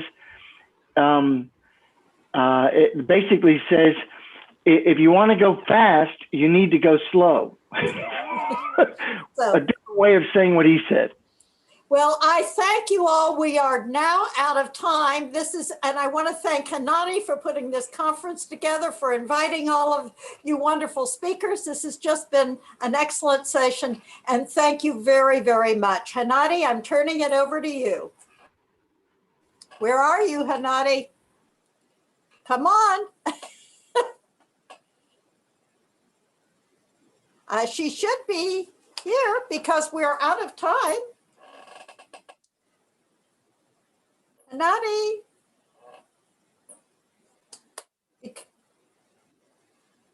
Because the next session is supposed to come. Yes, the next session is supposed to start in just a few minutes. Yes, I think it's supposed to start very quickly, isn't it? In like 3 minutes? Yes, it is. Okay, so we were at the transition. I was trying to turn it over to you. So are you chairing the next session? Yes, I am. Okay, then I'm going to leave and I'll leave you all. I've been on all morning. So good luck to you all. Bye-bye. Bye, and thank you, Professor Beverly Anderson. And a warm welcome to everybody to this next session, where we're check some effective tools and strategies for innovation and entrepreneurship ecosystems. And our very first speaker is David Matty, who is the CEO and founder of Growth Wheel. And I'm very excited to hear what you have to share tonight. So I'm turning over to you. Thank you very much. Tonight, this afternoon, and I think even morning for someone. Myself, I am from Denmark, but based in New York. So I think here at this call, there's really all time zones represented, more or less. And that is one of the wonderful things about this conference, I think. What an achievement of Dr. Hanadi to bring this crowd of people together, our speakers and participants. And what I've come to learn to like about virtual conferences is that it's not just happening now. There will be people watching what we are doing right now at a later point in time. And I think Dr. Hanadi and her team has really created an amazing digital asset that will be available for many more people who are here at this very moment for this call. But in respect of the short time we have, let me roll on and share my slides here and get started on my presentation. I'm going to give an example of how you can create a system to help advisors on the ground, those people who are sitting face to face with entrepreneurs, whether they are helping them in a makerspace, as we've seen, whether they are helping them as investors, venture capital, maybe they are university teachers, or they run incubators, or they are part of a government-funded program to support entrepreneurs in the entrepreneurial ecosystem. So I call this presentation, Be the Best Business Advisor You Can Be. It's about how you can make the most impact from one-to-one sessions with clients, keep them coming back and build long-term relationships with them. My name is David Matty. I'm the founder and CEO of Growth Wheel. So what I would like to suggest here is a framework that can be used by anyone in the ecosystem that works with business advice, a model with 6 steps in a workflow that will be very familiar to you, because if you are a business advisor, you probably work with this. All business advisors have some kind of an onboarding process where they meet the client, they collect information, they present the value of working together. It can be very short, can be long. There's an assessment phase where you try to figure out what is going on with the client right now. What's the status? Do they have problems? Maybe during COVID, many have faced challenges they need to work on. You try to look at opportunities they have, maybe assess their skills so you can help them get to the next level. All business advisors also share tools. This is PDF files, YouTube videos. It is visual tools, custom-made tools, Excel sheets and stuff. And most advisors then move on to making an action plan after they discuss the tools and the content and they follow up on it. Some like 30-60-90 the action plans, as discussed in the previous session, an agile approach, and others like a more strategic approach. But either way, it comes down to decisions and actions. Advisors do analytics. They monitor the outcomes. They measure execution. They may track clients' financials and report that to the client, from the client to the management, to the funders. And throughout, Excuse me, David? Yes. Are you sharing the screen, or it is only one slide? Oh, sorry. I am Yes, still. yes, I know, because I know you who you are, because the people need to see your slides. That is right. And I am just sharing one slide for now. Dr. Hanadi, thank you very much. Yes, it's only one slide. Can you share the others, please? Yes, hold on a second. Thank you. Thank you so much, David. More than welcome. Yes. So let me get to my right slide here. So I need to. Oh, I'm on Zoom every day making presentations, so here you go. I need to stop sharing, go back. And here we are once again. And I need to do this.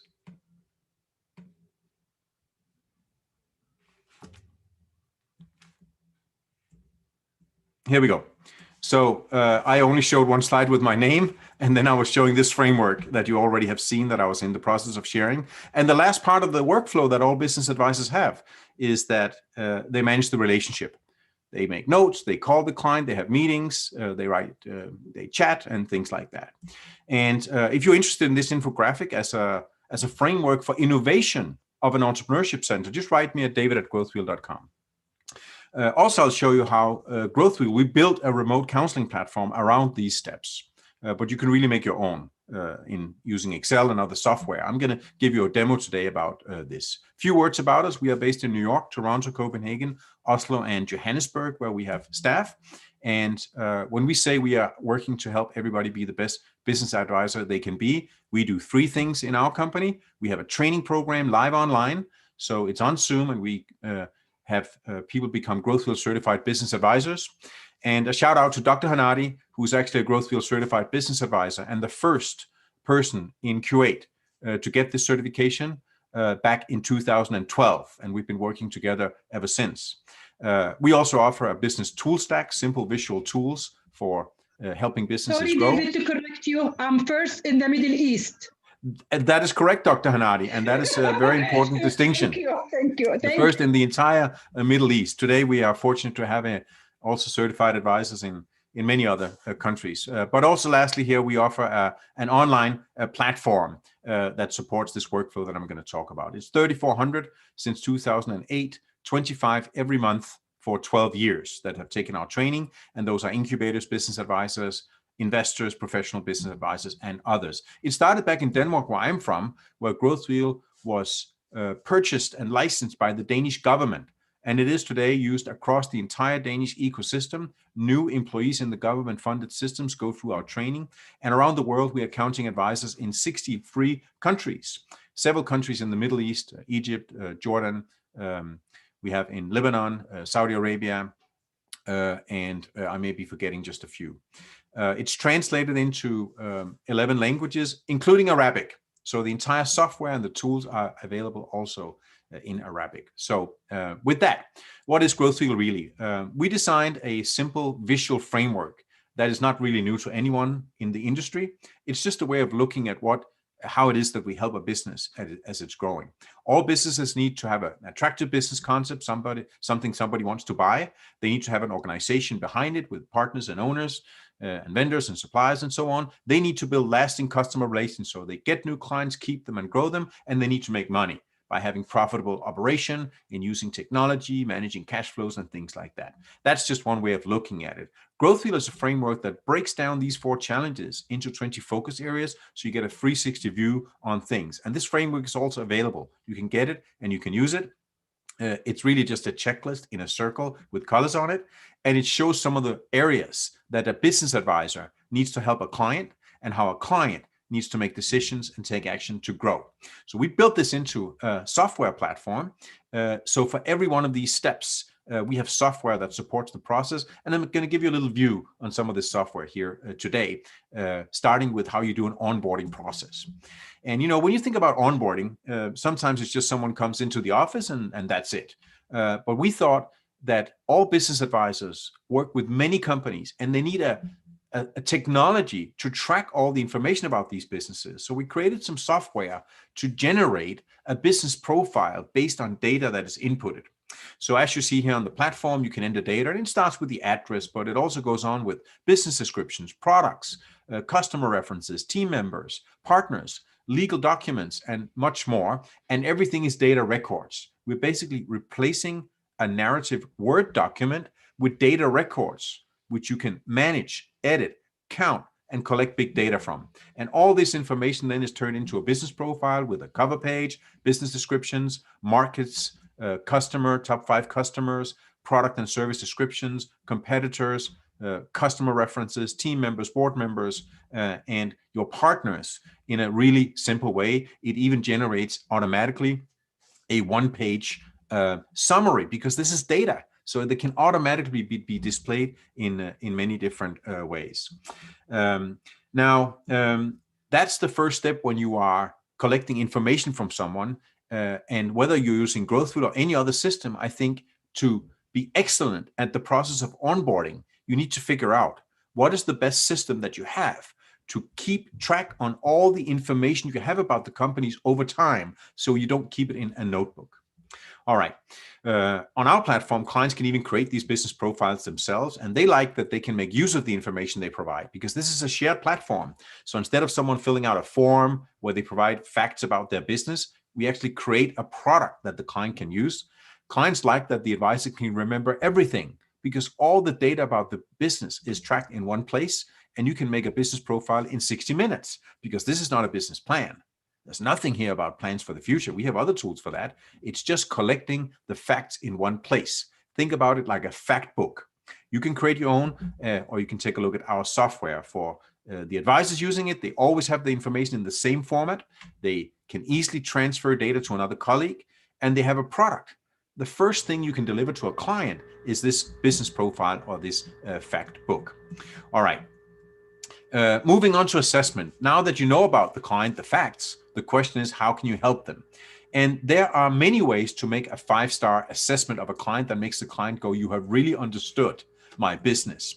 And you may be using some of these. Many advisors have a list of questions. They may have it in writing. They may have it in the back of their mind. It could be a good way to understand the business by asking a lot of questions. Or maybe you still ask them to write a business plan. It's a little bit old-fashioned now, where we know that agile approaches many times are better, but there are cases, as was the point was made earlier, that sometimes you may need a written document, and if you have it and you actually read it, well, you get a lot of information about the business, so you can make an assessment. You could look at the financials. They contain a lot of information about the business, their gross margins, their products, their markets, their plans. It's a great way to make an assessment. Or SWOT analysis, a classic way to really wear different pairs of glasses and see how a business is doing. You could use Balanced Scorecard or Business Model Canvas that we highly recommend, which is also a visual model with a 360 view that really tries to look at different aspects of the business. We came up with some other tools. One of them is a Growthwheel 360 screening. It can be done on a piece of paper in 10 minutes, or it can be done online with our software. I'm going to show a little demo of that in just a while. And it's just a very simple way of replacing the advisor's intuitive assessment of a business on a simple scale. How are we doing in these areas? 25, 50, 75, or 100%.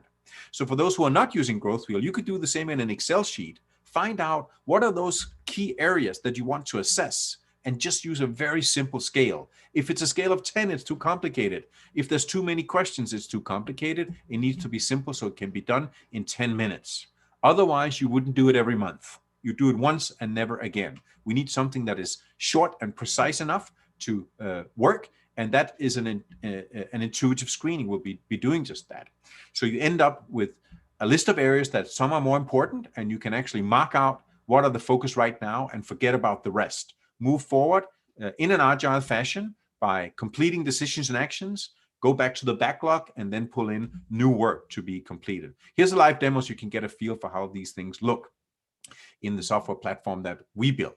So you have a list of clients here. You can go in and you can go to a growth plan. You can see a list of screenings that has been made in here and just create a quick screening. You can give it a name, and maybe you make an assessment of the status, the opportunities, or the skills. With a few clicks and marking out things on here in this software, you can save a draft so the client can't see it, and you can download it if you need to bring it to a meeting, or you want to send the client a PDF file with your own logo on. So that can be done fast. You can go back to the screening and you can add decisions and actions. So the areas that are most important, you can start building a 30, 60, 90-day action plan where you can assign tasks to different team members. You can check things off as done. You can jump around and sort and filter this action plan. check things as done, see what has been completed, share with clients over email, and things like that. You don't need to see all the details here. I just wanted to give you a little sense for how such software works. And when you download, again, the PDF file, you will see that there's now an action plan on the second page. So one place to keep track of these things that you do. But also then now you know that the client have certain needs that you have identified using one tool or another. You need to share tools, and what you need is a library, a tool stack. And you may have it on Dropbox or Google Drive or on your hard drive. We tried to make some software where you have one place where clients and advisors can access the same tools. And we made tools that are one-page tools. So we have more than 100. In fact, we have 300 tools that, as Krishnan mentioned earlier, we actually developed this through crowdsourcing. So we have these hundreds and hundreds of business advisors who helped us build the tools, all one page and visual, so you can make decisions. For example, a tool to make a decision about your product mix. So how can you expand your product portfolio from introductory products, core products, add-ons, or flagship products? There's a guideline, there's a checklist, and advisors can give this simple tool that has no solutions, but only questions, and work from there. And it takes maybe 30 minutes to go through a sheet, and we have in our basic toolbox 100 decision sheets. So it's very easy for people to work together. And if you don't use Growth Wheel, you may be using Business Model Canvas, or you could create your own toolbox. But having tools in a session that are visual just dramatically speeds up the process and makes everybody more creative and move towards what you really want, not to work on tools, but take action and execute it. So there are some for working with the sales process, with employees, with cash management, and another 100. I just want to share how the platform looks like when you go in and share these tools. So, and you can do similar in other systems than Growth Wheel, but we made a menu here on the wheel, so things are structured. An advisor can go in and maybe work with product portfolio. They see the tools available. They can download them. These are writable PDF files, co-branded. You can enter information if you want, or maybe just look at it and have a conversation and move straight to action. But sometimes it's nice to put things in writing and keep them. You can email these to clients or add them to a tool basket. So as you go through tools, you add them to a tool basket like a shopping cart. You can search maybe for trade show and find tools for that. You can upload your own personal tools. So if you're using Business Model Canvas, spreadsheets, anything, those can also be in this platform. And then you can email to the client when you're ready and say, look, here's the special tool stack that I made just for you. And in this way, the platform becomes where you distribute your tools, your tool stack, not your email account, not your hard drive, but there's a platform that supports this. Moving on to action plan, as I'm getting to the end, we made a simple way to do this in the cloud, a 5-star action plan that is simple and works. Instead of using just a pad of paper, online, you can enter actions as soon as you think about them.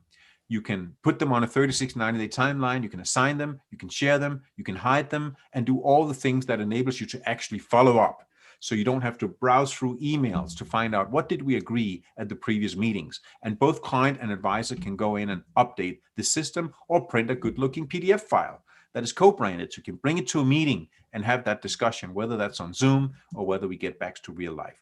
We also have a CRM system, and I won't talk too much about it, but there is a system where you keep track of clients. You can see their revenue. You can see the number of employees. You can go in and tag different clients, so you can sort and filter. You can make meeting minutes, which are action plans. You can go in and exchange emails from the platform. You have a library of emails you've sent. You can blind copy on your phone or your email software or Gmail, the system, so that all the emails show up in the system. We have chat today, so you can instantly chat with clients and keep a log of the chat. So it's not on WhatsApp, but it's actually in the platform, so all advisors can engage in the conversation. For reporting, we collect automatic big data about the client life stage, size of companies, ownership by gender, engagement time, and everything comes out as PDF files to be shared. So aggregated analytics on all the client means that advisors know or managers know what advisors are working on. They can identify success stories and can print these charts here on the platform. So that was what I had to share in this brief time before we get to discussion. My point is that to innovate the process of giving advice, we need a framework.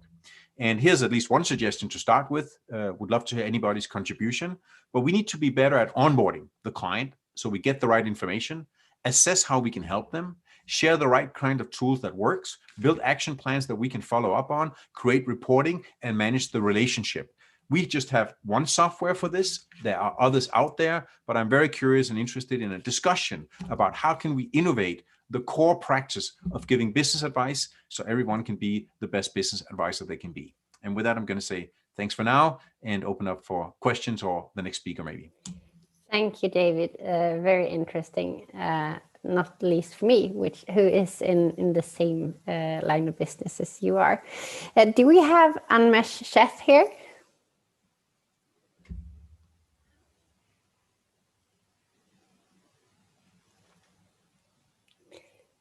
Hello, Anmesh Sheth. Dr. Hanadi, do you know if Anmesh is here?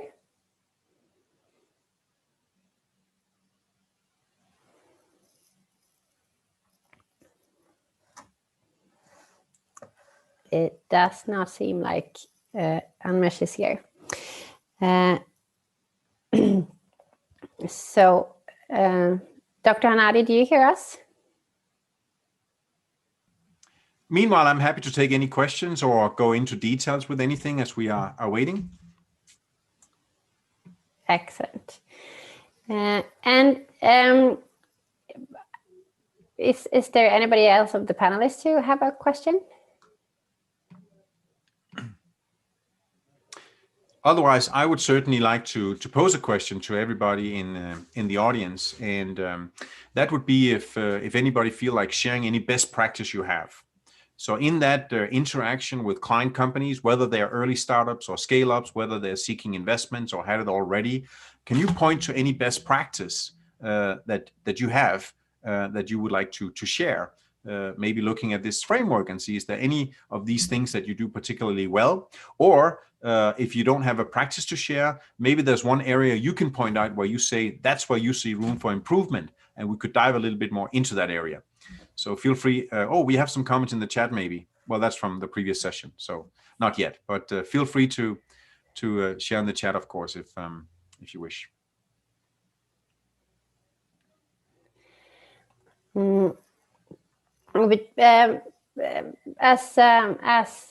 mean, I saw that you listened also to Krishna's presentation before. Yes. And where do you see that? I mean, those kinds of sort of like ideation initiatives fit into the work that you're doing? Yes. No, that's a great question, and I think that. When you work with innovation, and I wonder, Agnes, if you would agree, I assume you would, innovation is not just in one area of the business. When we talk innovation, it's not really just product innovation, is it?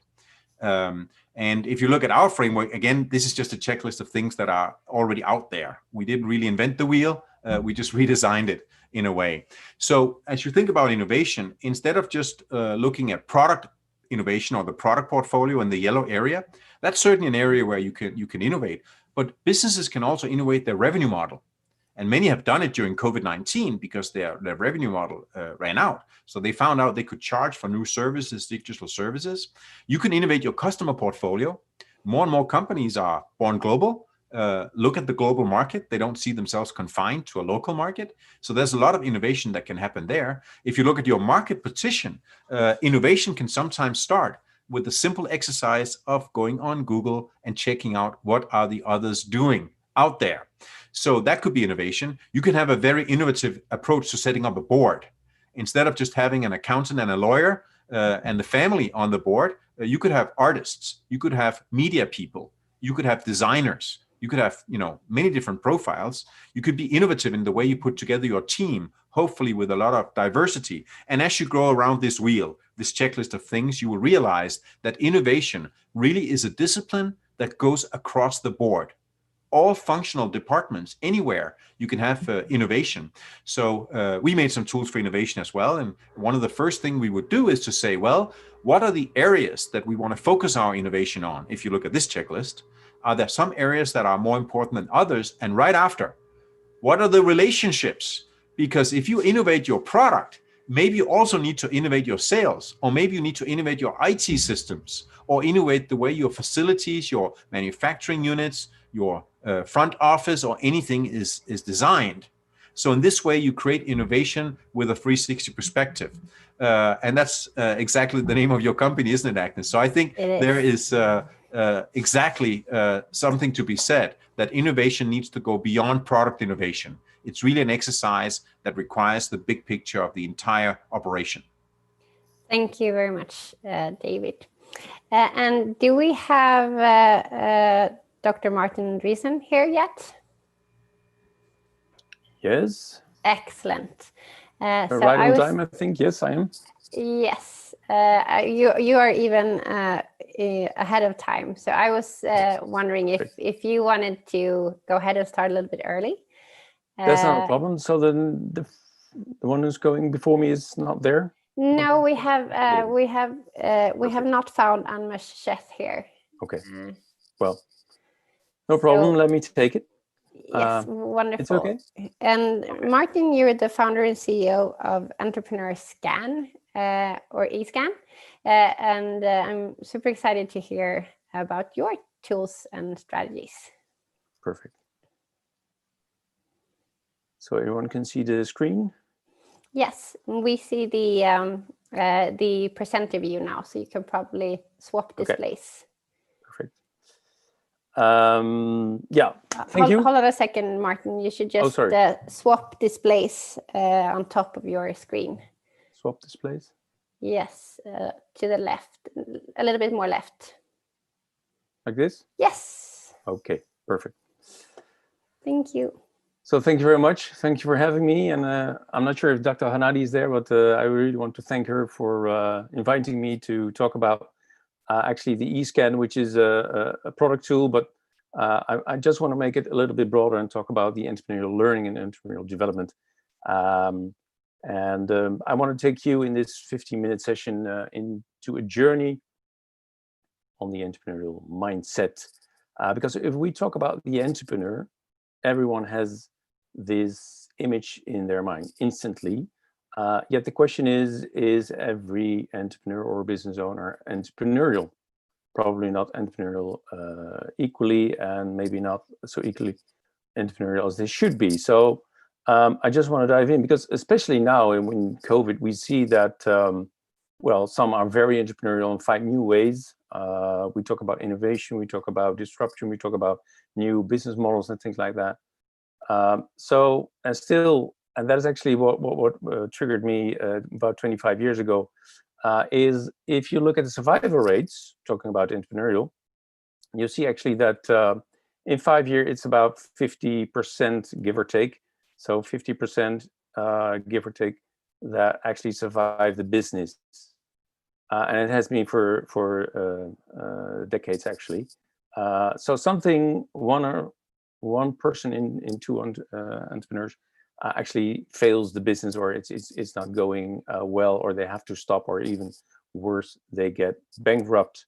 And if you look at the across the Atlantic Ocean, and we look at Europe, actually we see more or less the same happening, give or take again. And this is just a comparison with a couple of countries, but more or less 1 in 2 that start a business within 5 years have to stop their business. And also in Europe, as well as in the USA, you see that it is more or less the same every year.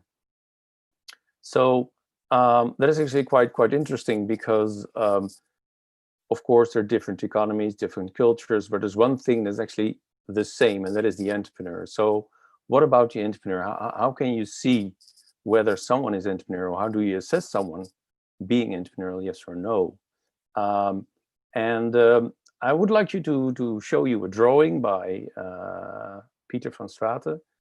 And actually, I would like to ask you, if you look at the guy, what do you think? How entrepreneurial is he? And I'm sure when I look at it, because he's working from the bank and he's together with his wife, I assume maybe it's his girlfriend, we don't know. But if you look at him, my feeling is he doesn't look very entrepreneurial. So maybe he did have a very bad idea, and he does not want to listen to what the bank says. And probably she says to him, like, of course you're not enterprising. I know that, you know that, but they don't know that. And that's exactly what took me 25 years ago to understand, how does people, in this case specifically the bank, how do they assess the entrepreneur? Because most of the time it's actually gut feeling. And it's also for business advisors, for chambers of commerce, all kinds of projects, incubators, is what about the entrepreneur? Because when we talk about the entrepreneur, we still have this person in our mind like, okay, that is an entrepreneurial person. The entrepreneur is entrepreneur because that's why he starts his business. The question is that so? So what I want to do today with you is to talk about three things. First of all, what are the entrepreneurial competencies? Secondly, can entrepreneurship be developed? And if so, how? And thirdly, how do you strengthen the entrepreneurial ecosystem when talking about the entrepreneur? So those are the three things I would like to talk to you about. So actually, it started 25 years ago to actually just research how do institutions, people assess the entrepreneur. And actually, it led me to develop a tool because it wasn't there. That is the eScan. And the eScan actually gives instant insight into the entrepreneurial mindset. And what you see here is that on the left side, you have the power of the mindset. And on the right side of the spider chart, you see more or less the characteristics, the traits, which are more or less stable, whereas on the left side of the spider chart are more or less the most important capabilities. But yet they can increase and diminish over time, especially when stress is coming up, when things are changing, and especially now you see that a couple of those profiles actually diminish.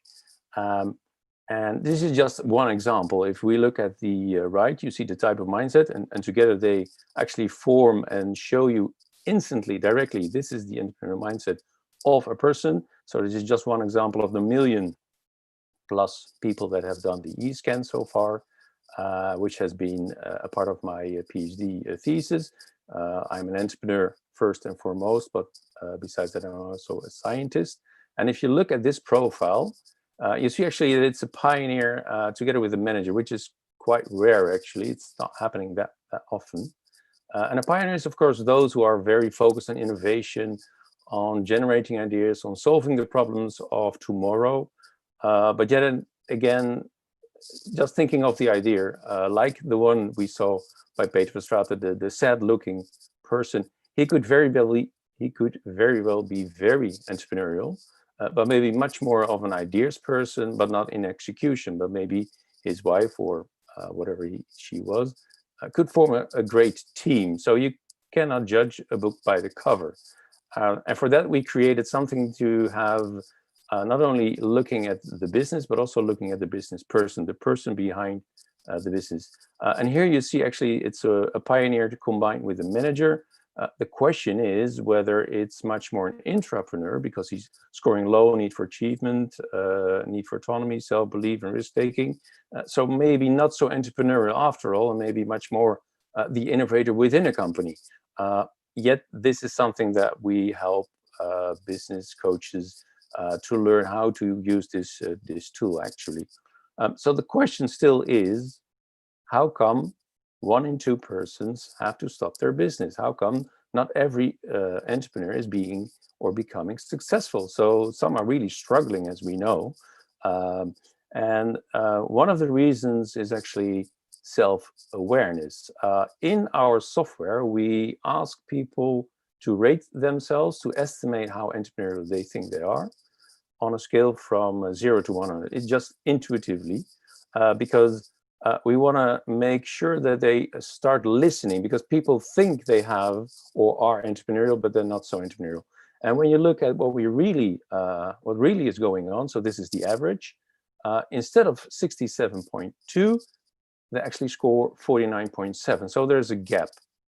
That means that can have devastating consequences because they think they have competencies, but they're not there, or they're not the ones they think they have. But the things they need are not in place. So the question is what to do about that, but I will come back to that later.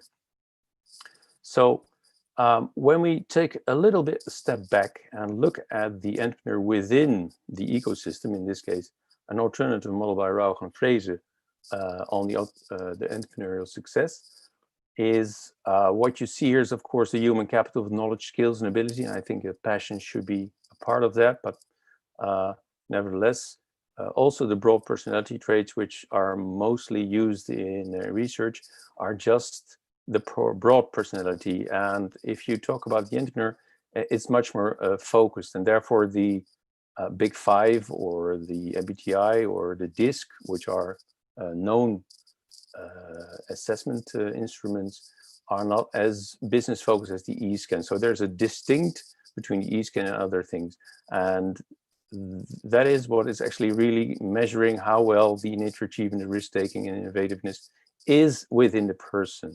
And if you look at the correlation with business creation or business success, you see actually that there is a significant correlation, although it's not that high yet. The researchers claim that within alpha studies this is quite high. The more important point I want to make here actually is the intermediate factor, which is the goals and strategies. So actually, what does the entrepreneur do? How does he make use of his entrepreneurial traits, or how does he form a team of people that actually can bring back the business success? So it's about the intermediate, and that has a much higher correlation actually than it has just looking at the traits. So it's a combination of a couple of things. Question is, these are the most entrepreneurial traits, as you see or show them in the E-scan. The question is, can entrepreneurship be developed? Or is it something that we actually more or less have it in us? Some people say it's in your blood. Well, then we should take a blood test, but I think that is not necessary. But if you look at some other research that has been done, the question, nurture or nature, is entrepreneurship nurture or nature? Well, actually what they have done is looking at the children of adoptive parents and compared them with the children of biological parents. And although nature has a very tiny role, nurture has a far bigger part in entrepreneurship and entrepreneurship development. So it's much more about nurture, teaching, training, developing than it is about nature. So the most important entrepreneurial competence is the one we know, and yes, entrepreneurship can be developed. The question now I want to address is, how can it be developed? And for this, we have created the online platform for entrepreneurial learning. Here in the middle, you see that this is software where you can see the profile of the entrepreneur. It's responsive, so it works on tablet, mobile phone, and things like that. And on the laptop here, you see actually that this is more or less what we call the entrepreneur learning, where people learn step by step together with the business coach to become more entrepreneurial, to take the necessary steps to not only gain the self-awareness, which is an important factor, but also to understand, okay, what are my strengths? How can I make use of them? What are my weaknesses and how I'm going to address them?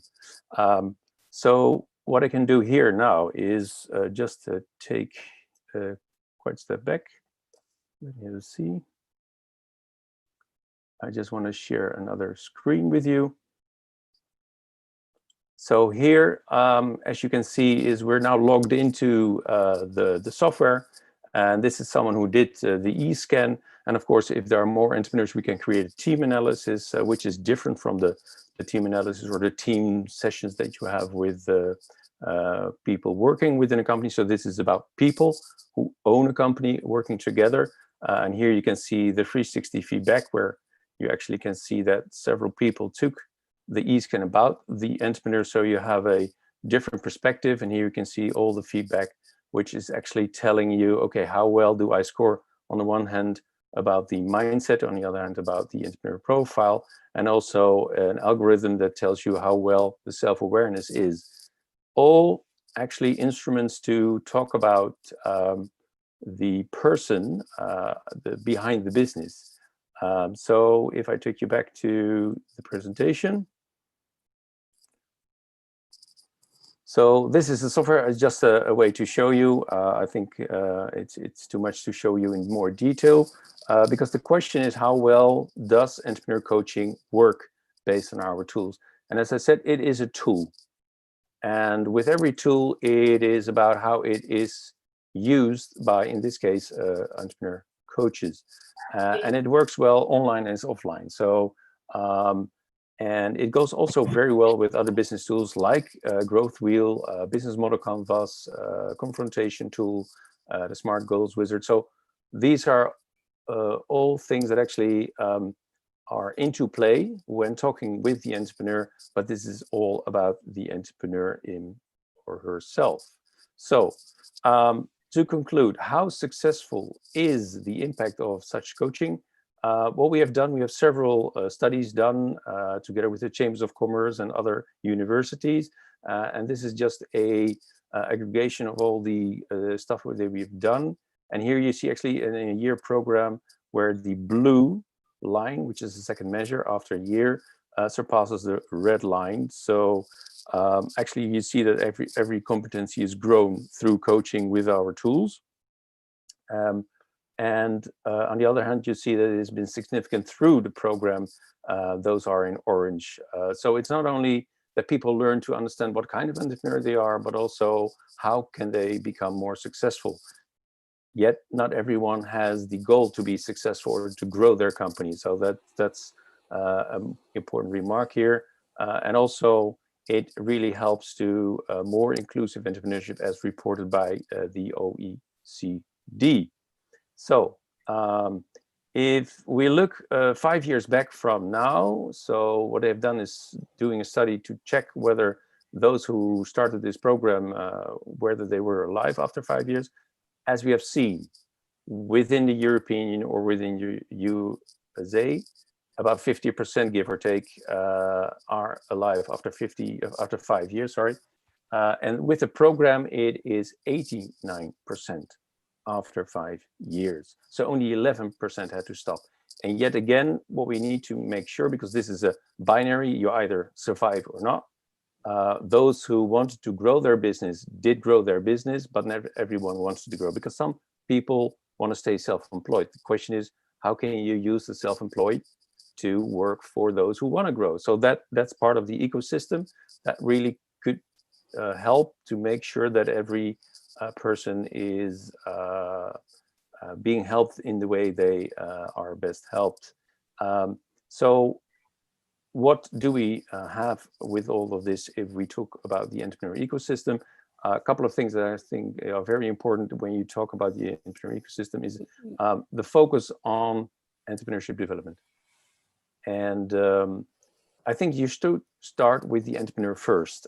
Talk about the person, because when you start immediately with the business, it's quite difficult to go back to the entrepreneur, as it seems.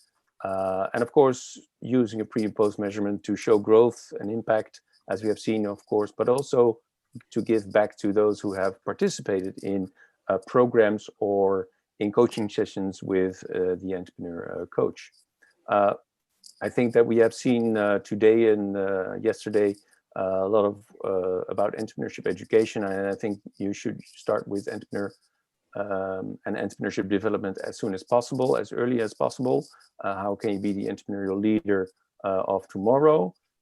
Furthermore, what we also see is that when talking about finance, actually assessing, looking at the entrepreneur. So how can you make sure that the entrepreneur talent is assessed within financing, or is actually a factor that is taken into account, especially with startups, because they don't have any track record. So, and we have some quite interesting experience with that in the Netherlands, not only with the Chambers of Commerce, but also with a large bank that actually really uses this kind of tool in a way to help people more, to get more out of themselves. So development is an important aspect of their lending.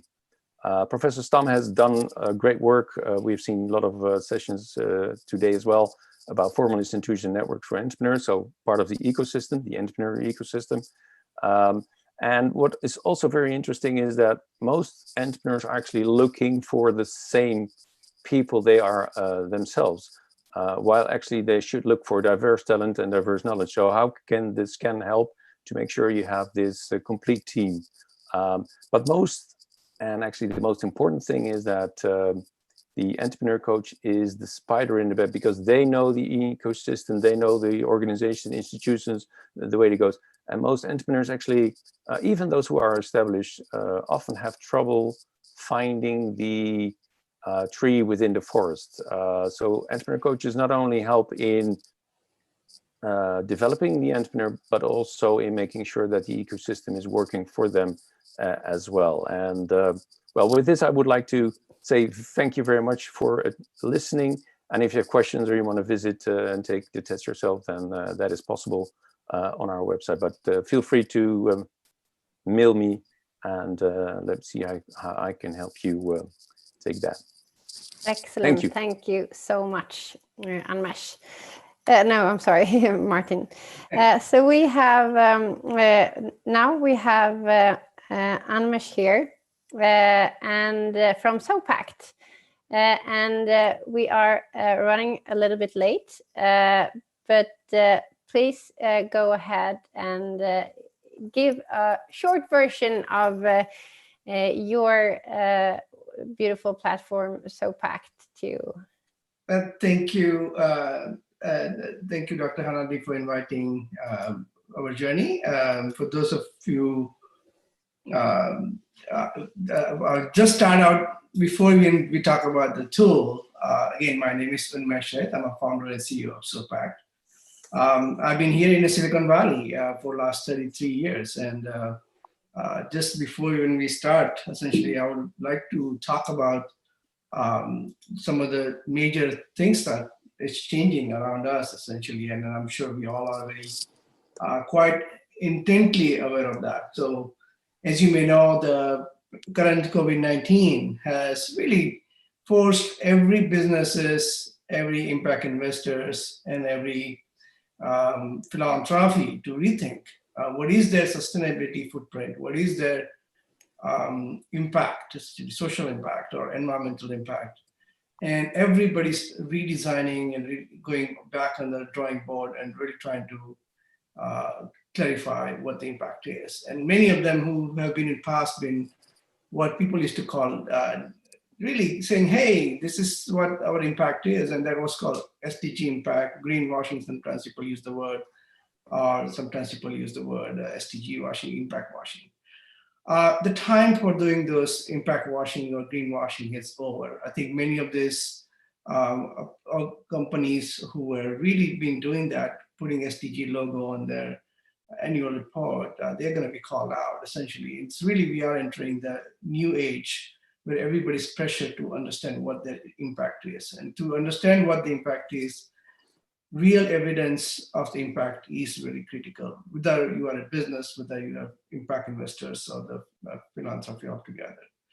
So Dr. Hanadi and SOPACT is we are a partner in the social impact ecosystems.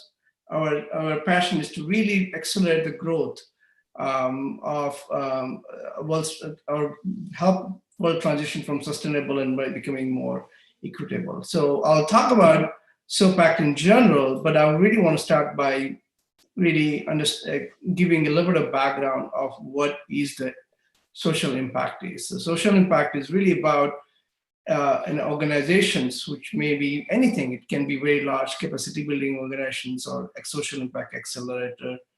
And they want to accelerate the growth, not just in the financial terms. I think most people are used to be saying financial growth, but also in a social and impact and environmental growth. And so that means to do that, it needs number one, which is it requires intention.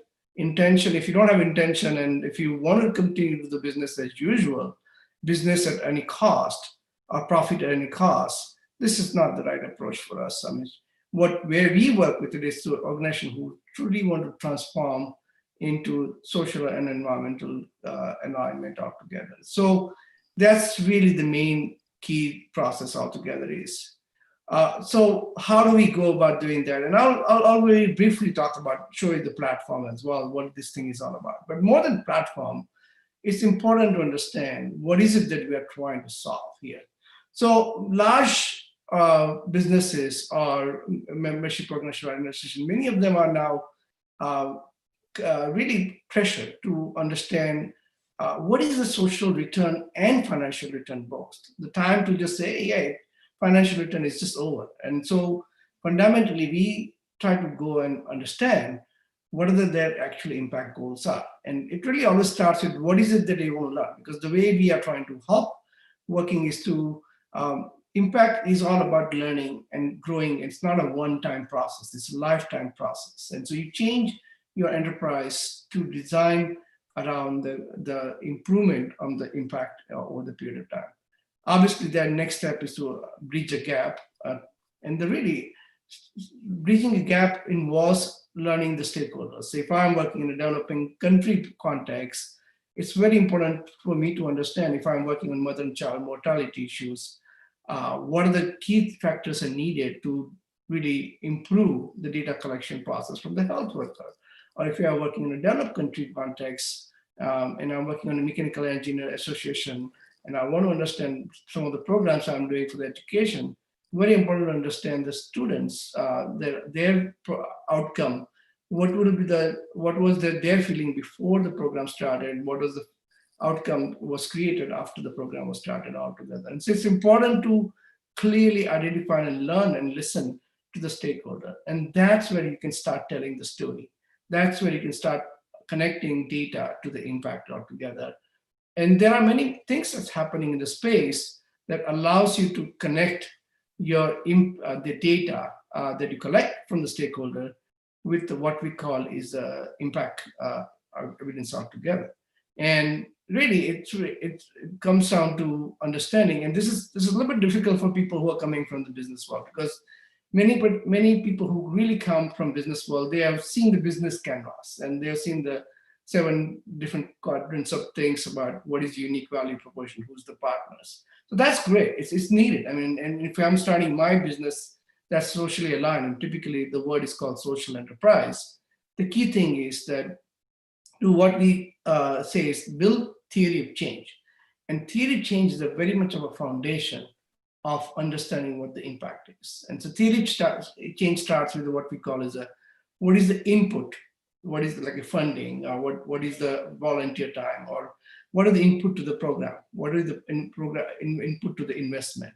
What is the output? What is the outcome? Outcome is more important because, for example, if you are just simply serving some children or for the meal services, that's called output. That doesn't tell you what change you are making altogether. But outcome is something, what is the overall improvements? Are they able to find the jobs? Are they able to look for other opportunities altogether? And that is what the social impact is all about. And so very important, before we understand the impact evidence, very important to design that theory of change aspect of it altogether. And as you can see on the screen, really it's just like a business canvas. You start with the inputs, define the activities, output, and outcomes altogether.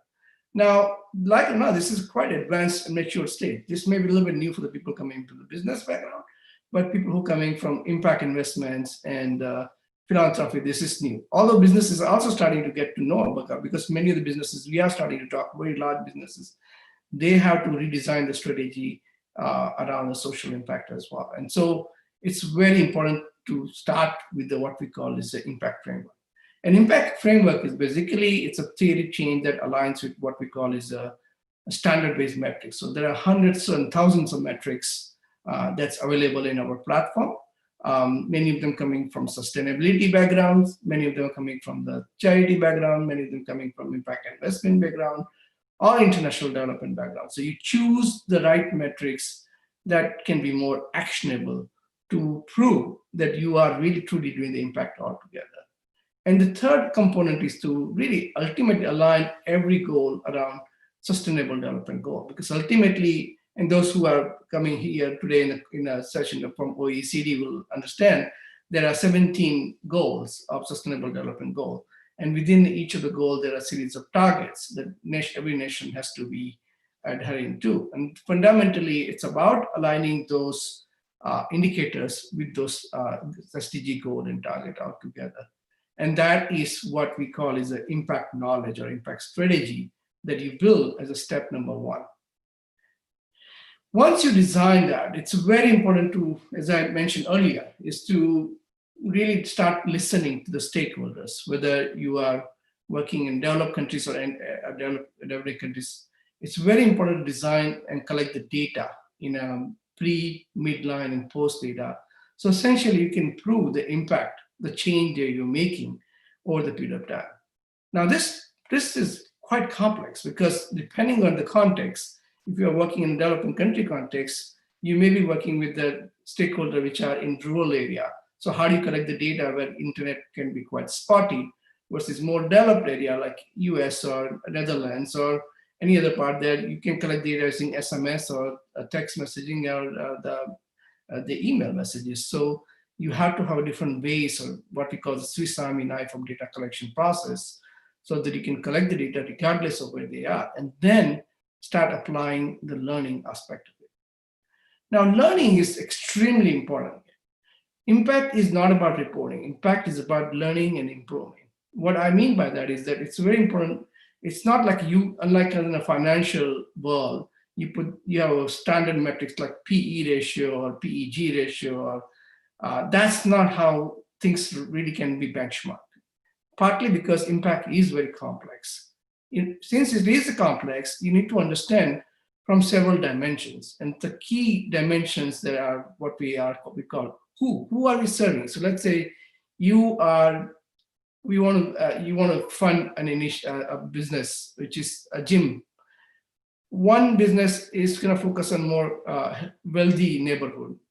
Obviously, the financial return may be higher, for example, but the overall impact on the health may not be high because people are healthy to begin with. So how much improvements can you really do? As opposed to building gym on more underprivileged community. There, obviously, the financial return may be higher, but impact may be much significantly higher because these people may have a lot of chronic disease.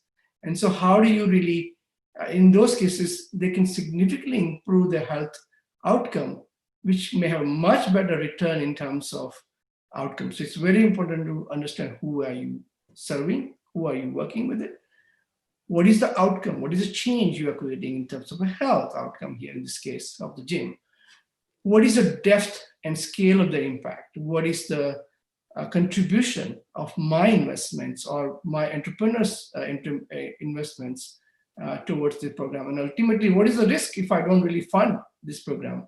It may be that this person may have a much more hospital cost, and ultimately government has to take care of that risk altogether.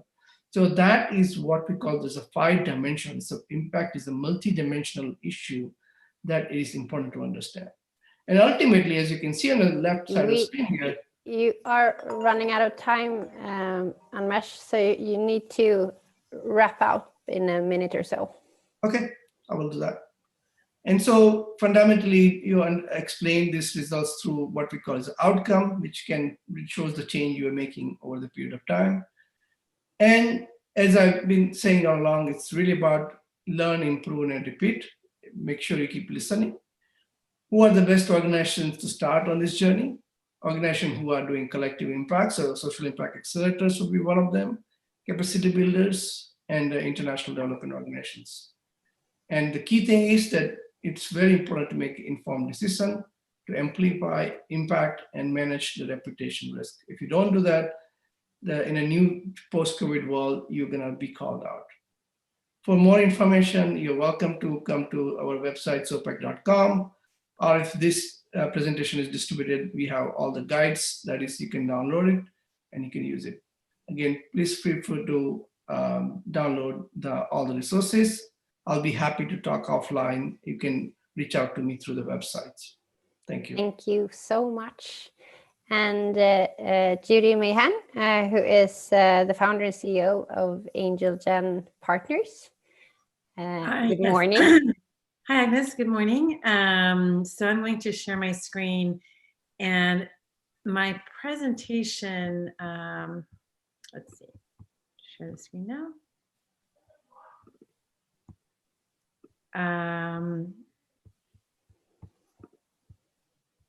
Here we go. Can anyone hear me okay? Yes, we hear you fine. Okay. So very similarly to a discussion we had yesterday, I think in the same way that everything that we've put in place, all the tools, all the strategies, not only is it good for our Innovation Entrepreneurship Center, I also run a Entrepreneurship and Innovation Center for the University of Cal Poly, located in San Luis Obispo, California. So we're in Central California, midway between Los Angeles and San Francisco. But the tools and strategies that support our center are also the tools and strategies that support the the entrepreneurship hub, the ecosystem, and those are items we talked about yesterday. So I'm really going to just reiterate on those items, because whatever we're doing at the center level has that bigger impact and has those outcomes at the regional level. So our best practices is, and one big strategy that I focused on tremendously when I first came on board 8 years ago, there are no angel groups. There's no venture firms here where we are. We're, in Central California. We're not in Palo Alto. We're not in Silicon Valley. So it became very obvious that it was very crucial to be able to help provide access to capital to our startups. That would have to be the #1 priority. If we can't provide access to capital, then all the work that we're doing doesn't have much purpose or much sense, because these startups will not be able to scale. So that was very crucial for us for our region. And of course, every region is different. In some areas, access to capital is much less of an issue.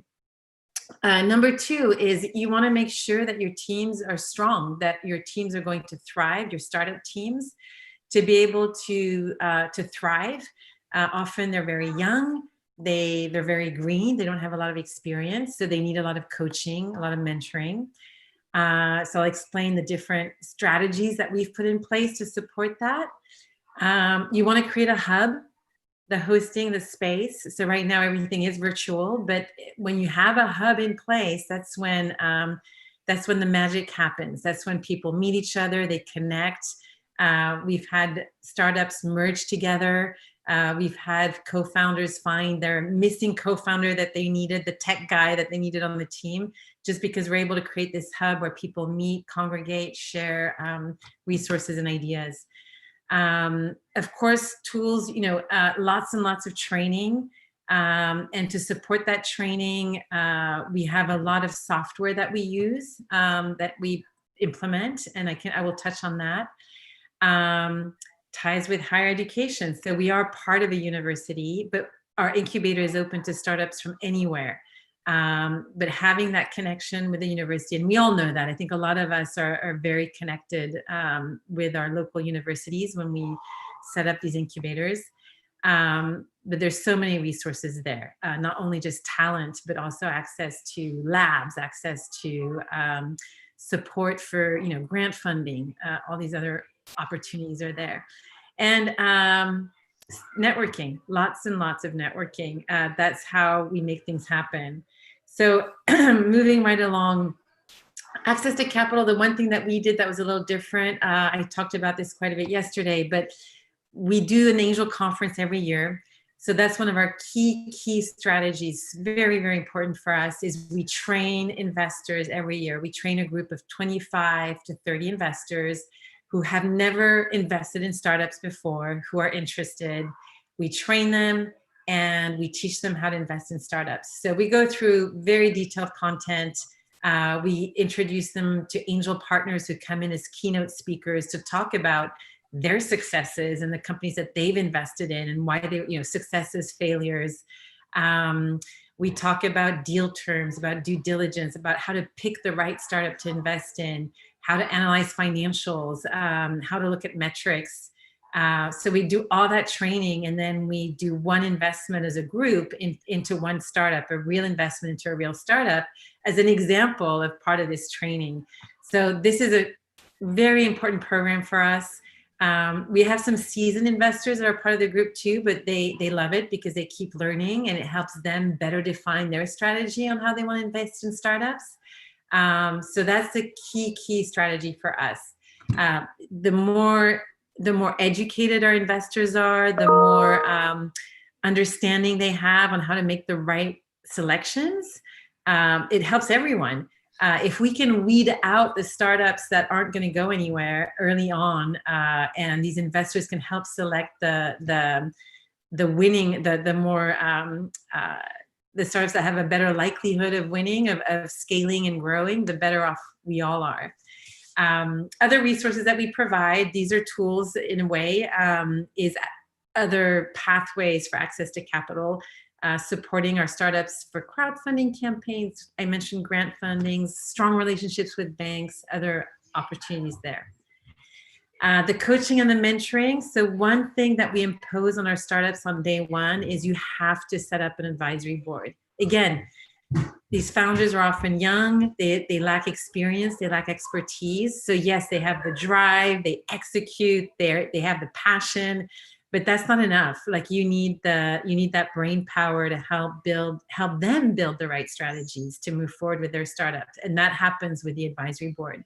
We ask them to meet with their advisory board every month, and we help them pick advisors to put on their board. I do a deep dive with every startup that we work with once a month. It's a 30-minute deep dive. I have them fill out a Google form. So I use a Google form, specific questions. And the minute we start the meeting, we go through, I've already reviewed the form. I know where they're at, and I just address the gaps. What are the gaps? What are the problems? Let's just talk about that. What do you need? Let's make the right connections to help you move forward.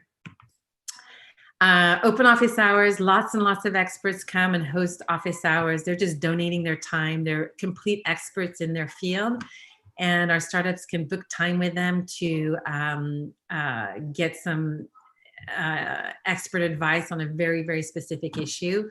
It's free to them. And the people who facilitate open office hours are just completely donating their time to support what we're doing.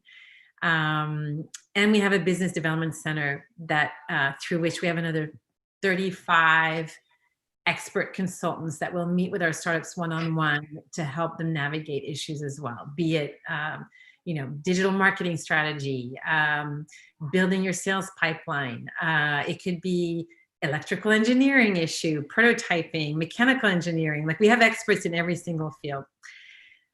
So that's the coaching, mentoring piece. Hosting, talked about that, having a space to get together and to exchange, build relationships.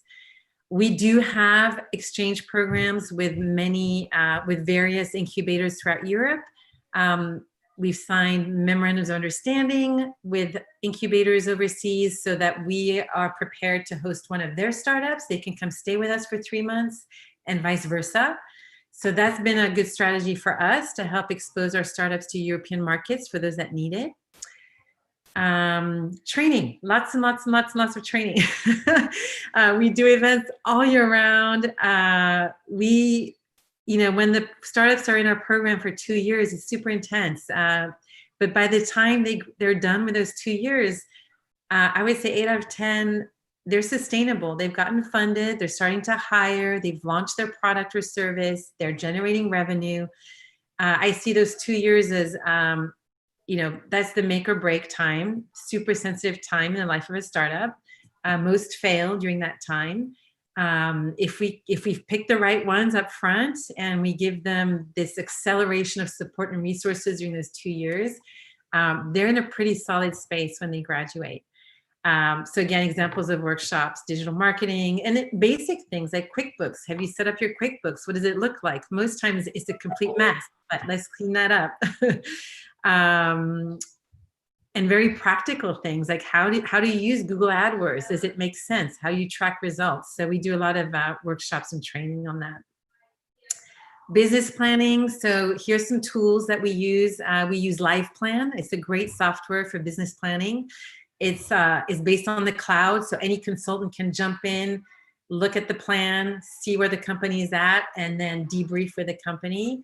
Another tool another piece of software we've implemented in the last 6 months is called Demand Metric. We just signed a contract with our company, and that's to help our companies develop their sales and marketing plan. It's a super, super great platform, very efficient, really helps outline the go-to-market strategy. which is where our founders are often very weak. Most startups don't have a very good go-to-market strategy. And that's a big turnoff for investors. If investors can't figure that out, then they know that the startup will likely fail. Ties with higher education, access to faculty, their expertise and deep knowledge, students, talent, campus resources, talked about that. Lots of networking, forums, coffee and conversation, VIP events, anything we can do to help connect our founders to a good network of people. Oops, sorry about that. And I think that was it anyway. That was my last slide. So I'll stop sharing. Thank you very much, Judy. Great set of tools and strategies for entrepreneurship and innovation. And we were asked by Dr. Hanadi to consider how these, I mean, what are our best advice for using our different tools when we're working with developing and developed countries in unison. Do you have any of our panelists wanting to elaborate on that? Well, I can go for sure. We work in many developing countries, at least between 5 and 10 African countries. We work in Asia and also in South America. If they are still considered developing countries, they're doing really well from my perspective. And I think that a lot of the things we're working on here, and I think that's the case for Martin's screening tool and for the practical advice that Judy mentioned on Google Ads or things like that. From my perspective, these things are very universal. It seems that the things that you need to do, no matter where you are very much the same. I think some years back in that study from the Global Entrepreneurship, what is it called, the GC Study Consortium, showed that the most entrepreneurial country in the world was Uganda. That was the way they measure these, the way they made these analytics. One of the things was that there was just the most amount of people. Turned out it was because people couldn't get a job, so they had to start their own business. And that is what influenced the numbers. But I've been in Uganda myself actually many times and worked on the ground with entrepreneurs. And I was struck when I first did to find out that they needed to do exactly the same. Make a great product, get some team people together, sell what they have, make money and manage finances, whether they use QuickBooks or whether they use a handwritten ledger. And I think talking about Martin's profile, when you look at the pioneer, the manager, the sales person, and the specialist, those skills is the same no matter what country you are working on. So I think what is really on the agenda here when we talk about creating a bridge between all countries is to make all tools available and find distribution channels for this kind of knowledge. And of course, commercially, companies like ours are doing it already because we want to do that. I'm sure QuickBooks is available in many developing countries as well. One of the things we do is we try to work with localization. Language can be a barrier for inclusion. So we take pride in make sure that all our tools are available in all languages, but there are other things than that. So I think a key thing is to think about the best tools that exist in the world. What can be the vehicles to distribute them? So entrepreneurs, no matter where they are, can benefit of the best technologies around. And yeah, I can, if I may say something, I'm sorry. We're actually out of time, and I think Ali Al-Samawi wants to start his session. Thank you so much, Agnes. So thank you so much, panelists, and I'm sorry we got a short round table. Go ahead, Ali Al-Samawi. Thank you so much. Thank you. Thank you so much, Agnes, for this. I'm Ali Al-Samawi. I'm sharing the session 5 of this great conference. It's innovative approaches to teaching entrepreneurship and creativity. So our first speaker is Sheikh Al-Uthman. She's award-winning entrepreneur. She's from MIT Technology Review Innovator under 35. She is aimed to make societies aging friendly, and she has, I think, a lot of in her bio. I'm very interested to hear from her. The floor is yours, Sharon. Thank you, Mr. Al-Samawi. I'm thrilled to be here, and thank you, Dr. Hanadi, and to everyone here. This has been interesting and amazing.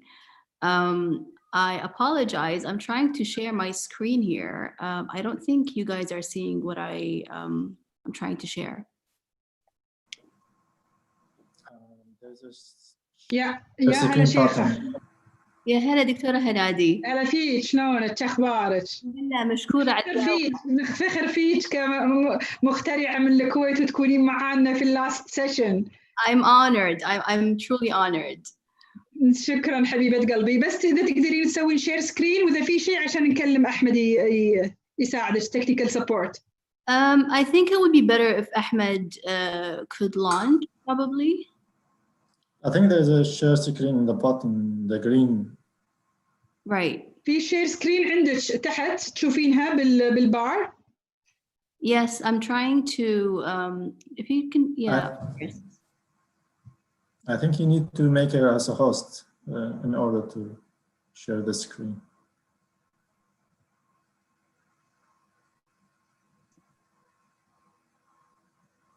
Let's see.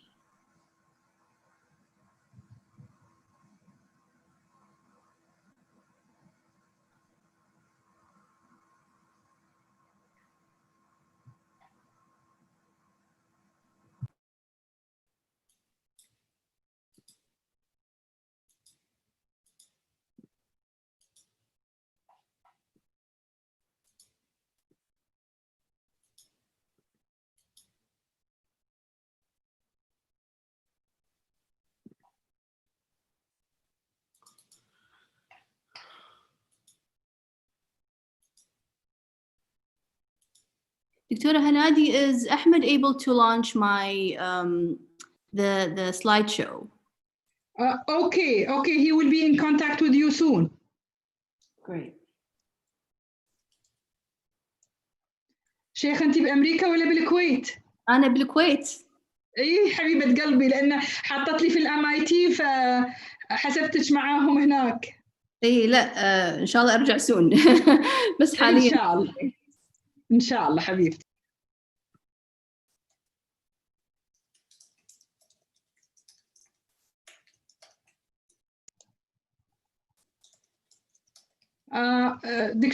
دكتور علي، ممكن ناخذ جونثين في. I think is he ready. ما يخالف ناخذ مكان الشيخة على ما تسوي التكنيكال سبورت. Okay. Jonathan. Hi Jonathan, how are you? I'm doing well. How are you? Hi, Jonathan. Fine, thank you. We are honorable to have you in our conference last minute. Yes. Are you able to start, please? Do you want me to go ahead and start? Yes, please. Yes, please. Okay, great. All right, I'll share my screen. Great. Here we go. All right, hopefully everyone can see my slides now. So today I'm going to talk about some of the new models of entrepreneurial education that we're using here at the University of Michigan.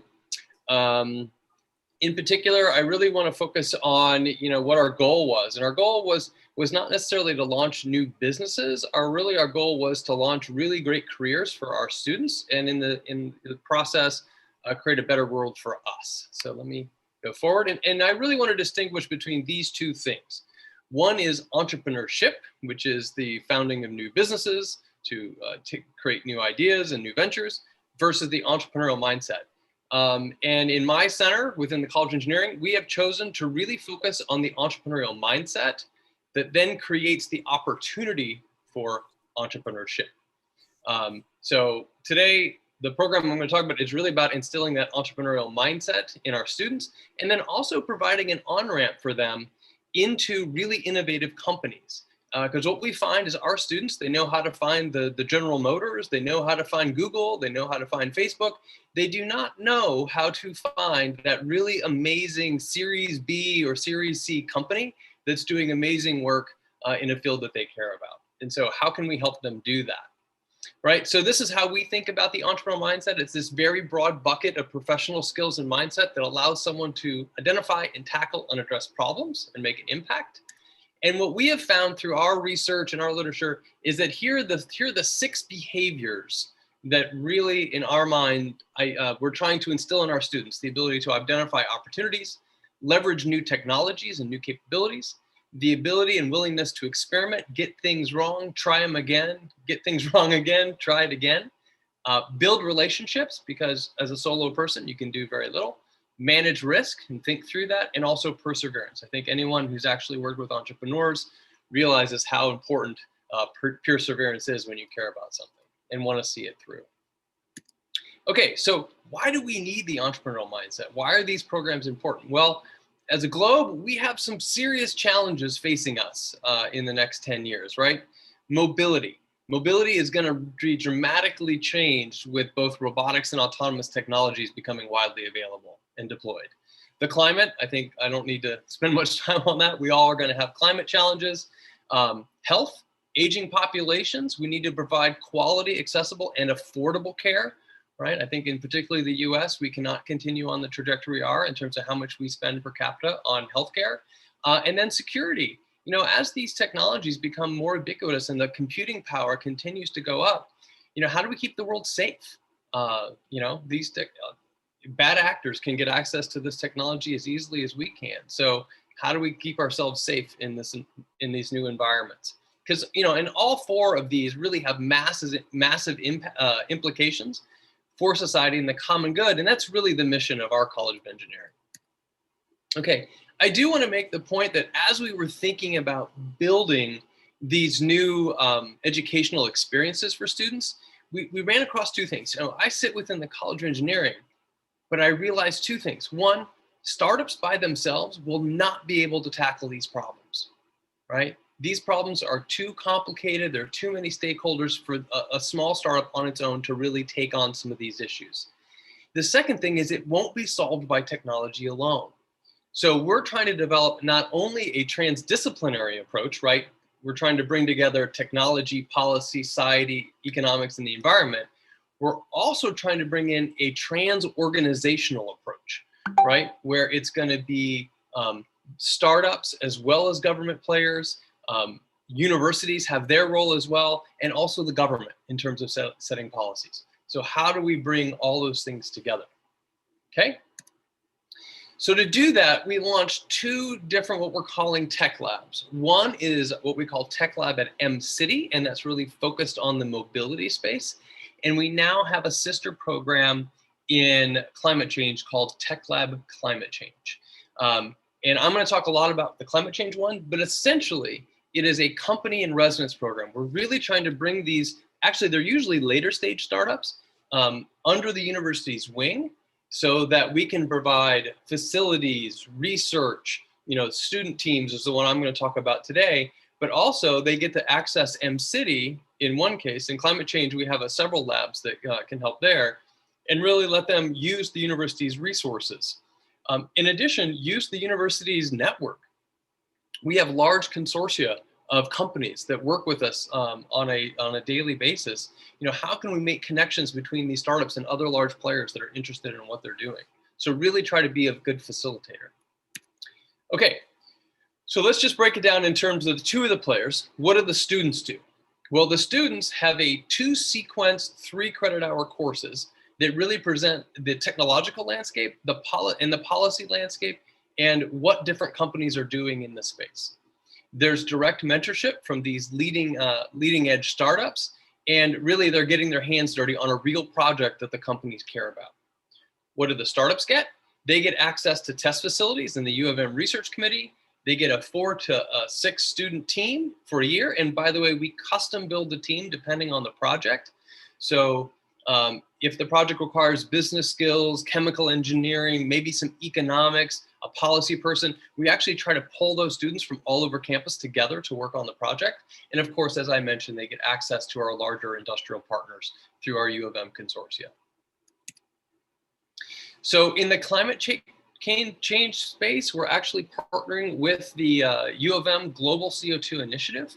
And really the vision of that center is to look for ways of reducing atmospheric CO2 by 4 gigatons a year by capturing that CO2 either before it's released or when it's released, and then turn it into marketable products. We call it carbon negative, dollar positive, right? We're trying to use the power of the market to really drive us toward a carbon neutral or carbon negative economy. So that's what that group is doing. And so through that group, we get access to a lot of interesting both startup and corporate players.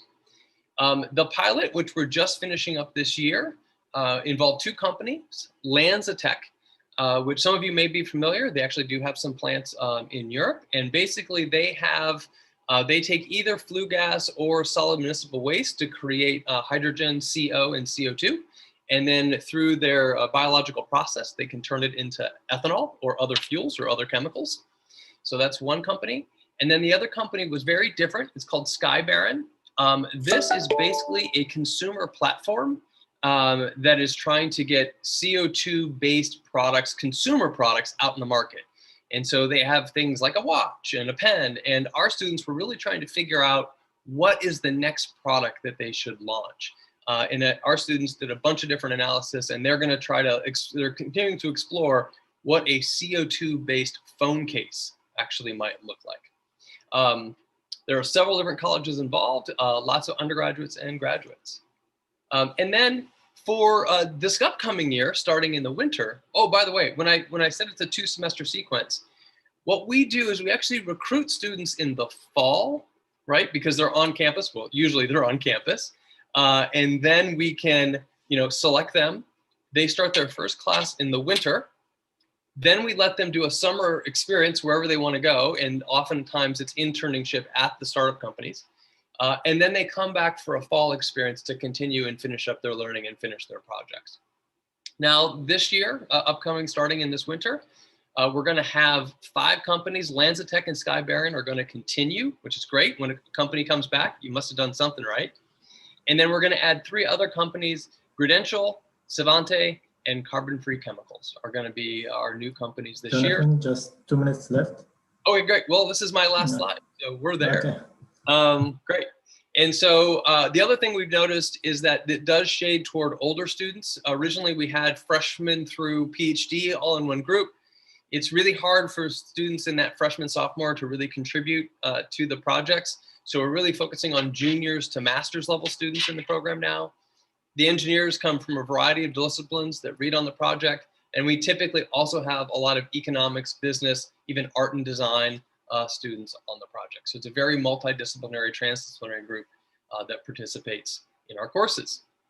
And that is the new model. So with that, if there are any additional time, I can take questions or I can save them for the roundtable. Thank you so much, Jonathan. It's perfect on time. Yeah, great. I don't know if the issue fixed with the Sheikha. Can you now share the screen? Yes, hopefully. Okay, great. Yeah. Perfect. So the floor is yours. Thank you. So it's a pleasure to be here, and I apologize about that quick glitch. Perfect.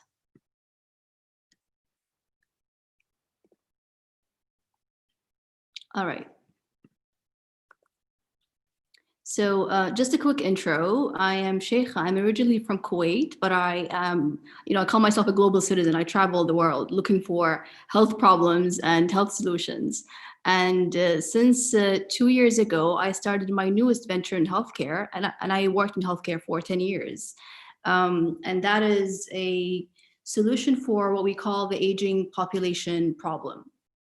And for anybody who doesn't know, aging populations is one of the biggest challenges of the 21st century. And I love comparing it to global warming, to world poverty, And this is with, conviction from the United Nations, saying that this problem is as huge as all these other challenges that take a lot more space in the media than global agents for some reason.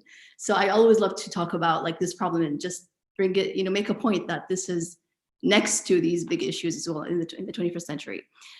So my talk is going to be basically about the journey that I've started since 2018. I had the privilege and honor to run this venture in the MIT ecosystem. And before I get into the details, I just want to say, like, I'm gonna talk about my journey and talk about the lessons and the challenges that I faced and how the MIT ecosystem helped me in an amazing way. And I hope that gives perspective as to what entrepreneurship is like from where us entrepreneurs stand. So before we begin, I like to share two sources. This is a book called The Disciplined Entrepreneurship. It's written by the chair of the Martin Trust Center of Entrepreneurship at MIT. And this was my rubric when I first started. So I'm very grateful for the book. And it has shown me a way to overcome challenges. The second resource is Y Combinator. Maybe some of us know this institute, some of us don't. It is the mastermind behind, one of the biggest tech entrepreneurship examples in the world. And I'm talking about Dropbox, DoorDash, Airbnb, Reddit. It's crazy how much this institute has contributed. So basically, the journey that I've been through showed me that entrepreneurship is like a series of this graph, pretty much.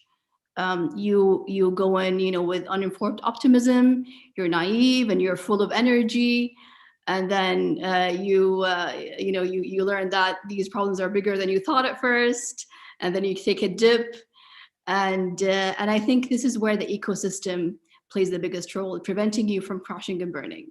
You definitely need a support system, and I've seen that in a lot of ventures. I think a support system, an ecosystem that is robust, prevents from crashing and burning. Basically, it's key. I cannot overstate this. When I started this journey, I was overblown by the support of entrepreneurship that we got at first. I did not set out to start out in Boston or the US for that matter. It was a funny story of me looking for the solution for the aging problem everywhere, honestly. I mean, I participated in what they call hackathons, like quick sessions where we pitch out solutions, and we get quick feedback over the period of like 3 days over a weekend. So I was not serious about, starting out in Boston or in anywhere else, honestly. I was just looking for a solution wherever it would engulf me. And I was surprised of the support that we got at something called MIT Hacking Medicine. It was a quick session that I participated in. And I was very, very shocked when we got 2 awards for this. It was an easy solution to develop, honestly. I was surprised from the feedback that we got from the judging panel there. We got 2 awards, and one hospital right then and there came to us and said, come and let us execute this in our hospital. Come and make it happen, which is insane. I worked in healthcare for 10 years. Nobody has ever, especially in healthcare, we're talking about healthcare here, archaic. Nobody in healthcare comes to a group of young entrepreneurs with a lot of passion and a lot of like belief and discipline and say, come and apply in healthcare again. So that was the factor that made me go, okay. I spoke with more of the MIT ecosystem and I found even more support. And I said, this is where I'm planting this solution because of this insane support that I got. So that was like a very good invitation for me as a creative solution to base that venture in the ecosystem. So I call that the honeymoon phase. That was like the fun phase. You have a problem, you research it, you pitch it, you get awards, fancy and all that. But then the first problem hit me in the face immediately. I mean, within like the first month, and that is overwhelm. I was very shocked, and I had this amazing opportunity. We had this opportunity to partner with the hospital, this amazing validation from one of the biggest institutes, academic institutes. And I remember, having a meeting with someone, labeled as the post-hackathon mentor. So they mentor you after, if you want to take the venture seriously after you pitch it. And I said, I want to do this full time. This is what I was looking, this is what I was looking for, traveling the world. I was traveling the world looking for a solution for this problem. And I found it. And I found a place that is engulfing me. And I remember that meeting very, very well. I mean, that meeting like changed the the course of my, the way I was going to do this. So I remember my questions, and this is what was going on in my mind, basically. I mean, do you go with legal? Do you hire lawyers? Do you raise funding? Do you put a name on the venture? Do you develop the tech stack? What do you start with? You don't have a team. You don't have anything, pretty much. And I think that's something that a lot of ecosystems overlook. There's a lot of Sheikha? Naam?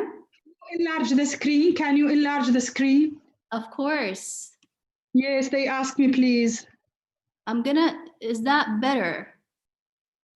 Yes, perfect. Thank you so much. Yes, of course. Thank you. So it's a lot of overwhelm, and I was lucky to have that meeting at the right time with the post-hack mentor, because this is when he said, forget everything that you're saying, forget all of that. It's none of that, actually. Your next step is not supposed to be any of that. And this is when he handed me again that book. And he said, there's like a roadmap. It's basically like the game of the snakes and ladders, pretty much. And he said, it's as simple as that.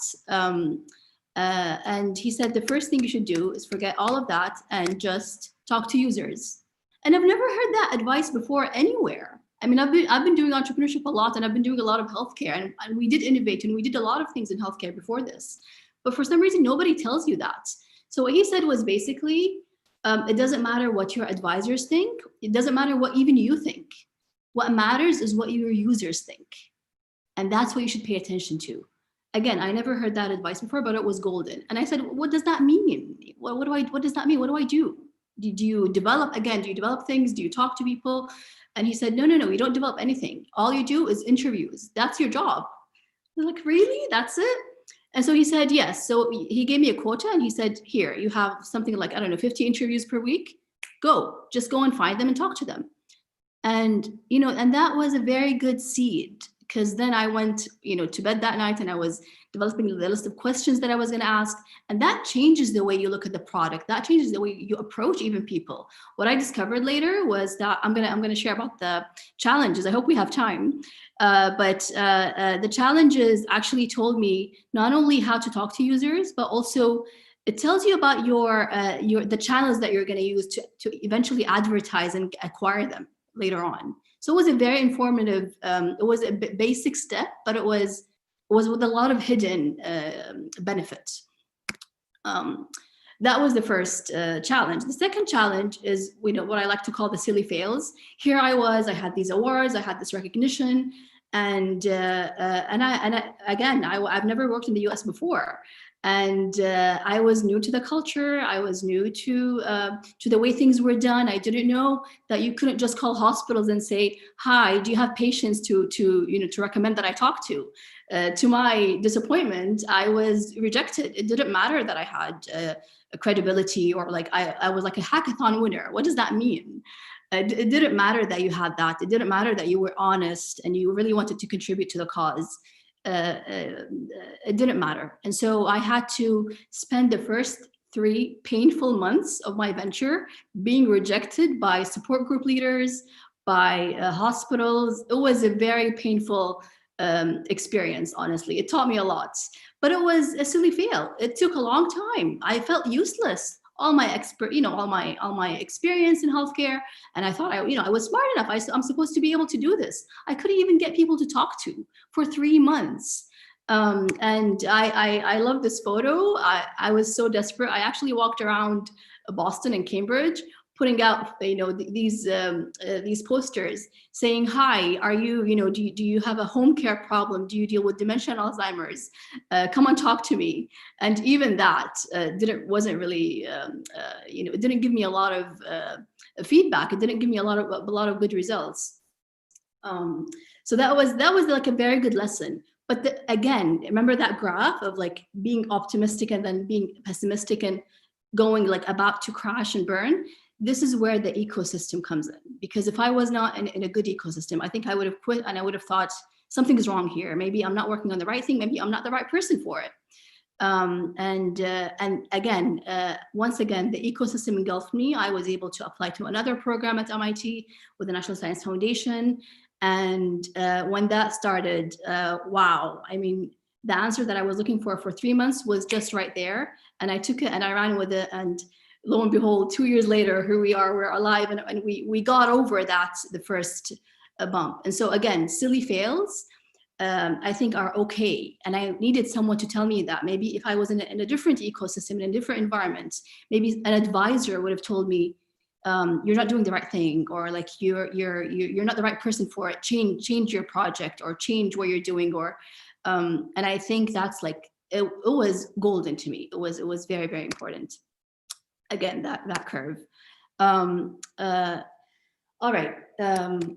The next. So normalize the journey, basically. When somebody fails in the ecosystem, I think it's important for us to say it's okay. There's more. Why did you fail? There's more, you can try more. And I think that is very, very rare to find around the world, honestly. Okay. The third challenge is, after all this, I did the interviews and we had a lot of information, bagged that is golden, that you couldn't find anywhere published, honestly. We had a lot of good information directly from our users. And I thought, okay, fine. So we should be ready now to hire a developer, create the tech stack, and have this grand launch, basically work a lot. And I did that. We worked for like 4 weeks. I created a team, and we put a lot of effort into it. And it turns out that there's no such thing as a grand launch. You don't do that. You start out by recruiting users one by one. And I love this example of, asking, do you remember when Twitter launched? Like, did you hear about like this big event when Twitter launched, or like when Google launched? It doesn't matter. The big launch does not exist. By launch, what we should know is that it should be from, just like having 1 or 2 users per week. And I'm talking about that small scale. And I think I also needed to hear that somewhere for me to have faith in what I'm doing and push forward. Because we don't have time, I know.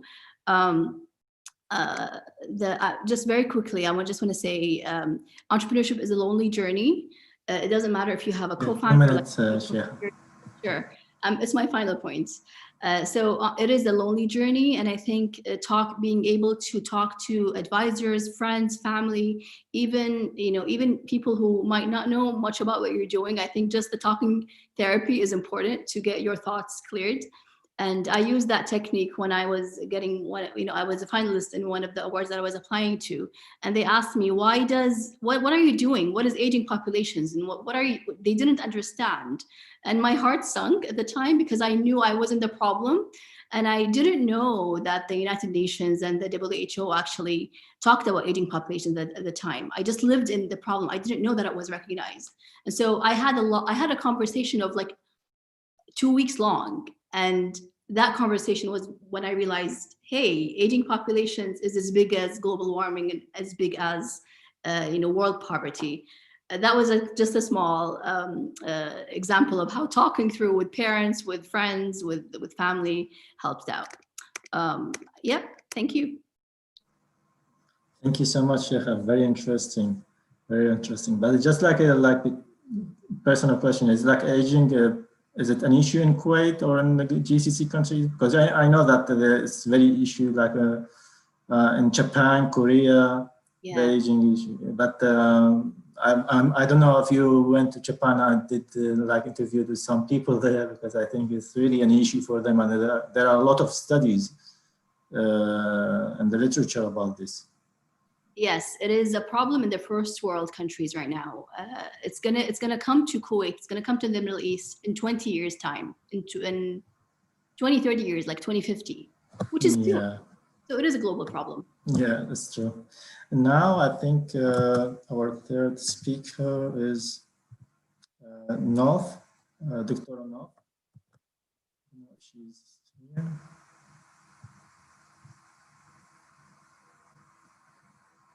Dr. Hanadi, do you know if Dr. North she's here or not? Yes, Yeah, she's here. Just a She's moment. here.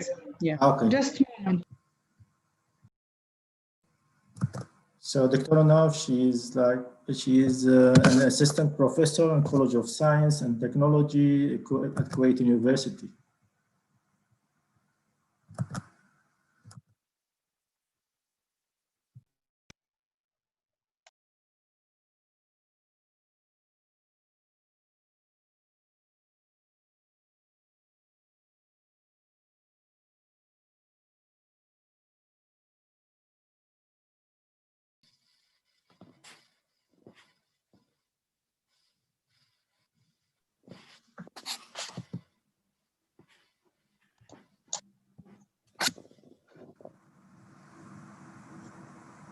The floor is yours, Dr. North.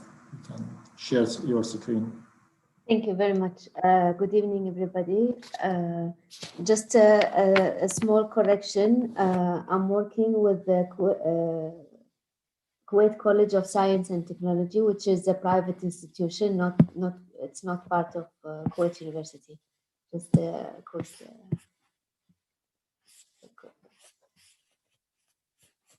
So.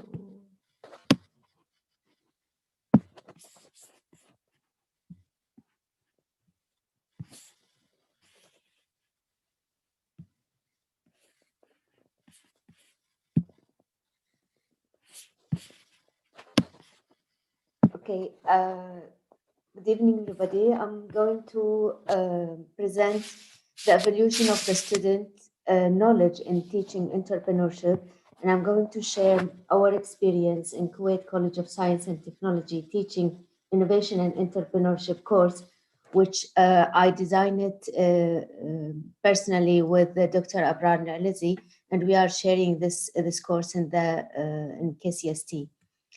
Before going to innovation and entrepreneurship, I would like to start with defining the knowledge, which is the integration of information, skills, and experience needed to carry out a task, and focusing on the student knowledge and how we are working to evolve student knowledge from being a pure student to build an entrepreneurial skills within our students in KCST.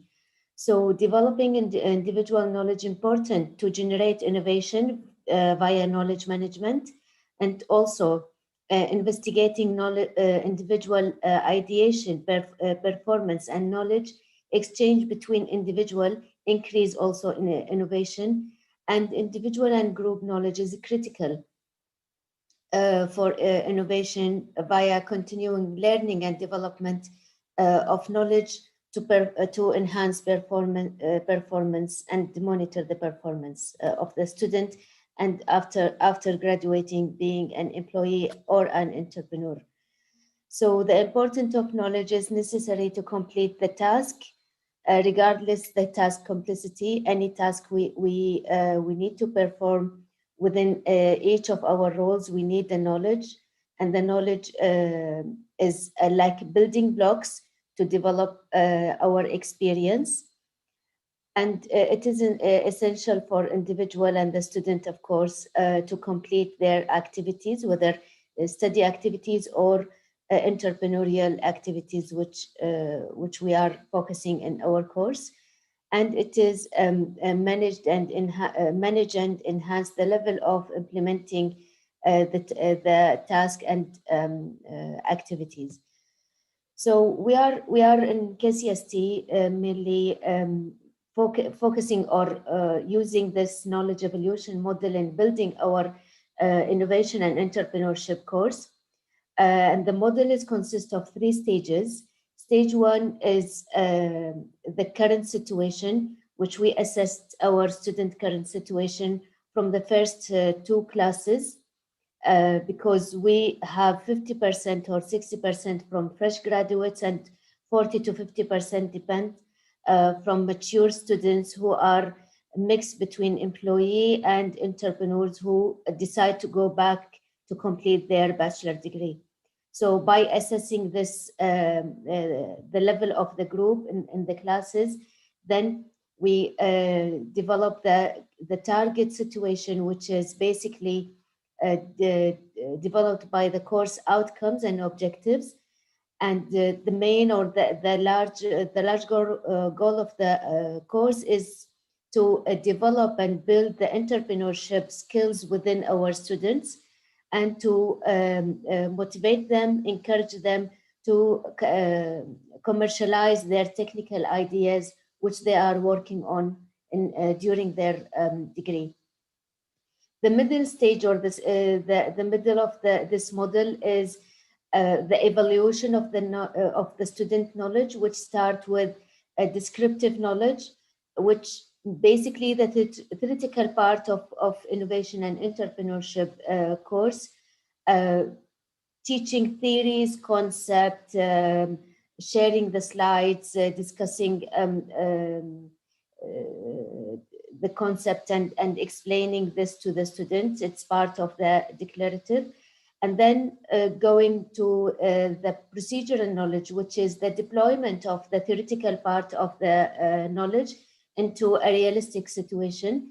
And we try to create a simulation in our classes by discussing case studies, and these case studies are written by us, which present a real entrepreneurship cases that we deal with them in our in Kuwait. We develop a case studies based on this situation, and we discuss this by with the students in individual manner and also in a group manner in a class activities.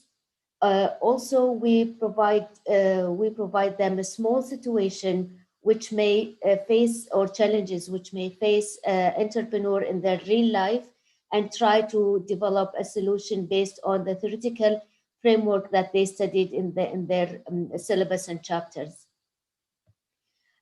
Plus, we align development of a business plan with the chapters. So each part of the business plan is backed up of theoretical background. We discuss and explain the theoretical background, and then divide the class on a group basis.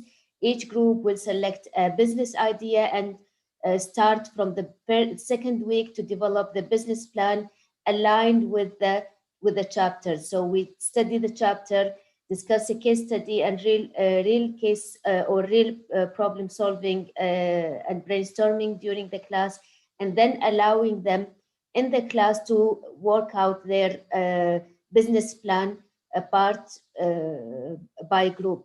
And at the end of the semester, they will submit the full business plan for the business idea that they selected.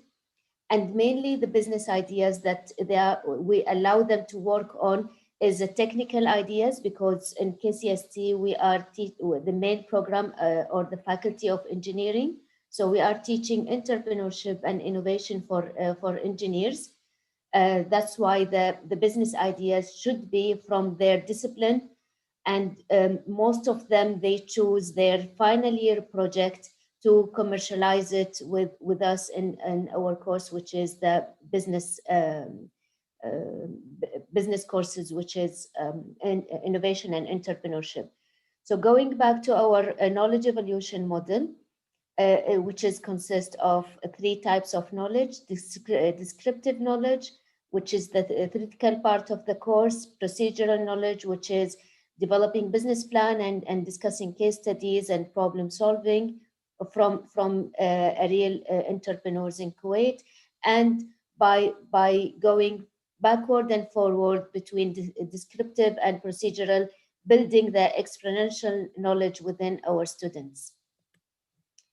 I will not go to the details of the type of knowledge, but I include them for the definition of the knowledge. Why we are mattering about innovative teaching in KCST? Because in our within the development and innovation, we are living in the technological century, and also teaching, focusing on technology in our courses, whether it is engineering or the management, which is supporting the engineers of computer engineering and technical telecommunication engineering.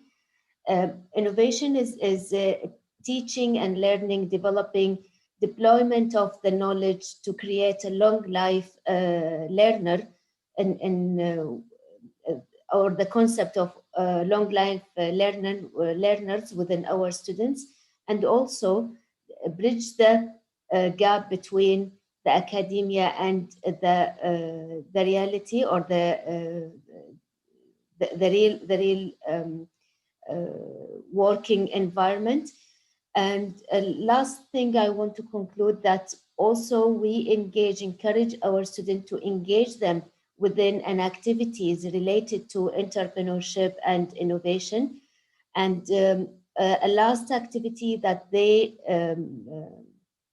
participated in, it was last February, before the Corona pandemic started. And it was an event organized and sponsored by the Ministry of Youth of Kuwait, organized by myself and my team. And I invited my students to commercialize their technical idea and present it during this entrepreneurship journey. And it was a very, very successful and a joy for them to see their technical project, which they developed for their degree, accepted by the entrepreneurship field in Kuwait. And these are the activities that we are deploying and working with our students during our classes of entrepreneurship, innovation and entrepreneurship course. Developing business plan, group work, brainstorming in the class, and case studies discussion, linking theory to practice, problem solving, and engaging our students in the internal and external activities related to entrepreneurship discipline. These are a sample of the feedback from my ex-students, which I taught them entrepreneurship and innovation in Kuwait College of Science and Technology. I highlighted the keywords that the class was informative, explaining things, effective in leading the class, interesting discussion, were often simulated, high interested in attending and learning during the class. 2 minutes left. Yeah, I will conclude with this. I'll finish within less than 2 minutes, inshallah. As my second student, she said, a huge impact on me. Having a good plan can help a lot to achieve business success. She enjoyed the class discussion, listening to other people's opinion, and understanding the link of things and the thoughts. Last student, he liked the open discussion for all the students, listening to their opinion, beneficial for him, or he benefited from the class, understanding the correct way of creating a business plan and acquire what he has to acquire to be a successful entrepreneur. Thank you very much for listening and for allowing me. Thank you, Dr. Hanadi, for allowing me to share my experience in teaching innovation and entrepreneurship in Kuwait College of Science and Technology. Thank you so much, Dr. Noor. Thank you so much. It's a very interesting presentation. Now, the last speaker is Professor Sami Bashir. He's a Director of Technology Management and Innovation at Khalifa University. The floor is yours, Professor. Assalamu alaikum wa rahmatullah. Thank you so much, Dr. Ali, for chairing this session. And before that, I would like really to thank Dr. Hanadi for the efforts and time and the resources went around organizing such important, really, gathering. I'm not sure, are you seeing the screen? I'm not a kind of a Zoom guy, so I'm not sure. Yes, we can see, but if you maximize it, that would be great. Certainly.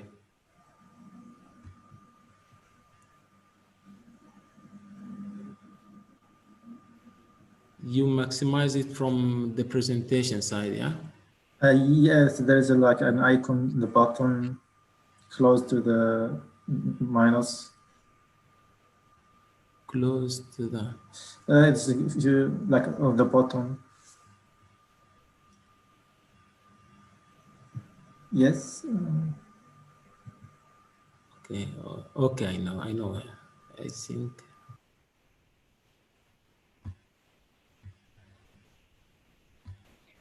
You can just click F5. Thank you so much for this. Let us try the F5 one.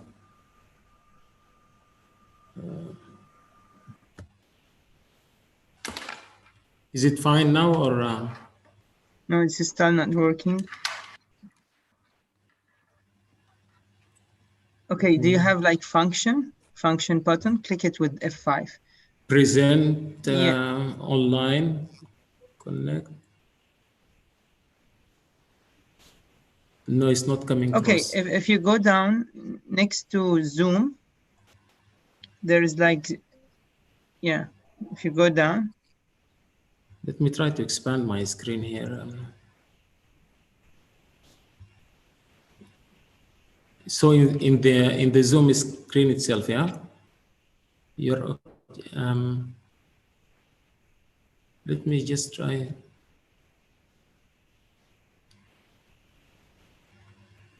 No signs whatsoever for me how to expand the screen. There is a minus and plus and the scale to maximize it. And close to the scale, there's an icon. Just click on it.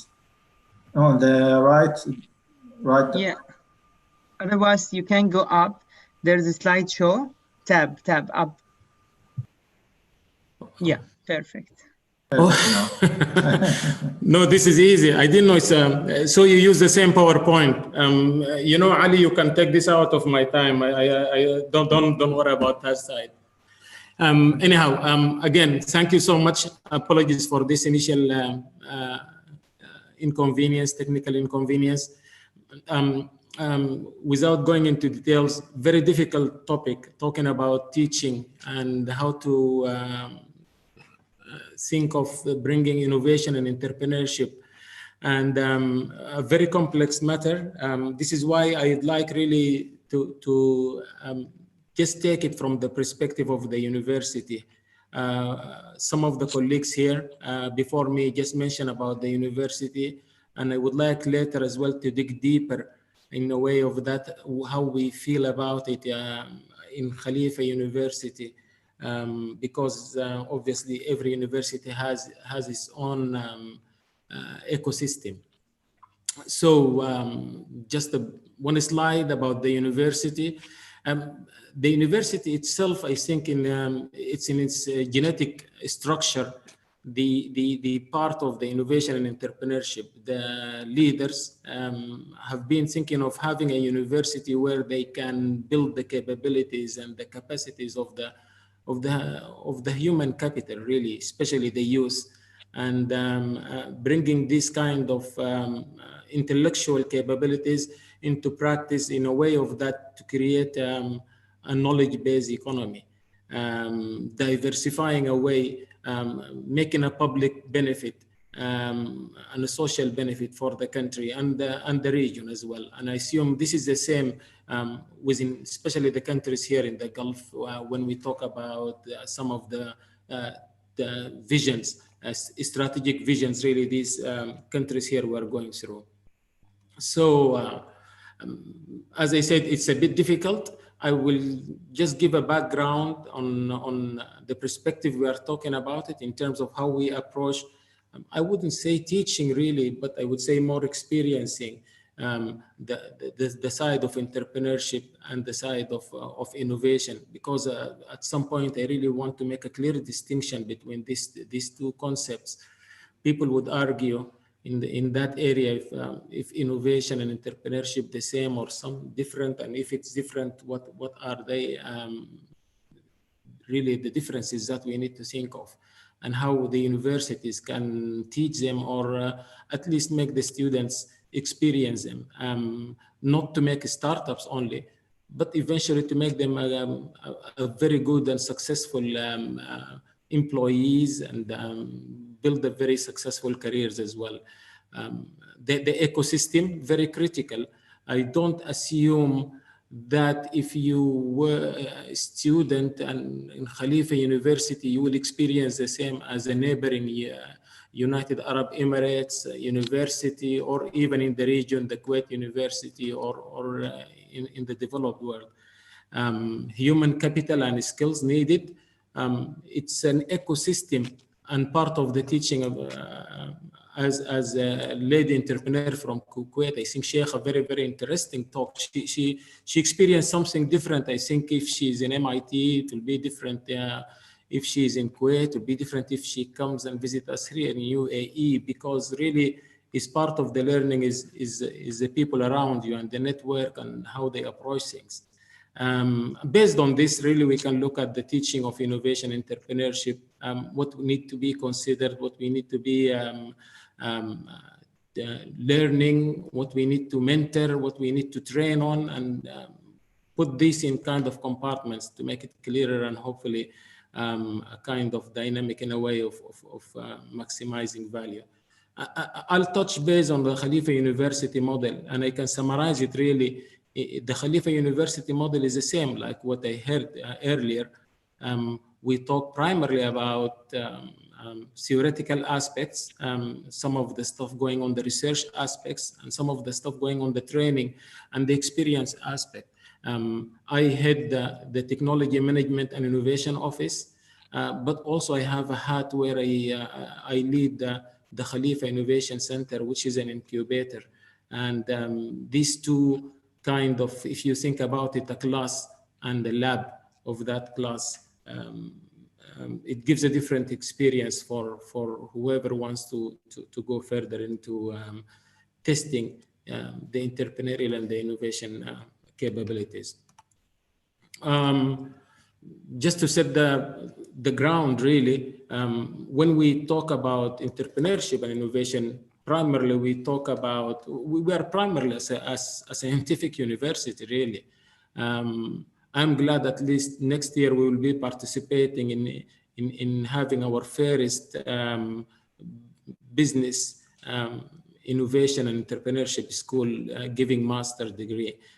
So this is, I feel about it, it can add value to the ecosystem within the university. But when we talk about research, and this research really at initial stages, and now we want to find a way of taking it to the market or find a useful technological applications. And really with this one part, this vehicle can be a startup at one point, it can be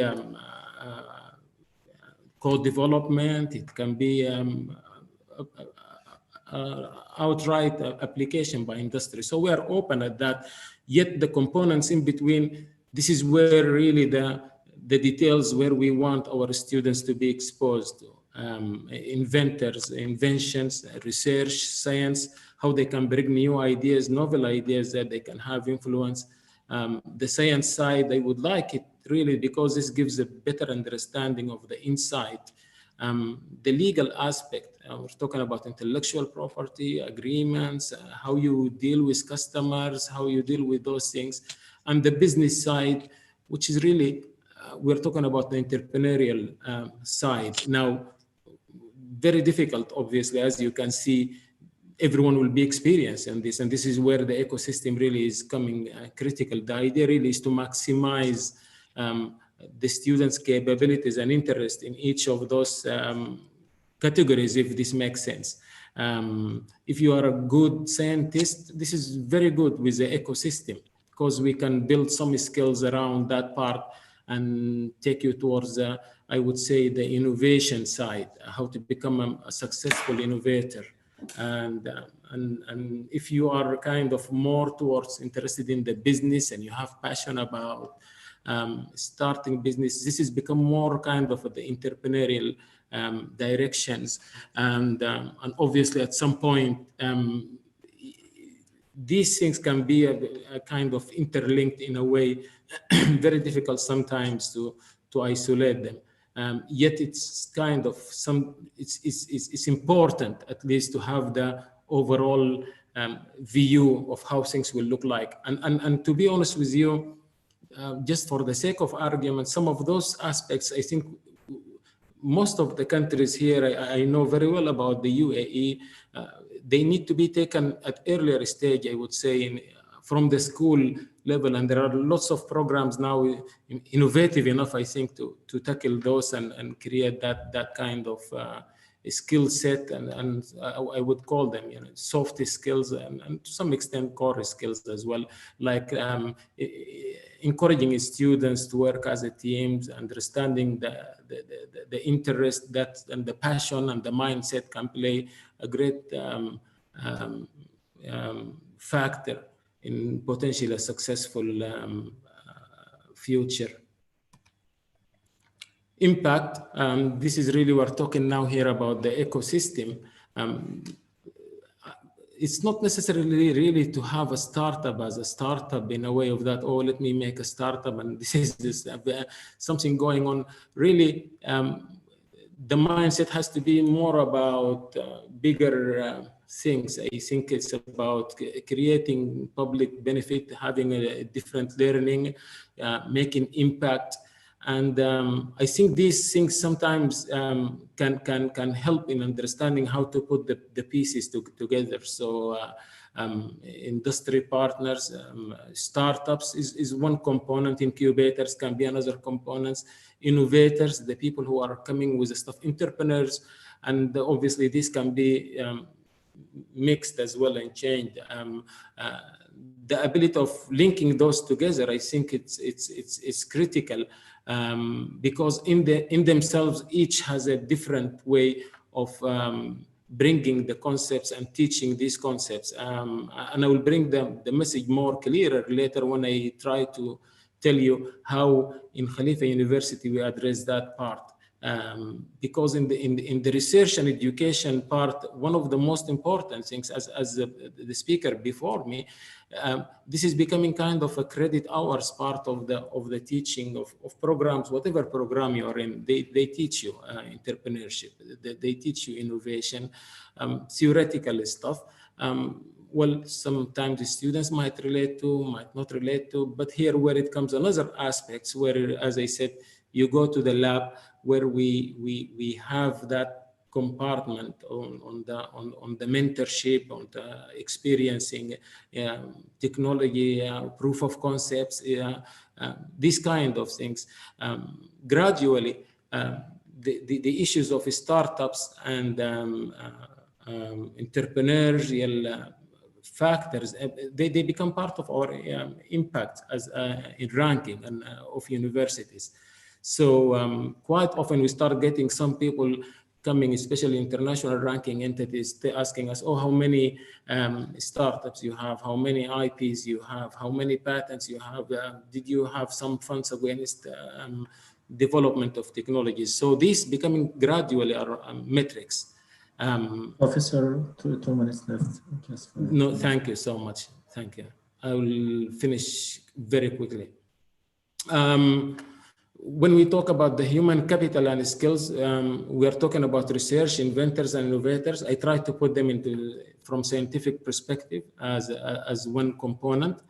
Entrepreneurs work with mentors and advisors. I think this is part of it, the course, but the mentorship, I think, is very critical. We always like to have mentors working with entrepreneurs. We think is of high value, and advisors. Obviously, this can later transfer into startups, advisory boards, and so forth. Other professionals as well are good. Those guys who make the transactional aspects, technology transfer professionals, IP lawyers, and all these things. And I think there is a need as well for technology evaluators and investors, as much as engagement with those guys. And this obviously we bring them in terms of lectures, in terms of programs. We've seen some of the speakers before us, they're having platforms that they can help with that part. Teaching innovation entrepreneurship, academic programs, we spoke about it, incubators, boot camps, where the mentorship and all this can happen, adoption through research activities. We like our researchers really to work hard in trying to find from the day one applications and an industrial use for whatever they are coming, rather than taking the usual fundamental science and try not to see the way forward. This is within the scope of the research, within the metrics of the research itself as milestones and so forth. Mentorship advisory, we talked about it. The university model, if I have 1 minute just to finish up with that. Startups, industry partners, where we talk about employment, all of those really about trying to build the capabilities and the skills of the students and future entrepreneurs and innovators around those part. Teams, we always encourage them to have teams with them. Obviously, if I'm a good innovator, I need a business guy with me who does entrepreneurship or better in the entrepreneurship, prototype development, business model, initial investments, and we work closely with the students. For example, just within this semester already, we have 6 startups have been established through the Khalifa Innovation Center. And this Khalifa Innovation Center is a partner really of guys, big shots here, from investors to industries. They're all interested in the innovation side, but really it's an incubator where people can practice. It's a lab really for the students to practice and experience their startup work. I hope this is on time. Thank you so much. Thank you so much for listening. And again, thank you for the invitation and the patience through this presentation. Thank you so much. Very interesting and impressive work. Really, really nice. I don't know if Dr. Hanadi here, if she wanted to have a comment on the things, or if she has questions to speakers.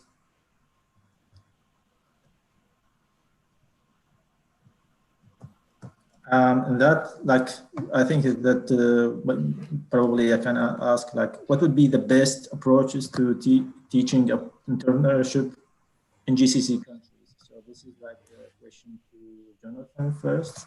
I can go on this if it's okay. Ali. Sure. I'm sure Dr. Noof will have some comments as well, but very difficult questions really, and we are developing ecosystem. We have really started this very recently.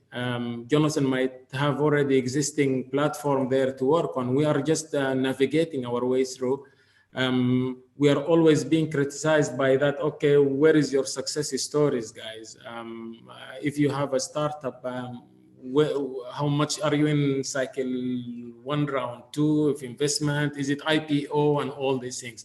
So there is still a long way for us really to prove ourselves. And if we don't prove ourselves, I think we cannot claim that, we have an already working system. I would say that we have a developing system. The difficulty really with our system is that the ecosystem needs to be developed as we have. So from my window, I see lots of students, very interesting technology, very enthusiastic. In fact, the students in terms of innovation and entrepreneurship more advanced than the system. But then when you get fixated with your startup facing an investment challenge or a company registration challenge and all these things, I think this is kind of give a little bit of mislead on how really we can measure the success with this. But coming back to your question, I think till we evolve and we make that things, I think I would like it to be more about that theoretical aspects where we build the capabilities. This is very important, nurturing those skills and put it as well into practical. We cannot keep behind waiting for these things to happen as well. Investing in human capital. Yeah. So other speakers, probably they have any opinion? Yeah, I can jump in, and I would just say if you're trying to teach entrepreneurship, it's absolutely about practice by doing and learning by doing. You have to get involved. They have to experience an actual project. I would say that we have kind of made the hard decision to say we are not going to measure ourselves by startups and follow-on funding, because we are an educational institution, in my unit in particular.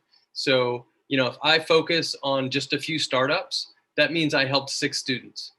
I have 40,000 other ones, right, that I have to also help. So, like, if you were to look under the hood of my unit, there are over 2,500 students in our classes every year.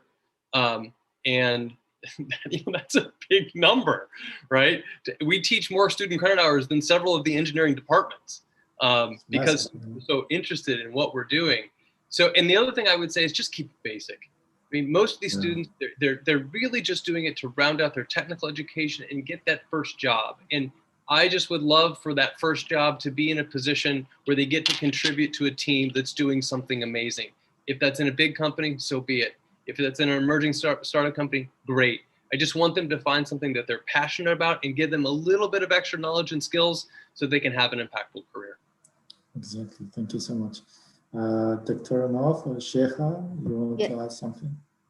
Yes, I agree with the Professor Sami and Dr. Jonathan that learning by doing, especially in developing entrepreneurship skills, they have to have a simulation platforms is really helpful for students, and also working out on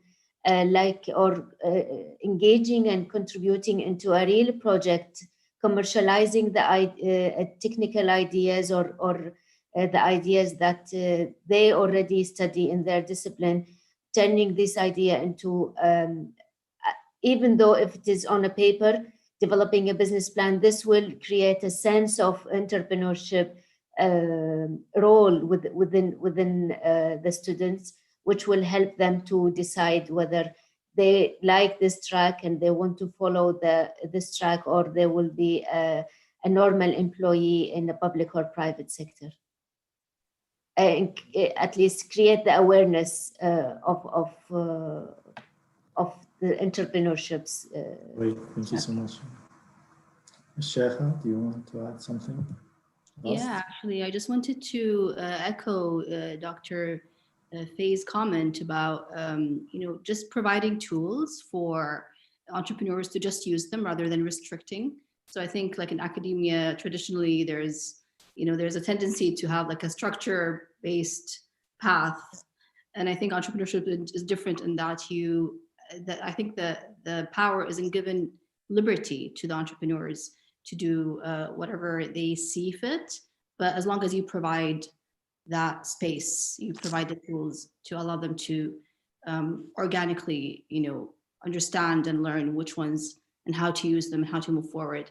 And I wanted to also echo Dr. Nauf's comment about partnerships. I think with entrepreneurship, especially like in certain parts of the world and in certain industries like healthcare, for example, partnerships are not really open to entrepreneurship. No matter how much, headlines could be said, it's very easy to say that, but it's very difficult to actually implement.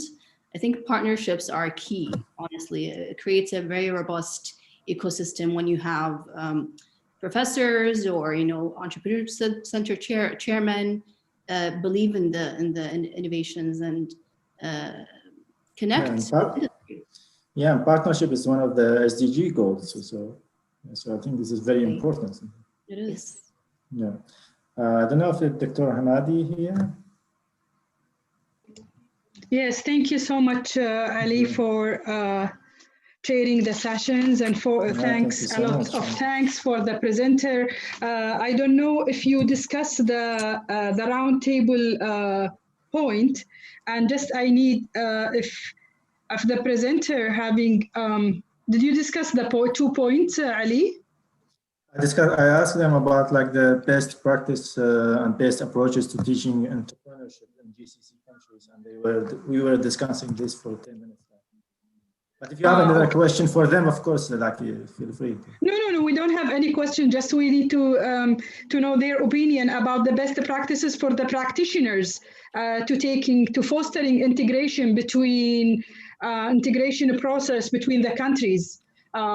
As you mentioned, part of it is the partnership, and the partnership really it's important to learn best practices, successful implementation. This is why I'm focusing about the innovation and entrepreneurial ecosystem. The ecosystem, it's mean all the stakeholders, it should be integrated and working together. It's not only one stakeholder rather than others. The government with the private sector, with the academia, with the funded agency, all should be working together to building the infrastructures or to building the ecosystem for the innovation and entrepreneurship. And by establishing also innovation and entrepreneurship centers belonging to the universities, accelerators. Now the accelerator most leading rather than innovations and entrepreneurship centers, while accelerate the idea or accelerate the startup or scaling up the startup. And it's from my opinion. Thank you so much. I don't want to take you more than what you present. Thank you so much for this milestone event for today. I think it's really impressive. 2 days with 12 hours a day. I think this is really interesting. Congratulations, by the way. Thank you so much. I'm so glad that we are looking forward. Yeah. I'm so glad also like to chair the last session of this event. Yes, looking forward to meeting you next November in 2021, and the same date, 19 and 20. This will be annual conference or annual event gathering all the practitioners. Specifically for this year, it looked like it's based on my evaluation is a largest gathering, more than 80 practitioners around 20 years, focusing on innovation and entrepreneurial ecosystem itself. And we will repeat this one in next year and forever. Thank you so much. And we will be inviting you from today for the next year. Thank you so much. Thank you so much for the speaker for their time. It's really Taslam Ali. Thank you so much, Dr. Hanadi, and other panelists on this session. Thank you so much, Nawaf and Sheikh. Thank you. Thank you so much. Bye-bye. Thank you. Bye-bye. Thank you. Bye-bye. Bye. Bye.